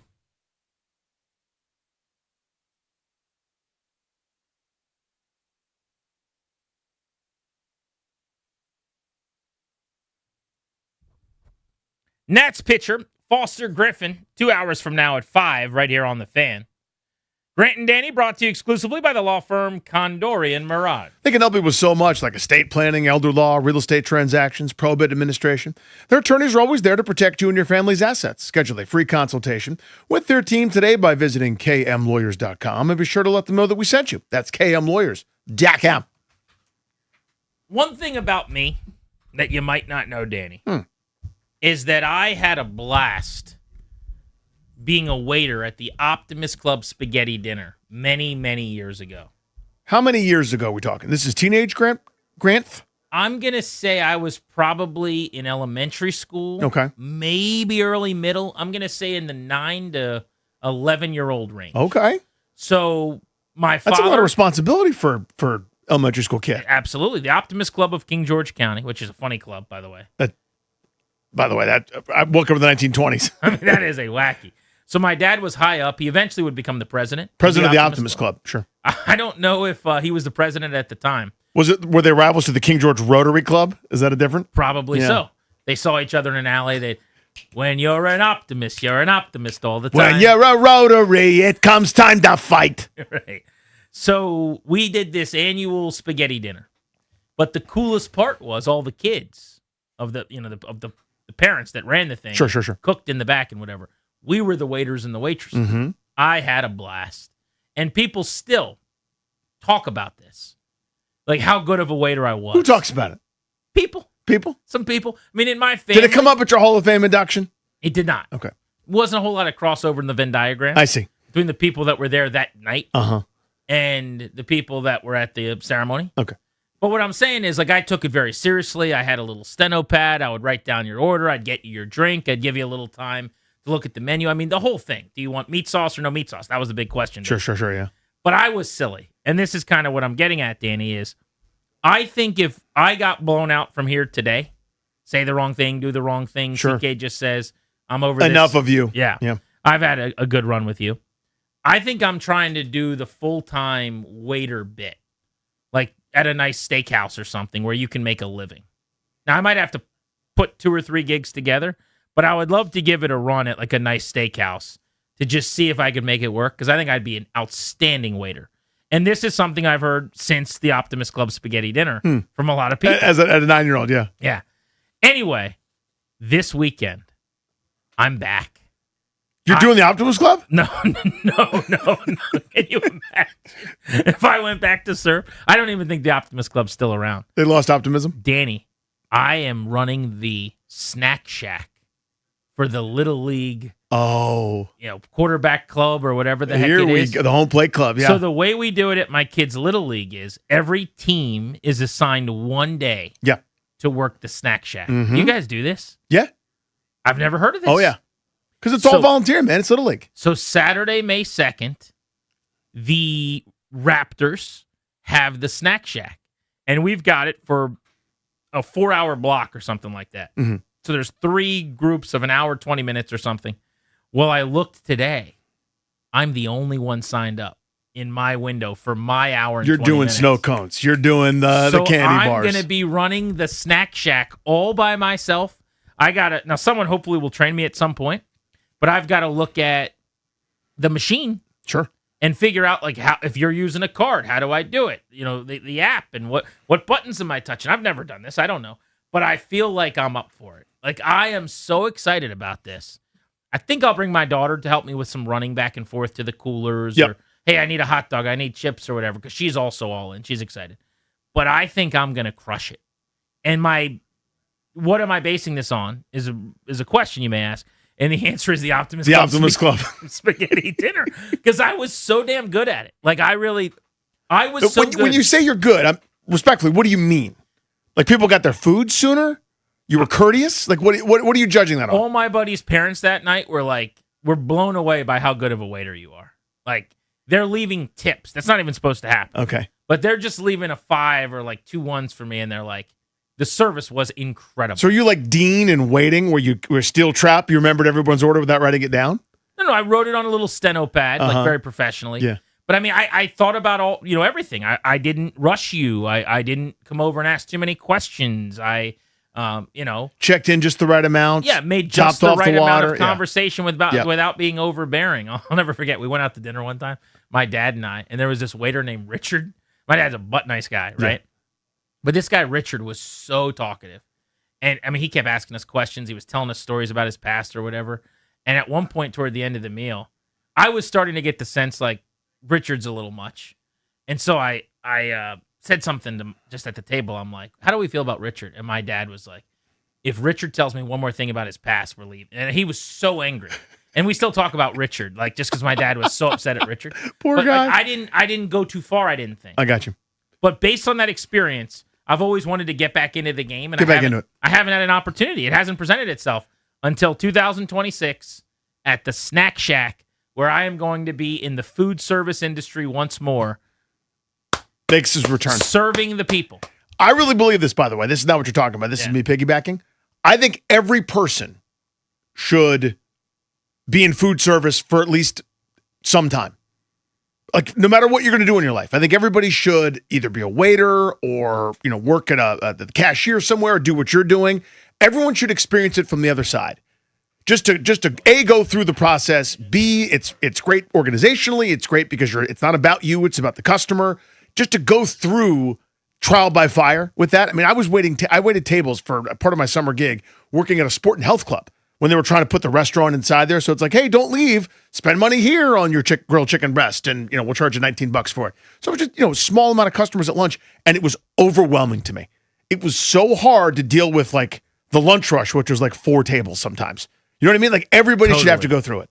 I also think there is something awesome about getting great service still. Like, I recently had dinner sitting at a bar, and the woman that was serving me at this particular restaurant was, like, incredible. To the point where, like, I'm going to leave a 5-star review and just talk about how great she was. Yeah. It's like, this was not a place where I don't think this is a career. It's a job. Does that make sense? It totally does. But she acted like, I'm making $300,000 based on these relationships I'm building. What's your name, sweetie? Remembers it all night long. Shakes your hand. Like, I'm like, to take your job that seriously is admirable and awesome. And that's what I'm going to bring to the Snack Shack. That level of professionalism. Tell me your name. Caitlin, what can I get for you, Caitlin? Snow cone? Exactly. Be right back. And now you're working for tips. Exactly right. I love it. So I can't wait. It's going to be fun. And if you guys need any chips or sodas or hot dogs on Saturday afternoon, DM me. I'll let you know where to come. I love it. Snack Shack. I love it. How long is your shift? Hour 20? I think I'm on from, I think it's like 3 to 4:30. But again, all the parents from the Raptors are supposed to be doing this the whole time. And it just so happens I'm the only one signed up for the third of the 3 windows. So as of right now, it's a solo op. That's heavy traffic time. That's mid-afternoon there. That's snack time. That is overwhelming for some. That's witching hour. There are people who would be worried about that. I'm not one of those people. Based on your experience at the Optimus dinner. If the Optimus Club spaghetti dinner is any indication, this is going to go smoothly. 18 years ago, in the mid-aughts, you crushed it. Correct. By the way, you realize my son's team is also the Raptors? We're the Raging Raptors, but we are the Raptors. You are? For baseball, yeah. Oh, we got to have a Raptors versus Raptors head-to-head here. Be a little different. Our guys are 8, and they're doing kid pitch right now, but I think they could do okay. Our guys are not 8. They're 5, I think. 5 and 6. Mm-hmm. But they're also doing kid pitch. The kids aren't pitching for you. Kid pitch. Yeah, it's coach pitch. Very different. Yeah. So you guys would be like minus 11. We'd be favored in that Yeah. one. But again, we come in second in a few of our games. But I will tell you that kid pitch is an adjustment, buddy. Bring a comfortable chair if you're a parent. The year you go from that coach pitch to kid pitch, there's going to be a lot of standing around. There's going to be some time, okay? Bases on balls are at a premium. Umpires, big zone. This is a whole nother story. Mm-hmm. I'm actually very passionate about this, though. I think the biggest mistake we make as someone who loves baseball is we do kids pitch too young. Yeah. And honestly, like for too long of a time. You should be on machines or coaches as long as possible. It's the playing when people can't throw the ball over the plate or throw strikes, the walking the yard, the standing around, the kicking. That's the attrition. That's where you lose a lot of the kids. grass through the dirt. Like, of course kids think baseball's boring because they're not really playing baseball at that age. So you're saying there's 7-year-olds playing kid pitch? Yeah. Wrong. 8-year-old league year, but kids that are 7 turning 8. Incorrect. Yeah. That is a terrible way to do it. No 7 or 8-year-old should be playing kid pitch. Machine pitch was not even a thing when I was growing up. It now is in our league. Do you guys have machine pitch? We do, yeah. So they did that the last couple of years, yeah. That's 6 years old and 7 years old? See, to me, coach pitch should be like 5 to 7 or something. Then machine pitch should be, I'm making this up as I go, but probably like 8 to 10. And then kid pitch starts at that age. I think when you do it too young, the amount of people we lose based on baseball's boring. Juxtapose it with soccer, which I don't think is as good or fun a sport, but I played soccer my whole life, all the way up through high school, to high school. And you know why? Because it's so easy. All you need is a soccer ball. Low barrier of entry. And you do lock in. Like, it is more entertaining and more fun. So is basketball. So is football. So flag football. Yep. So all of it is. Baseball is a hard sell at a very young age. And the kid pitch thing too young, I think is one of the biggest problems. Totally agree. I mean, at some point, they've got to be able to start to learn how to do it. You got to be able to face it and see it. So it's good to get that practice in. But at the same time, in the spirit of Little League, and this is why they've lost, by the way, so many bodies to A, higher leagues, but B, travel baseball. Right? So Little League is supposed to be for everybody, rightfully so. You want everyone to wear to participate and feel good and empowered. Well, the kids that are good are waiting around going, I got to wait another hour and a half while this kid who wore jeans to practice and is wearing like a flannel shirt and doesn't know which way to hold the bat, he's going to get his 7 pitches and he's going to trot to first. I just want to hit, and I need to go play a tournament in the middle of Florida for thousands of dollars. And I get it. That's where the demand came from. I'm glad you brought that up. I saw this today and just set this aside as something I want to talk about next week. But this is from a Twitter account called More Perfect Union. Youth sports now cost parents as much as. How much do you think youth sports costs parents annually, according to this study? By the way, this seems crazy high to me. Yeah. We could play fact or fiction, I guess. I mean, I'm sure it's thousands, but I don't know how many. I'll say a number. $10K a year. 25,000 a year. 25? Yeah. Seems like a lot. Private equity and corporations are turning a childhood pastime into something only the wealthy can afford. Youth sports has become a $40 billion industry. Yeah. And the steep costs are crushing American families. But they're saying, I don't know where this study's from or how they came up with it, that youth sports cost families $25,000 a year. Now, if you add up every single penny. Yeah, that's one of those where it's like it costs you miles and it costs you this and like opportunity costs. I think that's a stretch of a number. The point is it's expensive and it's time consuming and it's a lot. Yeah, you got me on that. And it's way more expensive than it was and way more expensive than it needs to be. All true. And we're traveling and we're staying in hotels and, a lot of it now to this point, kids don't just play. Like, everyone's in travel everything. Yeah. There is not. When I was a kid, God, we're old. Oh, yeah. We do this now all the time. I know. This is the radio I used to just This is back in my day. roll my eyes at. Go ahead and say back in my day. Right. Where's your cane? We're old. When I was a kid, if you were silly, you were on a select team, select soccer, or you played, we called it travel baseball, AAU basketball. Yeah. Now that is the barrier of entry, basically. It's almost like, wait, you're playing Little League? Like the kids that just do the local Little League, that's the minority. Yes, it is. As soon as you get to, again, our Little League that we're playing in now, I didn't mean to say Little League, this tiny little league that we're in, which is Little League, every kid in our age group that baseball's their priority is either in the age group above as like 8-year-olds playing with 9 and 10-year-olds, or they're already doing the travel thing. Yeah. right? So, like, it's a fascinating little time for and our if you league for start kids late, that are. God forbid, the coach has already had the team for 4 years, and everyone has their positions, and they're further developed, and they're ahead of you. So here, and by the way, and the downside, of course, is kids don't get recovery time, and they specialize too early, and you get all the burnouts, and kids are like, the parents are like, I'll schedule my kid's TJ for 13 years old, so we'll get it out of the way. That's like ridiculous and absurd. But the guys that make it through that are better than they've ever been. The players are better now than they've ever been in every sport. Specialization's done that. The part that is interesting now, though, that I think is sinister is not the right word, but let's say late bloomer Larry, some 8-year-old kid that just likes it. Well, he can't make the one travel team. So I'm just going to start a travel team. So now it's not even travel anymore, other than the sense that someone's paying to play. Like it used to be, you had to your point, you tried out, you made it whether you did or not. I did select soccer tryouts and made it. I did, the different baseball things, basketball stuff when it was new when I was a kid, of course.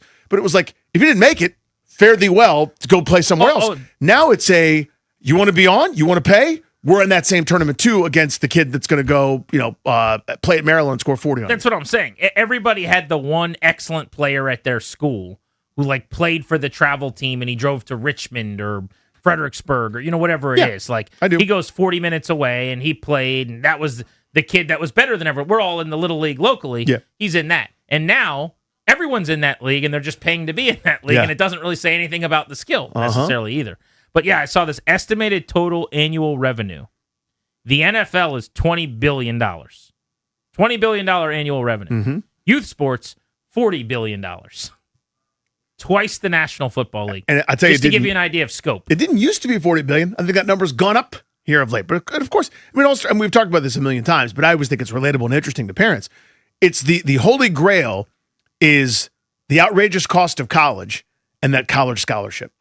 If you want that scholarship, you better be on this select or travel or on the radar of this. If you want to be on that, you better be on the radar of this. And then if you're 15, if you haven't made this, are you even playing, bro? And then if you're 15, well, what about if you're 13? If you're in that pipeline for this one. And if you want to be on the 13-year-old, you better be on the 10-year-old. If you're not on the 10-year-old, you better be on the 8-year-old. And now all of a sudden it's too late because my 1-year-old isn't signed up yet. That's what it is. They've got a story here. Private equity-backed group pumps $10 million into Bay Area sports complex. Yeah. In and of itself, that's not a bad thing per se, but you get these facilities and you want money back, and so now we're charging crazy amounts. That's all the tournaments are. That's what they are. This company closes $1.2 billion debut fund, names youth sports as investment target. Mm-hmm. It's a business. That's what it is. It's where the money is going to be coming from. So I remember it was funny. We had our conference tournament one year at Disney's Wild World of Sports complex. I love that place. Which is amazing. It's where the Braves used to have spring training in Orlando. And one of the minor league teams used it, but there's 7 other fields. And you go, what are they doing? What is this for? And then it was only a few years later where every day those fields are full from dawn until midnight. Game after game after game, tournament after tournament, some local, some national, everything in between. And you go, that's what it was. They were ahead of the game. Well, that's the state of play hotel stuff. Oh, yeah. Which cost families hundreds and thousands. And I just, that was never a thing, man. Your games were 7 minutes from your house at Barnesfield. That's what it was. Mm-hmm. That's how Grandpa did it. That's right. That's how Dad did it. It's not how your older brother did it, though. I was like, no, we're going in the hotel for a couple of nights. We're going to have 2 days worth of tournaments. We're going to get 7 games in, but at least they're going to charge us $179 to stay overnight in the process while we're paying, $12,000 to be on the team or whatever it is. Ace is in Potomac, wants to hop in on our Commanders debate on Jaden Daniels. Ace, did they do enough to help Daniels, do you think? I would say yes. I mean, you brought up all the great points, on Grant, the scheme. And I would ask Danny or any fan that's being unreasonable, do you want to be the Bengals and give up 40, and then, lose because you scored 30 points a game? Or like the Cowboys and, score 40 but give up 50. So, and you mentioned Dallas. Thanks for the call, buddy. I appreciate it. It's another way to look at it, and it's smart. You mentioned Dallas and saying basically they do this great job helping Dak because they've got Pickens and they've got CD and Javonte Williams at a career year, and they're always good at tight end. They've got a good O-line. Except that you can make the case they've done a terrible job helping Dak. You totally could. Because they cannot win no matter what they do on offense because they have an abysmal defense. Yes. I mean, this group did go 12-5 for 3 straight years a couple years ago. But yes, last year Nothing to show for it. Yeah, they were totally. They were awful. They gave up 50 to the Packers in the playoffs. They certainly did. And thank God that coach is here now, coaching the defense. Any hoodles, we're just having fun. The point is, if they were up against the cap and it was a binary, do you want Odafe Owe or a receiver? I'd go, well, crap. All right, give me Owe because the defense is a disaster. They have some room to play with, and this is their philosophy. So if you're asking me, within their philosophy, if we buy that this is the official limit and the cap, this is as much as they could possibly do, I go, yeah, they made some pretty good decisions here. But there is and was room available to make moves. And again, the pickings in free agency were so slim and still are slim because people don't come available at these premium spots. Left tackle, wide receiver, the occasional pass rusher, but it's even still you got to probably spend in the upper 30s or 40 million against the cap to go get one of those Would you guys. have rather taken Jordan Tyson than Sonny Styles at 7? No. See, that's where I have a hard time. I know. Because what am I supposed to do now? You Yeah. know what I'm saying? Yeah, to me, you're yelling one thing, but I need you to put your money where your mouth is. Understand but then you don't wanna do it. the opportunities were slim and limited. But if at the end of the day, you go, here's the roster. Is it good enough? And I'm going, it's not right there. Because I don't want you to be the plan. Grant and Danny on the Fan. Speaking of plans, ours is to give you an audio vault, the best audio that we've found in sports, as soon as we return on G&D.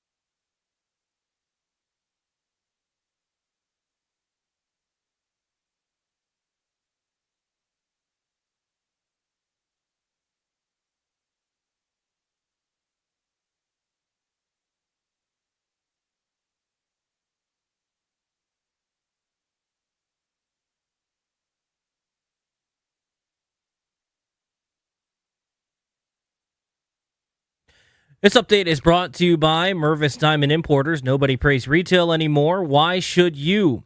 In baseball, the Nationals getting set to take on the Brewers for the first of 3 at Nationals Park. Jacob Mizorowski set to start for Milwaukee. Jake Irvin set to start for the Nationals. 6:45 first pitch. You can hear the game right here on the Fan.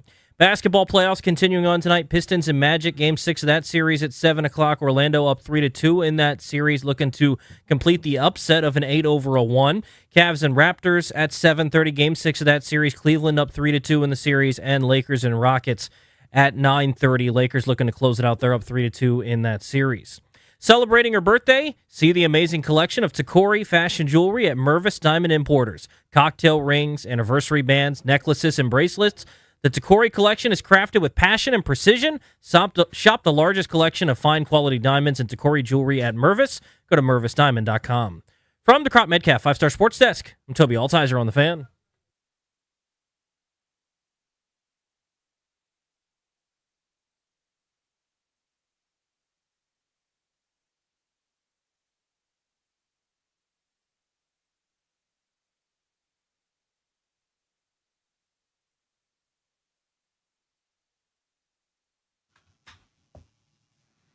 Trevor Sikkema stopping by in a couple hours at 5:30.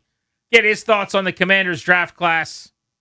Also, the offseason ahead for them. Will they add a receiver? Do they need a corner more than they do a wideout too? That's a case I've been making, and we'll talk more about that a little bit later on. But let's get you an Audio Vault, the audio around the web that has caught our attention.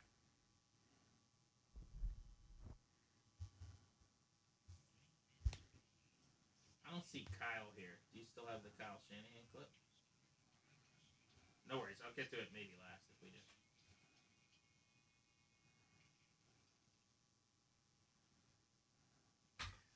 Danny, I feel good about this. I think we put together some winners for you. I love it. All right. First, remember old Tyler Biadasz? Sure, Biadasz. Jay Gruden called him Biadasz. Dan Quinn called him Badass. I just called him Tyler Biadasz. And Adam Peters called him not anymore. Yeah, former Washington right. center. He called him, I like Nick Allegretti better. Well, anyway, I like Tyler Biadasz. Seems like a pro. My interactions with him, he was always a pretty professional guy. When you'd walk by him in the locker room, he always, he was kind of, his eyes were falling. He was like a thinker, I think. He was like, who's this guy? What's he up to? He's a good actor, too. In a Campbell's commercial with Jaden. That's true. Yeah. I didn't think about that. He's Jaden's co-star. That's right. In that Campbell's commercial. Was Jaden's mom not in that commercial, by the way? She definitely was, yes. Okay.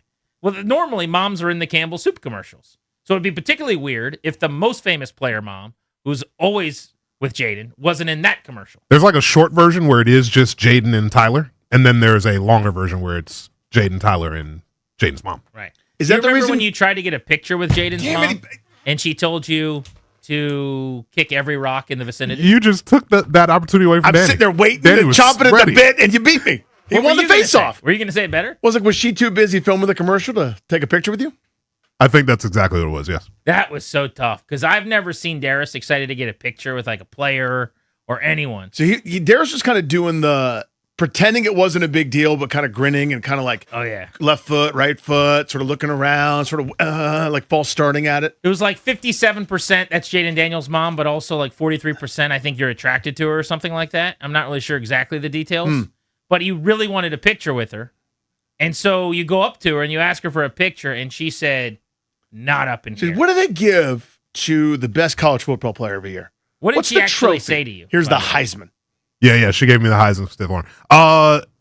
She mentioned something about like she was only taking pictures because the ladies down in the front row complimented her jacket or something like that. And you Otherwise, should she have wasn't doing complimented her jacket. That was the other funny thing. She was taking pictures with people, and then Darius was like, "Oh, I'll take one too, please." And she's like, "Not you, Not you, Not you. not you."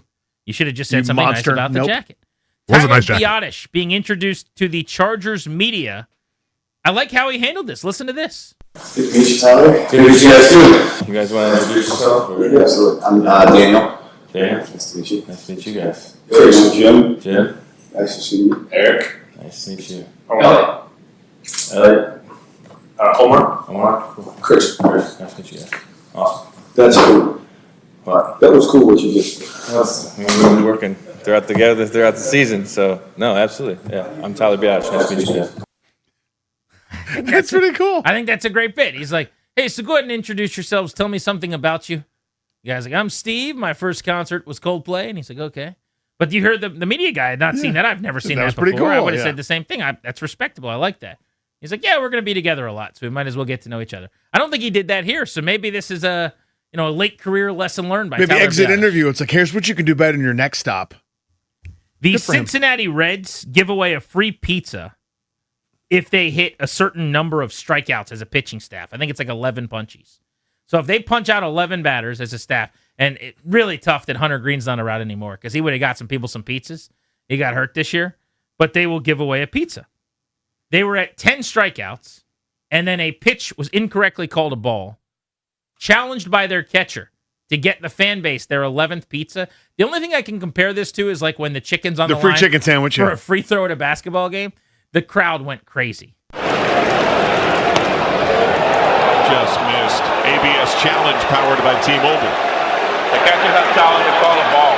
Stevenson's 1-1 tonight. Can he win pizza for those in the stands? The crowd ready to burst. That's a strike! Pizza for everybody! He does it for the people. Pizza for everybody. Now, I've already heard from Ryan Clary on the ABS system, who has despised the idea, didn't want anything to do with it. I said, you're going to come around. He said, no, I won't. He loves it, by the way. Loves it. Weird. Yes. Toby, you were not a big ABS guy. Automatic balls and strikes, all ties are over there. How are you feeling about the ABS? It's fine. It's okay. I mean, I don't love it, but it is what it is. Would you get rid of it? Yes. Ooh. One of the few, the proud. You hold on, bud. Yeah, you hang on. Keep fighting the good fight. Now, it's ironic that the people of Cincinnati get their pizzas. Right. And the guy talking about this on the radio doesn't get his pizza. My pizzas could be coming. I have an update for you. No. Do you really? I will have an update. I'm not going to give it to you now. Oh, okay. Teasing it. But there's going to be a time where you get an update on that. What about Colts GM Chris Ballard? He was asked about the new clock in the NFL draft. First time ever, it was only 8 minutes between picks in the first round. I thought it moved really, really fast for what we were doing. Yeah. For our draft show. It actually made our lives a little more difficult because we have to take commercial breaks and do things. There was no downtime at all. Chris Ballard liked it. Do you like the 8 minutes? I know you didn't have really a first round selection. Not really. You didn't have one. But do you like the 8 minutes? Yes. Per pick? It was great because we're not there till midnight. I mean, we can get it done. We know what we're going to do. Teams know what they're going to do. And if we're going to make a trade, there's been enough talk beforehand. And when we get on the clock, we can get it done. I'm all for cutting it to 5 if we could do it. Really? I'm all right with it. For 5 minutes for a first round pick, Chris? I loved it. I mean, look, Rich, if we've not got in our minds what we're doing, like if we're on the clock and we're still debating who we're taking, it's a little late. Yeah. Like, and even with trade talks, I still think teams are good at it. You know who you're dealing with. You can get all that done. I mean, it's so much easier than it was back in the day that, you know, you had to call in, write the paper, you know, you had to go up to the runner. But I thought it was great. Like the 8 minutes was great. I think in under 3 hours, right? The only argument for the longer clock, I would say, is trade discussions, which he referenced there. If you have 8, you'd probably have more trades than if you have 5. And if you have 10, you probably have a few more trades than 8 that get done right at the horn. So, like, because it moves pretty quickly. When Carnell Tate goes at 4, I don't care who you are. That was something of a surprise, right? Maybe not to everybody, but to some. I wonder what the next phase conversation is for Kansas City to then move up. Would they have moved up had that not happened, right? When they're going to get Monster to land at 6. I mean, just those kind of possibilities where how much did you really talk about that scenario, right? If there's a shocking pick in the top 5 that nobody foresaw, did you have that conversation with that GM beforehand? Maybe. In the first round, I just don't think there's any argument for needing more than 5 minutes. Because even if you have, like, fantasy football draft style, 1 minute on the clock, the minute you're on the clock, you have your players ranked in front of you. They know who they're taking. Now, the trade part is more complicated. But the other thing I always say is they're a pick ahead. When it's announced on TV, the teams found out normally like I don't know, 2 real-life minutes ahead of that, what was happening. Does that make sense? So it's immediately in. Like, I host the MLB Draft every year on MLB Network Radio. Mm-hmm. And so as part of the coverage that we do, we are able to access who's getting picked. So we'll get a note that the Nationals who are on the clock have selected Eli Willits. Sent into this. We're not allowed to talk about it. It's all under wraps, and you can't post about it, and it's all under, it's locked in, and it's just kind of embargoed or whatever. Yeah, part of it that you can't say anything. But we get that maybe 4 to 6 minutes before it hits the public. That's happening in the NFL too. So I think there's actually more time than just what we see on the clock. But I loved hearing that from Ballard, possibly 5 minutes. And again, you're not losing commercials, I don't think. I mean, maybe if it shortens 30 minutes, you lose a few, so the league doesn't like that as much. I don't know. How about Jeremiah Love, the number 3 pick, on how he plans to spend money from his rookie contract? I love me some Jeremiah Love. I'm not spending any of my NFL checks, so all that money through my financial advisor gonna take care of all of that. I'm gonna know about it, but it ain't my job. They're gonna be there making more and more money. First thing I might buy with my marketing money is a house for my parent, car for my dad. Shoot, I'm gonna put myself last. I'm gonna take care of my family first. This is what I would do, by the way. You're gonna make money on the name Jeremiah Love, okay? You're gonna get endorsement deals. You're gonna make way more than you and I make than the average person. You think so? I think he's gonna be okay. I bet you does fine. Right? Take that money and live off of it, right? If you want to buy your parents, pay off their house, do whatever, do that. I would do that for my parents. You want to get your dad the car he's always want? For my dad, it's a Jaguar. Do it. Your mom wants a new boat, whatever it is. Cool. Do what you got to do. As much money as you can, sock it away. Pull the Logan Paulson bit where you're just driving around in your normal, whatever Corolla you had when you were an undrafted Eating free peanut agent. butter and jellies for the facility. I mean, Logan is not going out to dinner. He's taking the boxed dinner home from the leftovers in the cafeteria and just squirrel the rest of it away. Reed Doughty was like driving a Dodge Neon or whatever in his last year in the league. Like, some dudes just do it that way. Yeah. And it sounds like Jeremiah Love's going to be one of those dudes. Totally. The ability to do that, it's easier said than done, right? Because it's just, it passes into your account first. Like, it gets there first, and you look at that amount and you're like, oh my God, I'm invincible. Because these guys get here because they think that it's going to last forever. Like, you have to have that mindset that I'm invincible, I'm incredible.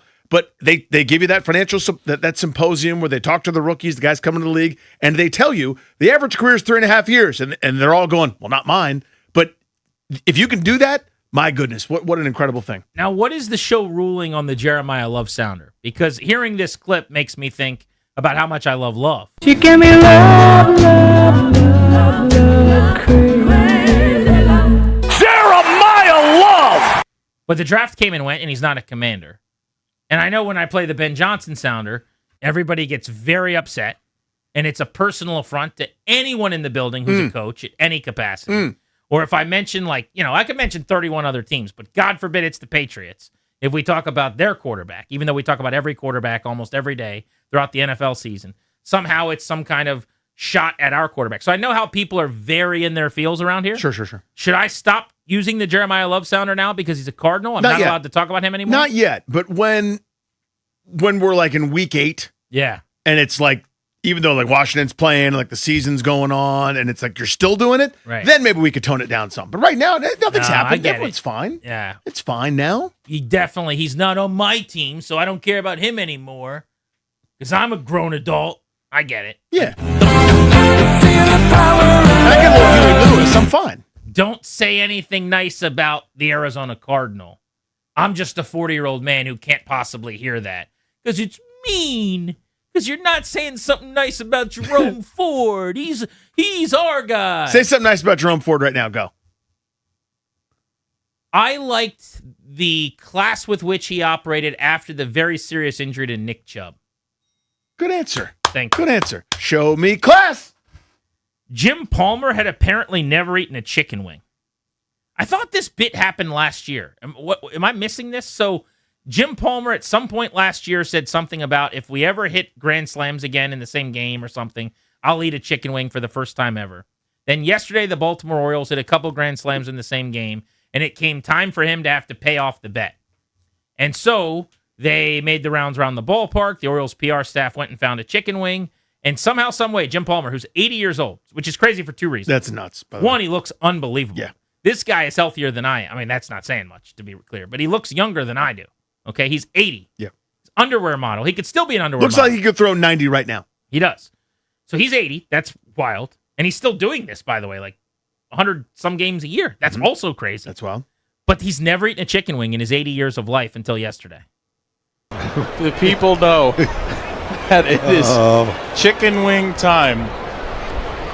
James Alvin Palmer, you've been with us for a long time. We've been lucky to have 8 decades of Jim Palmer, but we have never had a chicken wing. And so, would anything you'd like to say? Any last words here? Rob's with us too. That Bryce Miller Matthews should have caught that ball, and I cannot believe Jason Alexander. Why did you hang a slider? But here we go. He's mad about eating a chicken wing. A I lot love of that they skin. just don't even That's call all this I play can by tell you. And they're greasy, by the way. Can't eat them with a microwave. This is television gold. Thankfully, our PR staff scrounged some up. So you having your first Actually, wings? these are pretty good. Look at that! What I've missed all these years. The thing that I eat every day. How could you never have had one? I don't know how that's possible. And as a dude, what's crazier? You're a dude's dude. You're a baseball player. What's crazier? You haven't ever been in a sports bar, Jim Palmer? Apparently not. Palmer never eating a chicken wing, or Al Michaels never eating a vegetable. Jim Palmer never eating a chicken wing, for sure. But that's Vegetables stink. But not saying they're good, but like you never came across one. Like in a stew, you're eating like a little fraction of celery. My touches guess your is lips. he's probably eaten a vegetable a few times. I don't know if he's never eaten one. Like Jim Palmer, the chicken wings, I think you got to seek out a little bit. It's pretty ubiquitous. Never eating a vegetable once, I think you sleep on that, according to Al Michaels. Now, you're right. Someone may have been hidden in there somewhere, like chopped up real fine. I'll bet you had a pot roast with some carrots in it. Yeah, like you never actually noticed that he ate Probably the carrot. separated it to the side. I've been known to do that. Here we go. Never eaten a chicken wing. I am leading him in chicken wing count, probably like 15,000 to 1. If I could say that, you're better than Jim Palmer in that regard. I think so. Yeah. That's He was a better pitcher than you, respectfully. Probably how he got to 80. That's right. I hope the number of chicken wings you consume doesn't directly correlate to how long you live. Like if they come up with a study like they do for hot dogs every once in a while, with like every hot dog you eat, like really? If it's a chicken wing thing, oh buddy. I'm calling Kandorian Murad and getting my affairs in order. Yeah. He's Danny, I'm Grant. Let's go winning off the field next on a Friday.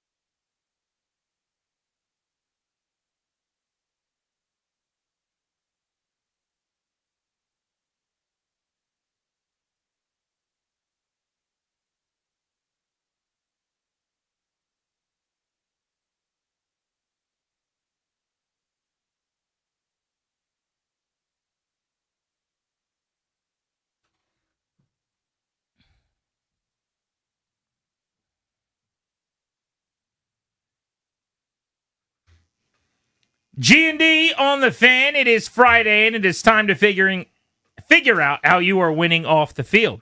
You call us at 800-636-1067. You can tweet us at Grant H. Paulson, at Funny Danny. I guess it's now at Grant Paulson. Audible at the line. Yeah, there's no H. Is Mike. 52 is Mike. Tobacco. No H. But you tell us what little thing's going right in your day. This is a mini moral victory that you would care about, and nobody else would. We do it in honor of the Goose Allen. We're winning off the field, but we got to start winning on the field. Just played a little charity golf this morning, which was a lot of fun. Good to see a couple of buddies. Got about 9 in before I had to come do the show because it's golf can't be close by. It's like 10 million light years away. So I'm sitting there going, I don't know, A, if I'm going to make sure, I want to make sure I can get back on time, but B, I realize I'm kind of screwed. There's no way to eat lunch, right? I wouldn't have time to eat lunch down here. I wouldn't have time to, maybe get anything. I left early this morning to be able to make something and bring it. I had to leave it in my car all day. Kind of was in between. And right before, seconds before we go out to play the golf, right? I see another dude with a box, like a box lunch. And I go, are those box lunches? He goes, yeah, they're right inside, like 25 feet from where I was sitting. And so we're literally about to take off and go to our different holes. And I'm like, well, why don't I get a boxed lunch? I like lunch. I'm a person that eats lunch. And they had one. I'm not talking about 5. They had one left. It was a veggie one, a chicken salad one, which I didn't want to have sit around for a long time. They had an Italian cold cut situation. Little chippies, little apple. Let's go. And some chocolate chip cookies in there.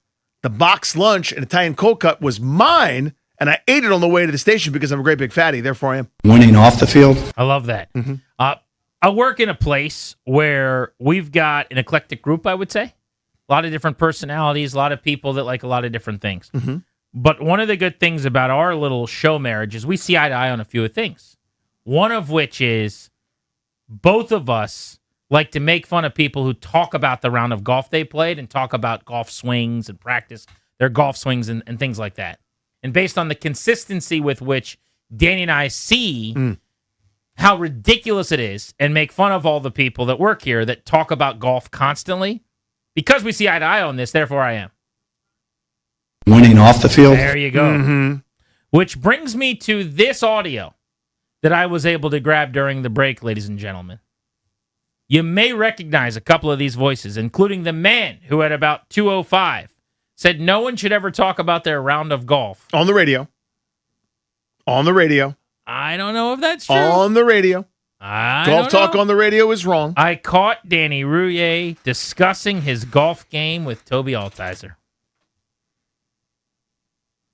Whenever you like to play that audio. Nope, not that one. That's not the one.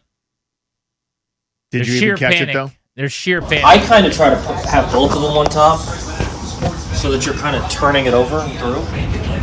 But yeah, you can try either one. But yeah, I mean, what you're doing, people do. I do. I have a bad tendency to get underneath, so I have to turn it over. Help turn it over. Who sneezed? I hit you. How far? Best one was 310. Oh.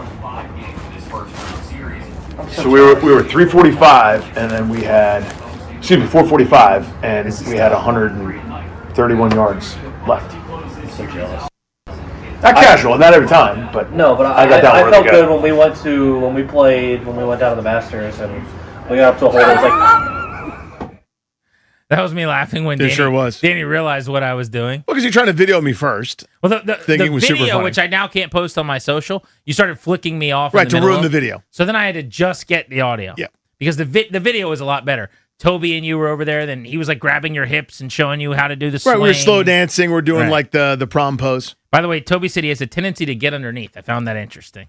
Isolate that. That's his first proclivities to do that. Right. And he plays golf. Will.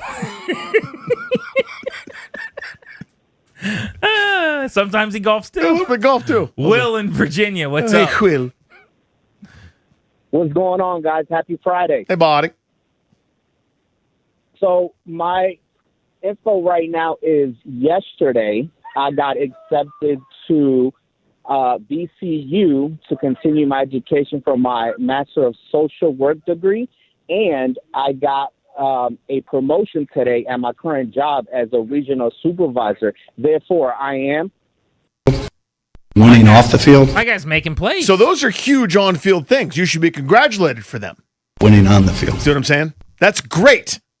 That's life-changing stuff. Those are big things. Did you find Winning any on the field. like when you got the acceptance letter? Did you find some change in the couch cushions? That's our speed. We're looking for something a little less important. Those are great things. Lower your stakes. Brian's in Indian Head. What's up, Brian? Hey, Brian.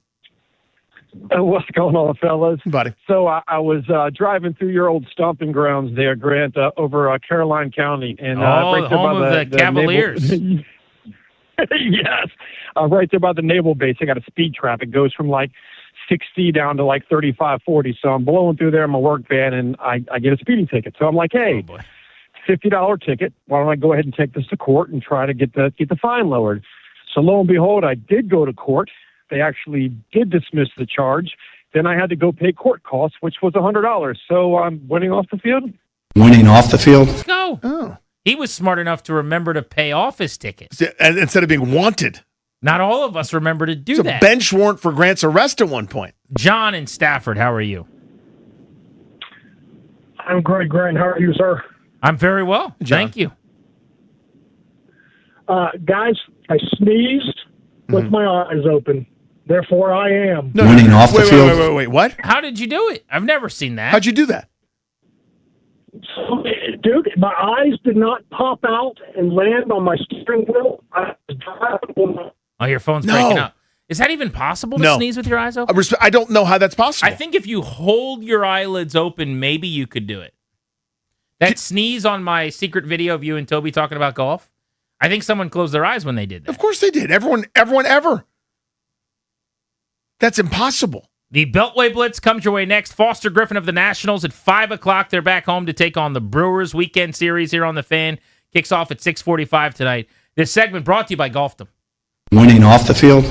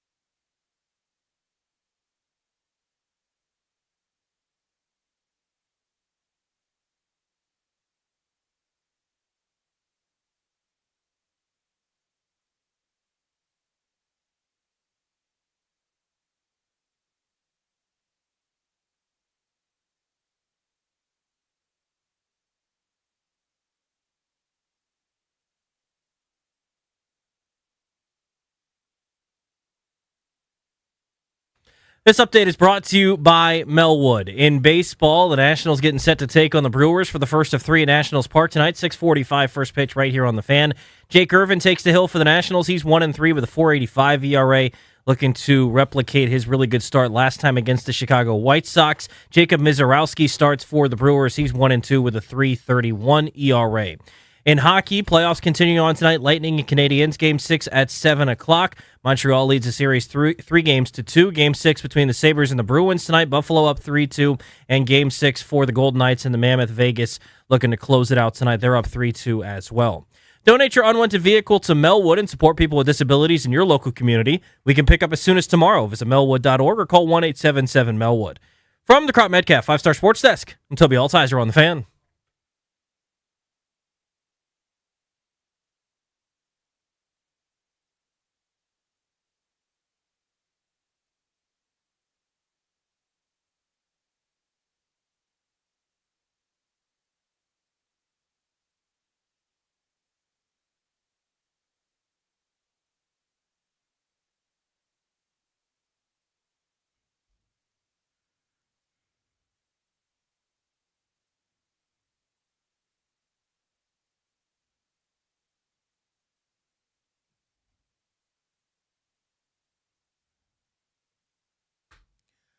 Grant and Danny on the Fan. The Beltway Blitz is coming your way in moments. We'll be covering Alex Ovechkin's future and the Stanley Cup playoffs, the Nationals and the Commanders all coming up. Show's brought to you by the law firm Kondorian Murad. They can help you with estate planning, elder law, real estate transactions, probate administration. Their attorneys are always there to protect you and your family's assets. Schedule a free consultation with their team today by visiting kmlawyers.com. Maybe sure to let them know that we sent you. That's kmlawyers.com. As a reminder, in about an hour at 5 o'clock, Foster Griffin, left-handed starting pitcher with the Nationals, joins the show. And at 5:30, 90 minutes out, we will break down the Commanders draft class and offseason with our buddy Trevor Sikkema, formerly of PFF. Let's kick off our Beltway Blitz on the ice. Stephen Wino of the Associated Press is going to stop by in just a couple of moments, but wanted to start with a little State of the Union. All things were quiet this week for the most part. In fact, the last update, anything on Alex Ovechkin, was when I bumped into Ryan Leonard out at Nationals Park last week and asked him, and he said, look, we don't really have a good feel for it. We're all waiting like everybody else, but if he wants to play, we want him back. He can help us. I just think this thing's over. I think the debate has ended. We were wondering, did he want to keep playing? Because the team has made it pretty clear if he wants to play, they'll accommodate him. And he has not hidden the fact that his family wants him to play and he wants to play. But let's ask Stephen Wino of the Associated Press about this now. Swino, do you think Ovi is playing for the Caps next fall? Yes, I do, GP. I did not think that until the final few games of the season, but just watching the whole sort of pageantry of the moment, watching Alex Ovechkin's body language, listening to what he said, I was at about an 80-20 that I didn't think he was going to play before the final week of the season. I'm probably about 75-25 that he will play for the Capitals next season right now. How much is he going to make to do it, and how important is that to their plan this year to try to get back to being one of the best teams in the East to not break the bank with him? It's a really good question and a huge sort of debate for Chris Patrick, Brian McClellan, and even Spencer Carberry. Not just what he makes, but sort of what his role and what the plan for him is. Because, look, they could pay him $9 million a year and still have plenty of cap space to do whatever they wanted to do if Ted Leon says that ownership will spend to the cap. Now, do they want to do that? Probably not. For a player who's going to turn 41 years old and sort of certainly a one-dimensional player at this stage of his career. But if you were going to make me guess, I'm thinking something in the $5 to $7 million range for a one-year deal would make a lot of sense for all parties involved and still give Chris Patrick and Brian McClellan a lot of flexibility this offseason. But to me, the bigger thing is the timing of this and Alex Ovechkin making this decision and getting under contract before July 1st. So I know the sort of, I don't even know how to describe this group of people, but bear with me. Among Caps fans who were just going, he led the team in goals and kind of put their finger in their ears as to how effective he is on the ice at this point. It reminds me of a basketball player for a bad team, not that the Capitals were, but long past his prime. And yeah, they ran every single play, every single part of the offense for him, and he still scored 20 a game. That's different than a guy in his prime that's kind of scoring it in the flow of the offense. I feel like they did those sorts of things for Ovechkin this year. It's every empty net situation they're trying to feed him. Every power play, it's around him, and he's on both power play units, etc. Didn't take a defensive zone draw until a week left in the season. Numbers approximate. If they treated him like a regular player, which he's earned more than that, but if they did, I don't think he's leading the team in goals anymore. Just kind of where are we at in that regard? Yeah, I think you're right, and it's a nuanced thing because I don't want to say you don't want to sniff at 31 goals in the season because obviously it's the hardest thing to do. So we're a bunch of empty netters in there, so take that out, and he's still over 20 goals in a season, and it's very impressive. But yes, it was a very specialized coaching job by Spencer Carberry to put Alex Ovechkin into positions to succeed, and at 41. Probably not going to play 84 games of the season. He's probably not going to be on the power play for all 2 minutes. And so I think, if he's a 15, 20 goal scorer, I think you have to consider that a success. But there is something to be said of the difficulties it puts Spencer Carberry and his coaching staff in that you can't put Alex Ovechkin on the ice in a defensive zone situation, that there are things that he can't do at this stage. And I think the Capitals would certainly, obviously, yes, they'll take him back, but if you have a player who can play a 200-foot game again, it works sort of in a team concept better. So I just want to see how much of this you agree with, because you're very, very smart, know more about hockey than me, and I just want to see where I'm right and where I'm wrong in your opinion. I think, first of all, just to set this aside as a prerequisite, Alex Ovechkin has given me everything, and whatever he wants to do, the Capitals are going to do, and I totally understand that, by the way, because he is the reason hockey is popular, and me and so many other people in this town love this sport. So just separate that for a moment. In a world where everyone from Joe Montana to Jerry Rice and so many others have worn other uniforms, and they don't get to just call the shots all the way to the end. That's not how sports works.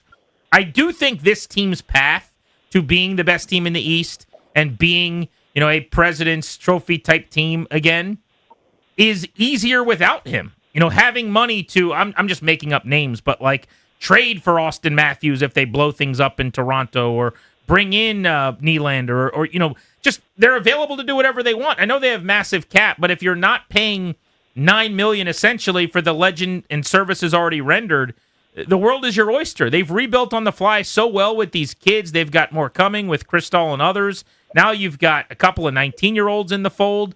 Like, they're on the brink of actually being really good again. Give them credit. They've done it amazingly. But I think if you keep playing the Ovi game, so to speak, it gets harder to take that next step. I think you're exactly right. And it's a clearer path forward if Alex Ovechkin's not around, even, as you mentioned, face of the franchise, all of these other things. It's certainly a clearer, more defined path forward without him. But the only caveat I would say to that is if he comes back and is on board with whatever plan the organization has, and everyone's on the same page that, look, you're a third liner now. You're on the second power play, or we're going to split the power plays or whatever, that as long as he's on board with that, they've got the cap space to mess around. And I'm thinking of a guy like Brock Besser in Vancouver, who I know the Capitals were very interested in when he almost went to free agency in July of last year, that he is someone who probably will be available. Maybe not an Austin Matthews, but a Steven Stamkos or Jonathan Marchessault. They have the assets the Capitals do in terms of prospects and picks. I'm not even talking about the big-time prospects of Hudson and Ilya Protas, but even like the next level down and the picks they've accumulated by trading John Carlson, by trading Nick Dowd, because there's not a lot of great free agents out there. There's a very weak free agent class because of the cap going up. But they have the assets to trade for talent at this point, and I still think they can do it. And I know Chris Patrick and Brian McClellan in the front office have two plans sort of going forward. The no OV path is much clearer in that way, but they can still do a lot of the right things as long as Alex Ovechkin buys into what the sort of coaching plan is. Swano, thank you, buddy. Have a great weekend. Thanks, guys. You too. You got it, dude. Hit that national sounder, please. Many of you know this gentleman as the play-by-play voice of the Washington Nationals. But on this radio program, Grant Paulson and myself, Danny Rouillet, know our guest as the Summoner. Ladies and gentlemen, you're the Summoner, Dave. The Summoner, Dave Jagler's here. The Summoner. You summoned C.J. Abrams' home run. I'm in my car. I was listening. It wasn't 2 pitches later. It wasn't 10 minutes later. It was seconds later. Jags, the summoning powers are real. I don't care what they say.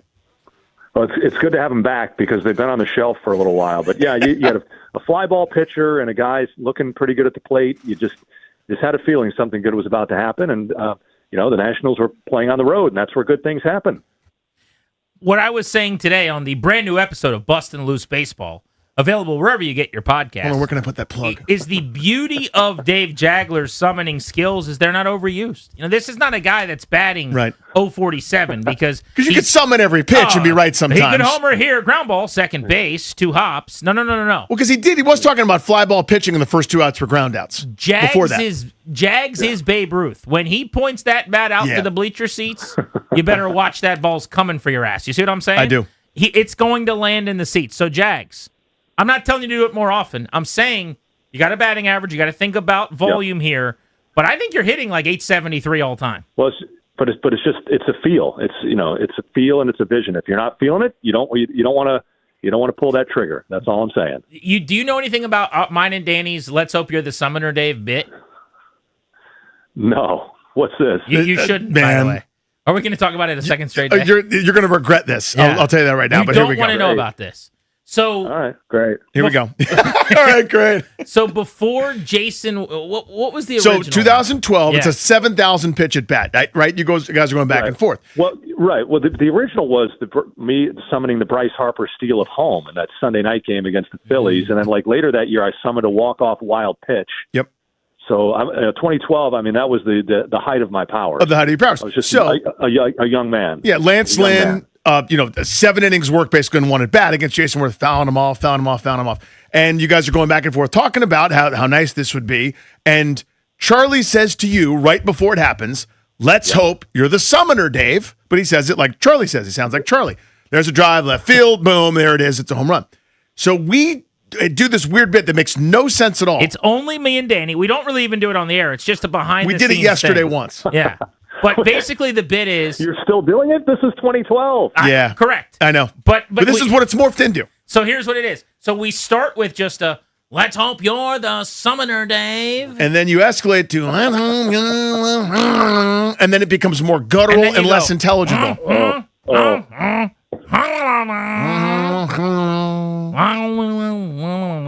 And then you try to see who can go the furthest while still make it recognizable. Wow. I told you. You've pulled back the curtain on something, that we maybe didn't want to see or now, hear. Now, do you want that time back in your life that you just lost? Yes, time to go. It's almost first pitch. Now imagine explaining that to Charlie tonight before the telecast. You're like, I'm not going to try. Do this thing. We got Foster Griffin on the show in 45 minutes. He is not pitching tonight against the Brewers, but he is so good to talk to. It's been sensational. Absolutely love him. Can't wait to interview him and chat with him today. What a revelation. He's been great. Yeah, he has been tremendous, and this is going to be an interesting start for him, as I'll do a little show prep for you. I'll give you some of your questions here. He's going to be facing a Milwaukee team that he took a no-hit bid into the 6th inning earlier this year. So, he's kind of had this advantage. He was a secret weapon in spring training. The Nationals kind of kept him under wraps. He only made 2 Great League starts. The league hasn't seen him. He's a different guy than the Foster Griffin who went to Japan, coming back from Japan 3 years later. This is going to be the first time that he's faced a team twice. So is there a little, advantage Milwaukee, or does Griffin change anything, or how does he approach it? But basically Foster Griffin Day has been win day. The Nationals have won 5 of his 6 starts, and the one game that didn't win, he left the game with a 6-1 lead. So he has definitely fulfilled his part. That's a great job of the front office, finding him and realizing that the success he had in Japan could translate over here with a much different pitch repertoire. Jake, did they have a little something here in Gus Varland? He's attacking people. He is unafraid, it feels like. Well, the one thing, and I think as a group, the bullpen, after just obviously a really tough start, has cut down on the walks.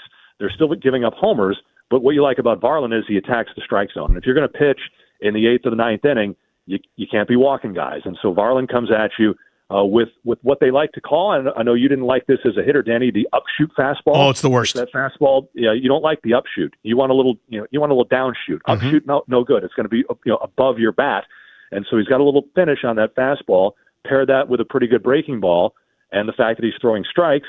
And right now, you kind of have something you might quasi call a closer. We've named nobody a closer this year, but he seems to be the guy. If it's a close game late, you want him on the mound in the 9th inning. Speaking of things you don't want to see as a hitter, Jacob Mizorowski on the bump for the Brewers tonight broke the record for velocity on a strikeout by a starting pitcher earlier this season at 103 miles per hour. He and Jake Irvin towing the rubber. Game's at 6:45. First pitch in 2 hours at 6:15 right here on the Fan for Charlie and Dave. We'll be listening, and I've got post-game tonight, so we'll be talking later this evening. Well, and we're keeping track, guys, of the number of post-game walk-off interviews that you and Toby have, and I think Grant, you're in the lead. Toby is in second, and Danny right now has as many as the jack of all things, Jack Hicks. Yeah, the big fat zero. I've been down there a couple times. We've flirted with it, but it hasn't happened yet. We're in May, by the way, Jags. Yes, we need to have some big wins. It's going to be a beautiful night tonight. You're going to be doing your show, Grant, over the fireworks, so fans can get here. They can watch the fireworks and then greet you on the way out.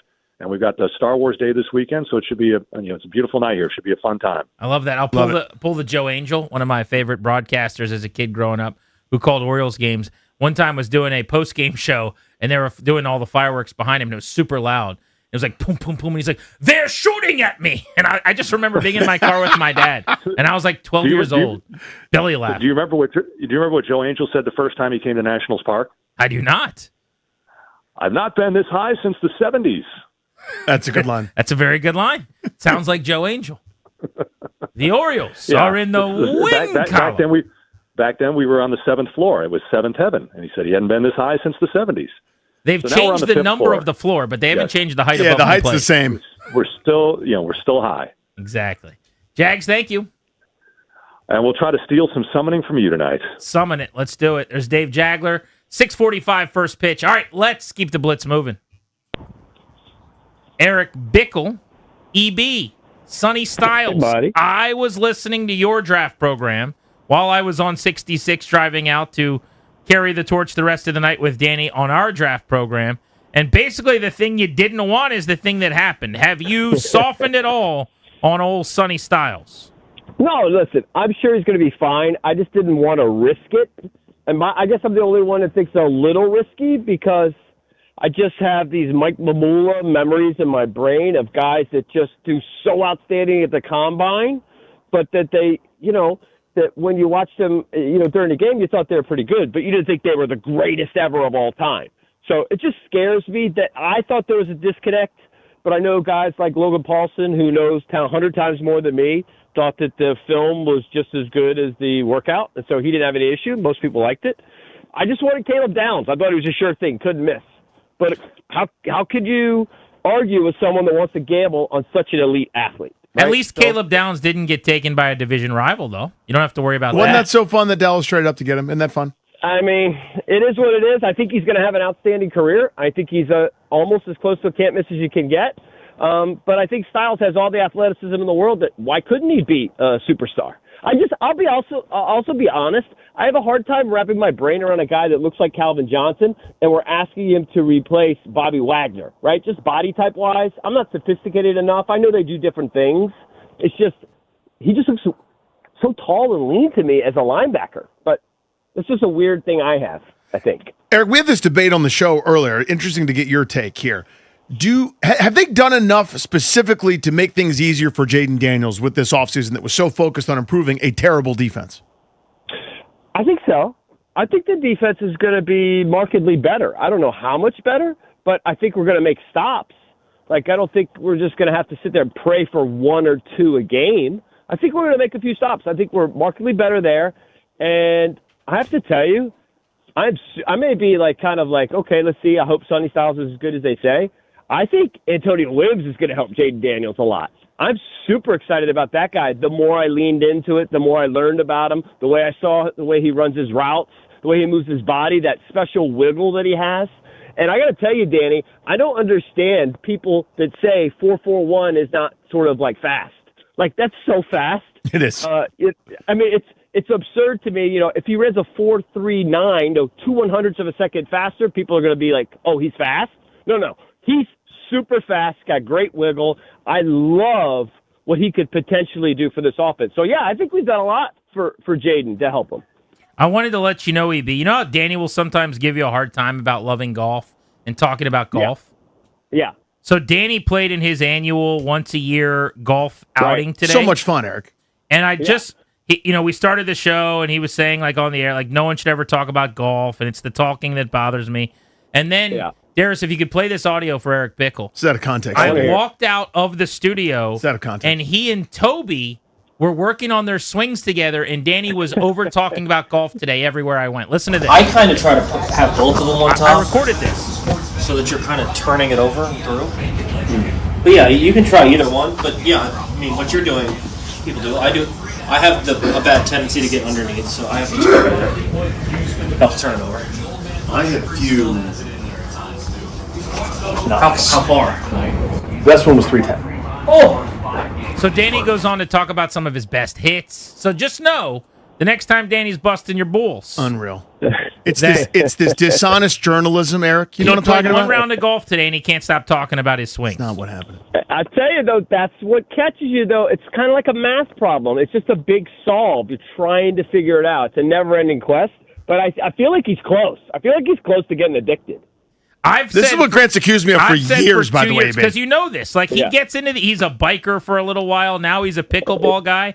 It takes like 3 rounds of golf in a short time, and then he's just going to have a net in his backyard, and he's going to be like tweeting videos like you do. Yeah, hold it. Did he say he pumped one 310? I did today, He did, yes. He's in. It's over. He's in. But also hit like 3 into a wilderness preserve, like disrupting a geese habitat. Yeah. That happens. That'll never stop. But that feeling you get when you pump one and you hit it just right, that's what we're all searching for over and over and over again. It was a pretty good feeling. I just kind of want to tell everybody. Congrats, buddy. See, he's the bug bit him. Oh, stop it, both of you. It's going to happen. Stop it, both of you. That's how it works. I love it. I'll take him out. We'll bring him out to the club. Eric, last one I've got for you. We started the show with this, and Danny and I actually disagree about this. Have they done enough to help Jaden Daniels yet? Danny basically says they don't have the outside receiver he wanted, so no. I think they've done so much otherwise. Defensive improvements, new scheme on defense, both tackles invested in heavily. You know, the drafting of a wide receiver in the top 75, the tight end they spent money on. Danny's still not content. Where are you at on this? No, as I said, I think they've done a lot, actually. I was like everybody else. I was hoping that we were going to get this big number 2 receiver that could eventually be a number 1. This sort of fascination I had with that. But I love what they did with the drafting of Antonio Williams. I love Leo Chenal. I love what they did signing him. Let's see. Let's see if he's as good as advertised, if he's as good as what he did there sort of in the second half there with with whatever they are, the Los Angeles Chargers. So I love that. And in the draft, I love what they could potentially get from Joseph. I think he could sneak in and give you some help. So I don't know. I think they picked I like what they did picking up Nick Cross. I feel like kind of like at every level they got some help. I think they're better on defense. I think we're going to be better on offense. We just got to keep Jaden healthy. If we keep Jaden healthy, remember, we had sort of less than what we have today in 2024, and we scored 30 a game. So I think we're markedly better on defense. I think we're some better on offense, and that could be enough. That's a good answer. Eric bailed me out. Danny just told me while I was queuing up my golf audio that he asked you that exact question. So I'm that guy. Kind of. Yeah. Kind of. It's okay. No, but you're a radio professional. You just went with it.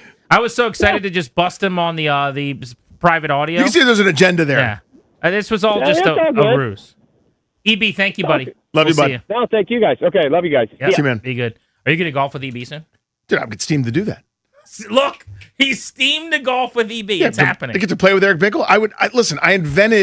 I played a video game that I knew his son played so that I would be able to text every once in a while with EB and like get his son to help me with a couple different things. Any in with the junks, man. I talk stocks with cakes. I haven't cracked Jason yet. I hope to meet him one day. But like be able to get into the flow of the junks. Meet him one day is a funny bit. It's my thing. It's my bit. Foster Griffin of the Nationals at 5:00 on Grant and Danny. Who's going to have a better first season, Sonny Styles or Antonio Williams? We'll get into that next.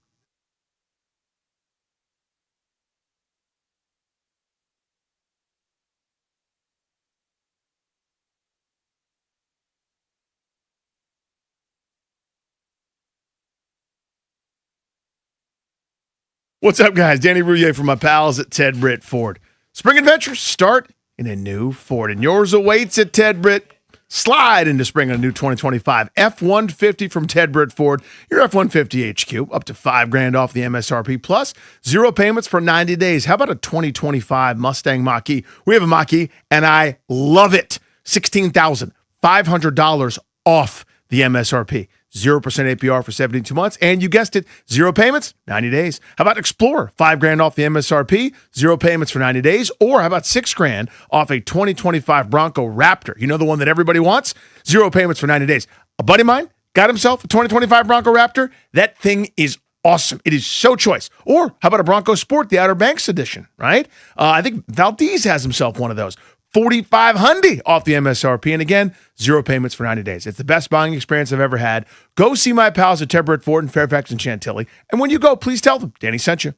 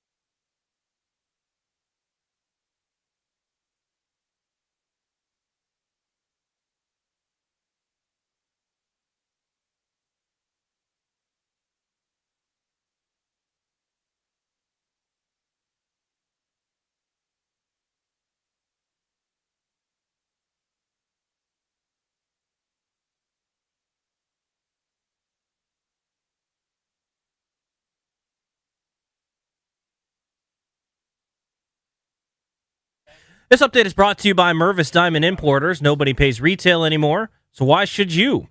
Baseball, the Nationals getting set to take on the Brewers for the first of three at Nationals Park tonight. 6:45 first pitch, 6:15 pregame right here on the Fan. Jake Irvin starts for the Nationals. The righty's 1-3 with a 4.85 ERA. He'll take on the Miz. Jacob Mizorowski pitching for Milwaukee. He is 1-2 with a 3.31 ERA. 6:45 Nats and Brewers right here on the Fan. NBA playoffs continuing on tonight. 3 game sixes in action. Magic and Pistons at 7 o'clock. Orlando leads that series 3-2. Cavs and Raptors to follow at 7:30. Cleveland up in the series 3-2. Then the Lakers will take on the Rockets, looking to close it out. They're up 3-2. Tip-off tonight for Game 6 at 9:30. Getting engaged or married? Visit Mervis Diamond Importers. For the finest diamonds and best value, Mervis is unbeatable. Shop for the largest selection of Tacori engagement and wedding rings in D.C. at Mervis, because your ring should be as extraordinary as your love. Go to MervisDiamond.com. From the Crop Metcalf 5-Star Sports Desk, I'm Toby Altizer on the Fan.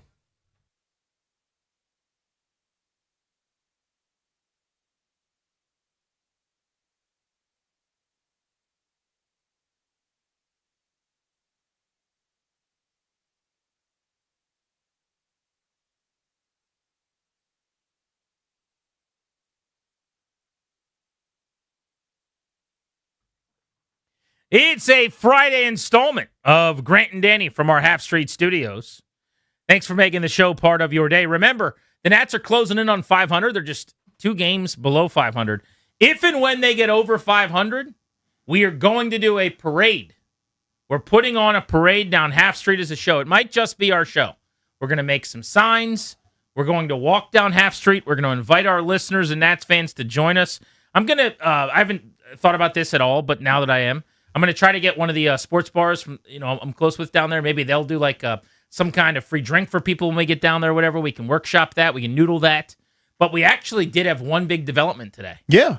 Our buddy Christian Hunt from our sales staff has a good friend who's part of like this brass band that like does a lot of parades. And they're going to perform walking with us like a marching band during our parade down Half Street for the Grant and Danny Show Parade if and when the Nationals get over 500. So now we've got a marching band, and we've got like 4 of us. What else could we possibly need? Maybe like a couple other people, but yeah, that's basically it. I've been saying they have not been over 500 in 5 years. I found one time when they were 19-18 in 2024. I don't want to count that. A, because it's inconvenient to my larger point. 5 years sounds better. But also it was like a day at game 37. So the caveat I'm going to provide is like the deepest into the season they've been over 500 in 5 years. Yeah, I think they've had 1-0 starts too, somewhere along the line, but come on, play along. This year they were 1-0. Yeah, that's what I'm saying. So like, I need everyone to play along. Some would say they go 1-0 every day. Some would, and they don't work here anymore. But the point I'm trying to make is, don't do the actually they were. You get the bit. Go along with it. Just come to the Navy Yard and walk down Half Street with us, and then we'll get ready to go to a baseball game. That's something the plan. like that. The entirety of the plan. Who's going to have a better first year for the Commanders, Sonny Styles or Antonio Williams? Is it going to be the 7th overall pick linebacker in an improved defense, or a wide receiver taken at 71 who's got an unimpeded path to the field, who's got a unimpeded, no blocks in front of him on this road, path to possibly being the Z receiver, the slot receiver, and getting a ton of targets and being ultra involved? Styles to me, and it's not close. Because I think he's on the field always. I don't think he's coming off unless he's hurt, unless he's tired, unless something happens. For Williams, I don't buy that he's a slot plus. I don't think he's the second receiver in 2 receiver sets. I think they'll try it, but I think you're going to see way more De'Ami Brown or Traylon Burks to block or whatever. And I think they're going to run a lot more 12 personnel than we're ready for. It's going to include John Bates. It's going to include other tight ends as they go down the depth chart, whether it's Sinnott, Yankoff, or somebody else. I think they're going to sort of try to maul people a little bit and run some of that play action again off those 2 tight end sets with Chigakonkwo and company. I don't think he gets enough targets. I don't think he's on the field as much. I don't think he's the answer that everybody sees. Again, I like him. I'd like him to be part of the ensemble, part of the deal. But this is twofold. One, I think Styles, that snap count's going to be in the 90-some % this year, upper 90s. Okay, upper 90 soccer show. But secondarily, I don't see Williams having a huge role right away. Maybe expands as the year goes. I think they're going to major in other stuff. I think that's the safe bet on a betting board. He should be minus 120 or whatever. And then the plus money is going to be on Antonio Williams because he was drafted 2 rounds later. But I just want to make the case that there is actually a world where it's him. Where Sonny Styles is playing and using his speed and running around, but maybe the counting stats aren't there, or it's not obvious on every single play some of what he's doing. Maybe they're having him turn and run in the seam with tight ends, or they're using him in space athletically, or he just gets off to a slower start. He is new to the position still. It is a big transition. Maybe he has a little trouble diagnosing things, right? This is possible. And the flip side would be, I'm starting to have Antonio Williams as a pick really grow on me. My initial frustration with the Antonio Williams pick was it wasn't what I had envisioned, what I thought fit, what I wanted. But the more I've talked to smarter people than me, and honestly, here's the big tell. The big thing for me, watch some 2024 Antonio Williams, not the 2025 Antonio Williams. And you tell me you don't get a little bit more juiced up. You see, I think, some of that 4.4 speed more often. You see that after the catch ability that everybody talks about. Rand Carthen came on, the former GM, who was with the Titans at this time, a year ago, running their front office, right? And he basically said, going into this football season, he was a top 5 receiver in the entire class for me. And I'm like, all right, he feels that way. A couple other people have told me 2024 Antonio Williams, better version. So you go back and you watch some of those sizzle reels, some of those games, some of those performances when he's carving up Georgia and corners that are getting drafted, and you're like, okay, I actually can see this a little bit. And I think David Blau is going to use him, the reason they drafted him, as the Swiss Army knife in the passing game that is a heavy volume guy right away. Like, I could actually see him getting 7-8 targets in a lot of games early this season. I don't think that's crazy. Now, we'll see. Maybe it doesn't go that way. Yeah. But if that's the case and he's catching 5 or 6 balls, a lot of stuff around the line of scrimmage, going for 50, 60 yards a week, that's a pace, by the way. That's an 80 catch guy, basically, you're talking about. Yeah, well, if he's catching 4 or 5, it's like 65 to 75 catches. And yeah, if he's catching 50 yards worth, 850, 900 yards, then he can absolutely hang with Sonny Styles. That's what they're planning on. The conversations we're having about Williams and they're having are very different. They're very different. And it's, I'm not necessarily inclined just to blanket give them benefit of the doubt on that, because again, every city right now is going, wait till you see this. Every front office is going, wait till you see this. And some evaluations are right, some are wrong. I like the player. It sounds like I don't, and I don't mean to say that at all. I just don't see this unfettered. I guess I was burned so badly by Jahan Dotson, who this is sort of reminiscent of, where a guy that, he's a slot, but look, he's winning these contested catch balls at Penn State and can be on the outside more and can do a lot of things. Look at him after the catch, etc. And it burned me so badly. I'm now more skeptical about this inside plus kind of situation. Again, different offense now with Blau and company. I think he'll have an impact. He'll be on the field plenty. I think he right now is ahead of Luke McCaffrey, ahead of Jalen Lane. But just because there's not another real good outside presence there beyond kind of their base offense, if that's even a thing. I think they're going to major in 12 personnel more, 2 receivers. I think one of them is going to be a bigger one because they want blocking acumen as it comes to it. Some of the play action off that. I just don't know that he has enough snaps to be able to do everything that we're talking about. There are going to be those weeks, like you're saying. I don't know. I guess I'm a little bit more wait and see with him because I think he can play. But I don't know that it's going to be the role that Styles is going to have right away, minute 1, middle linebacker plus, flying around. Let's touch the listening audience next. Sonny Styles or Antonio Williams, who helps more and has a bigger first season in D.C.? 800-636-1067. One of our favorite interviews in town, Foster Griffin of the Nationals at 5 o'clock on The Fan.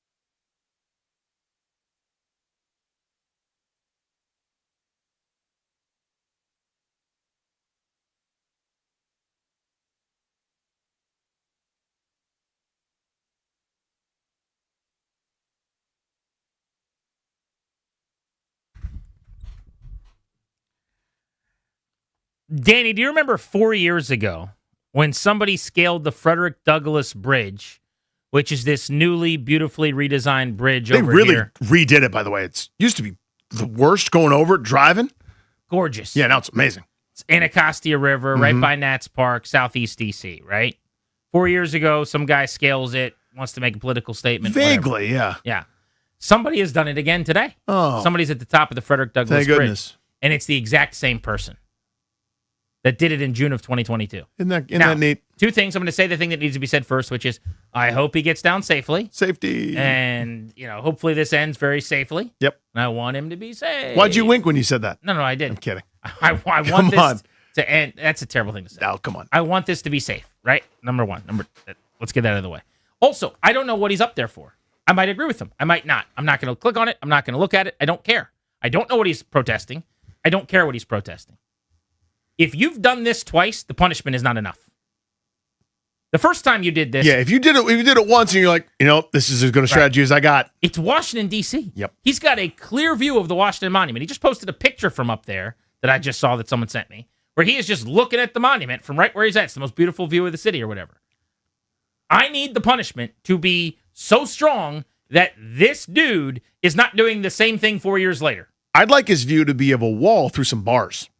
That would be a good view. You know what I mean? For a little while. For a long while. He needs a timeout from the rest of us for just a wee bit. The other thing about these protests, and I am pro First Amendment rights and pro protests, and everyone should do what they want to do, and whatever else I have to say, I agree with all of you, by the way. Everything that you're thinking is, honestly, it's what I'm thinking. Yeah. Right now. Same page, same book. But Ryan Clary style, here's my big but. Here's my giant tuchus. When people do this, you're just being a giant pain in the ass to everybody else. The people that you're mad at are not hindered. The rest of us are. So if someone's trying to get to a Nats game to take their kid for the first time, if someone's trying to meet me with my son by first pitch, you're just ruining everyone else's time. That's all you're doing. When you lay on the street and you don't let me get to work, I don't care what your thing is. I hate your thing now. I hate you and I hate your thing. It doesn't matter what your thing is. If I can't get to work because you're laying in the street, you're a dumbass and I hate your thing now. That's kind of where I'm at on that. Yeah, that's pretty good. Also, if you lay in the street 2 times, then the punishment wasn't enough for laying in the street the first time. There we have it. It should be a really long punishment. Again, big First Amendment guy, big do whatever you want to do guy. Just don't be a pain in the ass to everybody else. You get to do your own thing.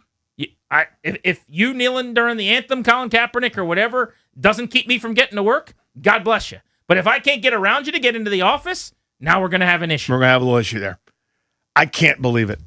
First of all, how would you, I don't even want to know, but how do you go, I'm on the ground, I'm going to end up there? How do you do that? Well, that's another thing. What are you doing to walk up there? How does he Spider-Man his way up there? What an incredibly impressive feat.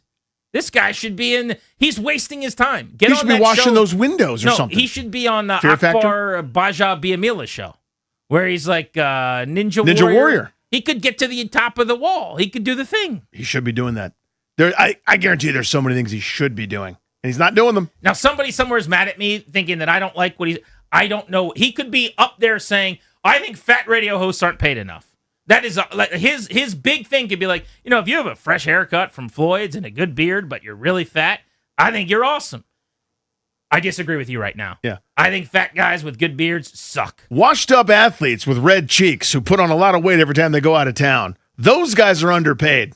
I disagree with you right now. He's got a sign that says afternoon drive radio hosts aren't respected. Yes, they are. Shut your mouth. Get down immediately. We're the most respected. Get down immediately. Just stop it. Paul in D.C. Hello. How are you? All right, gentlemen. How y'all doing, man? I'm with y'all, man. Hopefully the guy ain't holding up the daggone traffic, man. But without a doubt, your phone just not working. Clicking. Sorry, call us back. Not a clicking. Yeah, call back. Very clicking. I blame the guy on the bridge. I think he screwed that. Disrupting the cell service. Yeah. Evan in D.C. What's up? Hey guys, so I had a question for you guys about, you guys were going through the receivers last segment, and I give this organization the benefit of the doubt, where you're removed from being top 5 offense, and everybody was trashing our offseason then in 24. So I have some trust in them, and Antonio Williams was one of my top day 2 targets too, just because if you read all the draft blurbs of like the top guys, Jeremiah McShay, he was like the only one who was being listed as, an outstanding route runner and separator. And, everybody else kind of seemed like a developmental work of progress as route runners. So I thought that would make a lot of sense because we really need that type of receiver. So I can see Terry McLaurin, Antonio Williams, and Okonkwo being a good 1, 2, 3. But I still feel like it's very fragile. They still need to make one more move because if McLaurin goes down, then it feels like the whole offense falls apart. Well, that's no doubt. I mean, if you're a McLaurin injury away from big trouble, but the flip side is if McLaurin, who's never been hurt other than this past season when he didn't have an off season, stays healthy, now you've got a $32 million X. You've got the Z that they handpicked out of the entire country, basically. Yep. You've got him in the slot and eventually Ayuk or Burks or whoever else.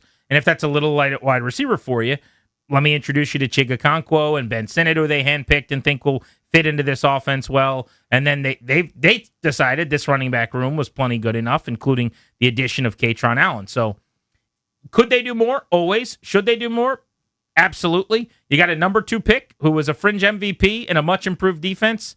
You got to find a way to make this work, as far as I'm concerned. And there's more coming. They're going to sign a corner. They're going to sign a wide receiver. Yep. You're not going to have a star at every single position. It just doesn't work that way. No, not at all. Our buddy Ryan Zimmerman said not everyone gets to make $200 million, right? You got to fill out your roster, especially in a salary cap league. Grant and Danny on the Fan. Foster Griffin, assuming he can get to Nats Park tonight, is going to be in the dugout for the Nationals as they take on the Milwaukee Brewers. Assuming the teams can get there, the game can be played, and we'll have anybody in the crowd to cheer on the boys. He will join us next on the Fan.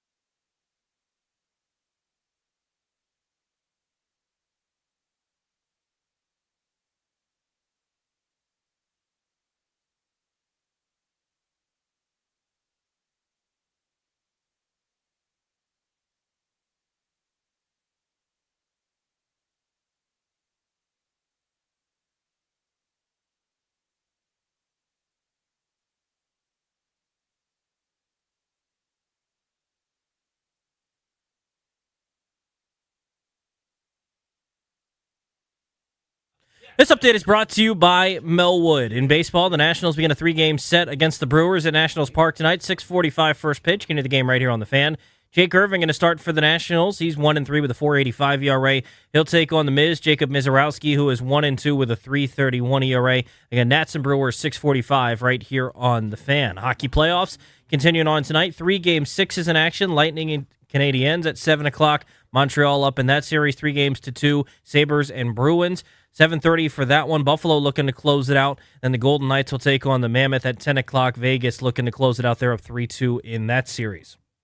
Donate your unwanted vehicle to Melwood and support people with disabilities in your local community. We can pick up as soon as tomorrow. Visit melwood.org or call 1-877-MELWOOD. From the Crop Metcalf 5-Star Sports Desk, I'm Toby Altizer on the Fan.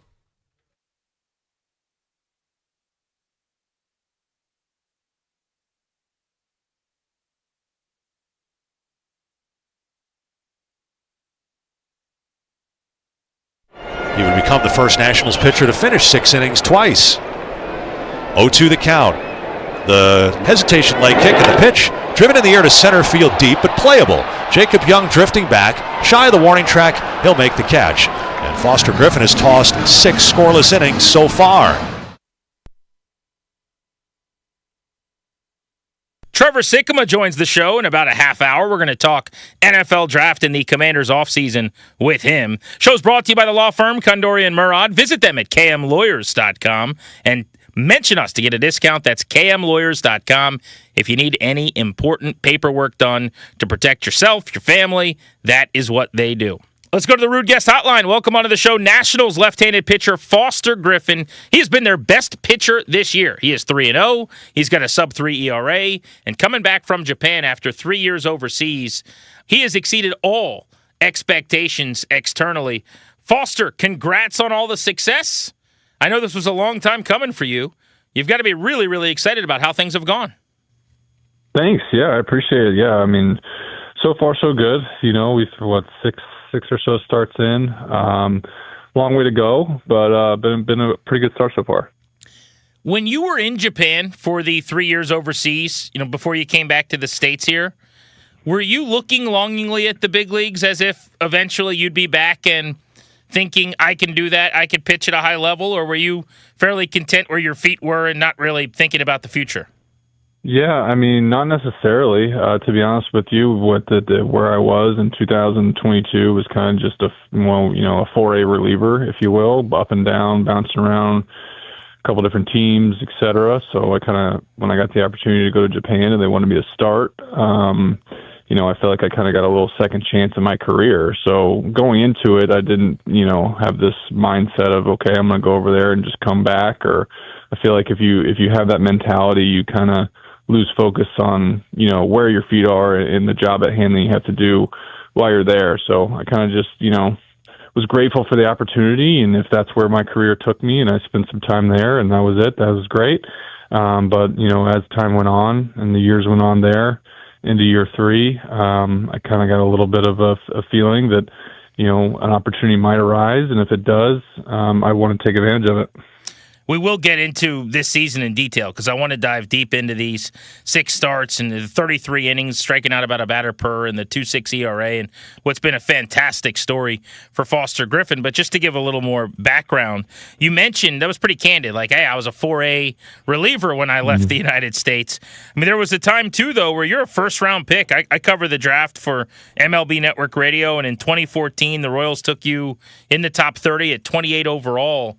So between that moment and kind of when you self-proclaimed to become this 4A reliever, like, that's a big change in how you view yourself and in the career arc and trajectory. It's been a pretty amazing, undulating career with peaks and valleys here, I guess. 100%. A lot of some good times and some bad times. I feel like with any person's career. I feel like where I'm at now might be considered a late bloomer, if you will. I was definitely still drafted, back in 2014. I was still drafted in what I would consider more of they don't really do it as much anymore, but a projectability era. I was tall and skinny and threw, 91, 92 from the left side in high school. So I'm sure, this was before TrackMan and all this kind of stuff is now incorporated into the draft and scouting, et cetera. So I'm sure, maybe the Royals saw some projectability, some room to grow, some room to, add velocity, et cetera. And, it took me a little bit longer than most first rounders, I would say, to get to the big leagues. And then when I did get to the big leagues, had, a Tommy John in my debut. So that was, tough, but, I believe that, everything has a plan and everything's kind of already predetermined for us. So, I battled through that and got back to big leagues in 2022. But, I never really, I felt like found the stride in my career until I got that second opportunity to go over to Japan. Foster Griffin, now 30 years old and pitching in the big leagues and having a lot of success. The Nationals have been one of the great stories in baseball, hovering around 500. Their offense has been magnificent. He's been their best pitcher and one of the great stories within the clubhouse. So then the successes so far, are you surprised? Are you impressed? You're obviously thrilled, but is this what you expected when you came back stateside? I don't know. I didn't really have. I feel like if I set expectations on myself, it kind of leads into either good or bad. I just didn't. I kind of went into it with an open mind, if you will. I just kind of wanted to whatever happened, and just take each start with as much confidence as I could going into it. I feel like I have a little bit of advantage here early on with teams not really having a bunch of video or seen much of me before. So kind of just attacking them with my best stuff and adjusting from there. So not a whole lot of expectations, but just going out there, most of all, just trying to go as deep as I can to a game to and then keep us close to give us our team a chance to win. How different is the repertoire now? For people that don't know, you throw 7 pitches, and you hear that sometimes, like this guy has 7 pitches, and they throw 4, right? You legitimately throw 7 pitches a bunch in every start. It's a pretty diversified, incredible portfolio. What were you when you were last pitching? I'm assuming as a reliever it was 2 or 3 max. But then when you got to Japan as a starter in your first start, I wouldn't think you were throwing all 7 then. How did that materialize? No, it was a slow evolvedness of those. So 2022 as a reliever, I was mainly cutter, curveball, four-seamer. And then when I went back to Japan, or when I went to Japan my first year as a starter, I incorporated my changeup a little bit more. And then, so I got to Japan and there's a lot of left-handed hitters, that are very good at contact. So they're really just peppering me into the 6-hole backside, for base hits over and over because for the most part, everything was just moving away from them. So that's when I incorporated a 2-seam a little bit to get them off of that stuff that was going away all the time. So I had something moving in. And then the splitter came from watching all these other Japanese guys, my teammates, get a bunch of ground balls and a bunch of swing and miss on that pitch. And I was just basically envious of it. And I didn't really throw changeups to left-handed hitters. So I wanted something kind of moving downward, against lefties as well to try and get that tumble swing and miss pitch or ground ball pitch. So I fiddled around with some different grips and worked on some different stuff in the bullpen just from watching slow-mo motion camera stuff from grips from my teammates and kind of took some bits and pieces there. And then I actually ended up being a pretty good pitch to both lefties and righties over there. And then the sweeper came as well, just kind of for swing and miss pitch to lefties, something a little bit bigger, a little bit more, horizontal movement. Just because my top to bottom curveball over there, they were just kept catching a little bit of piece of, and then paired with my 2-seam, I felt like it was a little bit better profile.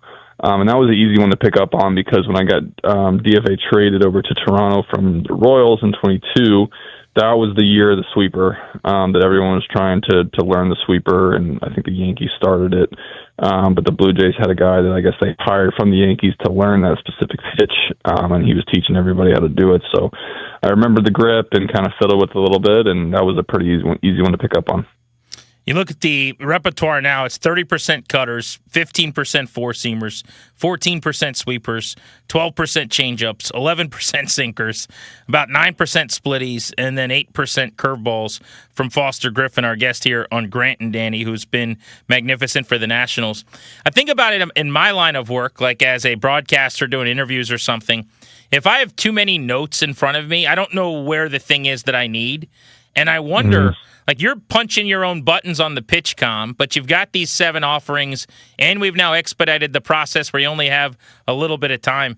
So how much of that is, like, predetermined, where you're only throwing certain pitches to this guy based on the scouting report? Or, like, you're always a pitch ahead, I'd imagine, like a coordinator calling plays in football. How does that work? A little bit, yeah. That's a good way to put it. I definitely, a lot goes into the scouting reports with me, specifically because, you know, I don't have that 96 plus with great ride to just fall back on, or that wipeout slider that, you know, you could tell a guy it's coming. He'll probably swing and miss, you know, that some of these guys around the league may have. So I kind of have to go a little bit more old school and go a little bit more, I'm playing my games with you, based off of your weaknesses and my strengths. And sometimes I have a certain pitch that's going really well and they're not seeing it, and I might just continue to ride with it. But for the most part, I'm kind of going off of my strengths, their weaknesses, back and forth, east and west, top and bottom, and trying to keep them guessing as much as I can, just because I feel like a lot of times in this day and age with hitters, they are sitting on certain pitches or certain locations. So the more I can disrupt that, the better for me. Foster Griffin coming off of a 7-inning, 2-hit shutout performance against the White Sox where he punched out 8. He's got 7 or more strikeouts in 2 of his last 3 starts for the Nationals. You know, it's funny. I'm probably the kind of guy that has given you a raw deal with organizations in the past, right? I'm one of these jerks who, like, I come up in an era where it's like, oh, is this guy throwing 97 or 99? Like, if not, I'm not that interested. But I've got to say, now it's becoming more about zigging, where everyone's zagging. Because everyone throws so hard, as I've gotten a little bit older, I love watching pitchers pitch, like the pitchability, the craftsmanship. Like, it is a blast to watch you work. I get the sense watching you sometimes, like, if you'll walk a guy on purpose, it feels like, or like you're clearly pitching around a guy to set something up after that. And maybe I'm giving too much credit, I don't know, but it really feels like there's like this level of craftsmanship out there. Has that always been the case for you, or is that something that's come later? That's definitely like learned experience, right? I feel like I don't have a whole lot of major league service time, if you will, or major league innings, et cetera, but I feel like I have a decent amount of baseball experience. I've been around a lot of guys that understand the game really well, and you know, my 3 years in Japan, kind of learning how to navigate lineups and stuff like that. Yeah, I mean, like, there are situations in the game where you kind of have to peek to see who's on deck. You know, it might be a much better matchup for me to see who's on deck, especially if there's a guy in the scoring position or we're late in the game, et cetera. So, you know, I feel like it came in this huge technology era that we're in, when it comes to pitching and hitting and baseball in general. I feel like there is a little bit of a lost art in the pitchability, and then in a little bit of, like, you know, the strategy of your own, knowing your matchups, et cetera. So, yeah, I mean, that a lot of that goes into it. There's not just a whole computer method for me or analytics as far as my pitches go that I'm falling back on. There's a lot of just learning from experience of pitching for all these years. You'll have to forgive me. You know, I'm not overly familiar with, like, your immediate family, but I'd imagine if you're married and you're starting a family and you're having kids, like being in Japan, I don't care if you're a pitcher or you work in our field, that's not easy. What was that part of the process like? Are you guys, like, just hanging out culturally and becoming acclimated and just going out like you would in Arlington? Or what was that like for you? Yeah, I mean, so when I went in 2022, or 23, sorry, we had just had our first daughter. So my wife, and she was 3 months old when she came over. So it was a full new experience for us, you know, first time being, you know, a family of 3 and being in Japan. And, you know, I think we were very fortunate with the team I was with. They set us up very well, and they made everything very accommodating for us. in being in Tokyo as well, I feel like as much as being in such a foreign country as Japan, I would say it was moderately, English friendly. As far as that goes, we really loved it. Obviously because we spent 3 years there. If we hadn't liked it, obviously I would have made a family decision and just came back and see where that took me. But my daughter loved it. My wife liked it as well, and we loved the culture over there. The people were great. The games were so much fun. And we got a lot of extra family time over there, and it's an experience we'll definitely treasure forever and won't forget. Foster Griffin facing hitters this year. They're just 2 for 16 on at-bats that end, and that splitter that he throws, part of the deepest arsenal on the Nats staff. How have you found the ABS system to be so far? It seems like around baseball, there's very few challenges from pitchers. They have the lowest percentage of hitting, and then it's hitters, and then it's catchers. You guys have struggled a little bit behind the plate on your challenges, although that's picking up. But what have you thought so far? I don't mind it. I think the ABS call was put in place for the egregious miss, right? But they can't make it to where, they're doing the ABS for the egregious miss, but also for the one that's, nicking the ABS by a lace.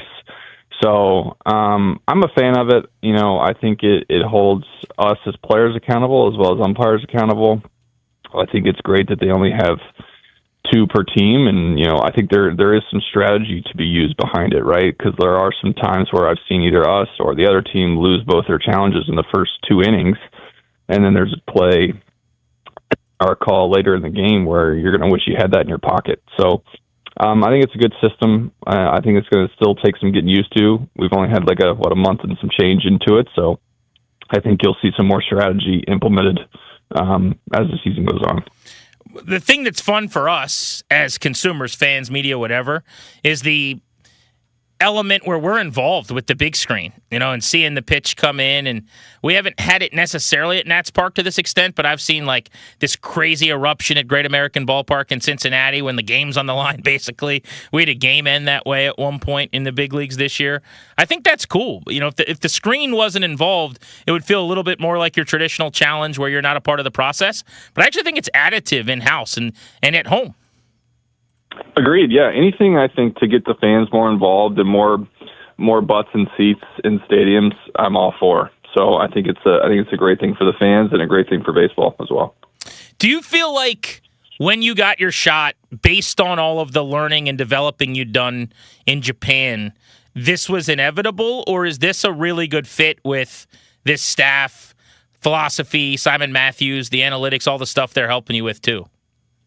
Yeah, I think it was a great fit. I had a couple other options out of free agency, but, I felt like, where this organization wanted to go and the changes that they made and, me coming from Japan where, it maybe wasn't too analytical. I was looking forward to, like I talked about earlier, taking, some of the pitch ability that I feel like I have, but also incorporating some of that analytics as well, right? Because I've been away from, this side of baseball for a number of years. So I felt like if there was something analytical or something that they had for me that they felt like I could do better on and use from that side of things, I was all for it. So I thought it was a great fit. Foster Griffin of the Nationals. Couple of moments left on Grant and Danny here on The Fan. All right, so a couple of questions for our listeners to get to know you. Whenever we have players on in town we haven't had on before, we like to just run through some things with them. So I'm curious, if you have an off day and you get to spend some time away from the ballpark, what are you doing? What's your preferred way to spend the day?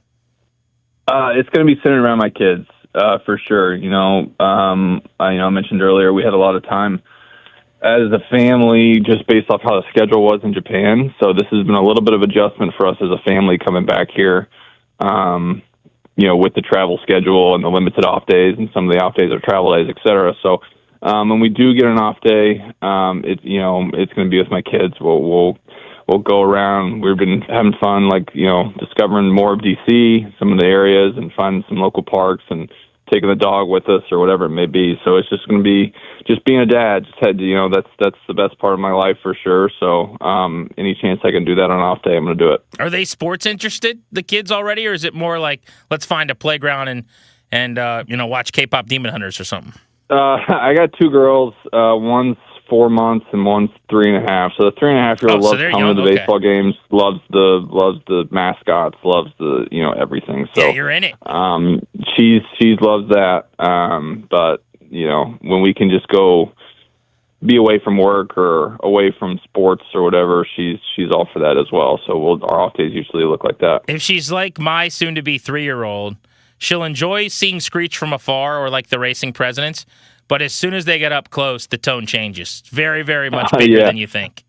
100%. Yeah, we had to run the bases a couple weeks ago, and then she actually, I held her and went and said hi to Screech. So she was okay if I was with her, but by herself, there's no chance. That's awesome. Last one. A couple of weeks ago, I heard you were asked something to the effect of, hey, it's gone really well. What do you want to do better? And you said, I would like to get deeper into starts. And subsequently, you've gone 6+ innings a couple times, and you went 7. Yeah. So you're doing that now, assuming you can sustain that. Is there anything else? Is there another box you'd like to check here? Yeah, I mean, I think more than anything would be getting through that third time through, but like limiting damage, if that makes sense. I feel like I have gotten deep into the games, but there have been some times where I faced that third time through. And statistically, I feel like it's every pitcher, right? They're seeing you for a third time. They're going to have a better idea of what's going on. But that third time through, if I can earn even more trust from Blake and the staff to really just keep the ball in my hand and go out there and get those guys third time through, and that would be something I'd like to do. You're the only guy he's walked out to the mound and not taken the ball from. So go full Scherzer next time and just tell him to get the bleep off the mound. Yeah, I'll wait till I have maybe a little bit more. What Scherzer has 10, 12 years in the show. So he's 3 Cy Young awards to do that. I guess 40, right? I'll do that. Exactly. Thanks, Foster. Sure. Yep. Anytime. Foster Griffin, lefty, starting pitcher, who's been really good for the Nationals. Trevor Sikkema joins us next to discuss the Commanders draft class.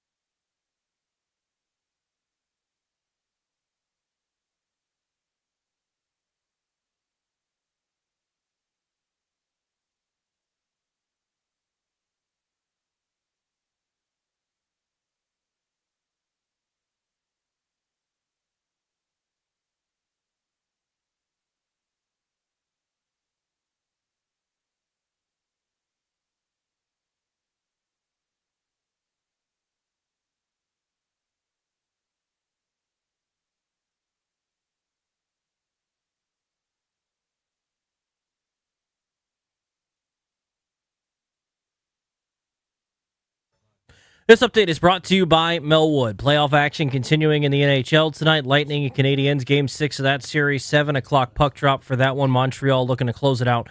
They're up 3-2. The Sabres will take on the Bruins at 7:30. Buffalo up 3-2 in the series. And the Golden Knights will take on the Mammoth tonight at 10 o'clock. Game 6 of that series as well. Vegas up 3-2 in that series. Baseball, the Nationals begin a 3-game set against the Brewers at Nationals Park tonight.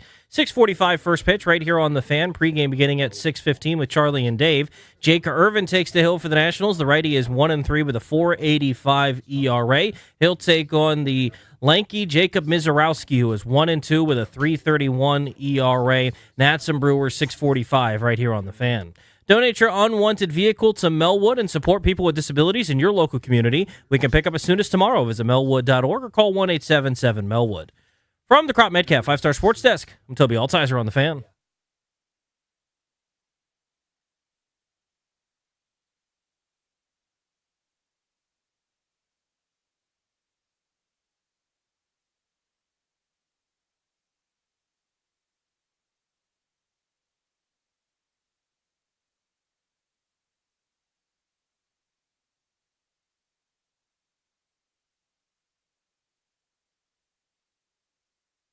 G&D taking you up to 6:15.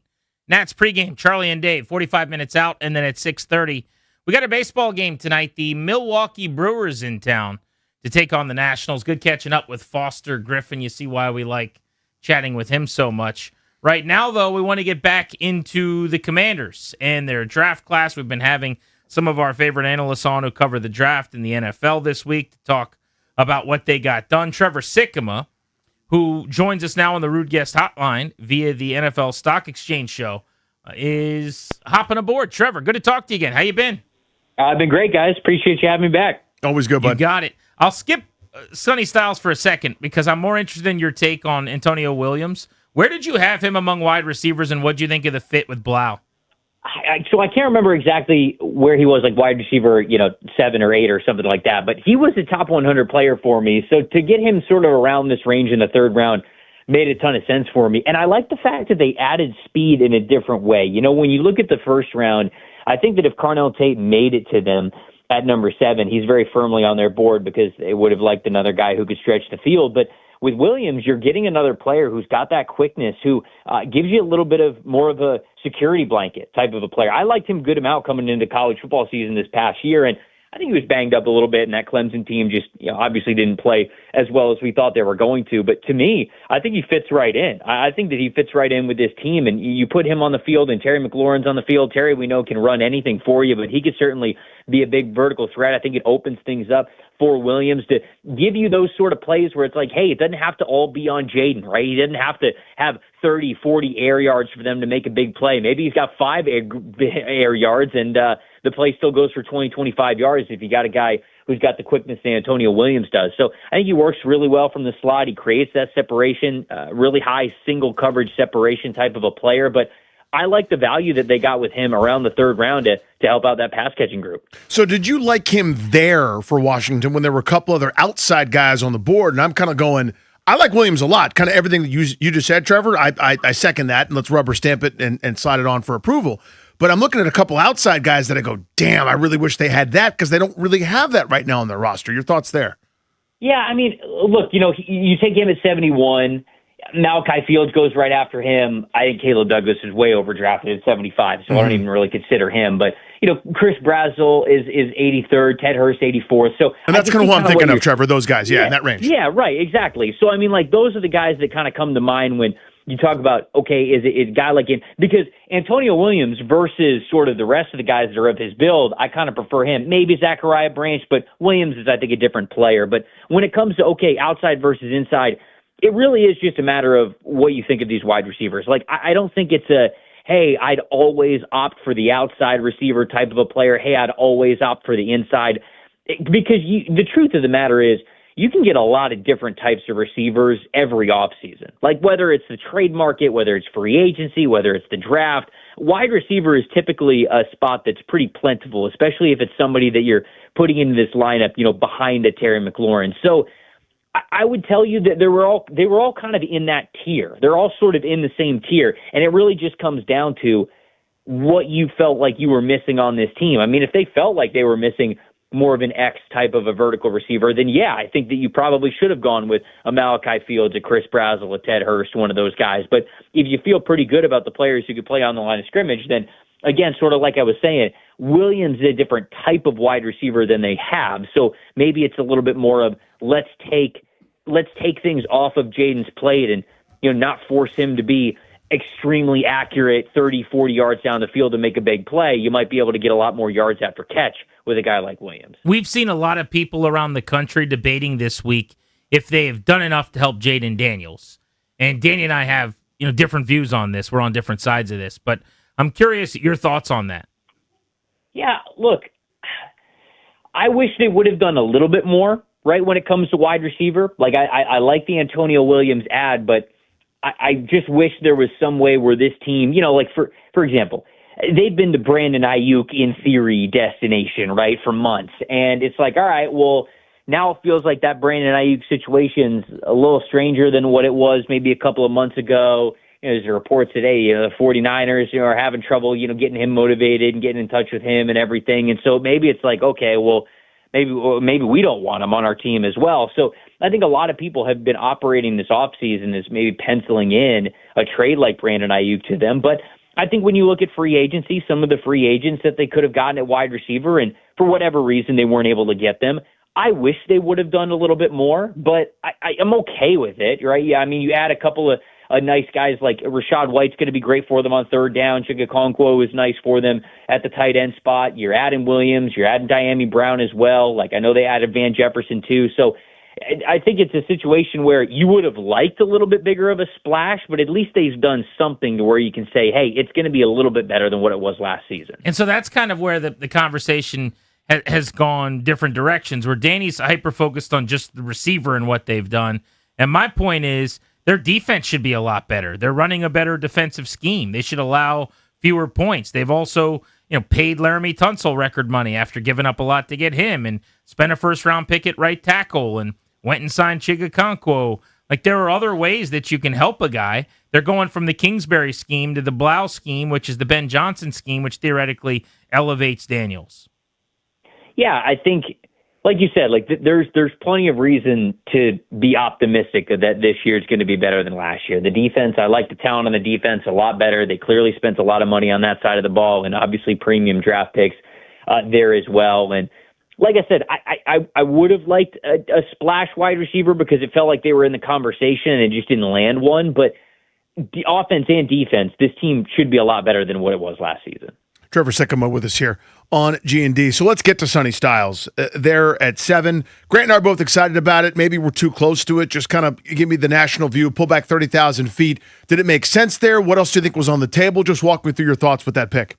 Yeah, sure. I mean, I think that Sonny Styles was an excellent addition for them. When you're looking at draft strategies for Washington, they don't have a lot of picks going into the exercise, and you sort of look at that number 7 overall pick and you go, okay, well, if you're going to add more meaningful draft picks, you got to trade down from number 7.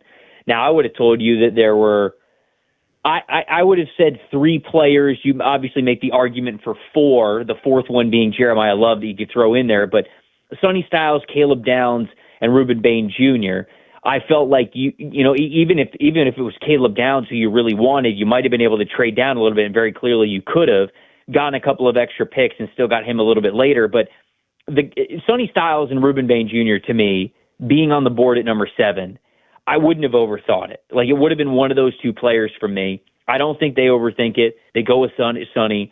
To me, I think some people look at their depth chart now and they say, well, now there's a logjam, right? You spent the money on Leo Chanel. You've got Frankie Louvu. Now it's Sonny Styles. I mean, where are all these guys playing? And to me, I think the Sonny Styles presence actually unlocks both of those guys for you to get the most value out of them. Frankie Louvu's more of a guy who's an attacking style linebacker anyways. He's somebody who's more of a Sam linebacker. Sonny Styles can be that Mike middle linebacker for you. And then, Leo Chanel can be an agent of chaos the way that he was under Steve Spagnuolo in Kansas City, where you're actually maximizing a ton of the value that he was able to gain when he was with Kansas City. And hopefully you're getting a little bit extra in coverage from him as well. So I felt as though, as tempting as it may have been to trade down from 7, with Styles on the board, I'm glad they didn't get too cute with it. I'm glad that they selected that player because I think he changes their defense. How much better should we expect their defense to be? The $100 million on Oweh, Caleb Von Chason, Charles Omenihu, Chenal, and Styles, the back end, the speed of Nick Cross. It's a lot of pieces and a new scheme with Jones running the floor as style. Yeah, I mean, you should expect it to certainly be a lot better than it was the previous season. I mean, corners kind of got to work itself out, right? Trey Amos got to take the next step. You added D'Amico Robertson and Ahkello Witherspoon, so you hopefully are feeling better about that. Sanders Stills obviously got to have a little bit of a bounce back year, but I like the Nick Cross ad for them at safety. It felt like they just straight up were not good enough at safety last season. And then, yeah, I mean, it's basically a new look linebacker group, new look edge group. You've got some new additions on the interior defensive line as well. It should be much better than what it was the previous season. It was very underwhelming, the group that they had last year. And obviously you guys have talked about it. Everybody's talked about it ad nauseum, how they were the oldest team in the NFL last year, and they needed to get different. They needed to get younger. They needed to get faster. And I feel like they've done that job. And I'm excited to see them play with that style of defense because, like I said, you've got guys to feel good about running it. Frankie Louvu, Leo Chenal, I think those guys are perfect for this style and of a scheme of defense where pressure could be coming from anywhere. And I think that unpredictability is something that was also missing from Washington last year. They were just too easy for offenses to say, hey, yeah, I mean, you got this guy here, you got this guy here, this is what they're running, this is how we beat it. And this year I think they're just going to be a lot more multiple and a lot more aggressive. Trevor, give me your thoughts on Kaytron Allen in the 6th round. Really productive college career, a thumper, kind of the Ron Dane Big Ten school of downhill running. It's not my favorite thing, but NFL coaches seem to really like this. Just kind of give me your thoughts on him, where he fits in. Yeah, I mean, I think this player should have got drafted 2 rounds higher. I'll be honest. I think Kaytron Allen's awesome. I would have much preferred him to Nick Singleton, and Singleton even goes ahead of him in the draft. Look, is Kaytron Allen going to win any 40-yard dash contest for you? No, but I think that he's great with contact balance. He plays with a really good amount of power, and I think you've got a really nice 3-headed monster with him playing the power profile, Krosky Merrick giving you the explosiveness, and Rachaad White giving you some veteran presence as a pass blocker and as a receiver on those third down responsibilities. So I actually love this landing spot for them. I gave the Commanders an A for my draft grade because even though it was a smaller draft class, you've got to be able to judge a team off of what they have to work with. And from what they had to work with, you add an ace on the defense in Sonny Styles, so I think changes things and gives you a ton of flexibility at that 7th pick. I mentioned that I think Antonio Williams gives you a ton in the yards after catch game, something I didn't feel like they had enough or relied on enough. You get Joshua Josephs, who has an unbelievably high pass rush ceiling, but you're getting him at a discount price in the 5th round because he just hasn't put it all together yet. And then getting Kaytron Allen right after that. I think these are all contributors, like major contributors for this team. So I like all these additions quite a bit for them, and they got an A for me when it comes to a draft grade. Trevor, we'll let you out on this. It's way too early to start diving into this, but I'm just wondering, as you gave your grades, if something popped into your mind on this. Team that you're starting to think like, whoa, they're better than maybe I thought, or I kind of like the way the personnel's coming together for them. Does anybody jump out there? Yeah, I mean, I off the top of my head, Cleveland got an A+ for me. Like the way they were able to navigate the draft, trade down from 6 to 9, still get the guy that you were going to draft at number 6 anyways. The receivers that they got, who I think Casey Concepcion and Denzel Boston, they're going to be their 1 and 2, maybe 2 years, a year from now. Once they figure out the quarterback spot, I think Todd Monken did a really good job revamping that offensive line. We know the defense is incredible because it has been for years. I look at Cleveland and I go, man, if you could just figure out quarterback, this is a really, really good roster, especially as those young guys on the offensive side get a little bit older over the next year or two. So to me, that's a team that really stood out to me. I think New Orleans as well with Kellen Moore, how well they drafted. They're putting things together on both sides of the ball. Both of those teams, I just think that they're really on the come up, and those are 2 teams that you need to look out for moving forward. Trevor, awesome with us as always, buddy. Have a great weekend. Yeah, appreciate it, guys. Anytime. Check him out, NFL Stock Exchange Show. That's our buddy Trevor Sikkema on Grant and Danny here on The Fan. We are taking you up to 6:15. One of the major airlines in America is shutting down ops at like 3 in the morning, it sounds like. I think that means if you just have flights planned at any point after that, you're just kind of out of luck. Do you do not anymore? I just think you don't get that flight anymore. Let's get into that next.